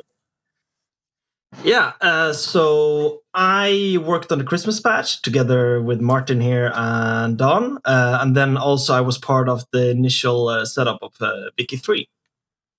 Yes, did some as prototyping and so on. Sorry, as you might know, we are actually the Christmas patch team, and we'll be talking a bit more about that later.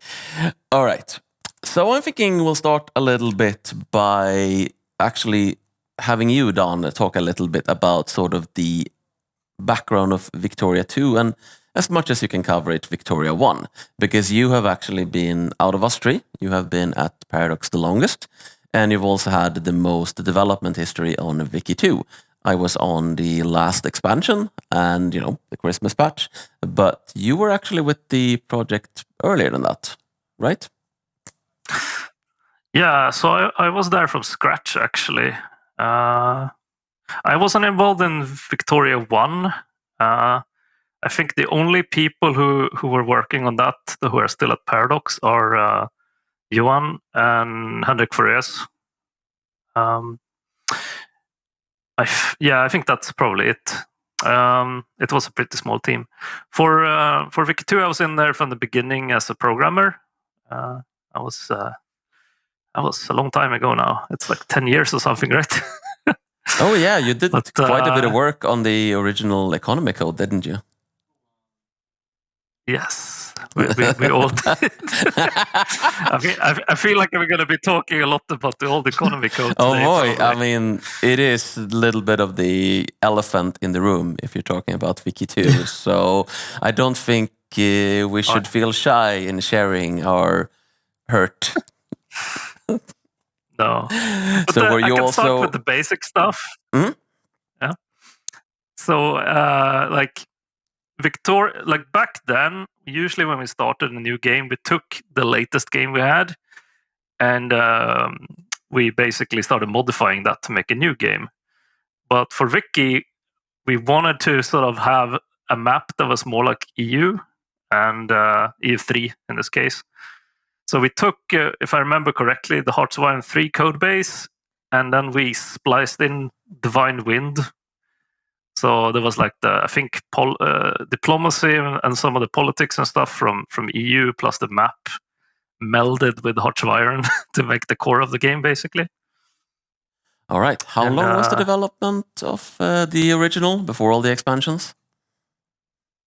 So what I've managed to glean from like spreadsheets that I've poked Johan about, it seemed to have been about 9 months for the base game. And we had something like 7 to 9 people on the project, depending on the time of it. And so this was this was, I think, actually fairly long for back then. Now it feels extremely short, I have to say. Yeah, a bit different from now, to be sure. But Henrik, you were not actually on Wiki 2 in any, so to speak, official capacity, correct?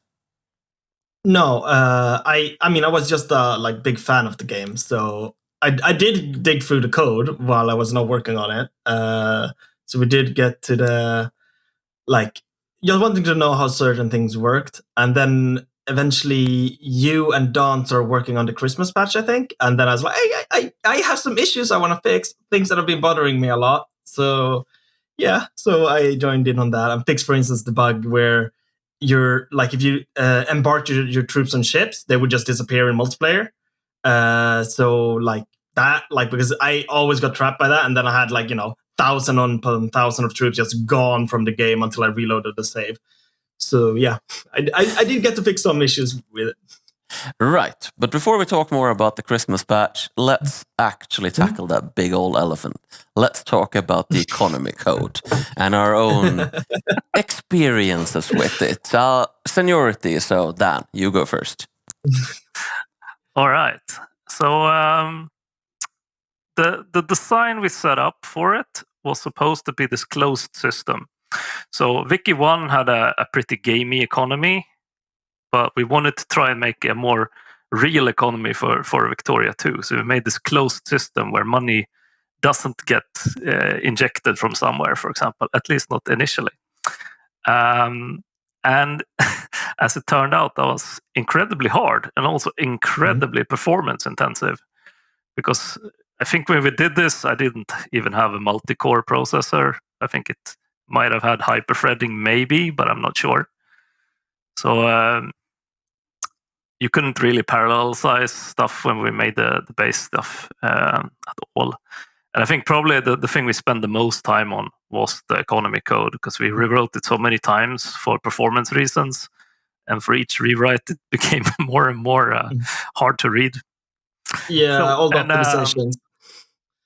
Yeah, and for every new person who joined the company, they usually went, "Hey, I got this idea. I want to fix the Victoria code." Yeah, so I was just about to get to that. So that was my first experience with the Wiki 2 economy code. So I joined the Paradox in 2013, and at some point during that year, I was assigned to the Heart of Darkness expansion to work with you, Dan.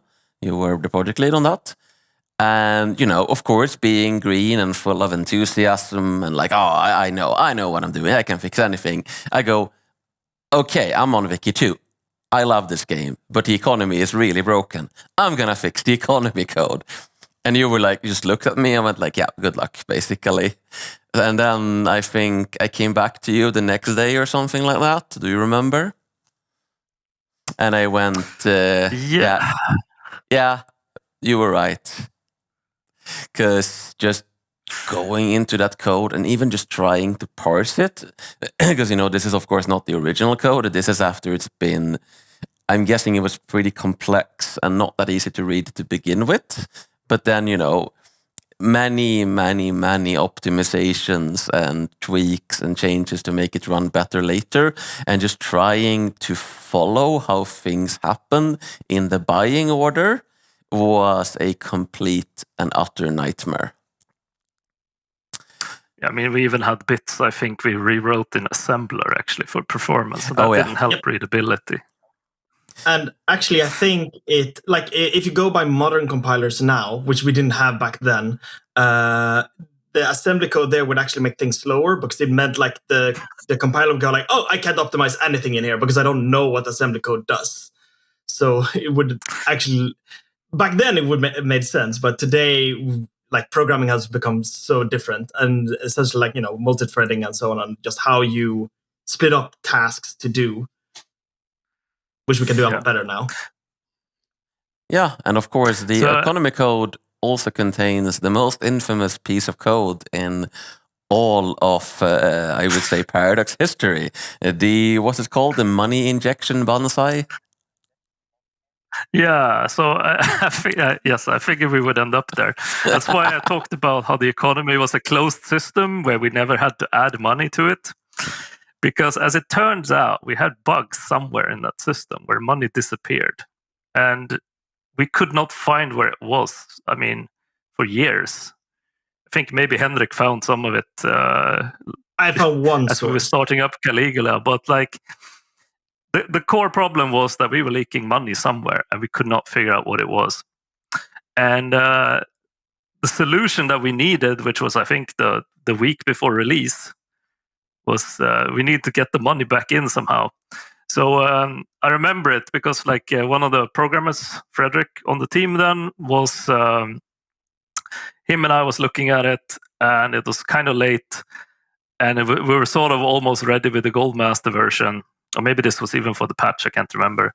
But Johan like put the bottle of champagne on the desk and went like, "Don't work too late, guys." So we drank the champagne and we had this great idea for how to fix the economy, which was to make a variable called money injection banzai and the title. So of course, because it was temporary, and we would just remove it later when we figured out the problems, right? But we never actually did. So that one's still in the game, basically. I still think the comment for says... every patch we did, we updated it. Yes, I still think the comment says remove this later. To this day. Yes. Comments that say that never get removed later. But no, I mean, it got smaller and smaller because initially it was quite a large number. And I think we even like added some sort of automated system because we could track how much money was lost total, but not where. So we actually had it adapt over time even, I think. And I don't remember who it gave the money to. I think it spread it evenly, but I'm not sure. This is a very... So it was a very game development story, I would say. You have this hack, and the hack fixes the problem. You're supposed to fix it later. It doesn't get fixed, but the hack eventually gets adopted and becomes a system of its own. That I've seen that happen on numerous occasions. And you know, if it works, it works. But yeah, that one, I remember running into that when I was parsing the code and going like, huh? What is this? And asking you about it. So don't we have it printed on the wall at the office actually? I think that was the previous office. In one of the rooms. Oh, yeah, in the previous office. Oh, yeah, it was on the wall. Yeah. Yeah, but not in this one, sadly. But it's still glorious. It's still in there on our old code servers. So another thing, as a bit of a favorite moment for me during the Heart of Darkness development, was when we tried very hard, mind you, to find out why the economy would crash if you spared China. And I remember us spending a fair bit of time investigating that, in the end eventually coming up with, we don't know. We're no wiser than when we started. But if I remember correctly, you solved that mystery, Henrik, when we were working on the Christmas patch, correct? Well, I mean, I found it, but I didn't solve it. Yeah. I mean, you problem solved. You found the answer, but you didn't fix it because the fix is a little bit complicated. So tell us about that. Yeah. So essentially, because I had, I never worked on it, so I had more time to just like go through things to like just, I want to, because it's fun to just read this and try and understand it. And I found that artisans, almost all of them switch their production at the same time. Would like, so when return of investment of a product like becomes not valuable enough anymore, they'll go and switch. And China has so many artisans. So like when you do spare them, all of the cost and so on changes because of the regional pricing changing. So then they all go like, oh, I need to do a new production. Switch. And then they ruin the entire economy by doing that. And then they go like, oh, I need to switch again. And then they'll just keep doing this. Because they're trying to like, find what am I supposed to produce? But it's like millions of people switching production at the same time. Basically, half of China switches to producing furniture, crashes the price of furniture. Then they all switch to, say, steel, crashes the price of steel, and so on and so forth until they have ruined the entire world economy. I was very like, it finally makes sense because, it was very interesting to spend a fair amount of time on that and just come up with, And this, I think, illustrates, the Victoria 2 economy. Yeah, because it's basically the same as, when you load the save or when you, like, occasionally you'll get like a dump in the economy and you don't know why. And like, that is because the artisans are reevaluating. So, and that will cost that. So early game is a lot more prevalent and then like it gets less and less and less, but it is because at start they're all going to go like, oh, what am I supposed to be producing, and try and figure out something better, and the loading of a save triggers that, for instance. And then China is just that on steroids.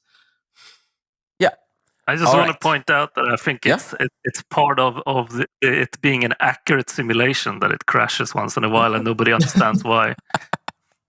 I mean, it doesn't crash for maybe the accurate reasons, but it does crash. It is an interesting aspect of it, to be sure. Anyway, we should move on. And I'm actually thinking we have talked about it we have mentioned it several times. So let's talk a little bit about the Christmas patch. So this was, for those who are not familiar, the last patch done for Victoria 2. We did it in around Christmas 2015.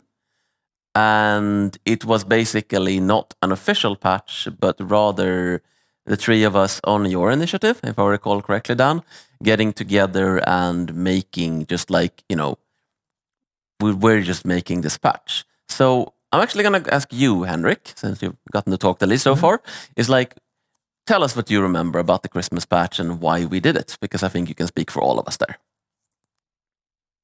I mean, I remember us, like, I think Social Hour work complaining about like some small issues. And I was like, oh, it would be nice like if you could just right-click on a country and get up the diplomacy screen like you can in most of our modern games now.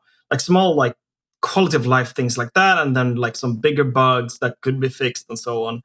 And then we just like, started making it. We like dug up the old repository where the code was and just started working a bit slowly, but it wasn't like intended to be released at Christmas. It just became very fitting to do so, if I remember correctly. I think we just happened to have some free time, right? Yeah. That's how I remember it as well. It was we got talking about this towards like the end of November, start of December, and then we had some time and we pretty much sat down and just made I think you made a post in the forums and we asked people like, hey, we're going to make a sort of an unofficial patch. What do you guys want to see in it? And we got a bazillion replies and we sifted through it. And, it was everything from, oh, this is super doable, this quality of life thing, to please rewrite the entire game, which is perhaps a little bit outside scope here. And in the end, I think we got a good list together. We implemented a whole bunch of it. I recall, I made the right-click diplomacy. Oh, okay, I'm trying to remember what I actually fixed. It was a fair few things. I tried to improve capitalist AI. I think the most important thing that you added is the polar bear purchase will now turn all pups in Iceland, Greenland, Jan Mayen into polar bears.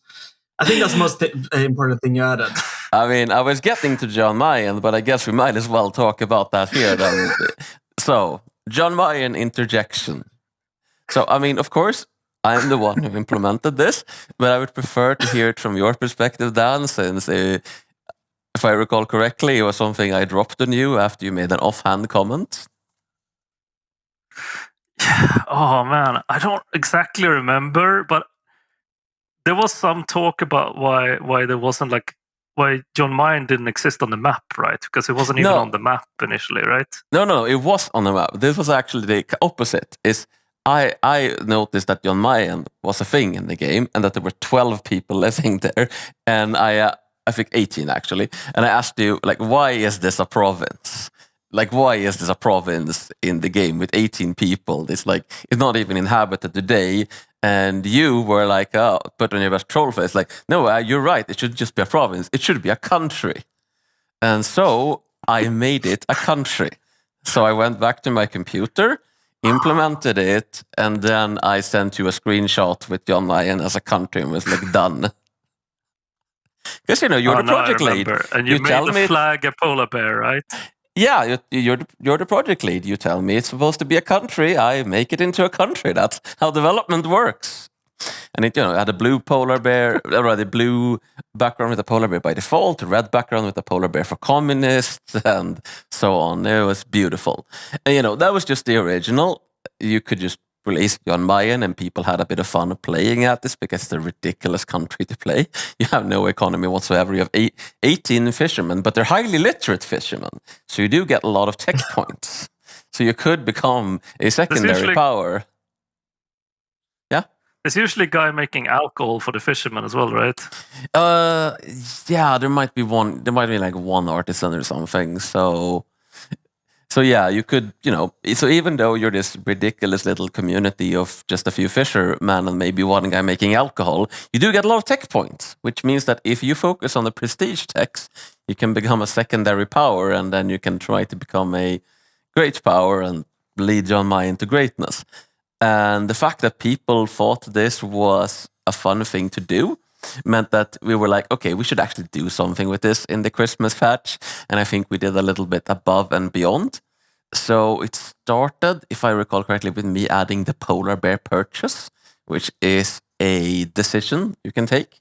That if you become a secondary power as Jan Mayen, you can purchase Greenland and Iceland from Denmark. And then you don't get a little bit of land. You still don't have a lot of pops, but you have something more than 18 fishermen. And then you added the polar bear culture and the polar bear leaders. Yeah, I still can't remember if I painted the polar bear leaders or if I just painted one and then guilt-tripped the artists into making nicer versions of it. I think it was but the we latter. ended up with, there's even like a separate admiral, right? Yeah, with a pipe. Yeah. If I recall correctly. Yeah. So I never yeah. got a 3D model though. Oh yeah, no, unfortunately. But those were the heady days of the Christmas patch. But okay, so Polar Bear and John Mayen aside, what was your favorite addition that you made for the Christmas patch, Don? I think the thing I remember most is me doing the crazy thing with World Wars. It was some idea that got stuck in my head because I wanted to sort of keep making it more and more sort of decisive, the war. Because I think I'd started thinking about Hoi 4 at this point. I was probably working on it actually. But you had a new invention that popped up, which was someone invented World War I basically, and it shifted a bunch of rules around how you could claim territory and stuff. And I remember it because my first implementation of it actually crashed that we released, so we had to patch it. Yeah, the dangers of like unofficial patching with not that much testing on them. But you know, it was a beta patch. It was an optional patch, and we sorted it in the end. Yeah, I think we just dropped it on the forum. Actually, it wasn't like it was a zip file, wasn't it? Properly for a while. Yeah, it was a zip file, and eventually you managed to like find the old batch script to upload it to Steam, if I recall correctly. Because I remember we didn't have anything, because it was an older project. We didn't have anything as nice as all the automated stuff we have today. It was, put these files here and edit this text file, run this batch script from Steam. Yeah, and if it doesn't work, call Steam. Oh yeah, call Steam when they're awake, which is not a lot during our office hours. What about you, Henrik? What's your favorite addition that you made? Borderless window mode. Yeah, that took a lot of work to get that to work in the original Clausewitz engine. That was some wizardry, actually. Yeah, but that was my favorite because, like, otherwise, it was the old style full screen where, like, if you tab, then it would reset everything in the screen, and like it was really annoying, and occasionally it would crash. So it was quite nice to have borderless window mode, so you could play it like on a modern computer and like browse the internet at the same time, like you'd usually do. But I would say also my favorite change was probably what that you made, Martin, which is the, like, you don't get spammed with the event, the tractor event. Of course, yes. I spent quite a bit of time converting everything that was incredibly spammy in terms of events into more broader things, like election events became countrywide, because also it would be great to have an election event where it's like, the people of Alaska decide, and this will not shift any election, but this happened. And yeah, and no more. Every single province has to have tractors introduced to them because, oh my god, all the tractors in Russia. Do you remember when we fixed the sound from infrastructure upgrades? I mean, I think I just. If you remember that, didn't I just lower it to like 0.25, like 25% volume at some point or something? And I also disabled a couple other sounds because everything was like there. Yeah, a lot of the sounds were very, very, very loud and very like, ouch, my ears. I think that was Darkness. It was like for every province on the map sometimes. Oh yeah, if you build all the railroads, then just play this 100 times over each other until your ears bleed. All right. But yeah, good times. But let's get back to the economy. So there's a favorite anecdote I would say that we kind of have about Victoria 2 versus Victoria 1, and that is the capitalists. In which game are they smartest? So, yeah. Do any of you guys want to volunteer to tell us this little anecdote? Because I think either of you knows it by heart. I can do it. It's an oldie. Yeah. Or Henrik? No, you do it. You worked on it. All right. Yeah. So basically, on Wiki 1, capitalists would essentially, the way they would pick what to do is that they would essentially create a list and then remove everything that was impossible and then just roll the dice. So not very smart, right? But what they did in Victoria 2 was it tried to figure out what the best thing was. And they weren't always so good at figuring out what the best thing was, which of course is always dynamite, right? But so a lot of people thought that the Wiki 1 capitalist was way better because they didn't get stuck on dumb choices. Because if it's random, it appears that there's some variation. It appears like they're actually thinking through, testing different stuff. When in actuality, it's just random. And I think this is one of the great lessons about making AI, which is like, it's very easy to get stuck in like, what's it called? Like minimum, like smaller optimums, right? Yeah. And as someone with a history of AI development, it's also one of my favorite anecdotes to like bring up to anyone who's going to get into AI. Is like, whatever you produce may not necessarily appear smarter than randomness, because it's, you know, it would, if you compare them, I would say that with all the like expansions and all the changes, the Wiki 2 capitalists on the whole make better decisions than the Wiki 1 random roll. But the Wiki 1 random roll will have occasional moments of brilliance, because it'll be like, I'm going to be this AI will just happen to roll exactly the thing that was super smart at the time. And players also tend to remember these sort of moments of brilliance more. So if one such moment of brilliance happened and then it made 5 dumb decisions, that might still stick. Whereas in Wiki 2, it'll make more consistently like middling decisions, which the player could always opt on and occasionally get stuck in making the same really dumb decision over and over and over, which is another thing that players absolutely tend to remember if the AI keeps failing consistently in the same way. So you mean like consistently building clippers? I mean, clippers are beautiful. That was another thing. I tried to get the AI to stop using clippers and manowars in the Christmas patch, and I somewhat succeeded, but there's still screenshots of early 1900s clipper navies rolling around. So, you know, yeah. I mean, wooden boats are nice, okay? They're just nice.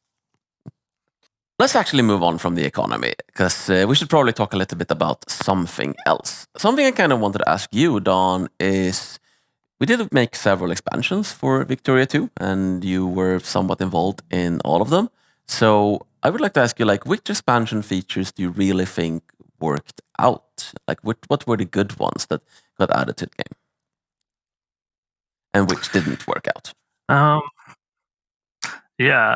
Let's see. So I think probably my favorite one was probably the crisis system, which was combined with a new colonization system to essentially create these crises around the map. I thought that was a great system. It felt really appropriate for the game. And it was something we had talked about for quite a while, actually, of doing. But we didn't get around it until I think it was Heart of Darkness for that one. So that's probably one of my favorite ones. Yeah. My personal favorite that turned out to be perfectly honest, a bit crap, was newspapers. I had this great idea that it would be really cool to get all the events summarized and have some fun jokes and stuff in there. And I think I was the only person who liked that, actually. It was fun for the first. It was always fun for the first few newspapers, but you get them so often, and they're full of okay, this is not, and they're full of repeats. So I think it's this kind of feature where, with enough time and polish and if you focus the stories a bit more, it could be really neat and maybe getting them less often. But it sort of ended up being just, oh, okay, I have a 99 unread newspaper as well. I'm not gonna be getting on that anytime soon. I will also say that the crisis system is something we've definitely taken inspiration from in Victoria 3 and built a very central feature to the game around, like quite similar. And yeah, they're working on Heart of Darkness there and just really liking the crisis mechanic. Very much inspired me for Wiki 3. I'm looking at the list of bullet points actually from 2012 here, and I'm surprised by the fact that we apparently didn't have war justifications at game start. No, there wasn't. I can't remember Victoria without justifications. Wasn't that Heart of Darkness too? I remember us working on that. No, it was House Divided apparently. Oh, it's House Divided. Okay, yeah. We are also, by the way, kind of running out of time, so we can hop on from this if you don't have any other sort of strong points. Do you have a favorite expansion feature, Henrik, or are you just going to mention sort of the same things? I think I would, because I'm the kind of player that likes playing like Lost Causes. So I liked, for instance, House Divided, like adding like a little bit more content for Texas, I think, if I remember correctly. And because, a lost cause and trying to win and like also tell the USA, no, I'm not going to join you, and I'm going to make this Republic of Ranchers and survive in the middle of America. Was always a lot of fun for me to play. Yeah, I do. So actually... a lot more content that the expansions added is what I liked. Yeah, no, I also really like playing like tiny doomed nations and trying to make something of them. I think we have a lot of fun ones that you can play in Wiki 3. One of my favorites is Lanfang. Not on the level of Texas, but still. We'll get into that at some point. So something I just realized we've forgotten to bring up, and it's the single most important thing to bring up for sure, is of course the history of Fredrik's hair. And this is closely tied to the development of Wiki 2 and actually the very reason that Wiki 2 and Wiki 3 even exist. Dan, tell us about Fredrik's hair. Okay. Okay. So fill in if I'm missing anything. But from when we were starting to make, or actually, I think before we even started making Wiki 2, someone asked Fredrik if if it would be profitable.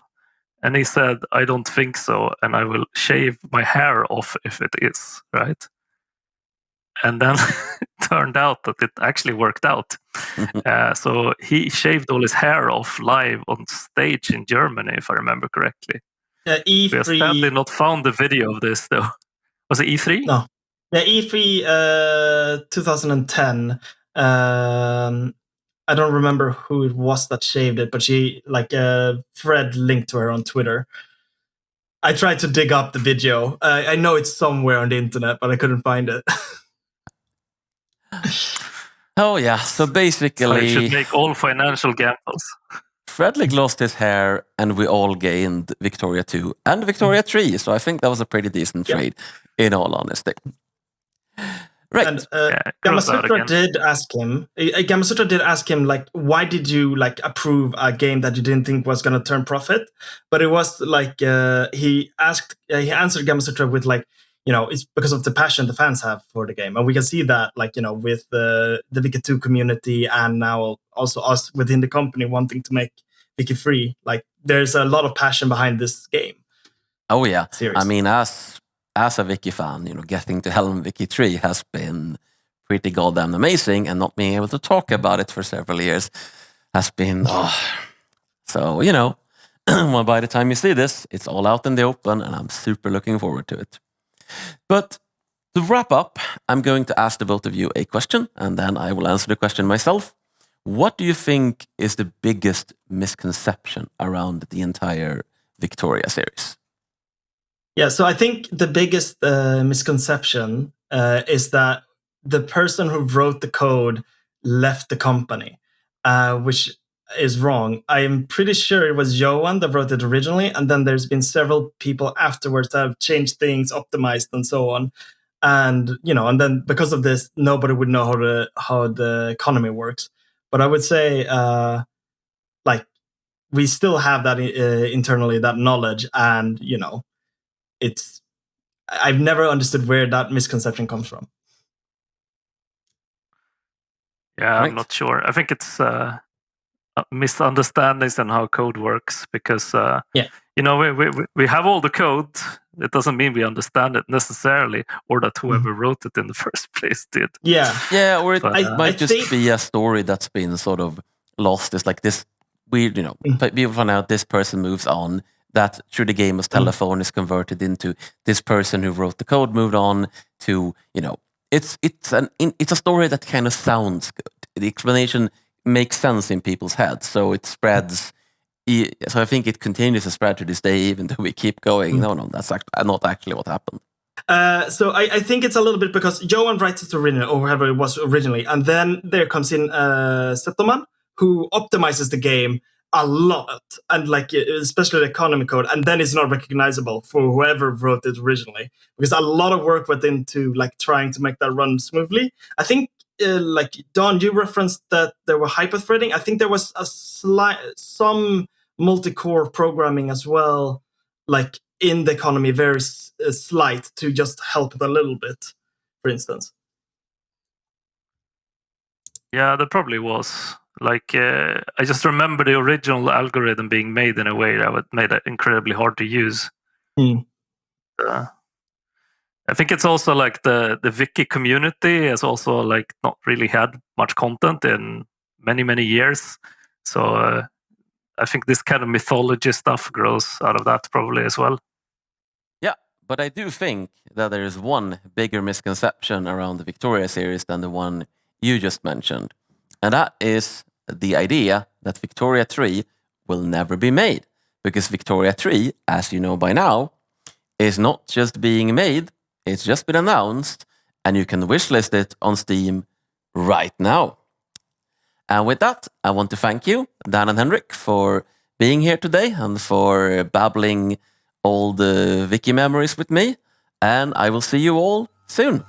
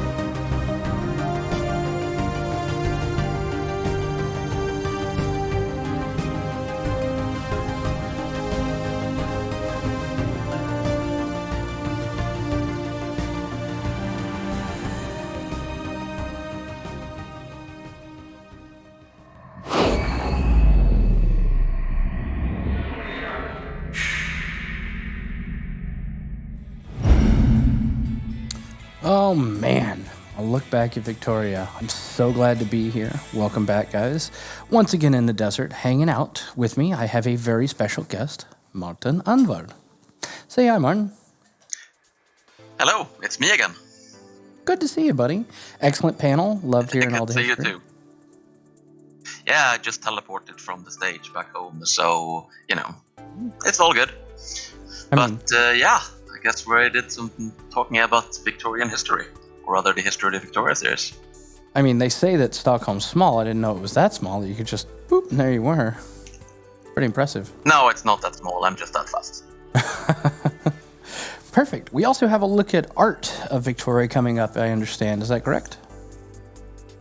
Yeah, exactly. There's a panel called The Art of Victoria, where the art director, Max, will be going through sort of the art vision and what visual elements will be in the game. It's going to be more of a big look rather than, this is the exact how everything is going to look, because this, the UI and something is something we're still heavily working on, but to give you an idea what kind of inspirations were drawn from the era, from other games and so on. Most excellent. I know, I look forward to it. Art is, of course, one of the areas that I really pay attention to. It's what draws me into games, and I'm sure it's what draws a lot of people into games. And we know that Victoria is one of the more beautiful games, one of the more inventive eras, and definitely something that people that are interested in that historical period can see shine through in the art styles. Yeah, no, for sure. And I mean, it is a gorgeous era with all of the Art Deco, Art Nouveau. The fact that everything they made was so elaborate. It just, even regular household items could be so beautiful. So it is a really rewarding era to work with visually, I think. So last night we made a big announcement, Victoria 3, and it's been a little while since that announcement has been made. Did we? Did we? Oh no. Troy, did you just announce Victoria 3? Oh no, Vicky 3 confirmed again. Anyway, sorry, go on. But yes, we announced Vicky 3, and I know now that the cat's out of the bag, you've had a night to process. It's the next day. Does it still feel surreal that it's out there in the wild now? A little bit, yeah, to be sure. I mean, it's been quite a while, and it's still a bit of oh wow, we actually did that. We actually said that. People actually know now. And of course, I have been frantically sort of reading everything, just reading Reddit, reading the forums, reading Twitter, reading Discord, and just seeing the reactions. It's just such an overwhelming reaction, I would say, in terms of people just being excited, liking the look of it. Of course, might not liking the look of some things, but also all of that is super valuable as well, because we are still very much in development, and being able to see how do people think about what we're talking about, being able to react to it, and being able to consider the feedback is, of course, an important part of our process going forward and actually getting this game out the door eventually. Yeah, and I know we had discussed last night about your catching up on reading and making sure you felt that you had all the knowledge and the data nailed down so that you understood the direction. Do you feel like you're getting a grasp on it, or do you feel that the conversation is just now starting? No, I mean, I definitely think the conversation is just now starting. I mean, it's only been a day, right? There's going to be a lot more conversation to become, but it's I feel like I've at least gotten a pretty decent grasp of the first reactions, what people really like, what they're maybe not so thrilled about, and just general sentiment. But as you say, that's just the beginning, and this is going to be a long conversation going forward, especially once we start doing dev diaries and really getting into the details. I mean, I definitely was impressed with the amount of details that some of our journalists were able to dig out of the 1 hour presentation and half an hour interview that we allotted them. So it's always interesting seeing, they picked up on that. Well, we hadn't planned to talk about it yet, but now it's out there. And of course, we're gonna go into detail about everything in the dev diaries, and that's actually one of the things I'm the most psyched about. I love writing dev diaries, I love posting dev diaries, I love following up on dev diaries, and I haven't been able to do that since 2018, so I am hyped.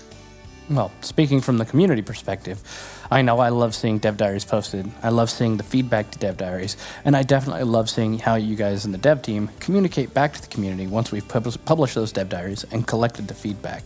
I know I can't wait for them, but if you had to put something on your wish list from the community, what would you like to see right now from the community coming your way? I mean, I'm not sure I have a wish list in terms of what I would like to see from the community, because I think I'm getting exactly what I want to see from the community, because it is, really valuable to be able to read and especially to get the sense of what points people maybe are a little bit skeptical about. For instance, political parties, if something has come up. And of course, again, we're not going into all the details on the political system right now, and I think people will like what we have to say, but it is very valuable in terms of just, of course we haven't been able to show this to you guys because it hasn't been announced yet, and now we can really start getting the feel for both what works and where we might have to think about whether we want to make some changes. Yep. And speaking of the political system, this is a very robust period for political conflicts, political intrigues. Things that normally would come up in this time period are very tricky subjects, and I'm sure you've put a lot of thought into how to handle those and how to tackle those situations. Was there anything that you found surprisingly easier than you thought it was going to be in regards to that? I'm not sure that I can mention anything I found a lot easier, but I mean, I can tell you what our sort of philosophy on it is, if you want. Definitely. And that is that we want to simulate all of history, not just the parts that are, so to speak, non-controversial. This is a socio-economic, political 19th century simulator. It's of course extremely steep in all the politics and conflict, controversial subjects, and both, more and less good things of the era. And we don't want to shy away from having any of that. We want to try and show it as it was, and where there are subjects that are controversial, we want to show the human cost of those subjects, because we actually have the ability to do that, because, as I've said a few times, we do model the entire world's population, and that also means that we can show what impact things like colonialism or slavery had on the people of the era. Well, this definitely was called the Gilded Age for a reason, and I think you've really shown how well we can encompass that currently. I can't wait to see the changes that you're going to make regarding the feedback and bring that Gilded Age to even more life in the months and years to come. Yep, I'm really looking forward to it. I know I keep saying that, but I really.